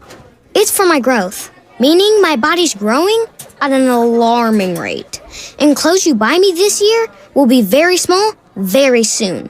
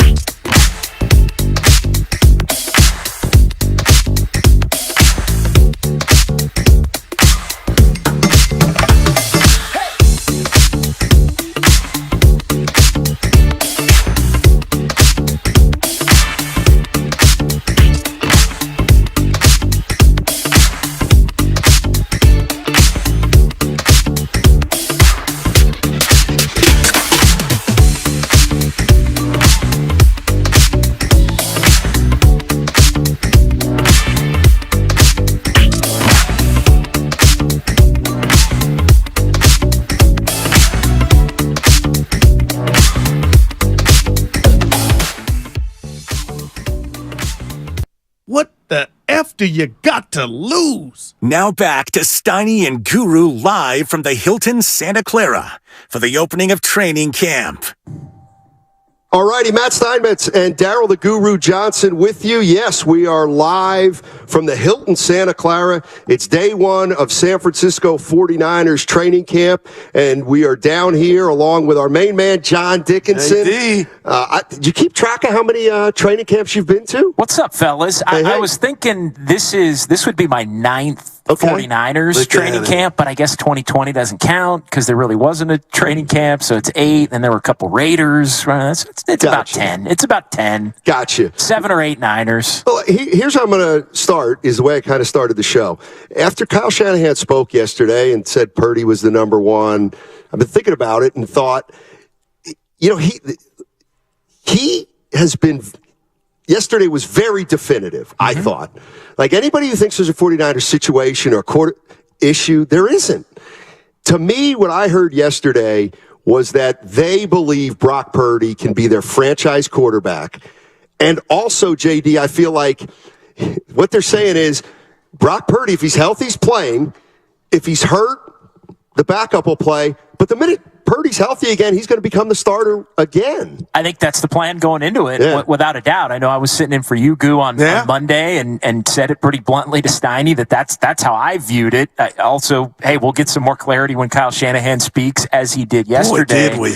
And so, if that clarity was needed, you got it. I didn't really think it was needed. I mean, to me, if you'd been paying attention to everything that had been said since the end of last season, the competition is real, but the competition was never for the 1 spot. The competition was always for the 2 spot between Trey Lance and Sam Darnold. Brock Purdy, if healthy, and I think Kyle Shanahan was pretty clear in stating that they didn't know for sure whether he was going to be healthy up until recently, and I think he even went into some greater detail, I think, on Tim Kawakami's podcast with respect to when they're trying to fill out the roster in free agency. It's March, and Purdy's surgery had just gotten pushed back, and so you really at that point didn't know. So you had to be extra cautious in thinking, we want to get another quarterback in here, which is why you bring in Darnold. And really the only way you can bring Darnold in is if you're giving him a legitimate opportunity to compete for the 2 spot. I'll tell you this, JD, we're in an era now to where in practices, in training camp, Twitter will say John Dickinson or quarterback B was 15 of 24. You mentioned how many. This is old hat to you. You've been to a few of these the first day of training camp. My question to you is, when you got out of your car, what were you looking for from the quarterback position? And my question to you after that is, what did you see from Trey and Darnold today? I mean, I'm not looking for much today. Today was a very light practice. I mean, it was an hour and 20, maybe. Maybe it got up close to the 90-minute mark. But I'm just looking for general improvements, I think, in is Trey more accurate? Is Trey calmer? Is there poise? I know Deebo Samuel met with the media today, and one thing he said, he was asked point blank, what have you noticed about Trey that's different? And he said he's taken a little off the fastball, basically, that there's a little more touch on his throws. George Kittle mentioned confidence. He thinks there's more of a quiet confidence and a belief in his ability that's been there throughout the offseason program, maybe comparing it to where it was even knowing last year at this time that he was going to be the starter if he was healthy. So it's do the things that the players and the coaching staff says, does it translate to what I'm seeing, as far as the eye test goes? And look, I don't do the whole stats thing. I do look up different people's versions. Because here's the other thing. How can you have true stats if you've got 5 people who keep the stats and they're all different?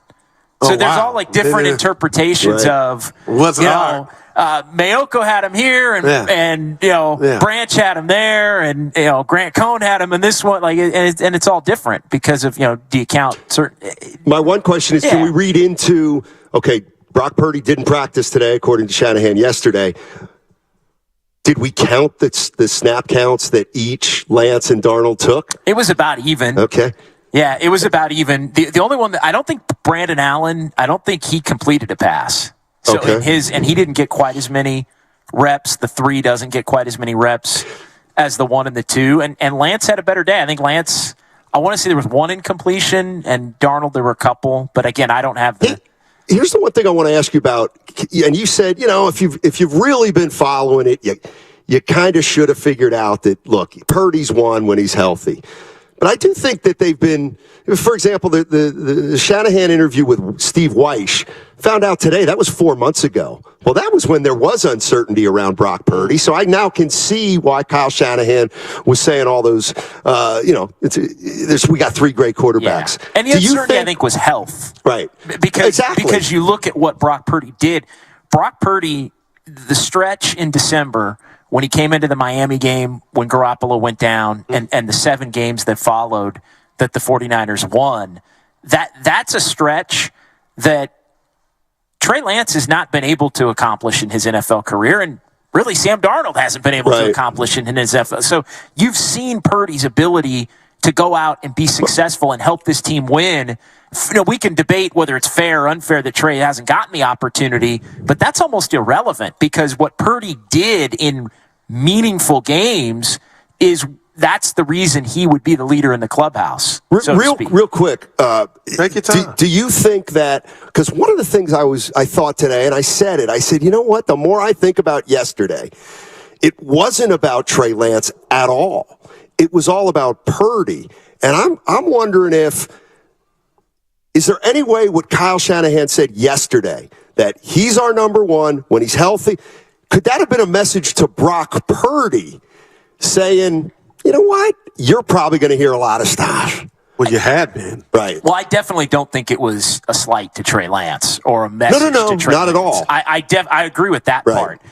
Could it be construed as instilling confidence in Brock Purdy? I don't know that Brock Purdy needs it. Right. To be honest. But is there any scenario in which Brock Purdy may have needed that clarification because maybe he felt like, God, I got to go out and earn it. Maybe what I did last year wasn't enough. Here comes Trey.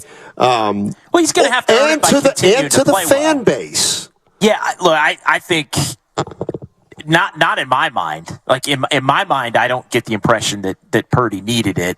He just needed to be healthy and ready to roll, which he will be beginning tomorrow. And they're obviously going to take it easy with him. They're not going to have him throw 3 days in a row. So I guess he'll practice the next 2, and then they've got an off day after that, and then they'll juggle it up. It sounds like he's going to practice 2 out of 3 days, and they're going to be practicing in 3-day increments. But as far as just looking at the whole, Trey Lance has still got an opportunity. He's still competing. Like Trey, like that. To bring it back to Trey, Trey is still competing. He's competing for the backup spot, and the one thing we know, the 49ers have needed multiple quarterbacks, 2, 3, 4 quarterbacks to get through a season. So who the backup is versus who the 3 is matters. Yeah. And Trey's still got to go win that job, Goo. Yeah, it's fascinating, JD, and I'm part of it. It's so hard to talk about this 49er team and not the situation at quarterback. But the bottom line is, I don't have to tell you, the games are won in the trenches. So it's almost like who's blocking for these guys to whoever's back there and whoever's running the ball, handing it off to McCaffrey. But everybody's favorite whipping boy, McGlinchey, is out of here, and Colton McKivitz is supposed to take over at right tackle. Outside of Trent Williams, I'm looking at Brindle, Banks, and Burford, and McKivitz. How big of a question mark is that to you about this team going into this season, Jay? Because I don't think it's getting enough run. I don't know, but I'm nervous. I think McKivitz is a question mark just in that he hadn't been the guy last year because McGlinchey was still around.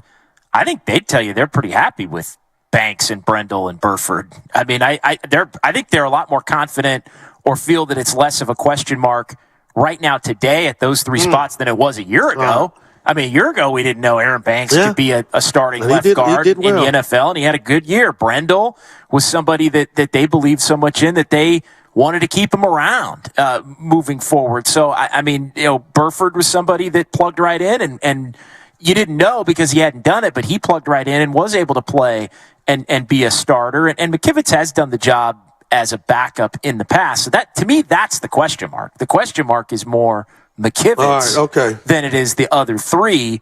But like always, we gotta see how things play out once they actually start playing games. John Dickinson joining us on 95.7 The Game. We are at the Hilton Santa Clara, and JD just got back from the 49ers' first practice of the season. He saw it all, and no Brock Purdy. And, in fact, Sam Darnold and Trey Lance did, in fact, split reps, just like Shanahan said he would. And Brandon Allen, I guess, according to JD, also took some snaps. I want to ask you about a player the 49ers acquired in the offseason, and Javon Hargraves. How are they going to use him? Because, I got some buddies in Philly, and they said, well, he doesn't play every down. That's the one thing they said. But other than that, they think he's a hell of a player. Yeah, well, I think they feel they've got plenty of depth to where he doesn't have to play every down. He can be somebody that can plug up the middle, man. Right. I mean, he's somebody that can plug up the middle and I think make life easier for those on the outside in addition to getting it done on his own. I mean, to me, when you start looking at pass rushers from the outside, I mean, that is one of the big question marks, and Hargrave's interior, but as you start to look at, well, what are some of the question marks? It's not overall depth. I mean, the 49ers have a ton of talented defensive linemen, but to me, it's who steps up on the outside opposite of Bosa. Is it Drake Jackson, who there've been pretty strong reviews about the way that he's gotten himself into maybe better physical condition than he was? Is it a guy like Cleveland Farrell, who was a top pick that was kind of a bust in a lot of ways with the Raiders? But I think, having Hargrave and taking that and having him be able to take a little off of Kinlaw's plate, having Kinlaw be able to take a little off of Hargrave's plate, being able to, rotate in different pass rushers. I mean, I think the Niners view Hargrave as the kind of guy that you go and get because you believe you're close enough to win in a Super Bowl, and he has the ability to get you over the top because you're so good and so deep along that defensive line. And you know what, Jay? Just to piggyback on that, but now you look at Drake Jackson or Eric Armstead, how easier their job you would think has become to get to the quarterback now and maybe put up those numbers because like you got Bosa and your boy Hargrave, like, oh my goodness, that's a headache. But do you think like Armstead, I want to say a couple years ago, he took a step forward. Armstead's a made dude right now. Okay. He's now, why do you say that? In a good way. Okay. In a good way. Because of the addition of Hargrave. No, I mean, I don't. It sounds like you're looking at Armstead like, oh, he had a down, like he was kind of down. I don't think the Niners view. I think they view him as a stud. Well, I don't view him as a stud because he didn't do anything in the playoffs. Either did Bosa. So I'm just like record a quarterback sack. I'm just saying his job has gotten relatively easier with the addition of Hargrave, and that's why I brought up Drake Jackson. But I've never Hargrave called helps everybody. Yeah, I've never called Armstead a stud. So if you're saying, well, and we can debate that, and I'm not even saying he's you're wrong. entrenched. There's no doubt about it. The Niners have I think a higher opinion of him than even those who have a high opinion of him. Right. If that makes sense. Like he should put up numbers this year, Armstead, I'm thinking. Yeah, and look, he did. I thought you go back 2018, 2019. There was, I thought, all right, an onus on him to step up and put up more numbers, and he did. And I understand what you're saying, that maybe those numbers have gone down a little bit. But to me, he's just such they love it. He's just such a piece of the puzzle that, I mean, they love having him, and defenses hate blocking him. No, knowing that the 49ers are going to start initially with Purdy, but also looking at their history. Armstead, by the way, the longest tenured 49er now. Interesting. Sacramento. I wouldn't have thought that, but that was something that just kind of came up in conversation. I guess people are writing about it. So he was one of the players that spoke today. Gotcha. And he's a class act. It just, He really is. If you had asked me that without it coming up today, I would have had to think about it. I mean, Robbie Gould obviously gone. Garoppolo's now gone. I mean, he is. Jimmy Ward. He's the elder statesman now of this 49ers team in terms of time here. If I asked you right now, predates even Kyle Shanahan. That's true. If I asked you right now, who will the 49ers leading pass catcher in yards be? Who will have the most yards? I got my answer. Any position, who will lead the 49ers in receiving yards? I'm gonna say Ayuk. I'm going to Pretty good question, though, isn't it? It is. And I was going between Ayuk and Kittle, and obviously you can't rule out McCaffrey. McCaffrey it could be McCaffrey. Exactly. To be honest. And I was kind of going back and forth at the end there as I stammered in my thought between Ayuk and McCaffrey. Yeah. But, yeah. Yeah, when you weaponry goo. Oh, it is incredible, and I'm going to shock you and how because about Debo? I mean, here's the other thing. Yeah, man. Because he did lead him in receiving 2 years ago, didn't he? And I know. Well, and I know it's day one of training camp, so everybody's in the best shape of their life. but for Debo Samuel to openly admit that he didn't have it and didn't bring it last year at the level that he needed to, I think he was being real hard on himself. I think he was being real accurate with him. I think he was telling the freaking truth. But they're right on the table, for JD. him to say what everybody else. It's so rare. Yeah, I agree. It's so rare for a player to actually step up to the podium and say what the fans or the media are saying about him. Like, basically, I was a joke. I was fat. But he had no choice. He said it. Yeah, to me, he had no choice after the addition of the McCaffrey. And to me, it was the message was, hey, Debo, we're okay without you. 2 years ago, that wasn't the case, Jay. And I think it brought him to say that. Well, and he also let the fact that he was trying to get paid. He was like, which he did. He got paid. He basically said, I ain't working until they pay me. And then he came in, and then they paid him, and then he came in, and he was so far behind that he could never catch up in terms of being in shape, and it cost him a year.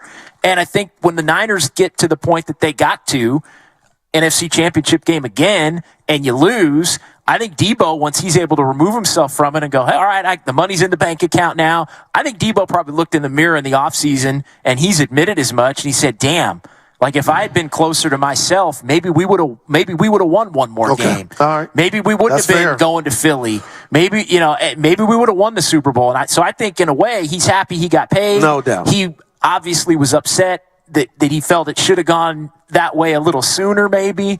But I think he looked at it and was like, damn, I needed to be better, and he wasn't going to let that happen again. Jay, I agree. Good thing for the Niners. And I'm not trying to kick up dust because I brought this up to Steiny earlier, so I'm not trying to create something.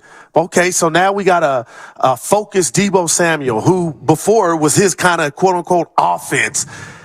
Do you think there's any type of extra pressure on Kyle to, like, disperse the touches?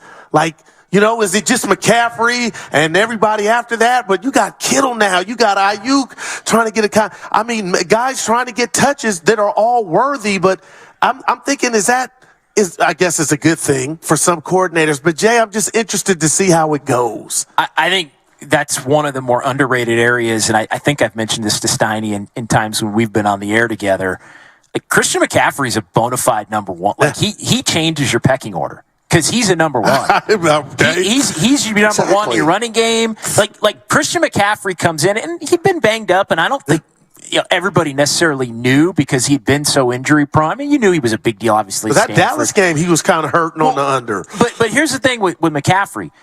McCaffrey is he's a superstar. Like, McCaffrey is a bigger deal than Ayuk, and he's a bigger deal than Debo, and he's a bigger deal than Kittle even. Like, when he's right. And so, but what I'm getting at is that makes it, like, to know he's the one, I think makes it easier to get everybody else involved, because I think at times you can look back at the Niners and they didn't have a one. It's kind of like you feel like it's kind of like a starting rotation in baseball. Like, the Niners felt like they had 3 number ones, but the reality was they had 0 number ones and 3 number twos. And I thought they ran Debo in the ground at times. And now they have a 1 and 3 twos. The bottom line is 3 1As, however you want to put it. And the bottom line is this: Christian McCaffrey will touch the ball between 20 and 25 times a game. And he's kind of he's kind of the system. Automatic. He is the guy. He's like Kevin Durant. He's getting 25 shots. Marshall Faulk. And you know what? Well, he's kind of like Steph Curry in that. But whoever gets what's left, everything he does, they get what's left. Right. There's priority number 1, Christian McCaffrey. Right. And you know what? His gravity, Kittle. His gravity, and I say that kind of half-kiddingly, but the way they use him allows it to be easier for everybody else. And so the balance, does Shanahan have me guys? Right. I don't think McCaffrey is. I don't really think Kittle is. I think Ayuk and Debo could be. Right. I think Ayuk. Like you put me somewhere else, I'd be. And Ayuk's got contract coming up. Yeah. So Debo at least has been paid. It's not nothing. Yeah. Okay. And I think it'll Ayuk, be something to watch. Ayuk would be the one guy to watch along those lines. Well, we know he was out of shape in the past. And now he's got a bad attitude. But he could be right. I'm kidding, Goo. Well, but no, because I think Steiny hit it. Debo's gotten paid, and I really don't think Debo cares about pass catches. Remember Debo? We were like, is he mad? Did he screw up his Instagram because he was being used too much? Well, now you ain't got to worry about that, Debo, because you got a new sheriff in town. So that'll elongate what you got going on. I'm not worried about Debo because he got paid. Right. He's recommitted. I'm not worried about McCaffrey because McCaffrey's the alpha. Kittle loves blocking just as much as he loves catching passes. So he's a part of all of it. You ain't got to worry about him. The one guy would be Ayuk. I don't think there's a doubt. In a contract, yes. In a contract, trying to get his pay. In a contract year, and he is.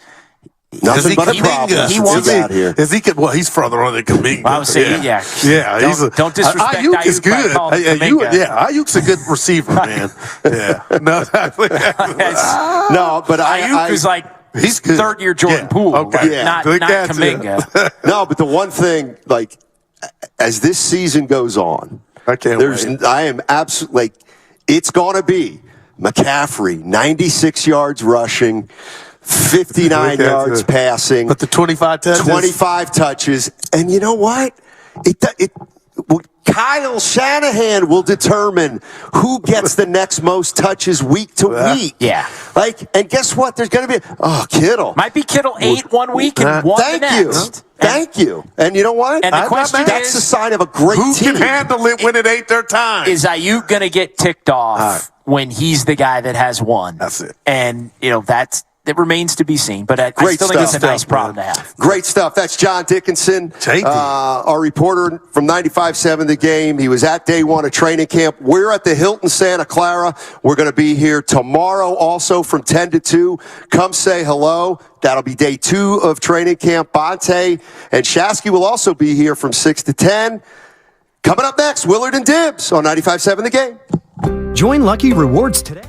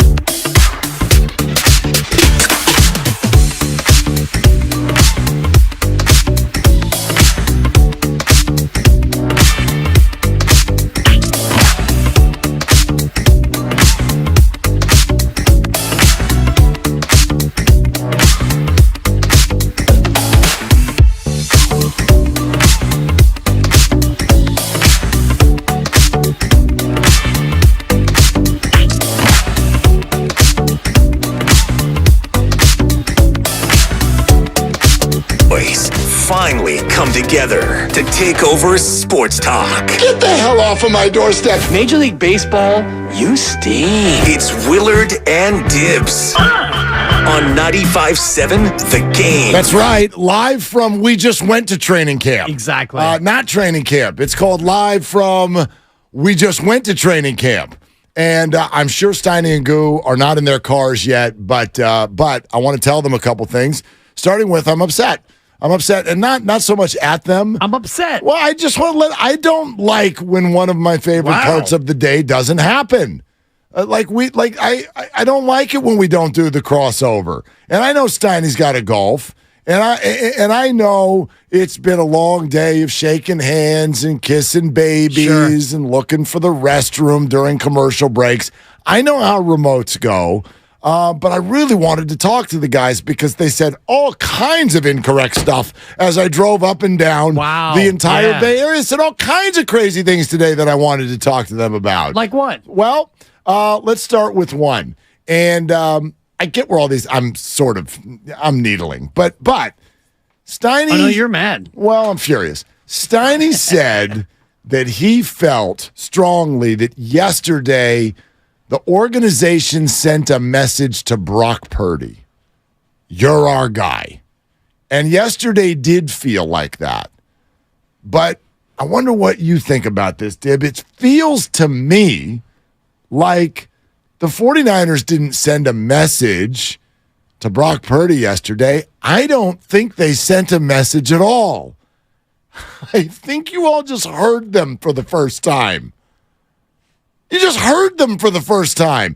And Goo kind of responded to that with, well, why would you need to pet your quarterback on the back and tell him he's the guy? You didn't need to do that with Jimmy. Again, I don't think that that's happening. Do you think that Brock Purdy in some way has got a confidence problem and the organization needed to come out and say this so that everybody understands who, pecking order, what, where? We did a show at the beginning of this week or late last week where we lined up all of the things different 49ers have said all summer long about how Brock Purdy's our quarterback. So I don't think yesterday was news to them. I think it was news to us. Agreed. I think that the message yesterday was sent to the fan base. It wasn't sent to Brock Purdy. I don't think that Brock Purdy was sitting there on pins and needles wondering if he was QB1 or not. And when Kyle said what he said, Brock Purdy let out a collective, oh, thank God. God, I heard what I wanted to hear. I am QB1. After all, I think you're right, Mark, that the message yesterday was sent to the fan base and the football world in general of he's healthy, he's our guy, let's move forward and let's figure out everything else, which we saw today. QB2, well, that's up for grabs. Yeah, absolutely. By the way, how'd you rank the day? In terms of QB2, QB3, and QB4. It's QB who is what it is. Because okay, I like that. Trey Lance did, in my opinion, didn't look great. Sam Darnold didn't look terrific. And Brandon Allen had the worst throw of the day, which could have been intercepted. And I know all the stats are going to come out. And I saw at least I've got them right here in front of me. Do you have it? Did you chart it? Or I did not. No, this is from I wonder buddy. who you're going to lean on because there was at least 10 different people charting it. I was next to David Lombardi for a lot of the practice. Well, that's who I saw. I talked to Matt Barrows. Yeah. I said hello to Cam Inman. There was a Matt Mayoko. Not just Mike QB Silver. who, by the way. Yeah, Keep it going. This was even Guy Haberman and I had a moment. Of Bay Area sports media. And I talked to all of them. Yep. Eric Branch, I saw you. I didn't get a chance to say hello, unfortunately. Nick Wagoner wasn't. Yeah. Okay. Yeah. He was in the building. Jennifer Lee Chan. Thank you. Good conversation there. Tracy Sandler, sure, who had an unbelievable appearance on the morning roast today. Yes, she Voice did. of Barbie. Hysterical. I mean, and I gave her a 5 out of 5. Barbie, the 49er fan, is a new character. My God. I would like the little wind-up. You pull the string on the back of the doll. She was incredible. And it does Barbie, the 49er fan. And Butcher wanted her to do a second one. She's like, you get one, Joe. Exactly. And I was like, oh, my God, I in your get paid face. for this dude. voice. It was so good. And I actually wanted to say hello to her and introduce myself, but I was kind of like in fanboy mode because her Barbie appearance. It was incredible. It was unbelievable on my way down. And by the way, you know who else was there? Drop it. our entire station was hit a bunch of them. Well, except for you, Grandy. Yeah. Except for you, Lucas. Somebody Sure. had to keep the lights on here. And E-Doggy. Yeah, well, same thing. You had to keep, if you didn't have to keep the lights on here, you were there. Yeah. And I was like, yeah, what's up? 95.7, Bonte Joe, do their show. Come on out. Steiny and Goo, right inside Hilton, Santa Clara. You're there. I'm there. Sterling Bennett is there. John Dickinson is there. Larry Krueger is like coming up and telling me that he's on the show today. He goes, I'm coming on your show today. I'm like, you are? He goes, yeah, I am. I go, and then right after he said it, Luke is like, oh, by the way, Larry's coming on the show today. That. Pretty cute. Social media Alex was there as well. Yeah, absolutely. Did I miss anyone? No. Okay. I mean, you're looking at me like I forgot somebody. Well, I was going to guess on Alex's last name. I didn't want to get it wrong. I think it's Dickerson, but Alex Dickerson? That's way too many. Yeah, come on, dude. He used to play left field for the Giants. John Dickinson. Yeah. It's Alex Espinoza. What did you didn't know that? Yes, I did. Then you didn't I correct walked me. in with him while you were getting your whole credentials situation all fixed. Alex and I took a nice little walk into camp together. Doesn't mean you knew his last name. No, it was good because I did know his last name, and he's not. Only because you stared at his credentials. Well, thank you, and because he's not as well known of a Bay Area media member. It was good because he looked like my handler as I walked in. Look at you. It was perfect. And you need a handler. This is my guy. Yeah, he gets me water when I Hold need my one. bag and my ego. 2 hands on each. Oh, but God. it was a who's who. It was fun. It was like, and what a beautiful day, and the music and the fans filling the stands and the energy out there. Like, one thing stands out to me, the 49ers, because I think they're so cared about, that automatically means there's controversy and there's opinions and the bing, bing, bing, bing, bing, bing, right? Like, people call the radio show and Trey and Brock and Kyle and fire him and he's a genius and fire him and he's a genius and all that. If you go to a camp day and fans, you all have the opportunity at, I'm told, very low prices in order to go do that. It's really worth your time because what you will see is an organization that's humming. Like the positivity that kind of emanates out of the building, the confidence, the swagger, the chemistry, the way the guys kind of interact with one another. If you're a 49er fan, you should go one day just to like build your own confidence. You walk in there and you're like, oh, damn. Like, this is some high level, you know what, and it's just, yeah, it's humming. There's just I don't know other way to describe it other than there's unbelievable energy in the building. In terms of the energy, I'll just say this before we get into real football takes, and Larry Krueger will join us, and we can get into all of everything that we saw. But what I heard was a fan base that loves Trey Lance. Trey Lance broke contain on one play, and he ran about 15 yards around the outside. Pass protection was good, and the coverage was good, and so he pulled it down and he ran, and there was a from the crowd, and there's about maybe 300 people in that little makeshift bleacher, and the crowd went on one wild. Side or the other. Yeah, our side. Okay. The other side, there was another maybe 400 or 500 standing room only. But when Trey did that, when he ran with the football, that was like the loudest cheer I heard all day. Yeah, you're absolutely right. Fans love Trey Lance. They sure do, which is fascinating. Sure. Because you know why they love him? Because they've been told to. It's like going on a blind date and being in love before you get there. You ever watch the first episode of The Bachelor or whatever? Yeah. And everybody's all lined up, and then within 4 minutes, some woman is crying because she's met the soulmate of her life. It's like you've been with him for 38 seconds. What the hell is going on here? Well, the reason that 25 women or 25 men, whether it's The Bachelor or The Bachelorette, the reason that they all fall in love upon arrival is because they've been told this is a really wonderful, good-looking person, and they got all the measurables. They can make all the throws. And you're on TV, and your emotions get all going, and you're like, oh, my gosh. I'm starting to tingle. I think I'm in love. Yeah. No, you just met the person. Stop acting like a wackadoodle. So that's kind of what I'm getting at with the whole Trey Lance thing. I thought he looked good today. I do. I thought he made some really nice plays.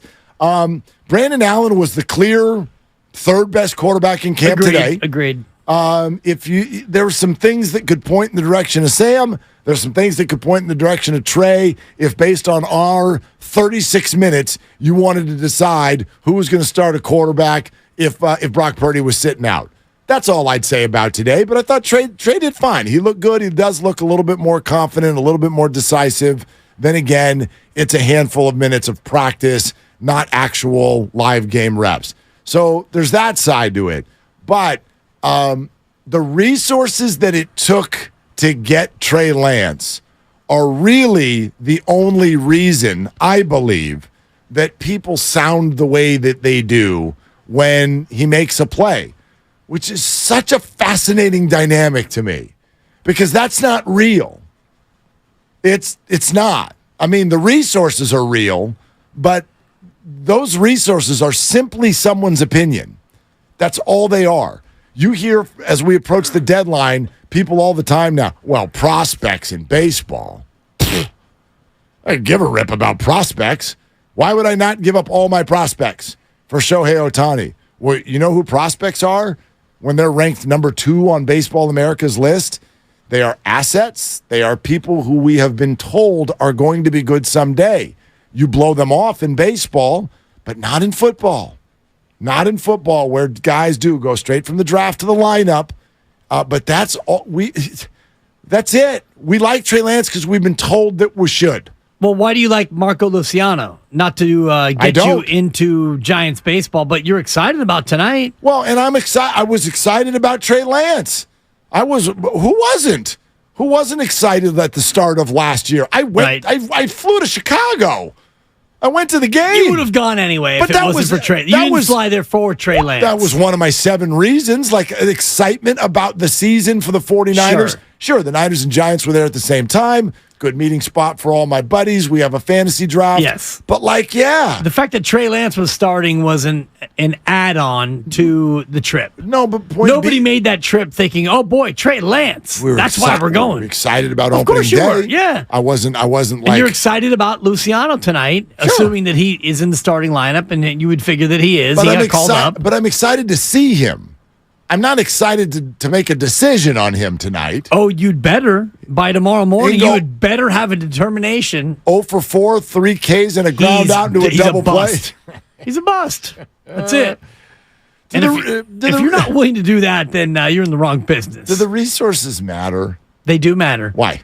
Because the resources could have been used to help this team win a Super Bowl, and they have not won a Super Bowl. So the resources matter to the extent that you use them and you have not gotten anything back from those resources. And that's where, to me, the resources matter. Now, you've been competitive, you've been good, you've been great, but you haven't gotten over the hump. And so until you do, or if Brock Purdy turns out to be a great quarterback and you never win a Super Bowl, but Brock Purdy's a 10-year starter and he's a Pro Bowler and he's the best thing you've had since Steve Young. He's a great quarterback. Then the resources don't matter. But right now, they matter. Yeah, I wonder because, for instance, a bunch of resources were given up for Christian McCaffrey. Nobody's bothered by those. A bunch of resources, a second, a third, a fourth, and a fifth. A bunch of draft Not picks. 2 firsts. Okay. And I'll refer to the Jimmy Johnson trade chart in terms of what, 2 firsts equals about 10 seconds. Yeah, but I'll refer you to the 49ers draft history and show you that 2 firsts might not even equal 1 second. You know what I mean? Well, that becomes part of the problem, though, in terms of what we're talking about. But that's the deal. That's the deal for every team. It's the deal, but when you talk about this regime, they have mucked up in the first round a number of times. So when you trade 2 first-round picks that turn out to be worse than Reuben Foster, who actually played for you, worse than Solomon Thomas, who actually played for you, worse than Mike McGlinchey, who I think was a good Niner who had to eventually go elsewhere, but these picks that you never even were able to use at all, they become gigantic misses if Trey Lance is never a quarterback for you. But that's funny to me because, no, they didn't. I can name, and they're you just airballs. And they've hurt the 49ers how? They have not won the Super Bowl. But they've been good the whole time. Yeah, but maybe if you would have used that first-round pick on a tight end who could block or a fill-in-the-blank a cornerback who could have guarded Tyreek Hill in the Super Bowl, it feels like a leap, though. It's a bit of a leap. It feels like a leap. Like if they had nailed that pick, they would have won the Super Bowl. Like, nah.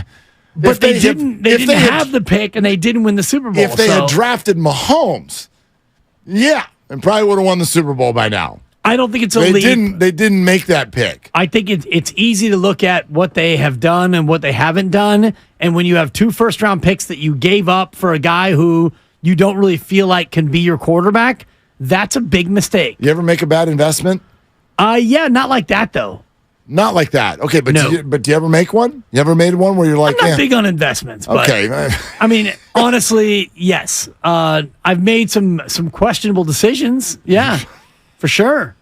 I mean, investment financially, I'm not big in the market. Okay. I've never done like Bitcoin or Ethereum. But let's go bad decision. Once it's clear that it's a bad decision, how do you handle it? You just get out if you can, and if you can't, then you ride it out to the end, and then you try to like learn from what you've done. Yeah, like what you lick wounds and you try to get better. I'm sort of at that like, are we going to dwell on this? Like, shout out Ross Dwelly. That's he almost ran into me today. Which is the scariest freaking thing you could ever do. Like at camp, you're just like, so Mike's sober. What's going on? How are you? Wow, there's a 280-pound man in my lap. It's fun. Anyway, I think they run over there too fast on purpose because they want to go say hi to the fans. That's actually the coolest thing. All the kids are sitting, crisscross applesauce right there, right at the bottom of the barriers, and the players that go over there and give them all high fives after each play. Shout out to the players who do that. Yeah. Go out of their way to do that. It makes those kids' days. That's so awesome. But anyway, I guess that's where I'm at. Why would you dwell on it? You know what I mean? Like the 49ers, they'll never do this, but what if they did come out and they're just like, yeah, we messed that up. Whoops. Who cares? Do you all care about what they gave up for Trey Lance? Yes. I can't even say yet that they messed it up because it feels disrespectful to Trey Lance's career. But the journey has turned a certain way. They're good. They might have found gold in the 7th round. They are one of the Super Bowl favorites. They have danced in the Final Four 3 out of the last 4 years. I have the utmost confidence with how loaded they are, how loaded their roster is, that they are going to have another good this year. And those draft picks, which have now all been made, and my gosh, we could run a contest with listeners if you could tell us who actually used those picks that got that got sent out for Trey Lance. None of you would get the answer right. Maybe you, Grandy. None of you would get the answer right. None of you even know who those players are. I don't know, man. That's just kind of the way I consume this stuff. I don't care. You messed up, or it was a bad, like at minimum, even if Trey's great, you could say it was a bad trade because you didn't end up using him. So you messed up. It matters. But not to me. Well, to me, it matters. Like if you look at the Warriors and James Wiseman, that doesn't matter because you won the championship. You had a guy who you drafted who turned out to not be very good in your system, and you won the title anyway.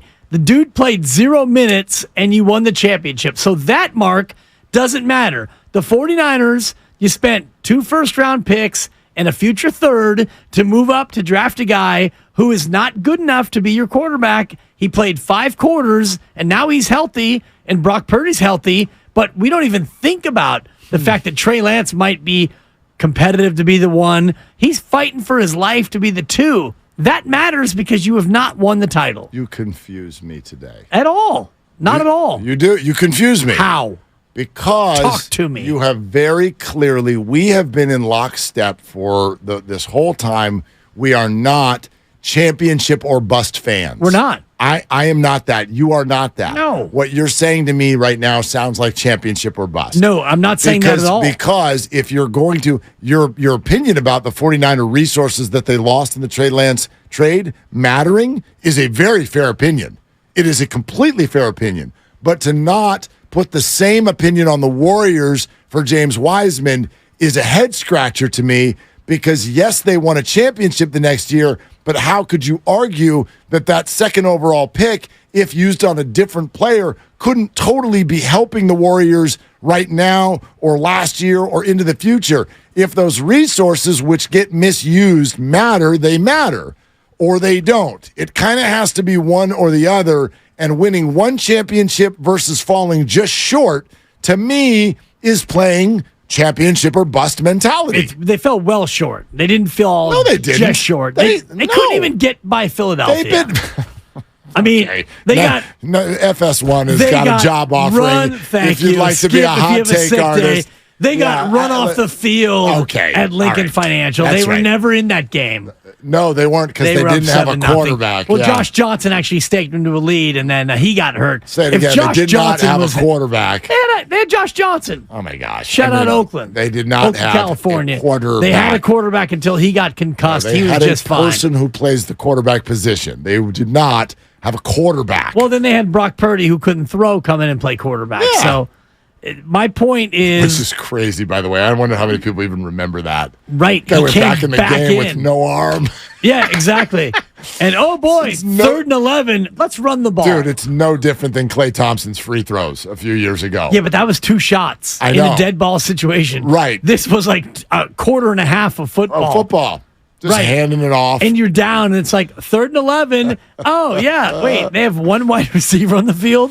They're going to run it, Jim. I think there's a lot to say on both sides of this conversation.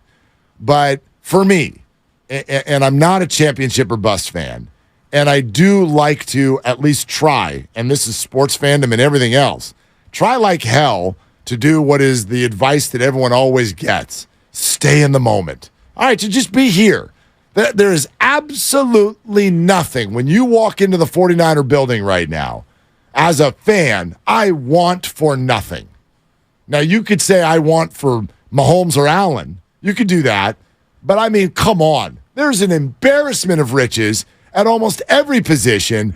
There is music blaring, guys dancing. There is fun and optimism oozing out of the place. I don't care what happened 2 years ago. I don't care. Like if the quarterback position by week 7 is a hot mess and it's just like Lance can't play and Purdy can't play and well, sure. You'll care then. Then I'll change my opinion. Right. But right now, today, I believe they've got something in Purdy, and I couldn't give a rip what they gave up for Lance. They messed up. Well, maybe. That's fine. Maybe Trey Lance can still be the backup. But from what I've seen and what we have seen in terms of what they've done as an organization, and even today, when Trey Lance threw one of his 2 or 3 balls straight in the dirt, I actually looked at Kyle Shanahan, and Kyle Shanahan was very quick to point where Trey Lance should have thrown the football. He's like, dude, the throw was over here, and Trey Lance walked away because it wasn't his rep anymore. And I don't feel like Kyle Shanahan has a lot of patience for what Trey Lance has done. I know Kyle spoke to the media after we had left. We'd grabbed our free sandwiches and we went about our business. But I look forward to hearing some of the Kyle Shanahan sound from today about day one. We got some. Of course. Maybe the most interesting thing he said was when he was asked about having 4 quarterbacks. 4? Number 4. 4. He's got 4? He does. He has 4, which he's never had before. I don't know if people realize that. You don't just give reps to 4 different people at quarterback in an NFL training camp. Not normally. So he was asked about that and had an interesting answer. We'll play that for you in just a little bit. Yeah, there was a lot of interesting stuff being said. There was a lot of interesting stuff being done. But like to me, it's all just, it's weeds. And hack them out. When we get to the season, let's play ball. And if the 49ers are good, I don't care how you got here. And I'll admit, just based on many fans I've spoken to through the years, I come from a little bit of a different place on this kind of stuff. I bake in your draft mistakes. I don't want to show up the next day after you made a mistake. I'm going to hold your feet to the fire. Oh, you should. Because I am a great reporter and I am not worried about my relationships or access. So I am going to come at you 49ers because you have made an error Yeah, good for you. This is a big error. I mean, my God, yes. This is Bill Buckner. Right. Is what it is. But it's Bill Buckner with the ball through the legs, and then your team came back in the 9th and won anyway. Well, you didn't win anyway. Well, but you did. Like, the 49ers are winning. They are a winning organization. It's a good team. They went 8-0 with somebody nobody had ever heard of. It's 7-1 as a starter. Well, whatever. It's been a neat little run. That's where I am not going to go championship or bust. And I've said this with all of our teams every single year. I will take consistency to the end of the playoffs over one championship and then a bunch of junk. Every single time, like, forget Ohtani for 2 months. I want him for 10 years. Yeah. Like, give me a sustainable winner. And the 49ers have done that.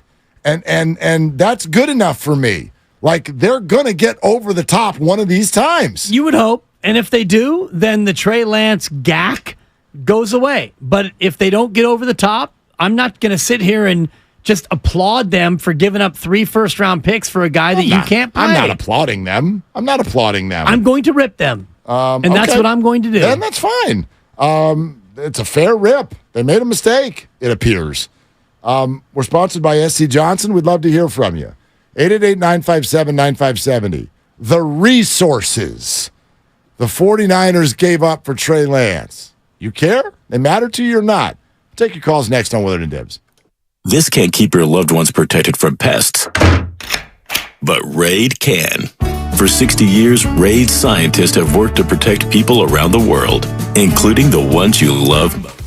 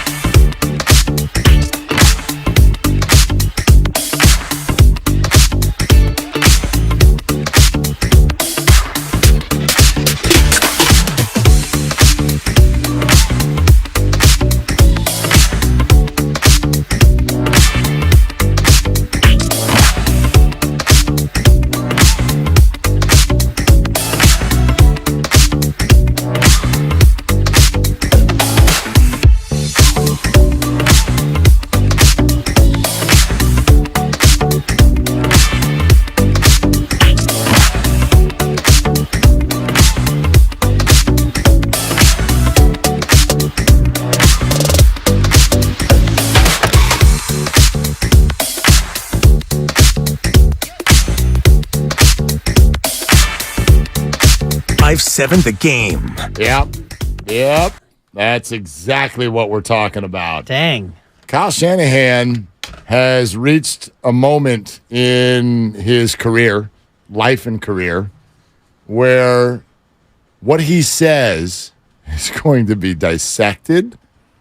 It's going to be listened to multiple times. And stuff. It's kind of scary, actually. You ever thought about that?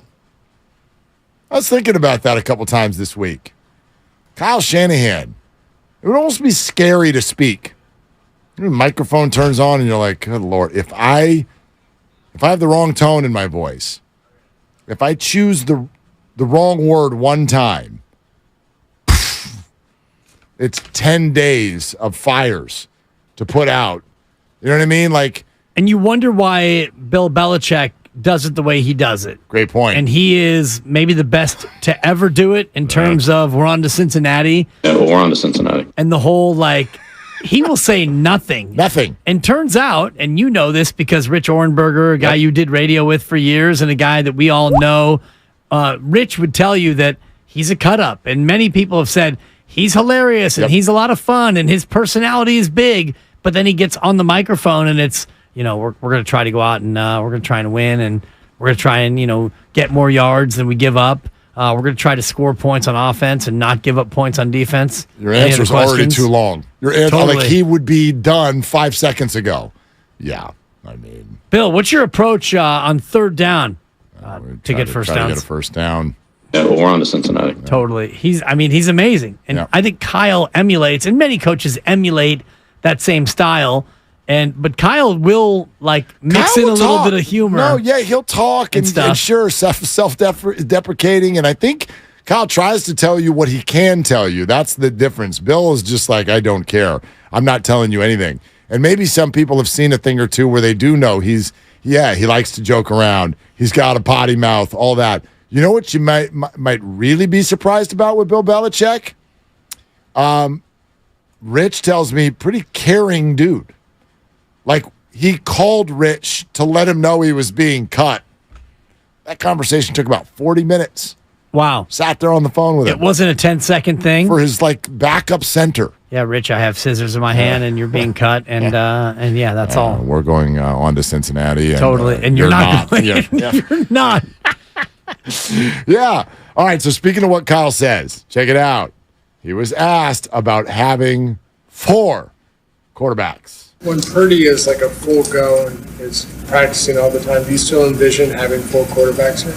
Yeah. I don't believe you've ever done that before.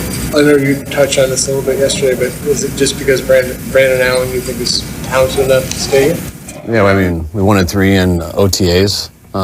We had 2 for the first part, so we went added a 3, and we've really liked him so far. So, we don't want to just get rid of guys we like. Whew. Now, what he's saying is interesting, and the first answer is very Belichickian. Kyle, when Brock Purdy's out there, do you envision going with 4 quarterbacks? Yep. Yeah. Yep. We don't get rid of quarterbacks that we like. That's right. That's the thing. Which I know where everyone's mind goes next. Boy, you're going to eat that comment if you trade Trey Lance. No, he's not. Oh, yes, you are. Oh, no, he's not. Because he gets if he gets rid of Trey Lance, then he's telling you he doesn't like him. I know, but he's not. But he's going to deny that. He's going to deny that. I'm telling you, that's sort of what I mean by, gosh, Kyle, you can't mess up. You cannot mess up one little word because the way our business is, I mean, I'm pointing the finger even at ourselves here. If he trades Trey Lance in 3 weeks, of course we're going to be right here with that comment. We don't get rid of players we like. And he's going to be like, well, okay. No, that's not what I meant. Right. Well, that's exactly what he meant. But you can't then, and you're not going to ever come out and say, hey, Kyle, you traded Trey Lance for a 4th-round pick and a conditional 5th.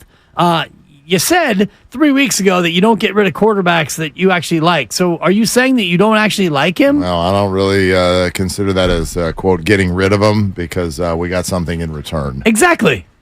Done. Boom. Yeah. And it's, whatever. We don't get rid of quarterbacks that we and like. then you and I talk about it for the next 8 days. So But it's again, not to done, the greater boom. point, which is if they go 13-4 and they win the Super Bowl, it's done. Boom. Who cares?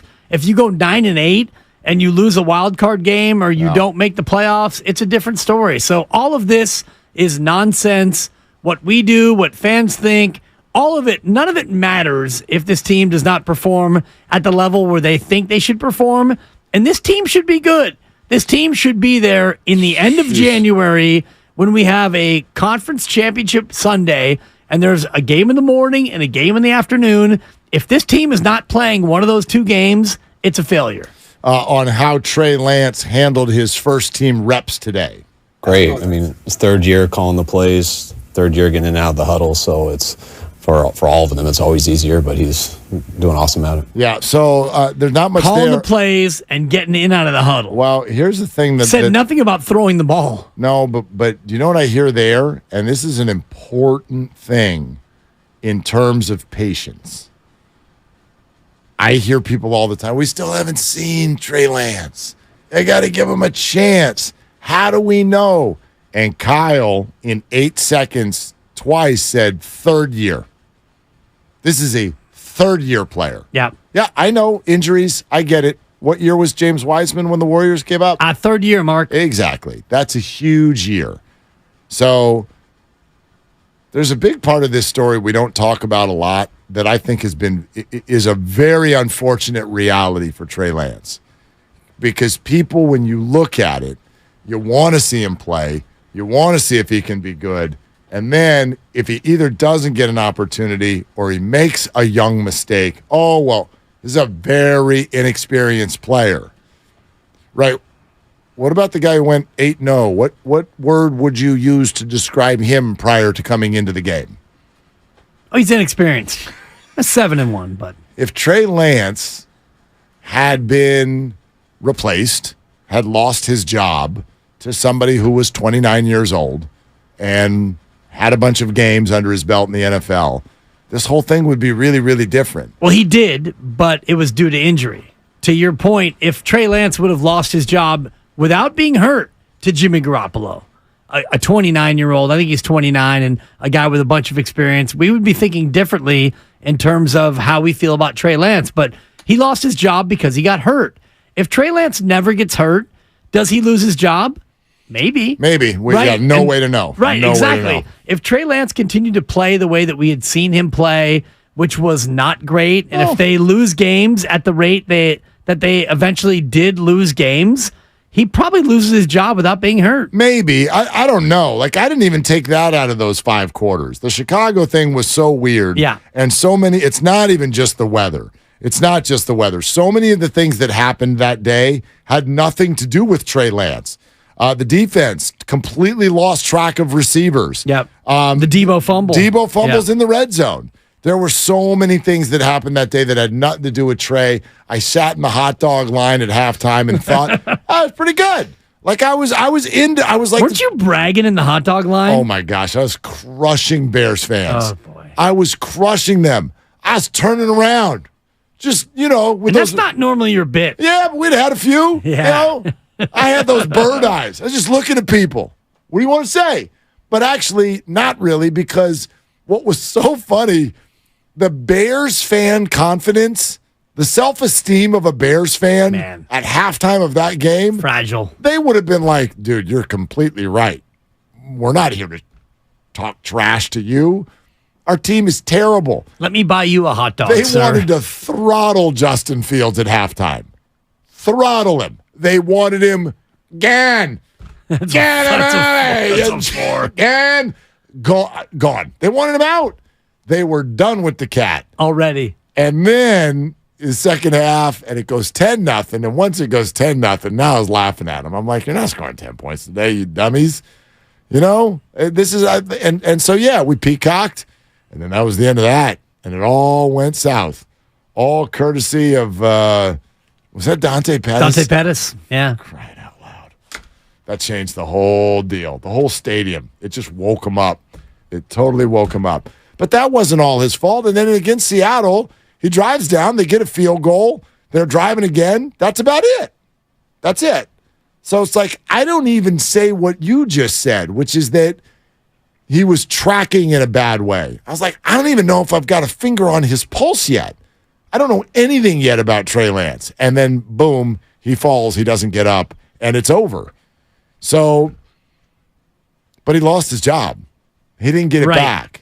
He lost his job not just because of injury. He lost his job because a different inexperienced player came in and did way better. Right. He lost his job because of injury, and he was unable to find his job in the lost and found, relationship, because the guy who found his job, Brock Purdy, has been unbelievable. And he went 7-1 as a starter, and he's in a spot where, if healthy, he's shown more than Trey Lance has shown, and so he gets the job, and he gets to keep the job. Now it's up to Trey Lance to either be the 2 plus, or maybe he is a 2-, and eventually Sam Darnold's better. What I saw today was a lot of split reps in terms of Sam and Trey primarily, and then Brandon Allen got clearly like the third team reps. It was Trey. Trey got a lot of the first looks with the ones, and then Sam actually later in practice got the first look with the ones. But in terms of the breakdown, and I don't have all the numbers, I didn't chart the whole thing, but I would imagine that Trey got more reps with the ones more than Sam, but it was probably pretty close. Trey threw more passes than the other guys. You were standing with Lombardi tracking this. He says Trey was 4 for 5, Sam was 2 for 4, and Brandon was 0 for 3. And this is in the 11-on-11 scrimmage. Correct. No tackling. And he notes Lance also, and you remember this because right around the right edge, right in front of us, Lance had a really nice run. He escaped coverage, and had a nice run down the right sideline. Did he chart the Sam Darnold? Sam Darnold did a Jordan Poole on one play. What's a Jordan Poole? Oh, he fell down. He just straight fell down. I do remember that. That was when it was on the far right side. Like you and Larry were deep down the left. No, I saw it. I was closer to like the 40, the 50-yard line. He tripped over someone, I think. Yeah, someone stepped on his foot. It was a straight up Jordan Poole. Like dribble. Whoa! What happened to Sam? I'm glad to now know what a Jordan Poole is. I should have guessed that. Well, I should have known. And I was kind of playing off of your impersonation, or your impression rather, of Jordan Poole. Yeah. He falls a lot. He does. He falls a lot. I do think this is, and I don't want to dismiss this, like it's an NFL practice. They obviously know what they're doing, and I don't want to make it sound like it's easy. But is it easier to escape the pressure and run when no one's allowed to tackle you? Yes. I feel like that's sort of playing a little bit unfair. Oh, escape the pressure. Right. It's possible that someone would have flown around the edge and completely snapped him in half, but you're not allowed to do that in practice. Right. And so, yes, he escaped. But they are allowed to pursue at full speed and touch you, and it's mostly like a two-hand touch. Right. But I'll say this, when Trey Lance did run around the right side, which was right in front of me, he looked faster than I remember him being, and maybe it's because he's not fully padded, but he showed a little bit of burst. He can run. Yeah. I thought he looked good. Wow. I thought that was, what? What in are you the 7-on-7s, he looked good. A lot of dirt balls. No. Yes. Dirt balls? Balls where, and there was a couple of deep outs. 7-on-7, and yes, he missed some. He missed no some outs. blockers, and there was a couple of deep outs, and it was like, oh boy. And he had at least one where Brandon Ayuk went up and absolutely rescued him. And that's one of my takeaways from what I saw today is Brandon Ayuk's hands. Brandon Ayuk. My God, Mark. Brandon Ayuk. This guy, I mean, if the ball is anywhere within a 10-foot radius of his body and he gets two hands near the football, he will catch it. There were two major, obvious wide receiver observations, I think, shared by all of us who were there. Number one, Brandon Ayuk is incredible. He is so talented. His hands are incredible. His body movement, the adjustment to the ball. I am so excited about Brandon freaking Ayuk. That's observation one. Observation two, we now have to call number 19 D Samuel, not D Bo, because only half of him is there. He is half the size as what he was last year, and I don't mean that in a bad way, as if he's not cut in muscle, but with all of his talk about how awful he thought he was last year. And then Kyle Shanahan joking about him sending all of these shirtless pictures all offseason. You saw why. He looks so much smaller and therefore hopefully faster. Right. Hopefully still durable because he does look a little bit, skinnier is not the way to do it. I guess shredded and cut, but he absolutely doesn't have that same girth that I remember seeing him last year in training camp and last year during the season. But the Brandon Ayuk, to me, part of this, he absolutely popped. And I think about going into next offseason, what you do in terms of how do you keep everybody. And Brandon Ayuk is going to make a strong push for either you sign me or you regret it. Yeah, you regret letting me go. I feel like a lot of 49er fans are under the assumption that there is not financial room for both players. I'm not convinced of that. I don't know that there is, but I think there's the assumption that if Brandon Ayuk's going to get paid, Deebo Samuel's going to get traded. I'm not so sure about that. I think that there are creative ways to do it, especially since it goes directly to what has become the clear 49er philosophy. If we draft you and you're awesome, we keep you. That's their philosophy. They have not done that once. I mean, they did it with DeForest Buckner. But I'm talking about a second contract. That would have been his second contract. That would have been his second? Yeah, they chose Eric Armstead instead. I understand. Yeah. I thought that would be his second contract. I'd have to look that up. Yeah. But anyway. And Mike McGlinchey, but I guess he doesn't fall under the heading of being awesome. Yeah. And I think that if you look at McGlinchey, they would have loved to keep him, but the going rate for even a starting right tackle at that level was going to be too rich for their blood in terms of what they're trying to do. And all of this goes to the elephant in the room, which is what happens when Brock Purdy needs to get paid, or if it's Trey Lance who actually stays and pops and he needs to get paid. Because once you start paying a quarterback $35, $40, $45, $50 million, well, now all these questions become moot because you can't have all these guys making big money if your QB's also making 45 or 50. So speaking of Deebo Samuel with no shirt, that reference, for those of you who didn't hear it, first of all, here's Kyle Shanahan yesterday on Deebo. I don't think Deebo had to be that harsh on himself to you guys, but it was cool to watch. Deebo's one of the best players in this league, and anytime he doesn't play like one of the best players in this league, everyone's going to be disappointed, including himself, and I think that was the case. It's a fine line to say that he was awful just because he wasn't one of the best players in the league. I think he was disappointed. I think he can get back to playing a little bit more like he did in 21. I think he took one small step back, but that doesn't mean he can take two steps forward, and where Deebo was at, I think the last time you guys saw him, showed that his mind was right to get back to that spot, and that's what's been real cool with him in these 40 days away. Just seeing him yesterday for the first time. Never had a grown man send me so many pictures with his shirt off, but it looks good. And I can tell he's put the work in. So I know you guys heard him that day. That's the last time I really heard him, but I see better than I hear, and Deebo's in a really good spot, and I'm really excited for Deebo this year. Okay, now here's Deebo's response today. How many bare-chested pictures did you send? So, Kyle, kind of funny, man. We was chopping it up. I told him what my goal was coming back, but I had sent him a video of the one I had put on Instagram of me catching the ball, and, he was like, yeah, that's what I like to see. And I'm like, yeah, whatever, He was kind of joking a little bit. I mean, just the energy. You talk about how different the body looks. Listen to the energy of Deebo Samuel versus last offseason. And I don't know that we gave enough time or credit to this. That contract thing was really weighing on him. And I mean that both figuratively and literally. Yeah. That contract was weighing on him, and even after he signed it. I just think his timing got knocked off. His focus had gotten knocked off. His preparation had gotten knocked off, and he feels like it affected his season. And that's unfortunate, even though we don't think he looked that bad. Kyle doesn't think he looked that bad. But translate that to this year, it's all those things. It's comfortability. It's focus on wanting to be better than he was last year. And no doubt he knows Ayuk is coming.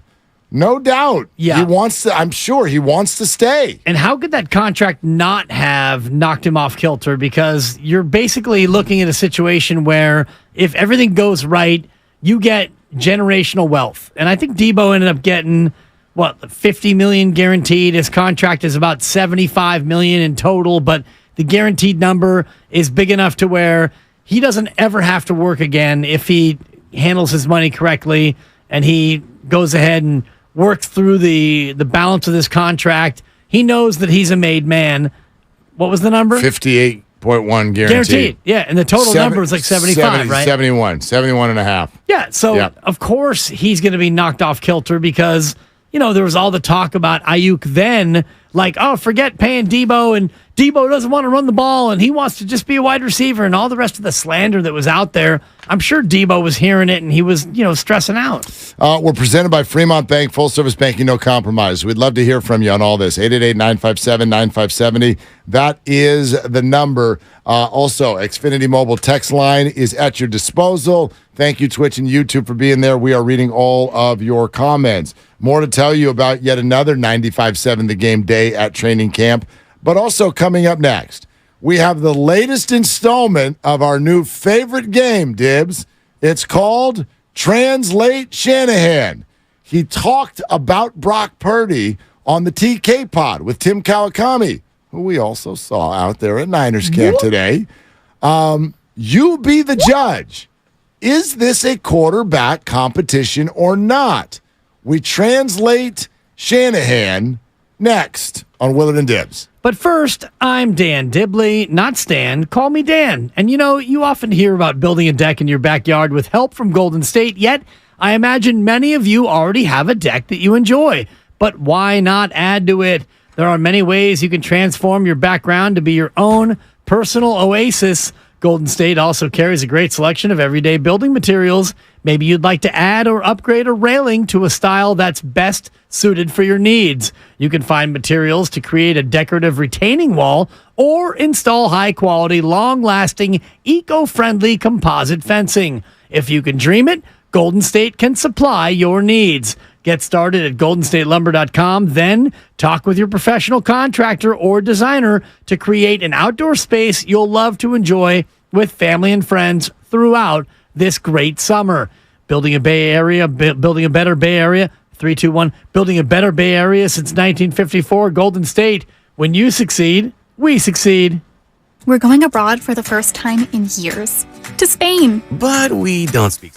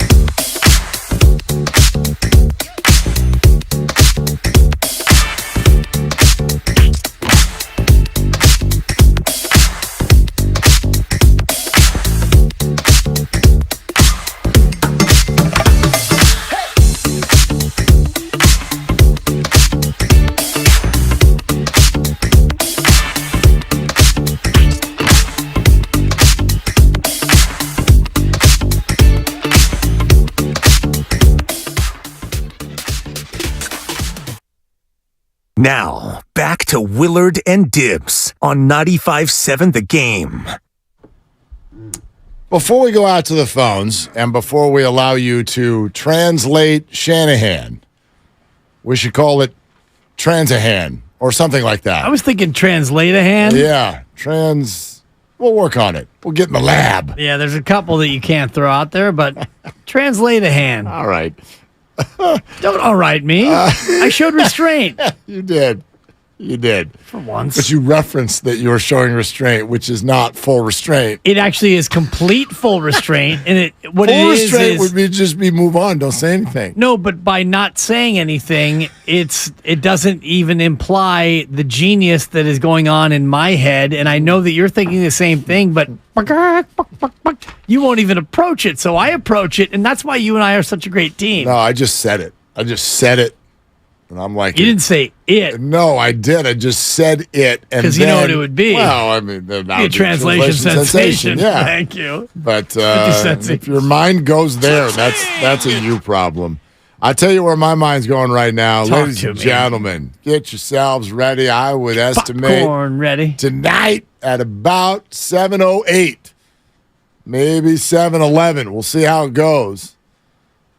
It's going to be the first major league at-bat for Marco Luciano, top hitting prospect in the San Francisco Giants organization for a couple of years now. The lineup is out.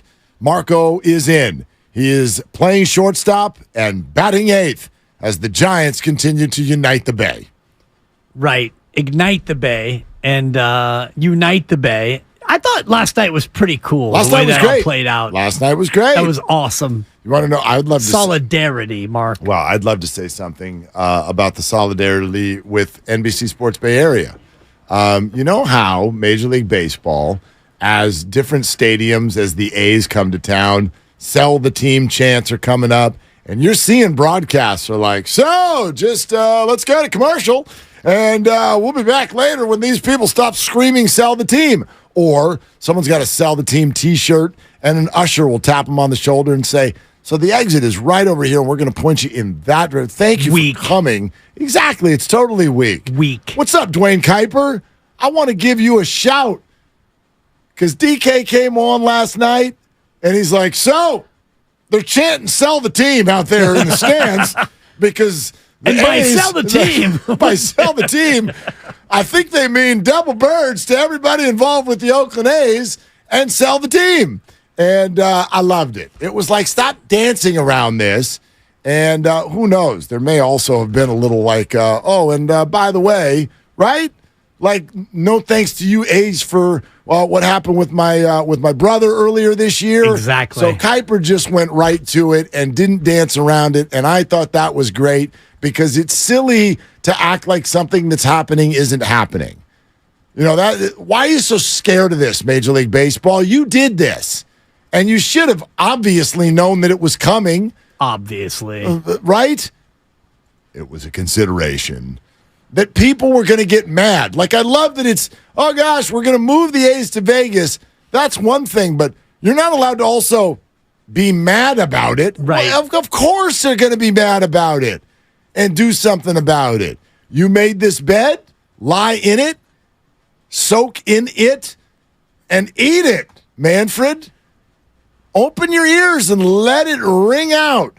Sell the team. Sure. So, but they won't make them sell the team. Of course not. But John Fisher is not Dan Snyder. No, but he's not Donald Sterling. Of course. And he's not. But he is reprehensible. But he's not reprehensible at the level to which you would force him to sell the team. Right, unfortunately. but just don't follow all of these decisions with also now trying to muzzle people with the way you handle your broadcast. Let it be what it is. You made this decision. This is the reaction. Let people have their say. The A's broadcast, now I wasn't listening to it, but I'm told they did not reference it, but what their broadcasters did was they just laid out. They just zipped the lip. Yeah. And they I thought I saw something where Kenny Korak on radio actually referenced it. I'd have to find the clip. The TV broadcast, I'm told they just laid back and let it ring. And that's a tough spot for, of course. I mean, for Johnny Doskow, who has toiled in AAA for the better part of 3 decades. First year in the bigs, yeah. It's one thing for Dwayne Kuiper, who's on the cusp of the Hall of Fame and should be winning the Ford C. Frick Award at some point, and on the backdrop of his brother getting fired by that very team, he's got a little bit more gravitas, as my old partner Lo Neal loved to lean on the word gravitas. DK, as you called him, Dwayne Kuiper, he can pretty much say whatever he wants in terms of, weighing in. Johnny Doskow, who was in AAA for 30 years, I'm sure he's a little bit more reticent, a little bit more reluctant to bite the hand that has finally fed him. No doubt about it. No doubt about it. All right, 888-957-957. We'll go to the phones in a little bit, but time to translate Shanahan. So this is from the TK Pod with Tim Kawakami. And the conversation starts when he was basically asked, is it difficult to go to Brock Purdy when you've got another quarterback or maybe even other quarterbacks who have better draft capital, more cachet, if you will, in this league? Take a listen to where the conversation goes. But again, how do you translate Shanahan? Quarterback competition or no? What I can see is what Brock did in his games last year. People give him a lot of credit. They gave our team a lot of credit, but I know how good he played. And I think anybody who really sits and watches it, whether it's our teammates, whether our coaches, I mean, it was strong in the season, but it got stronger in the offseason. It's because what he put on tape was real. And that's what makes it easy, the situation we're in. Now, Trey and Sam, they have the ability to do that stuff. It is harder for them to do it in practice and to jump a guy who we've seen do it in 7 games like that. That's the harder situation. It's a sad situation I'm happy about, though. Now, maybe he has a setback. Maybe he's rusty and stuff and because of his injury and stuff. I don't know. I don't think he will be. I think he'll get back to that point. And then these other guys can play, too. Maybe he does get an injury, and Sam or Trey get an opportunity just like Brock did last year. All of this can happen to each one of them. I know the way that we all would have drawn it up because how we spent our draft picks. And that's the way it was going to go. Injuries happen. And when injuries happen, you don't really lose your job because of injury, but you give opportunities to someone else. And this guy who got his opportunity came in and did stuff on film for me, for John, for all our players. That was as good as we've seen here. And it's going to be real hard to beat out. It's going to be real hard to beat out is the sentence that everyone grabs there at the end. So, translate Shanahan. Well, injuries happen, and you don't lose your job due to injury and stuff, but you do get opportunity when somebody has an injury. And, Trey might get that opportunity, and Sam might, and Brandon might as well. So, basically, my quarterbacks, they tend to get hurt a lot. Whether you want to blame me or not, that's a you problem. But we do know that injuries happen and opportunity arises. And, man, I love the fact that if that happens, I got a wide variety of guys to choose from. It's interesting that a lot of people have focused on those last few words. Sure. It's going to be hard to beat out because the rest of the 1 minute and 14-second piece of sound is telling you the exact same thing. Brock's going to have to get hurt for the other guys to get a shot. Exactly. That's what I heard. Yeah. Now, I'll admit this toward me the same way I'm about to call out everyone else in the other direction. This has been the greatest exercise in confirmation bias I have ever heard in the history of sports. It is literally unbelievable how many people will sit, listen to Kyle talk, watch a press conference, watch a football game, gather up all the information, and if you are starved to see Trey Lance, you will walk out of that room and be like, he said there's a quarterback competition. He said Brock's going to be tough to beat out. That means the other guys are trying to beat him out. That means he's open to him being beat. That means there's quarterback competition. Now, the other 1 minute and 11 seconds of the minute and 14, he's like, Brock not only came in and did great, I'd like to tell you guys something. When we got to the offseason and watched what he did on film, We decided it was even better than what we thought it was when we were watching it in real time. And it's unfortunate that injuries happen, so that could happen again. And if it does, Trey and Sam are going to get an opportunity. But oh my God, what this guy did. He did stuff for me. He did stuff for you. Yeah. He did stuff for John. He did stuff for his teammates. This dude is amazeballs. And then there's 4 words at the end, and everyone goes, "The competition." It's crazy. It's an open competition. But maybe I'm doing this too. Are we all just hearing what we want to hear? Yes, but if you ask a neutral party to weigh in, they're going to weigh in and say they love Brock Purdy, and Brock Purdy is going to be hard to beat out. And that, to me, is the bottom line takeaway in all this. They love Brock. Brock is healthy. Brock is going to be very hard to beat out, which means unless Brock Purdy comes in and plays really, really poorly, or Trey, Sam, or Brandon plays really, really well, Brock Purdy's going to be the starter. That's what he's telling you. Yeah, I agree. We're sponsored by Lucky California. What do you think? You can translate Shanahan. 888-957-9570. Confirmation bias is that's all that's going on here this entire offseason as we lead up to 49er football. Oh, also coming up next, I want to tell you something that happened. I went on a North Dakota radio station today, and I got to tell you what they asked about Trey Lance. Okay, but we'll take your calls next on Translating Shanahan. 888-957-9570. It's Willard and Dibs. Join Lucky Rewards today. You'll earn points for cash back every time you shop at Lucky stores and earn extra savings each week.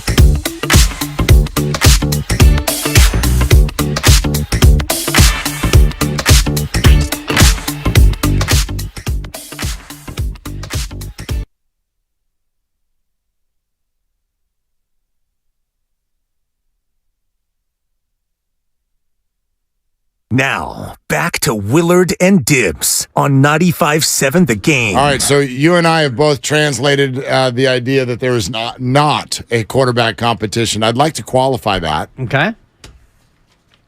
That doesn't mean Brock just automatically gets 17 games.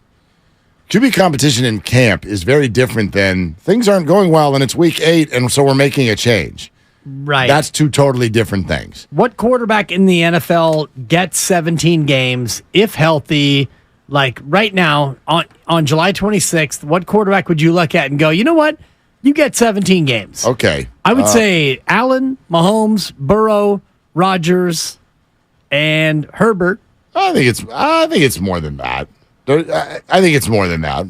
Watson, Lamar, even Goff, Dak, Hurts. You're not pulling those guys.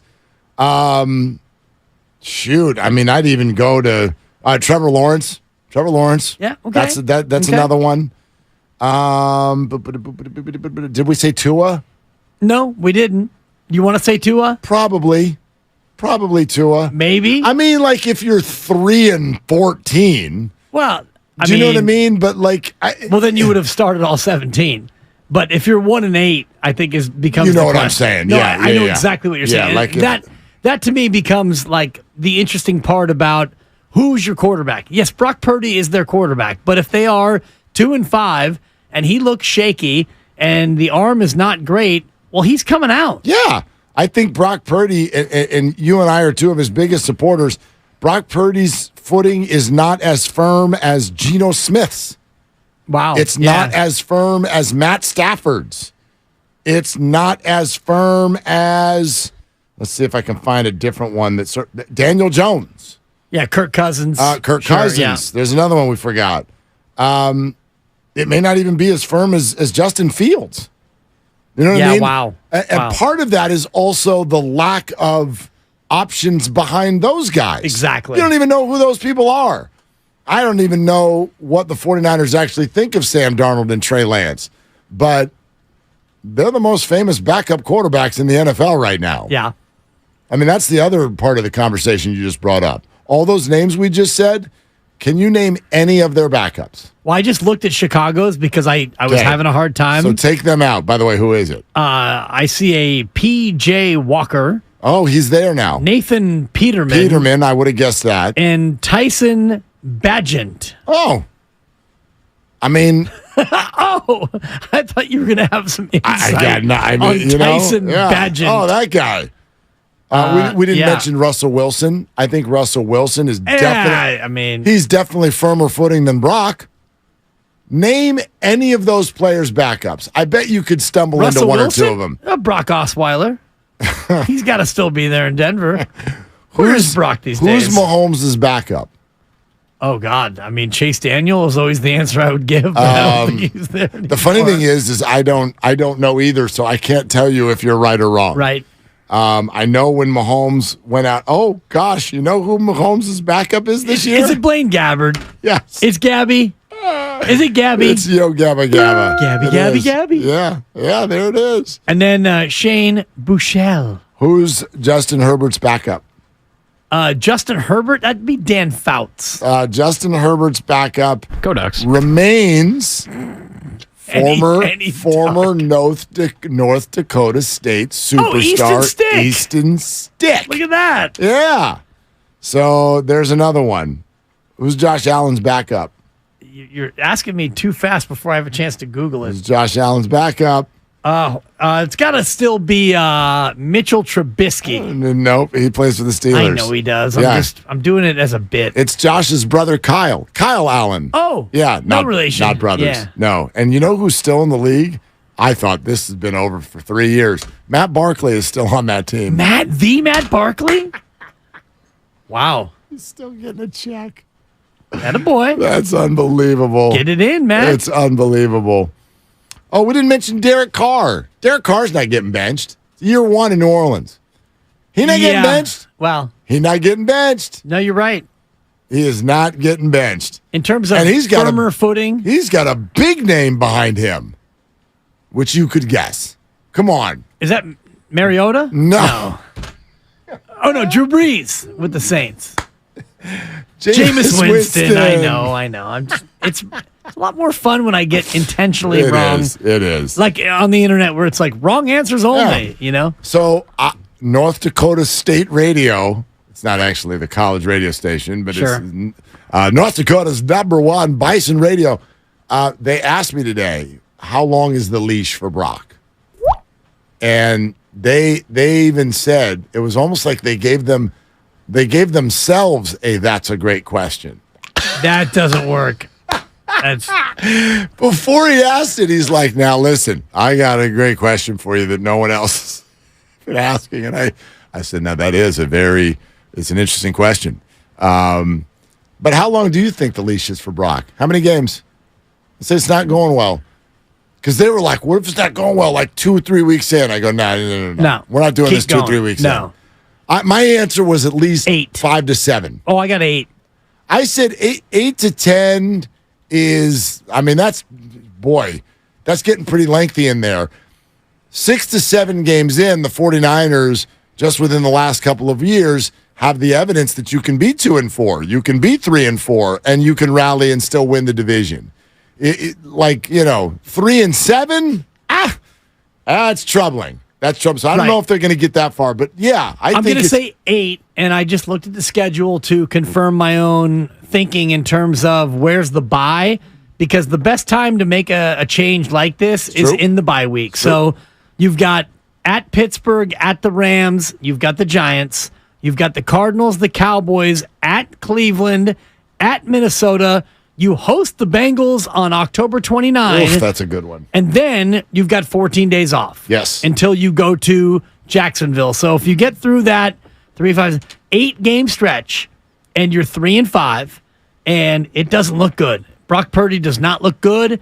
He doesn't look healthy. Whatever he looks like, you lose games that you shouldn't lose to. Because honestly, if I look at that schedule and, the Cardinals and the Rams, to me, those are layups, and your schedule's not super easy. Don't call the Rams a layup week 2 at SoFi. It's don't not do an that. Uncontested layup. Don't it's do a that. layup. I'll tell you the 3 it's games. A win. I'll tell you the 3 games out of the first 8 that the 49ers have already won. At Pittsburgh. Nope. Home for the Giants. Yep. Home for Arizona. Yep. And the other one's super obvious. At Cleveland? No. Come on. What's the game time when they go to Minnesota? Oh, it's a ba-ba-ba-da-ba-ba-ba. Don't make the mistake to think that Kirk Cousins has an opportunity to win on Monday night. Don't be a crazy person. It's Monday Night Football. Yeah, 3 picks. Yeah. 3, count them, all 3. And then there'll be a documentary about him next year. You're putting 3 picks on the board. The quarterback doc. Have you been watching the quarterback doc? No. Been watching? No, still I'm only a few episodes in. But you want to know the most uncomfortable part of the quarterback doc is the noises that Kirk makes when he gets sacked. I hate that part. It's like grunting and groaning, I hear, right? Listen, I think we all know. We know what's going on a football field. I don't want to hear it. It is human suffering. It is so awful out there. It's like John Sterling doing play-by-play. Oh my Ow! Ow! Ow! Ow! He really hit me.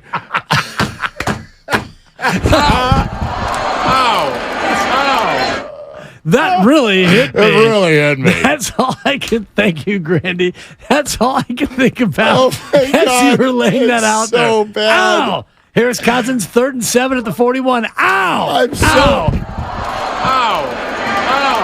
I am so That upset. defensive end really I'm hit me. so upset that I'm still laughing at that. I've listened to it 413 times. An old man being hit by a baseball, and I can't stop laughing. And here's the 3-2. But he keeps going. He's awesome. Ow! Oh my God! Cousins 3rd and 5 at the 41. It was a glancing blow. Oh my gosh, it's my favorite. I'm sorry. He should have won an ESPY for that. I really hope he does. Yeah.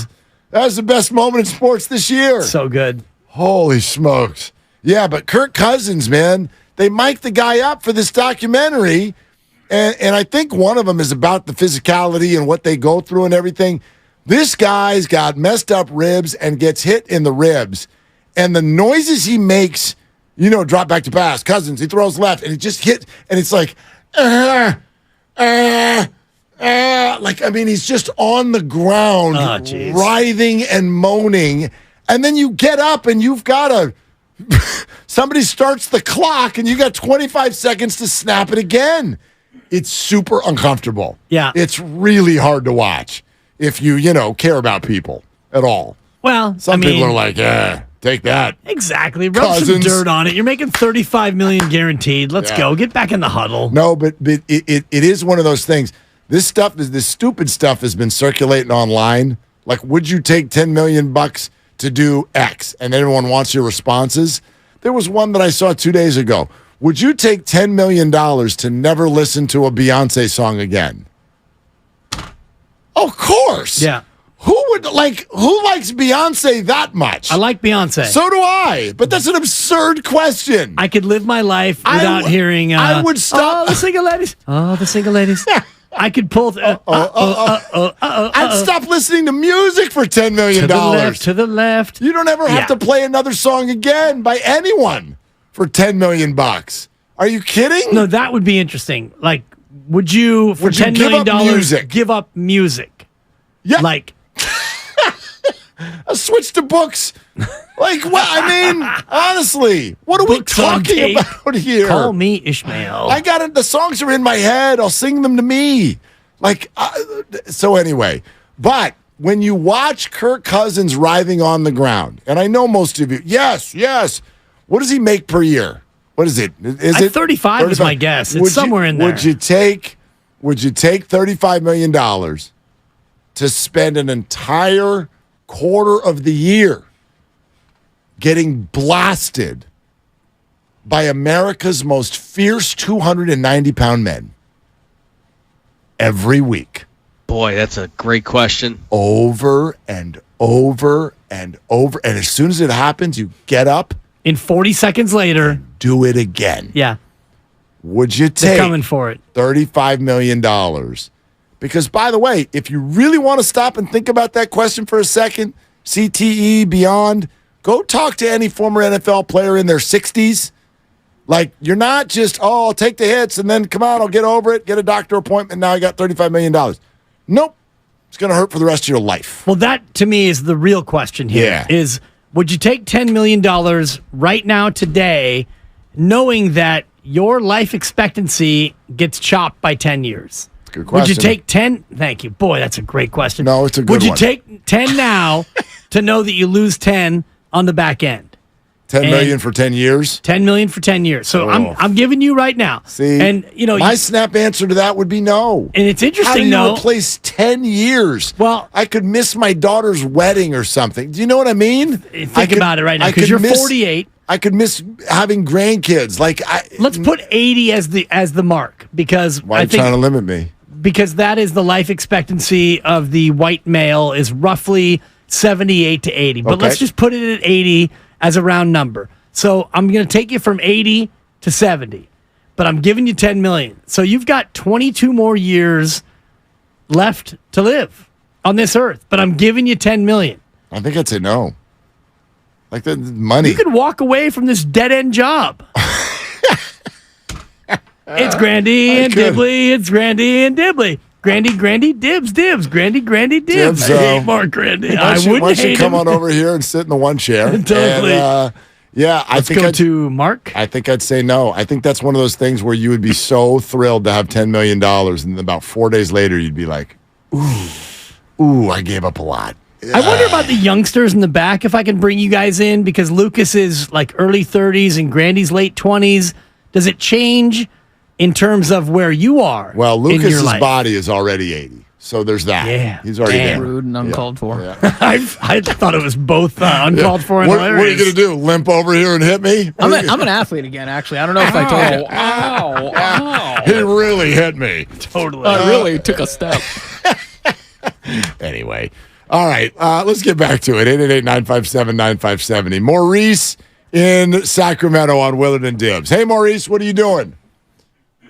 Hey, man, I'm just eating while you guys were going ahead and chopping it up. So That's the deal. What are you eating, Maurice? I did eggs and avocado.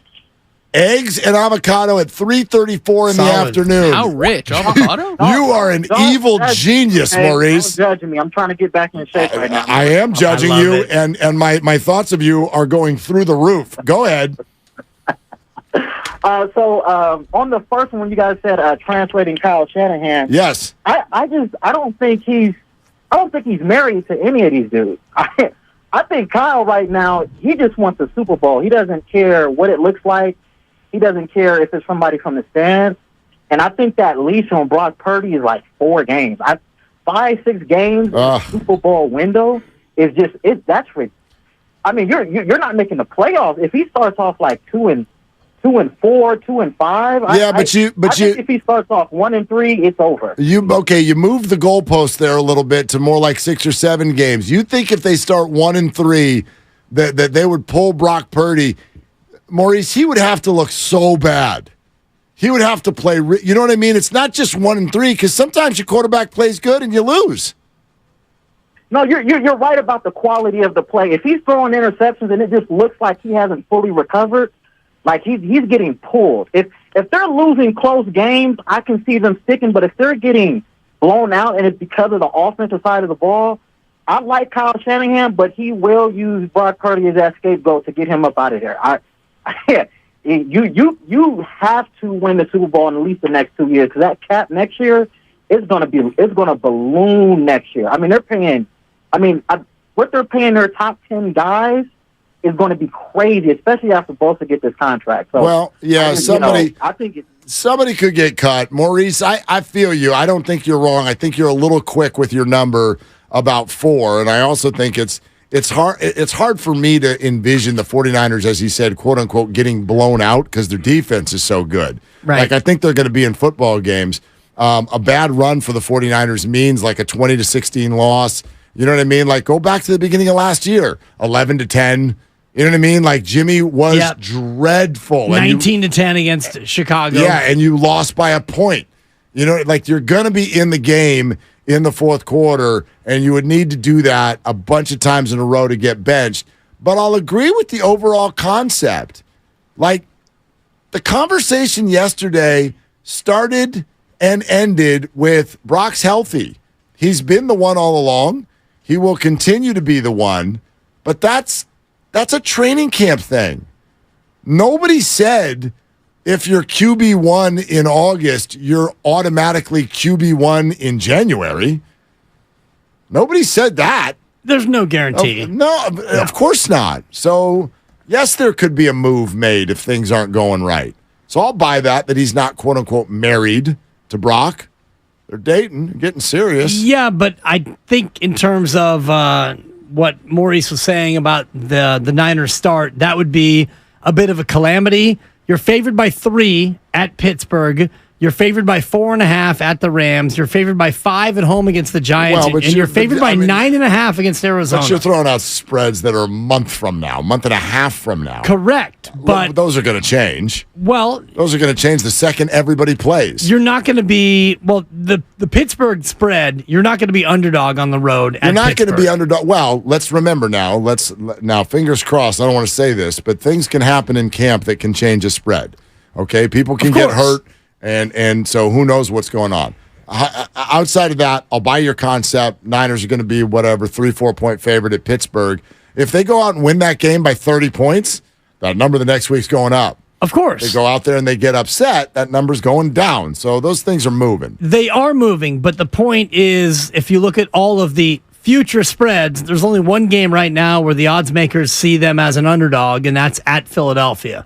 Other than that, you're favored against Pittsburgh, and if you beat Pittsburgh, then that Ram game is going to be more than 4.5. And if you beat the Rams, as you should, and then you don't want me to call it a layup, I'm saying it's a layup. Shanahan is better than McVay. He beats McVay.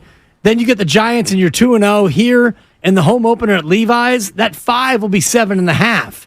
And then you go, you have Arizona at home. That thing might be 11. You have all the look-ahead lines? Yeah. What's the Dallas? October 8th. Favored by 2.5. Niners. What? Niners favored. It's a 3-game homestand. I know they're at home. Why are they not even getting the requisite 3? It's just 2.5. That's saying that on a neutral field, Dallas is favored. And I wonder what Dallas... What the hell is that about? Let me look at Dallas's schedule. Can I bet on that right now? Probably. I want to bet on that right now. Yeah. Dallas... I like that. Yeah. Man. Dallas hosts New England the week before. And, Dallas is favored in every game up to that point. You might have a battle of 4-0 teams there. You won't. And that's a Sunday night game. Ba-ba-ba-da-ba-ba-ba. It's got da-da-da-da-da. You will not have a 4-0 versus 4-0 game there. Who has a loss? Probably both of them. Well, Dallas does have the Jets at home. Their home opener is... And the Jets, there are a few teams out there right now that we're just doing all kinds of fun things on paper. Oh, the Jets are amazing. Yeah, we have they could be. They might be. They might be the best team in that division. They might also be awful, and Aaron might be washed. I have no clue what to. I know their defense is good, and I know they now have a viable quarterback. That doesn't mean they're automatically going to be awesome, and they're in a really hard division, you know. So that could go a few different ways. Hey, real quick, how about let's go to Vince in the city. Hey, Vince, what are you doing? Just on my way home from work. But I think if I had to give a game limit or I don't know an end for if Brock Purdy is going to get pulled, I would put it around 6. I'd give him, round up from a third of the season. If he has a bad start and you go like 1-5 or 2-4, I think he might want to look at Trey Lance. Brock is coming. I feel like Brock's coming back really quick from that injury. I mean, he had a Tommy John, and I know it's not baseball and it's football, but I just think he may have came back, or he may be coming back a little too quick. So I'm a little iffy on that. And then also, just because they came out and said Brock is the guy, do you guys think there's concern that Kyle Shanahan might tighten up on the playbook, or do you think he's going to open it up and let it fly and do all these crazy routes and plays that he likes to run? I think that what Kyle Shanahan, we heard him say that we played for you a little bit ago, tells me that he's really optimistic that he can probably throw a little bit more at Brock Purdy than he did last year, because he said, I thought it was good when I was watching it, and then we watched the tape, and I thought it got even better. So I think he's super optimistic about what he can go out there and do with Brock Purdy this year. But sure, the journey's got to unfold. Got to go do it. Presented by Fremont Bank, full-service banking, no compromises. We got plenty of room for more of your calls. 888-957-9570. Larry Krueger from Niners camp in about a half hour. And also coming up next, you had to translate Shanahan. Did he say there was a quarterback competition? We talked about that. What about Debo? You get to translate what Debo said. Coming up next on Willard and Dibs. Matt Coker here.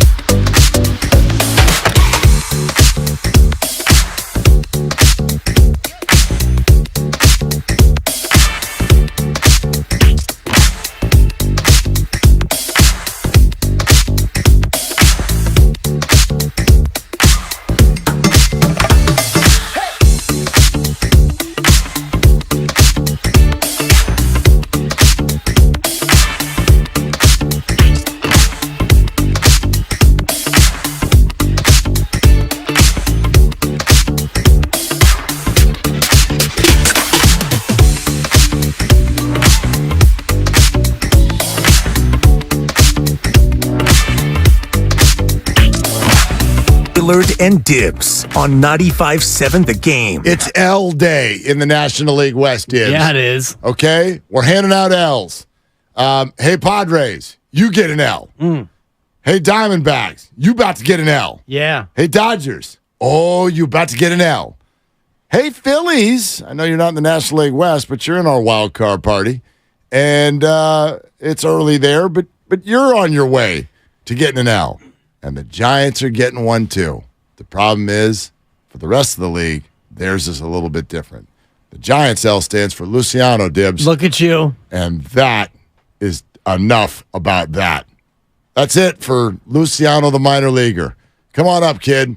Here we go. Here we go. We need a shortstop who can actually hit, and here you go. You're a shortstop who can hit, and I wonder how motivated they were based on the top 10 play that he made like 2 days ago. I don't know if I'm sure you saw it. You don't miss anything. Yeah. The double play started by a glove flip from short center field where he tracks down an absolute seed. Beautiful. And just a little hoot. Yep. Couple of home runs, too. Yeah. Since he's gone to Sacramento. It's funny, Contos was on with us the other day, and we're all oh gosh, they need middle infield help. I'm like, Luciano? Or does he still need more bats? He's like, I think he needs more bats. I'm like, yeah, you're right. I mean, it's been like a week. Yeah. Boom. I think they just had about enough. First of all, the David VR experiment is probably over. I remember he was going to have a shot to be the starting third baseman this year.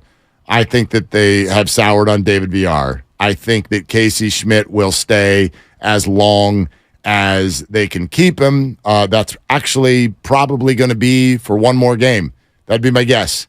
I think Schmidt's active tonight. I think Brandon Crawford will be activated on Friday. I think Schmidt will probably go down. And as soon as Tyro gets back, that'll be it for Brett Wisely too. And then I think there'll be an acquisition on the middle infield also. So by next Tuesday, you're probably those players who have been populating the bottom of the order that have been killing the Giants might all be playing for the River Cats. Right, and you're down to just 5 days, 6 days until the deadline, so not much has happened in terms of movement at the trade deadline, but the Giants would love to add another piece. But if Luciano comes up and pops, then maybe you don't need a middle infielder after all. Maybe. But I mean, Casey Schmidt came up and popped, and then he didn't. Like I don't know if you want to hand too much pressure on Luciano. Luciano's got a better bat than Casey Schmidt does. Way better. Yeah. Schmidt has a better glove than Luciano. That was always the question with Casey. Could he hit? So, all right. Earlier, we played this for you. We'll play it again if you're just joining us. Kyle Shanahan on the TK Pod. Did you hear Shanahan say somehow that there will be a quarterback competition? What I can see is what Brock did in his games last year. People give him a lot of credit. They gave our team a lot of credit, but I know how good he played. And I think anybody who really sits and watches it, whether it's our teammates, whether our coaches, I mean, it was strong in the season, but it got stronger in the offseason. It's because what he put on tape was real. And that's what makes it easy, the situation we're in. Now, Trey and Sam, they have the ability to do that stuff. It is harder for them to do it in practice and to jump a guy who we've seen do it in 7 games like that. That's the harder situation. It's a situation I'm happy about, though. Now, maybe he has a setback. Maybe he's rusty and stuff and because of his injury and stuff. I don't know. I don't think he will be. I think he'll get back to that point. And then these other guys can play, too. Maybe he does get an injury, and Sam or Trey get an opportunity just like Brock did last year. All of this can happen to each one of them. I know the way that we all would have drawn it up because how we spent our draft picks. And that's the way it was going to go. Injuries happen. And when injuries happen, you don't really lose your job because of injury, but you give opportunities to someone else. And this guy who got his opportunity came in and did stuff on film for me, for John, for all our players. That was as good as we've seen here. And it's going to be real hard to beat out. Okay. So everyone, last sentence is real hard to beat out. What about the sentence before that? Brock Purdy has put things on tape that is as good as any quarterback since we've been here. Stuff. Yeah, and stuff. Yeah, he put stuff on tape. I mean, we're all going, hey, Purdy Lance, Darnold. What I just heard is Brock Purdy's played 8 games, and I already like him pretty much more than Jimmy Garoppolo. Yeah, he's put stuff on tape that we haven't seen, and he did stuff for John. He did stuff for me. He did stuff for his teammates. He put these things on tape that we haven't seen. And if you hear the beginning of that cut, he's almost giddy at the fact that he went back and looked at the tape of Brock Purdy. And it got better. Yeah. And he's clearly said a bunch of times that Darnold and or Lance's opportunities would come through injury. So I think you and I took that clear. That does not mean there's a quarterback competition. But the confirmation bias that is reigning free throughout this entire thing, that's what some people heard. Now, this one's different. What about Deebo Samuel, Dibs? What do you hear on this one? Quarterback competition is going to be a really good one. You know, Trey's you asked me, Trey's got better since the last time I saw him from due to his injury. He's got better. So, I'm excited to see how this camp going to go. Okay. Quarterback competition is going to be great. Trey looks better. Yeah. Excited to see how this camp goes. Right. No mention of Brock, and that's what I was waiting for. Feels like the quarterback competition that he's talking about is for QB2 because Brock's the one. I don't think that Deebo is forgetting about Brock or thinks that Trey might be the one instead of Brock. It feels to me like the quarterback competition he's talking about is for QB2. Yeah, and I agree with you on that one as well. Deebo was asked to expand a little bit on what he said about Trey Lance looking better. The way the ball is coming out, he used to throw the ball kind of hard a lot. But he kind of got a great touch to his ball now. He's more comfortable. He's more relaxed back there. He's a little bit more poised to me. Okay, that's an interesting one. And I'll buy that. I think I saw that. Again, limited amount of things that we've seen. We've been down to camp now twice. OTAs once, camp once, to watch Trey Lance throw. And the other quarterbacks as well. And yeah, I do think sometimes there were, the ball that you just throw it out in the flat to the guy that's 8 yards away from you. It was coming in a little hot in years past. Not so much this time around. I have no problem telling you, Trey Lance to me looked better. I still think there's a larger issue that's facing Trey Lance right now, which is this is the number 3 overall pick in the draft. You have a huge trade in order to get that pick. You select Trey Lance. Injuries happen. We know the story. We get to this point, and while the world is running around going, you got to give Trey a shot at 1, the 49ers are like, we already have a 1. And oh, by the way, we're not even going to declare him the 2. We're not even going to say he's got a leg up on the 2. It would be different to me if the sound over the last 24 hours had been, look, Trey's our backup quarterback. Sam is a guy we really like. First time to get him in this system. Also a highly selected quarterback and has more experience. So there's an openness to see how that goes. But Trey's our presumptive 2. Yeah. Didn't even do that. No. They didn't even do that. Nobody said that. And it's Deebo's talking about a competition, and Kyle Shanahan is talking about how many quarterbacks he has, who they like in terms of, quarterbacks. And what he said about Brock Purdy was that they love Brock Purdy even more now, having looked back at the film, and Brock Purdy's going to be healthy, and so he's the starter. So for Trey Lance, he's in a fight for his career right now to be QB2, or else he might be elsewhere. So maybe that's what Deebo's getting into. Deebo's getting into, and I'll say it again, said it yesterday. We're about to enter the most discussed, most followed backup quarterback battle in the history of the NFL. I've been watching football since I was 7 years old. I cannot remember ever in my life, thank you, that's 41 years now, I do not ever remember, first of all, even caring who the backup quarterback was, outside of Steve Young, I guess. And then I certainly cannot ever remember following a battle for number 2. A camp battle to see who was going to be the backup. You want to talk about things that's hard to get on a fan's radar, that would be it. But here we are. It's the lead story. The defensive player of the year is not in camp, and they're in the middle of contract negotiations. Nobody cares. No. Nobody even brought it up today. I don't think it's a thing, and maybe that's why. I don't think it's a thing at all. I think Nick Bosa is going to sign, and everything's going to be absolutely fine there. But in most camps, that would, be discussed. It would be brought up. No one's looking for anything but these guys. It'd be the lead story, is what it would be. Normally. Yeah, the fact that your number one pass rusher, a guy who's going to get the richest contract in defensive football history, is not signed, and he's not in camp. Not that he needed to be today, because you're not tackling anyway, and it's mostly just side work and individual work. And, today was about the 7-on-7 and the 11-on-11, where, guys are in helmets, but the padded helmet, the soft padded Great Gazoo helmet and shorts, and not doing any hitting. So Nick Bosa didn't need to really be there, but that would normally be the lead story. Or it would be what's up with the quarterback, but it's not even about the quarterback. It's about the backup quarterback. And tomorrow will be about the quarterback, because Brock Purdy will be back on the field. Yes. He's going to practice and he's going to throw. And so all eyes on that right elbow and how he looks. But for today, it was about the backup quarterback. You're listening to 95.7 The Game, KGMZ FM and HD1 San Francisco, always live on Twitch, YouTube, and the free Odyssey app. And I thought you had a really good observation from being out there today, which is the sound of the fans when Trey Lance did something versus the sound when other quarterbacks did something. Now, this almost will sound obvious. The fans sort of rose to the edge of their seat, and the media too. You could watch that was like, because if you don't know what a practice looks like, it's just kind of like every 5 to 10 minutes, these horns blow and everybody starts doing something different. Yeah. Right? Okay, punt team. Here we go. Okay, now we do punt team, and everybody's just like, all right, now I can talk to my friend. Because the punt team. Oh, and here come the kickers. They weren't even kicking.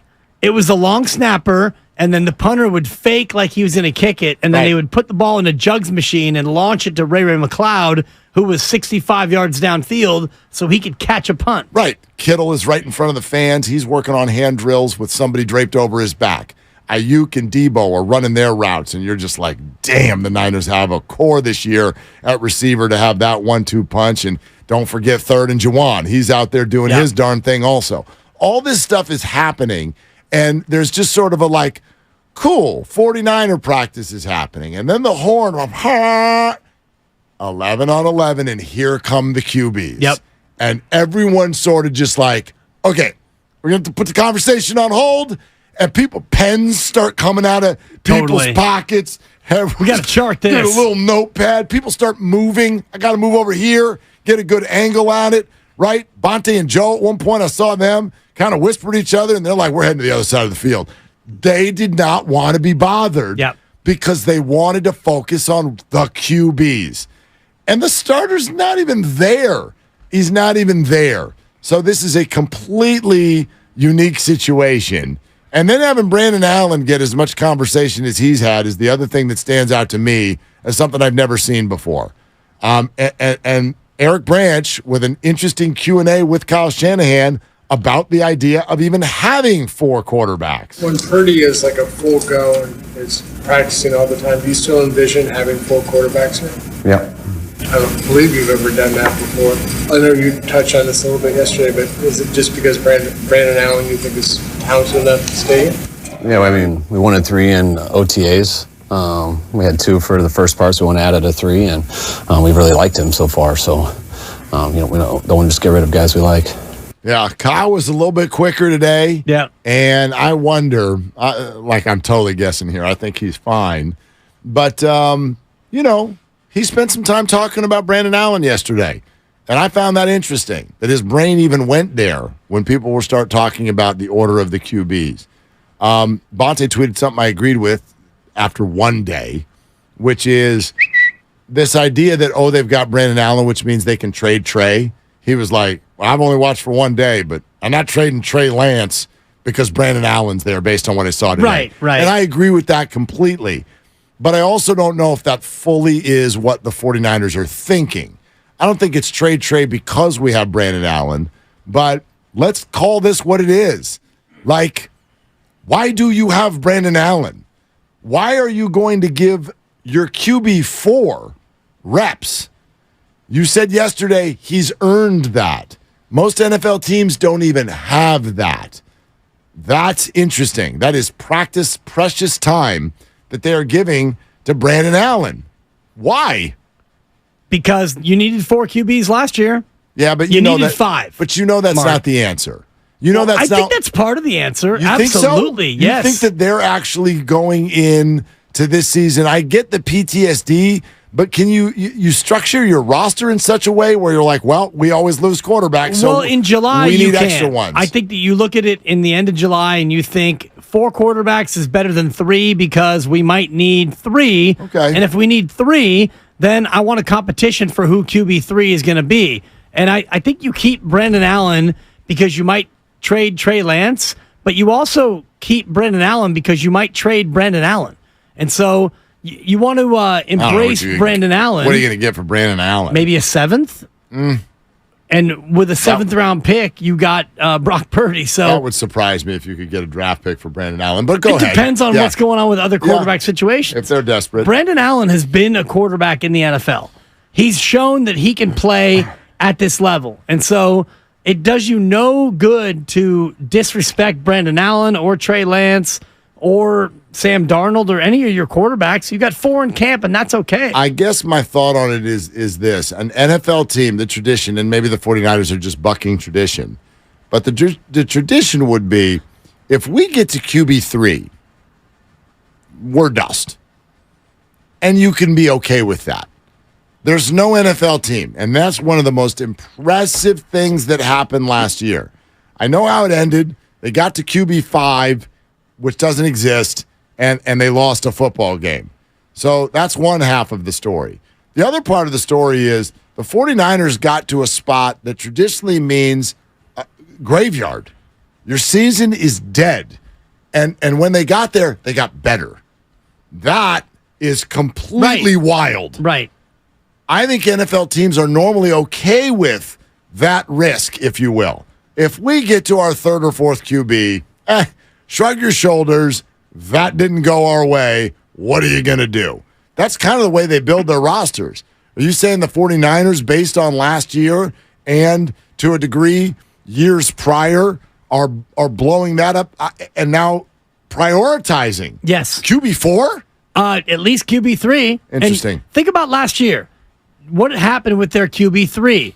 They had a guy who they gave guaranteed money to, and he competed against a guy who was the last pick in the draft as a rookie. And you had Jimmy Garoppolo on the kiddie field, and you weren't sure what you were going to do, but you had Sudsy, you had Sudfeld. Well, he was supposed to be too. Exactly, and that's my point. So at this time last year, your depth chart was Trey Lance, Sudfeld, Brock Purdy, and then Jimmy Garoppolo was off to the side, and you didn't even know what you were going to do with Jimmy Garoppolo. By the time you broke camp, your depth chart was Trey Lance, Garoppolo, and Purdy, which tells me you had a competition last year for QB2 and QB3. And you look at this year.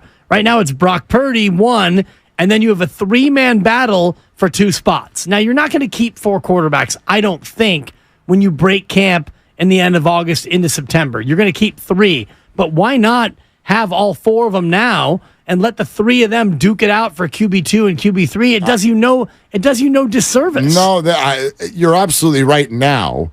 I guess the disservice that is the thinking in my mind is exactly what Eric Branch asked Kyle Shanahan today. So let's we get it. Brandon Allen's out there today because Brock's not. But in theory, what happens tomorrow? Okay, Brock is in. Yep. Is Brandon Allen still getting reps? And then what happens 2 weeks from now when Brock is a full clear? Are you still giving reps to Brandon Allen? And Kyle just looked at him and went, yup. I want everyone to know that's not normal.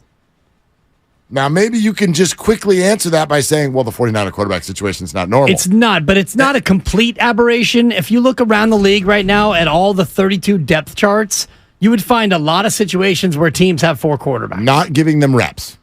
Not when Patrick Mahomes is healthy and in practice, QB4 is not getting a turn. Well, it depends on what you mean by reps. Because when Kansas City has their first preseason game, Patrick Mahomes is probably not going to play.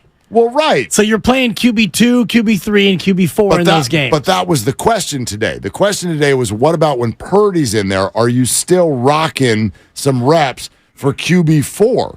And he's like, yeah, absolutely. Yeah. And by the way, you're not wrong, but also there are a lot of teams who don't have 4 quarterbacks. There are a lot of teams who don't. Most of them do right now because camp is literally just opening. But a lot of them don't/won't. And I'll give the Chiefs actually have they have 4. A kid out of South Dakota State. And he's not getting reps. Right now, he probably is because Patrick Mahomes, you don't need to see anything from Patrick Mahomes. Mahomes gets whatever reps he gets and then hit the shower, kid, and we'll see what we have from Shane Buechele and Oladokin, who is the 4-string guy. The Rams have 5 in their camp right now. Of course they do. Yeah. I wonder how many the Cardinals have in their camp. They probably have 4. Oh, they have 5. One of them's Kyler Murray, though. Yeah, so he's not really in camp. Yeah. He's trying to get healthy. No, these guys are all, they're going to end up on practice squads and things like that, and they'll run the scout team, and they'll do all those things that other guys do. This feels different.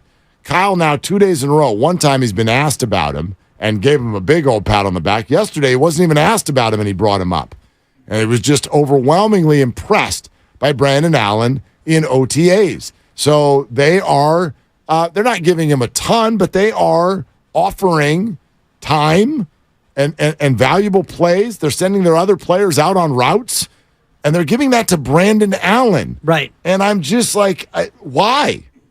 You know, if you ask Kyle that right now, well, we like the guy, and but exactly. But on the real, Kyle, why? Why are you doing that right now? Because he might be our 2nd or 3rd best quarterback, and Trey Lance might be QB4. And if Trey Lance is QB4, and I'm not saying that I believe that or that Kyle Shanahan has indicated that, but let's just say in Kyle's mind, he's done with Trey Lance, and he's going to trade Trey Lance. Then you better get Brandon Allen ready as QB3 to back up Sam Darnold. Well, but that's kind of what I'm getting at. Yeah. Like, if you were sure, you're like, okay, we showed up at camp, Brock is healthy, we're ready to rock, and 2 weeks from now, no training wheels. We're not even giving him days off. And as I've said on podcasts and stuff, I love Sam and I love Trey, and they're going to get as many reps as possible as well behind Brock Purdy. If you get to that point, okay, why are you still also dedicating time to Brandon Allen? And if your answer is, well, because you might trade Trey, well, that's kind of what I'm getting at. That's kind of interesting. Well, and I also think part of it is you might need 3 quarterbacks, and God help us if we need 4 quarterbacks, because we've needed it. If you look at Kyle Shanahan's run as the head coach of the Niners, only one time has he had 1 quarterback start all the games. And I know part of that was because they had guys who were bums, but usually it's because guys get hurt. I think the Jacksonville Jaguars, for example, have what teams would like to be the standard as far as how they handle camp. You remember who Trevor Lawrence's backup is, don't you? Of course. You remember? Yeah. Don't you? Of course. Come on. It's Blake Bortles. Niners ties. Drafted by Shanny. It's C.J. Beathard. All right. C.J. Beathard is how it is pronounced. And then Nathan Rourke is the 3. Rourke, we call him. So you have a guy who you know, no matter what, is starting 17 games if he's healthy. Mm-hmm. You have your experienced backup who's been there for a couple of years, and then some rook that you grabbed in the draft. That's it. Go time. That's the norm. At least I know it's still July. Once you get halfway through August, that's kind of the norm. We're sponsored by SC Johnson. You can weigh in on that. Why do you think Brandon Allen is getting this much run and this much time? And we are translating Shanahan. We'll let you hear some of the top items that he addressed today in camp. Your calls, 888-957-9570. And in about a half hour, we rock with our guy, Larry Krueger, who was down at camp today as well. This is Willard and Dibs. If the weather calls for rain, then the rain calls for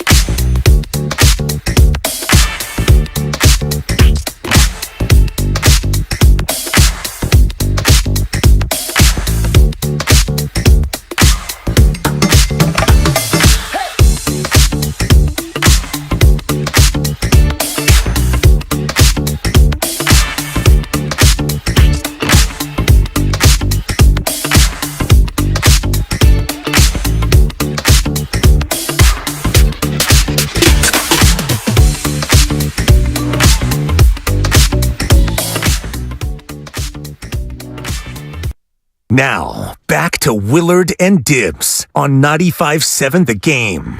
We have two pieces of developing news. Not breaking. Well, kind of. Yeah, it's breaking. Sounder worthy? No. Okay. No, but It's funny because when I had JD in when you were out on your trip to Kauai, and all of the free agent news all the free agent news was breaking. JD's like, oh, we got a piece, we got another signing, and I said, is it Sounder worthy? And if it wasn't, if it was a smaller deal, then we wouldn't play the Sounder. Yeah, no, that was these kind are of the bit. These are they're not small, but they're not like they're breaking news. They're not glitzy. They're not glitzy enough. They're not like. I mean, they both have local ties. I have to say it like that, like ties. So Colorado's leaving the Pac-12 to go to the Big 12. That's official in 2024. So next year. So are we going back to the days of the Pac-8? Well, we're not there yet. We could end up at the USC and Pac-10. UCLA are gone. Right. So yeah. Colorado gone. San Diego State's still going to end up back in. Not next year. Maybe not the year after that, but the year after that. But I still put it this way. If you're asking me if the conference is going to go away, I'm still going to say no.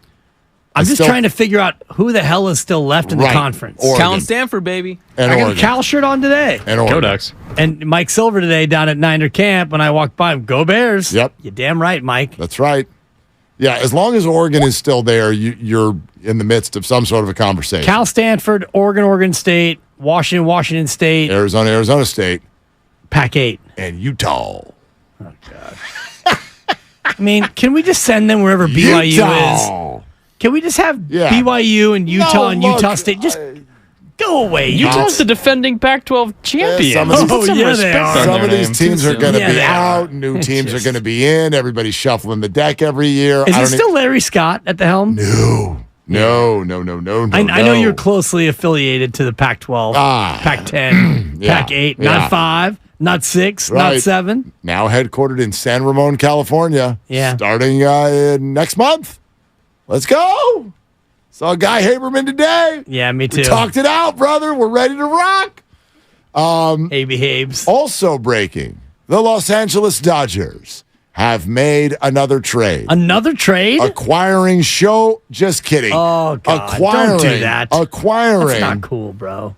Cleveland Guardians shortstop Ahmed Rosario. What? The Dodgers have now made 2 trades this week. Both times they have acquired a negative WAR player. What are they doing? I am digging this because you know what this means right now? This means that their dirty paws are off of Tim Anderson, who I think would be a phenomenal acquisition for the Giants. Now, I'm going to qualify that because what Tim Anderson can do is be a power-hitting, right-handed middle infielder. He can. It's not what he has done this year. It's what he has done in his career. It's not what he's done this year, although hitting better this month for sure. Mm-hmm. But if Luciano comes up and handles that role, well, then you don't need Tim Anderson. I still think the Giants need to make an acquisition up the middle of the infield. The Dodgers did too. The fact that they got this guy makes me smile because this is not the guy that you want if you're the Giants. This is a light-hitting, 265, 3 home runs. He's a speed merchant. Negative .3 WAR player. Sure. So the Dodgers have acquired Ahmed Rosario and Kike Hernandez and color me not scared. Yeah, you can't trumpet Tim Anderson and what he's done in the past without mentioning what Ahmed Rosario's done in the past, which is better than what he's done this year. Now, he's never been a monster in terms of OPS, but he's a guy who led the league in triples last year with 9. His career 273 hitter. 18 stolen bases a year ago. He's a guy who can come in and provide some flash and dash in your lineup. Yeah, I'll tell you what Ahmed Rosario has done. He did a home run in the last 376 calendar days. Hey now. Listen, Tim Anderson's not coming if Marco Luciano has an awesome weekend against the Sox. If he has an awesome weekend against the Sox, maybe it's his gig to be Brandon Crawford's shortstop platoon mate. Sure. But they're going to acquire somebody. In the middle? Somebody. Yeah, Tommy Edman, someone like that. What you laughing at? I'm laughing at the incremental, like, this is like a slap fight among 7-year-olds between the Dodgers. I'll see your Ahmed Rosario, and I'll counter with whoever you just named. Tommy Edman, who has a positive WAR. Tommy Edman. Yeah. Right? Yeah. I don't think can't crack a middling St. Louis Cardinal lineup. I'll take your Slappy, and I'll give you our own Slappy. Look, they're not trying to go get a starter. Tyro Estrada's coming back. They're not trying to go like bench somebody. Like if it's Tyro, I get it, but you need a shortstop. And, yes. and if Luciano, if you're going to lean on Marco Luciano down the stretch and into the playoffs, you don't know. You don't know. Well, if not him, then who? Brandon Crawford? What's his WAR? He's got to be having a negative WAR year himself. Not doing great, but he's also Brandon Crawford. Like that's a major league player. Sure. The guys that they've got right now are not major league players. That's the problem. They're not going to go splashy up the middle of the infield right now. That's not what they're going to do. Splashy could happen at the starting rotation. Brandon Crawford has a negative 0.8 WAR. Yeah, no, he's been. I mean, he looks at Ahmed Rosario and says, dude, can you teach me how to play? Teach me how to Dougie. Seriously. Yeah. No, Brandon Crawford's had a terrible year, and he's hurt. All those things. That's all true. Yeah. But listen, do I think they'll acquire depth? I do. But I also think Tyro Estrada is their second baseman. Yeah. If Marco can be really good and they end up platooning Brandon and Marco, or who knows, if it just becomes Marco, like that's definitely all on the table. If they're going to get splashy, I think it'll be in the rotation, which is exactly what it should be. And I don't think that there is splashy in terms of middle infield.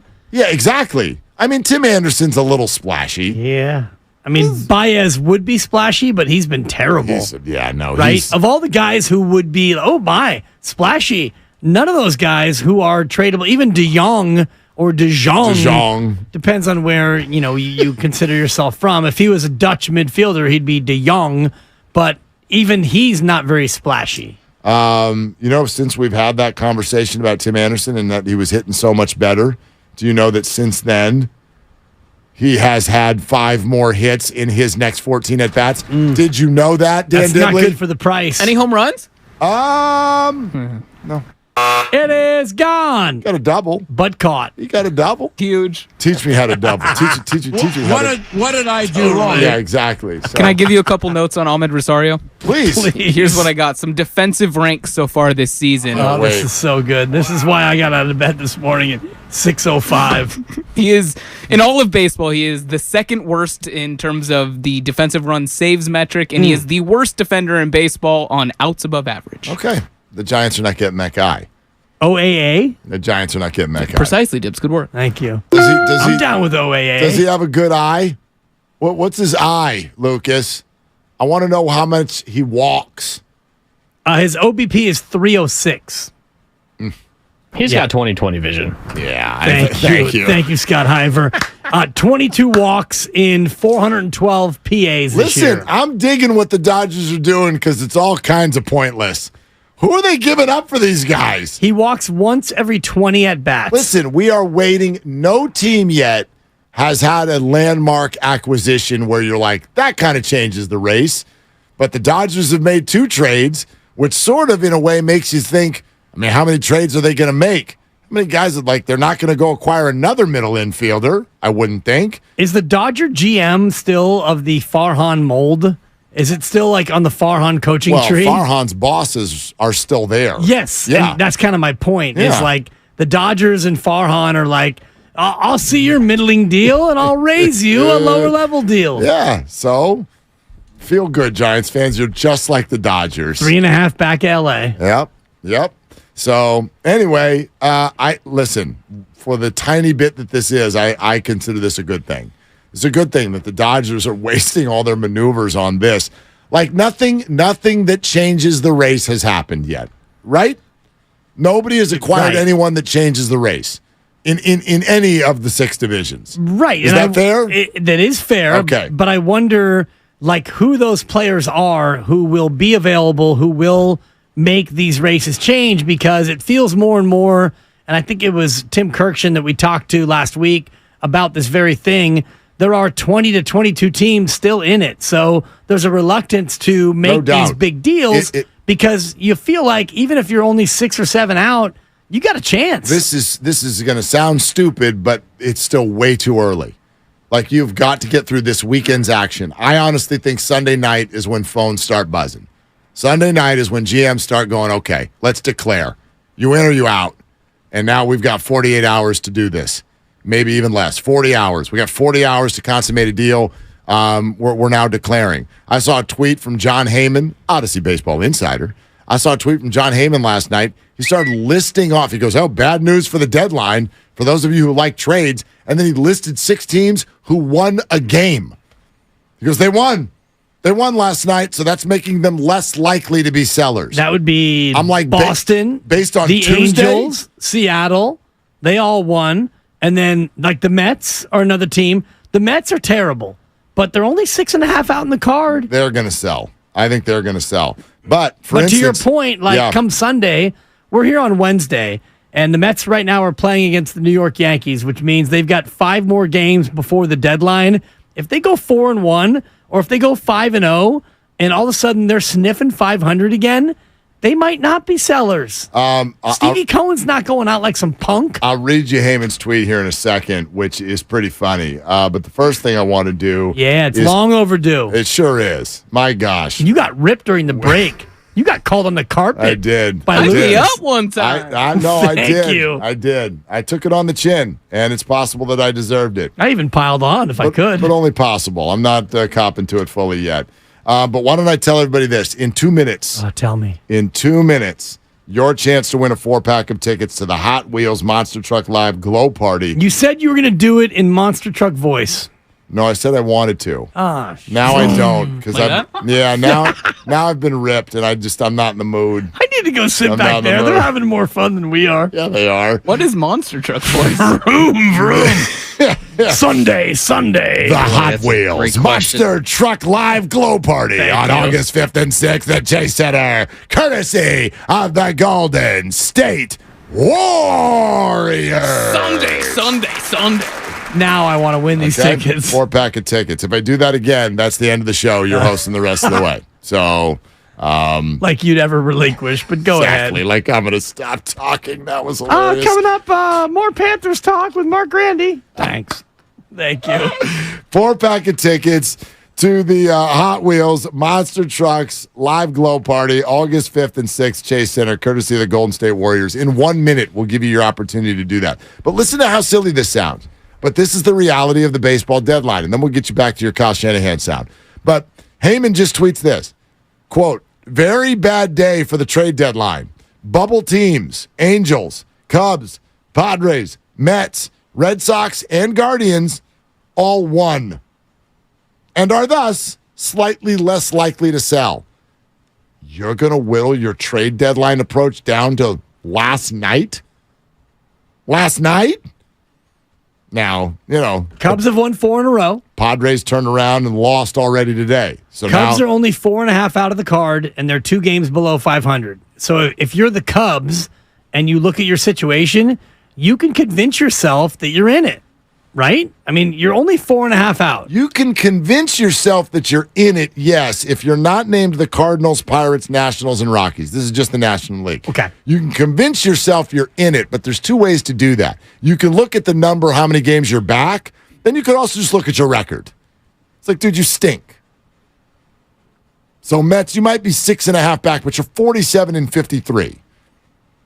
You are 100 games in, and you are 6 games below 500. What about the Cubs at 49-51? I mean, you're just and you've won 4 in a row. You're just again, a sniff below 500, and you're only 4.5 back. But it's not enough to say 4.5 back. It's the number of teams.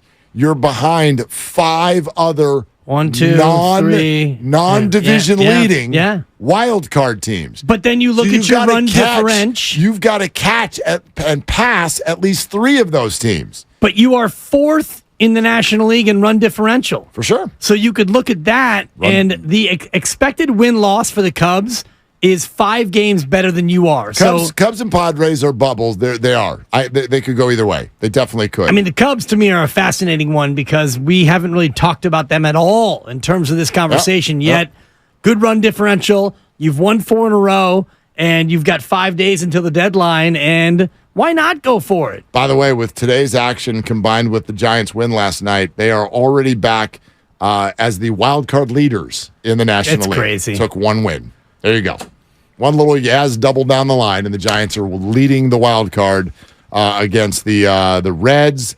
And the Phillies now are in the third wild card spot in a virtual tie with Miami and Arizona. And this is the hilarity of the race, and this is kind of what John Heyman from Odyssey Sports was talking about. Win percentages of the wild card teams, 539, 538, 535, 534, 534. Correct. You've got 5 teams within a half a game. 5 percentage points of one another. Right. Yeah. So, and the Giants haven't even played yet. To John's point, though, like a couple of wins here and a couple of losses there, it might change everyone's fortunes. Giants win tonight. I think they clinch. So, big game. Totally. Big game. It's a monster game, Mark. Speaking of monsters, who wants a 4-pack of tickets to the Hot Wheels Monster Truck Live Glow Party on August 5th and 6th at Chase Center? All you need to do is be caller 5 right now on the contest line. Not the caller line. That will get you nowhere, but the contest line will. So caller 5 right now to 415-951-2386. That is 415-951-2386. The winner gets a 4-pack of tickets to the Hot Wheels Monster Trucks Live Glow Party August 5th and 6th at Chase Center, courtesy of the Golden State Warriors. That number one more time. One more. 415-951-2386. Monster Trucks. I love it. There it is. Monster Trucks, Glow Sticks, and Chase Center. Honestly, Mark, if they had like the International Paint Drying Festival at Chase Center, I would go. Yeah, sure. That place is... Get a burger at Gott's and go inside and have a good time. Seriously, are you getting what I'm putting down here? Yes, I am. Like, okay, we're going to watch paint dry today at Chase Center. Tickets available now. Oh, good. Give me a 4-pack of good ones. Oh, good. That place is amazing. I got one more Shanahanian that we have not played for you yet. Translate? Well, this is completely off the map. You know, Purdy, Lance, Darnold, Allen, okay, Debo. Check this one out. Let's say Josh Johnson had rallied the 49ers to defeat the Eagles in the NFC Championship game. We know that Brock Purdy's not playing in the Super Bowl. So who would play quarterback for the 49ers against the Kansas City Chiefs? TK Pot, Tim Kawakami, with Kyle Shanahan. Take a listen to this one. I remember, and I almost got choked up on the headsets because there was like 2 minutes left. It's like 30-7 or something, and it was the first time I got on the headset and I go, guys, I don't think we can do this. And it was the first time I admitted it, and I almost couldn't finish the sentence, and I was just crushed. When reality speaking, we knew that almost when Brock went out, but definitely right when Josh went out. It was tough just because emotionally, I still thought we were going to win the game, which is somewhat comical when you look back on it, but that's how you feel as a coach and a player when you're in the heat of battle. Whole thing I'm just thinking is, man, I hope Brock's not as bad as they're saying, and what's going to be our plan B? We're going to have to go get Phillip Rivers, someone like that for the Super Bowl, because that's what I'm thinking, because I didn't think Jimmy was going to be ready, and all I'm thinking is, man, I hope Brock's not as bad as they're saying, and I hope someone like Phillip Rivers is working out and ready to go here in 2 weeks, because that's still our plan. And when I accepted reality, it took me a while to get over. I'm now even more upset that they didn't win. Man. Can you imagine that Rivers finally makes the Super Bowl, but it's because the Niners just called him the night before the game? I mean, you could see it like... It's so absurd. Somebody, you call Phillip and one of his like 9 or 10 kids answers, hello? This is Kyle Shanahan and stuff. Is your dad there? Is Phillip there? Hey, you mean Phillip the First or Phillip Jr.? We got a couple of goldfish named Phillip. Which Phillip do you want? We're looking for the quarterback and stuff. Your dad? Hold on, he's changing diapers and mowing a lawn, and I'll see if I can find him. Hey, Phillip, this is Kyle Shanahan and stuff, and I don't know if you saw, but we're in the Super Bowl and stuff, and we kind of need you to quarterback, and you can bring all your kids and stuff. Dadgum, coach, I'll be there. That's going to be something amazing. I've never been to a Super Bowl. Oh, my gosh. It would have been so good. So good. And I also love that where he's like, Philadelphia, when they get 31 and Jake Elliott kicks a field goal, I'm looking at the box score right now, 5:17 to go. Elliott kicks a field goal. You're down 31-7. And at that moment, then Kyle's like, I don't like our chances. I don't think we're going to win. Right? But that speaks to just how much of a competitor he is, the rest right? of us gave up in the second quarter. Man. I mean, come on. And he admits it even. He's like, looking back on this, it's comical. But that's what was going through his mind. Phillip Rivers. Right. I mean, you remember when the Roethlisberger and the Rivers stuff came up last year. Exactly. Which, by the way, it actually does circle back to a tremendous compliment to Brock Purdy. Because those guys, it's the point I was making earlier.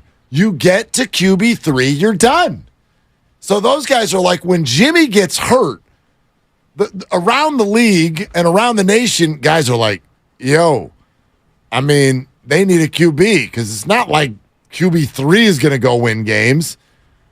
And the little pup comes out and plays great for 8 games, and they win them all. Absolutely incredible. But yeah, I'm so fascinated by a battle for QB2, a QB4 who won't go away. All the while, the rest of the NFL teams are like, if we get to QB3, we just go home. Just fire up a pina colada and we'll talk about next year. But not this team. No, not this team. And Brock Purdy beats out Sudfeld in camp. And, when that happened, it was like, oh, God, Kyle, what are you doing? You paid Sudfeld guaranteed money for what? So he could be beaten out by, is it Brock Purdy, I think is the guy's name? So Brock Purdy beats out a guy you gave guaranteed money to. Great job, Kyle. You really don't know quarterbacks, do you? Mm-hmm. And then Purdy comes in against Miami when the Niners are 7-4, and Jimmy G goes down. It's like, oh, there goes the season. Yep. And turns out, no, there doesn't go the season. And he leads you all the way into the NFC Championship game.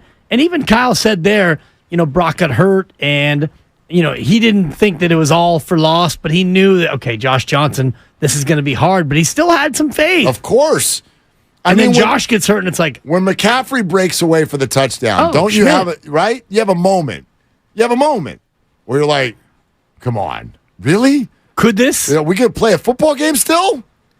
And then he goes out, and it's just like, oh, my gosh. Well, I'm looking at it now. Purdy fumbles at the 50, and then the defense holds him 3 and out. Yes. And then Wisnowski punts, and then they hold him again, and then McCaffrey breaks free. And then actually they hold Philly again. Philly punts, and then McCaffrey scores. 8:29 to go in the second, and this game is tied. This game is tied. 7-7 with Josh Johnson at quarterback. And you are thinking, wait, this is somebody called Bob Iger and Disney, and this is pre-strike.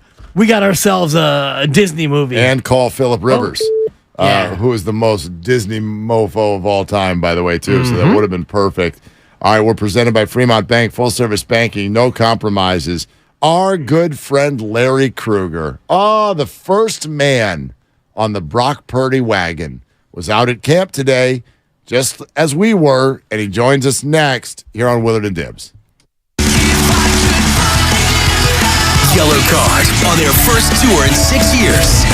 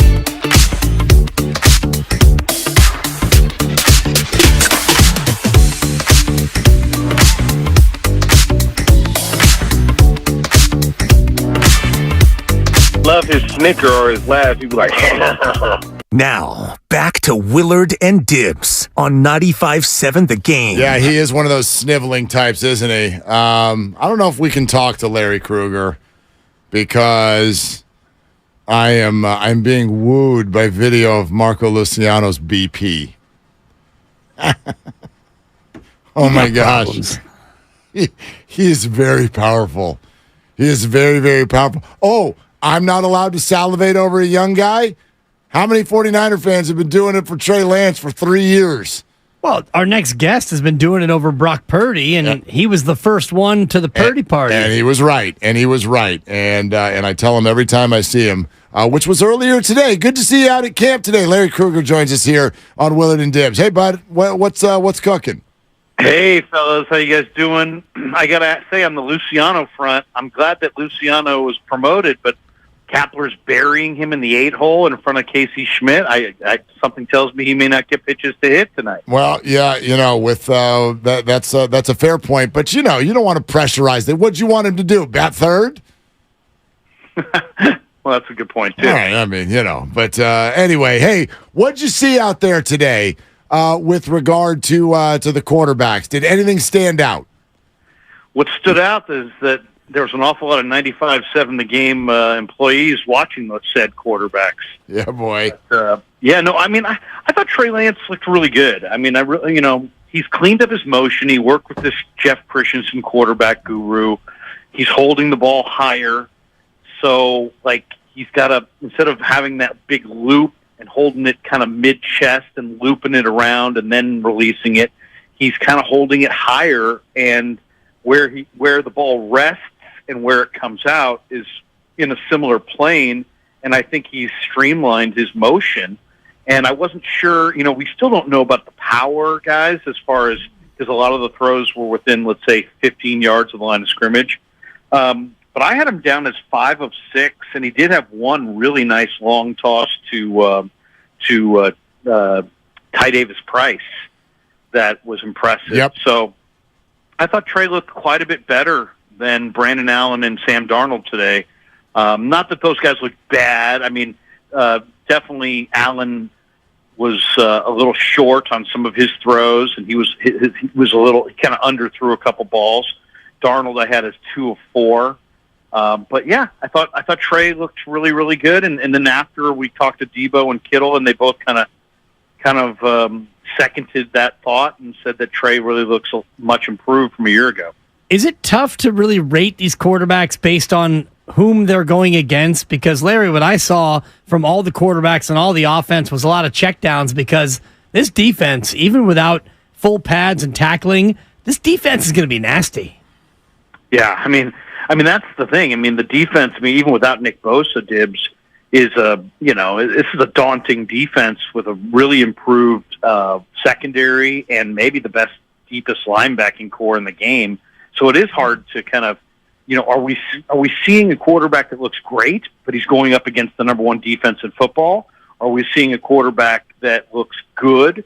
And it's just, especially in the early part of camp where, I think more than anything, Kyle Shanahan kind of said it today in the post practice presser that, they have low reps, low expectations. It's really more like, let's shake the rust off, let's throw some patterns, and let's not get anybody hurt on the first day, because you always have that 1 or 2 guys that's trying to go at a breakneck speed, and I think they're just trying to ease into this thing a little bit.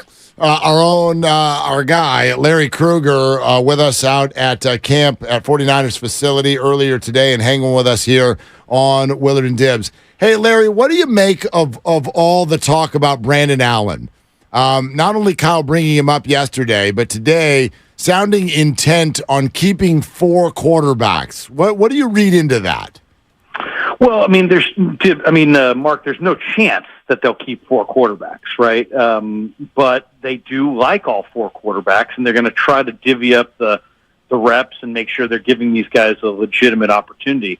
I kind of read it as Brock's the clear one, right? I mean, they've said a bunch of things, but I think the TK podcast, and I know you guys played some of that, so I was listening to you driving back from the facility.